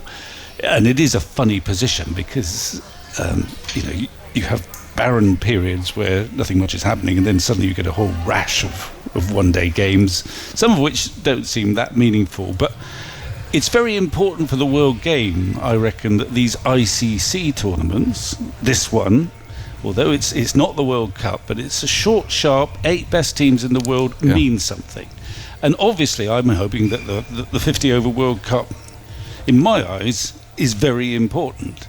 And I could reel off all the winners. We could all reel off the winners from 1975 onwards. So it matters. And so, I hope we don't just abandon this as we don't care about 50 over cricket now. Yeah, I mean, he did say that I'm not going to make an emotional statement in the heat of the moment, but there was an implication that obviously he's going to... Well, not playing until September. Consider his position, but here's the point. He says he's white ball captain. So do you separate the two white balls? Do you 50 over and 20 over? Because actually, in a year's time, England have got another T20 World Cup in India and Sri Lanka. So although there's a 50 over World Cup in 2027, which is quite a long way down the line, actually the next ICC tournament where Buttler could captain England is look, I think to be honest, I don't think the captaincy is necessarily sat easily on Joss Buttler's shoulders. I think he's probably a better player without it. I would say thank you, and just hope he gets some form back and is that massively destructive batsman for that T20 World Cup that you're talking about without the responsibility of having to captain the side. Yeah, I would like to see him released, if you like, and then go back to that. I know it's not easy to go back to what you were about 4 or 5 years ago, but I still think he's got some wonderful innings in him. And the chances are, it doesn't have to be the case, but the chances are that whoever you choose, and I haven't thought about who the candidates might be much, will be in the team that plays 50 and 20 over cricket. It's not definite, but the chances are that will be the case. We're talking here, and England actually have made, and talking about the batting actually, we've only talked about the batting so far largely, and they made 351, they made 317. Okay, flat pitch, fast outfield, good batting conditions. We haven't talked yet about the bowling. It seems to me that when you look at the two bowling lineups today, Afghanistan a bit more variation. I mean, Azmat bowled superb. They got Rashid Khan actually didn't have a great day today. They got Noor Ahmed, left arm wrist spinner. England just look a bit monochrome, and they don't have many spin options. So that, I mean, it seems to be that you look about the structure of the side and where they try to improve in the future in 50 over cricket. Actually, they really need to rethink somehow, find some quality, some wicket-taking ability, some mystery, whatever in their bowling. Well, they need variety, because you look at the lineup.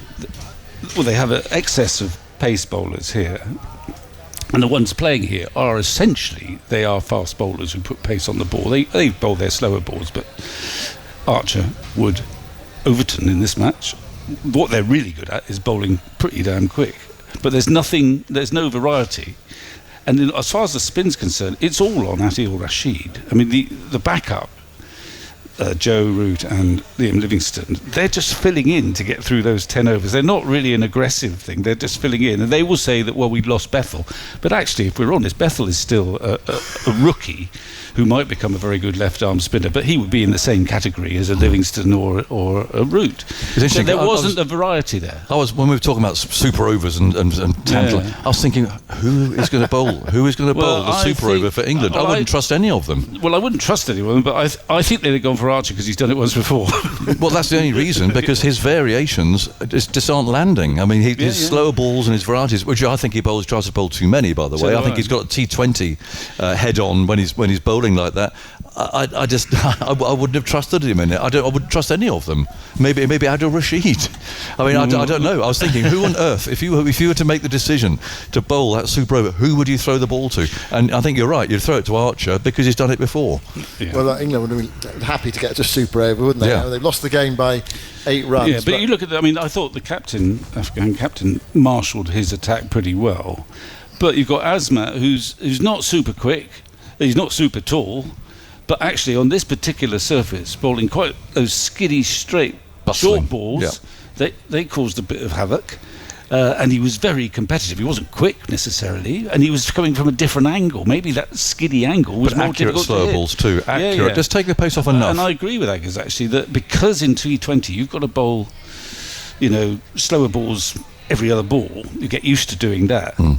It's a different process in the longer game because you've got to be able to bowl your best ball more often. Yeah, to your field. Yeah. It seems to me this winter England said, right, what we're going to do, what we're going to focus on is pace, isn't it? And that's what they've gone with. And actually they've got, Atkinson is not playing in this match, Sakib's not playing in this match. They've gone pace. Yeah. Do they have to kind of rip it all up and rethink it? No, but I think they've got to pick a squad that has more variety. So it's good to have pace, but you needn't have all 3 pace bowlers essentially doing the same thing. Skillful variety. You want more variety so that you've got options. I mean, maybe you could argue that actually the whole balance of the side, once Bethel went, was not quite right in that you were always a bowler short. It was always going to be a struggle. I know it was even worse when Wood got injured today, but it's always going to be a bit of a struggle if it's Livingstone and Root that you're always panicking about. You could have been really bold, given that they were playing on very flat wickets, to say, we're going to play the extra bowler here, rather than the extra batsman. It would make the batting look a bit thin, but on really flat pitches, you're just saying to the batsman, we want you to get some runs on a good pitch, and I want plenty of options. So if someone is going, I've got another option. Whereas Joss Buttler, in the last 10, he had nowhere to go. He had nothing left. He had no one, who was offering something different. But I mean, that's a bit of hindsight. Look a better side on Sunday if Ren Ahmed plays instead of Mark Wood. I mean, immediately you've got a bit more of an option there, I think. But I don't think the excess pace works. It's exciting. It's nice to have. You think, they're going to blow them out, but actually, that doesn't often happen in the first 10 overs of a 50 overs game either. And it's not the control, and you need to have skillful bowlers, not just running in and bowling at 90 miles an hour. I mean, I haven't done the calculations, but the 3 quick bowlers between them in England's 2 games have gone round the park. You look at the runs they've conceded; they've been smashed. Yeah, I put it slightly different. Is that you don't want 3 bowlers whose main attribute is pace. So it's good to have one, or maybe just occasionally to shake them up, or perhaps it's his day. I think one. Yeah.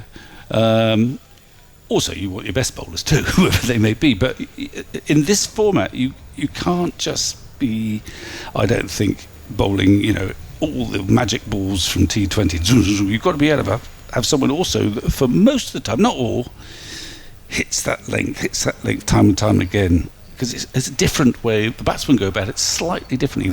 Most of the good sides in this tournament, they've been taking their time at the start of the innings to make sure they get that foundation to cause a bit of chaos towards the end. Right. Afghanistan have won a famous victory for them. It keeps them alive in this competition. Let's get some more reaction from their camp. We're hoping to hear from Jonathan Trott in just a moment. We'll just wait on that. We'll continue talking. Let's talk about Afghanistan, actually. I mean, look at them and their line-up and the way that they play today. Sorry. I was going to say that. I mean, they were again built their innings around one main contribution, with others sort of chipping in. But I mean, that was a brilliant innings. And again, what I do find disappointing about England's start is they have had two classic lessons. One of them given by their own Duckett, another given by Ibrahim Zadran today, of how you, as a top order batsman, you pace yourself in 50 overs cricket, and you can make massive imposing scores at a good rate if you give yourself a chance and you get yourself in, and then you're away, because you've got all the gaps in the field, as we know, the restrictions and so on, and an outfield like this and a pitch like this. You've got time then to get away. You don't come in and just throw your wicket away with reckless shots. T20, you kind of go on there and you're full bore and off you go from the start. This is not T20.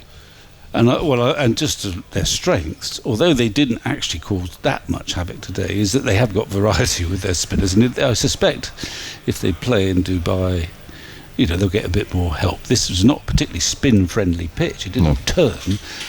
And they didn't bowl that well, but they've got the leg spinner, they've got the other left arm spinner, but they've got the orthodox finger spinner. England wouldn't dream of playing a specialist finger spinner. And then their pace, they've got the third seam, although he didn't bowl much, but they've got something slightly different with their seamers. They're not frightening, are they?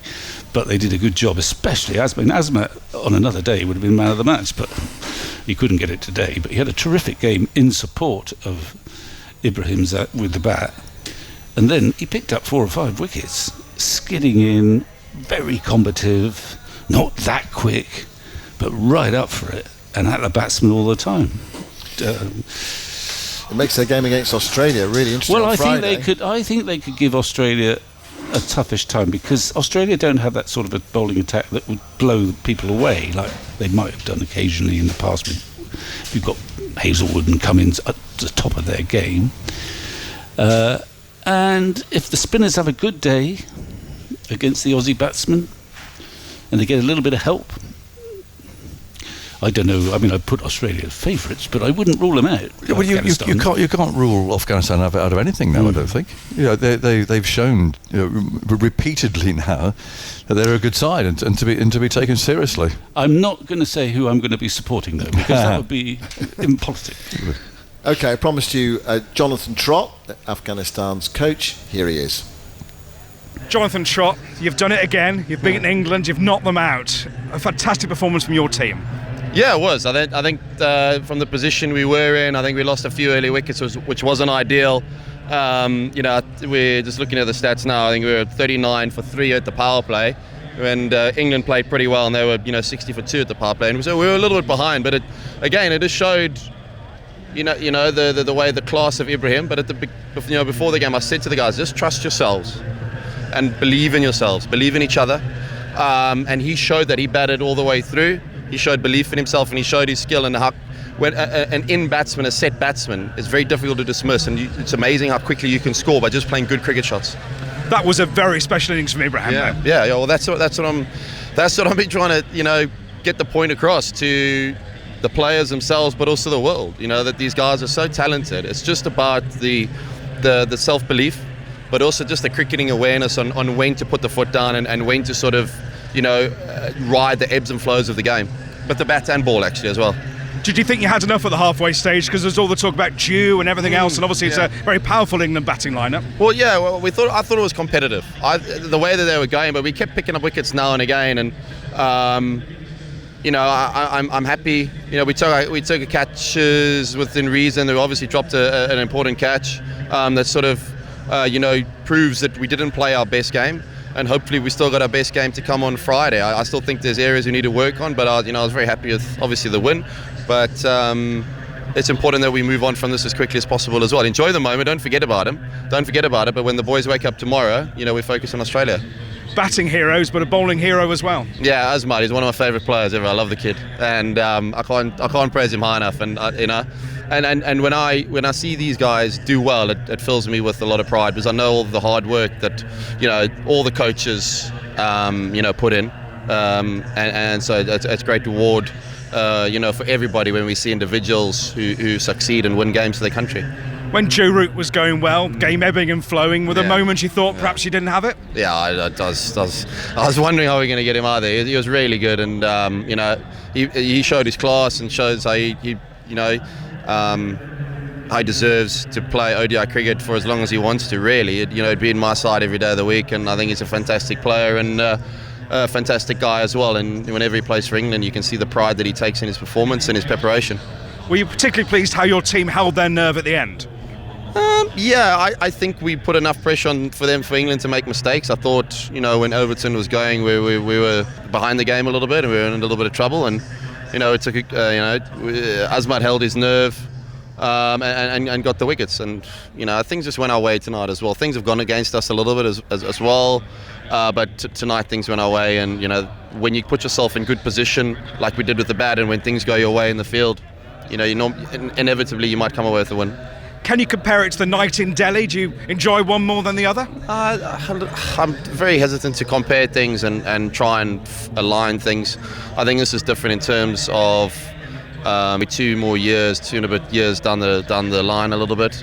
And I think we've moved on as a side in areas and improved, but we still got other areas to improve on. You're obviously concentrating on Afghanistan, but any sympathy for this England team you've knocked out? Yeah, obviously, a fan of English cricket, having played and being very proud of the team that I was part of and what we achieved as a side for England. Obviously it's a bit of a bittersweet moment, or a catch-22 a little bit, but my job is as a coach, and the ambition I have as a coach, but also I have with the side, is to win games of cricket like this. And finally, beat Australia and you qualify, and you almost beat them in the 50 over World Cup, so just get Glenn Maxwell out this time, who knows? Well, we were pretty close in the T20 World Cup in Adelaide as well. We just sort of gave the game away a little bit there. So we've played against them 3 times, and we've been in good positions each time. So hopefully we do that again. Congratulations, Jonathan. Thank you very much. That's Afghanistan's coach, Jonathan Trott, speaking to Adam Mountford, and it's very thoughtful. I think he thought like we did up here, actually, that when that Overton partnership with Jofra Archer was flourishing, there was just a moment where I said, for the first time, England are favourites for about the first 3 hours. One just thought is, I think Afghanistan got the decision at the toss right to do it that way round. Well, to be fair to Josh Butler, he did say, didn't he? He said we would have batted. And he could have said, we weren't quite sure. It's 50-50. We're not too disappointed but I think with the toss. That's the way to put the pressure on those English batsmen who aren't quite focused at the moment. Final thought. All in the melting pot, I would say. Let's see what Brendan McCullum can do with his magic wand. But I just go back, and I agree with Victor. It's worrying that the lack of relevance, priority that is afforded 50 overs cricket in English cricket at the moment, and the fact that they're not going to play again. I'm pretty sure I'm right in saying till September. That's a long time, and for this to be digested and thought of. Maybe it's good to have a bit of a break like that. But then they've got these matches against South Africa. But it will be building up to the Ashes. There'll be people who'll be rested, who won't be playing because they're off to Australia. 50 overs cricket is not taken seriously enough in England. And also all the players who might be eyeing that slot, that if they start to change the personnel, they won't have played any 50 over cricket at all. No, very true. I mean, let's face it, the next 50 over competition is not until 2027. So you're talking about another 2.5 years before there's a significant 50 over competition, international competition. And before England really plays, and they've got to try and somehow prepare for that. But how are they going to do it? I suppose that's always been the way, isn't it? There's been the tournaments, Champions Trophy occasionally, and then the 50 over World Cup. You've got to try and peak at the right time. Anyway, a huge disappointment for England. Another wonderful day for Afghanistan as they move forward as a men's cricketing nation. They're stalling as far as the women's concerned, and that's something for the future and the ICC to sort out, because that is a big issue, a big problem that they have got to sort out in the future. But for their men today, it was a fabulous victory and a really fine game.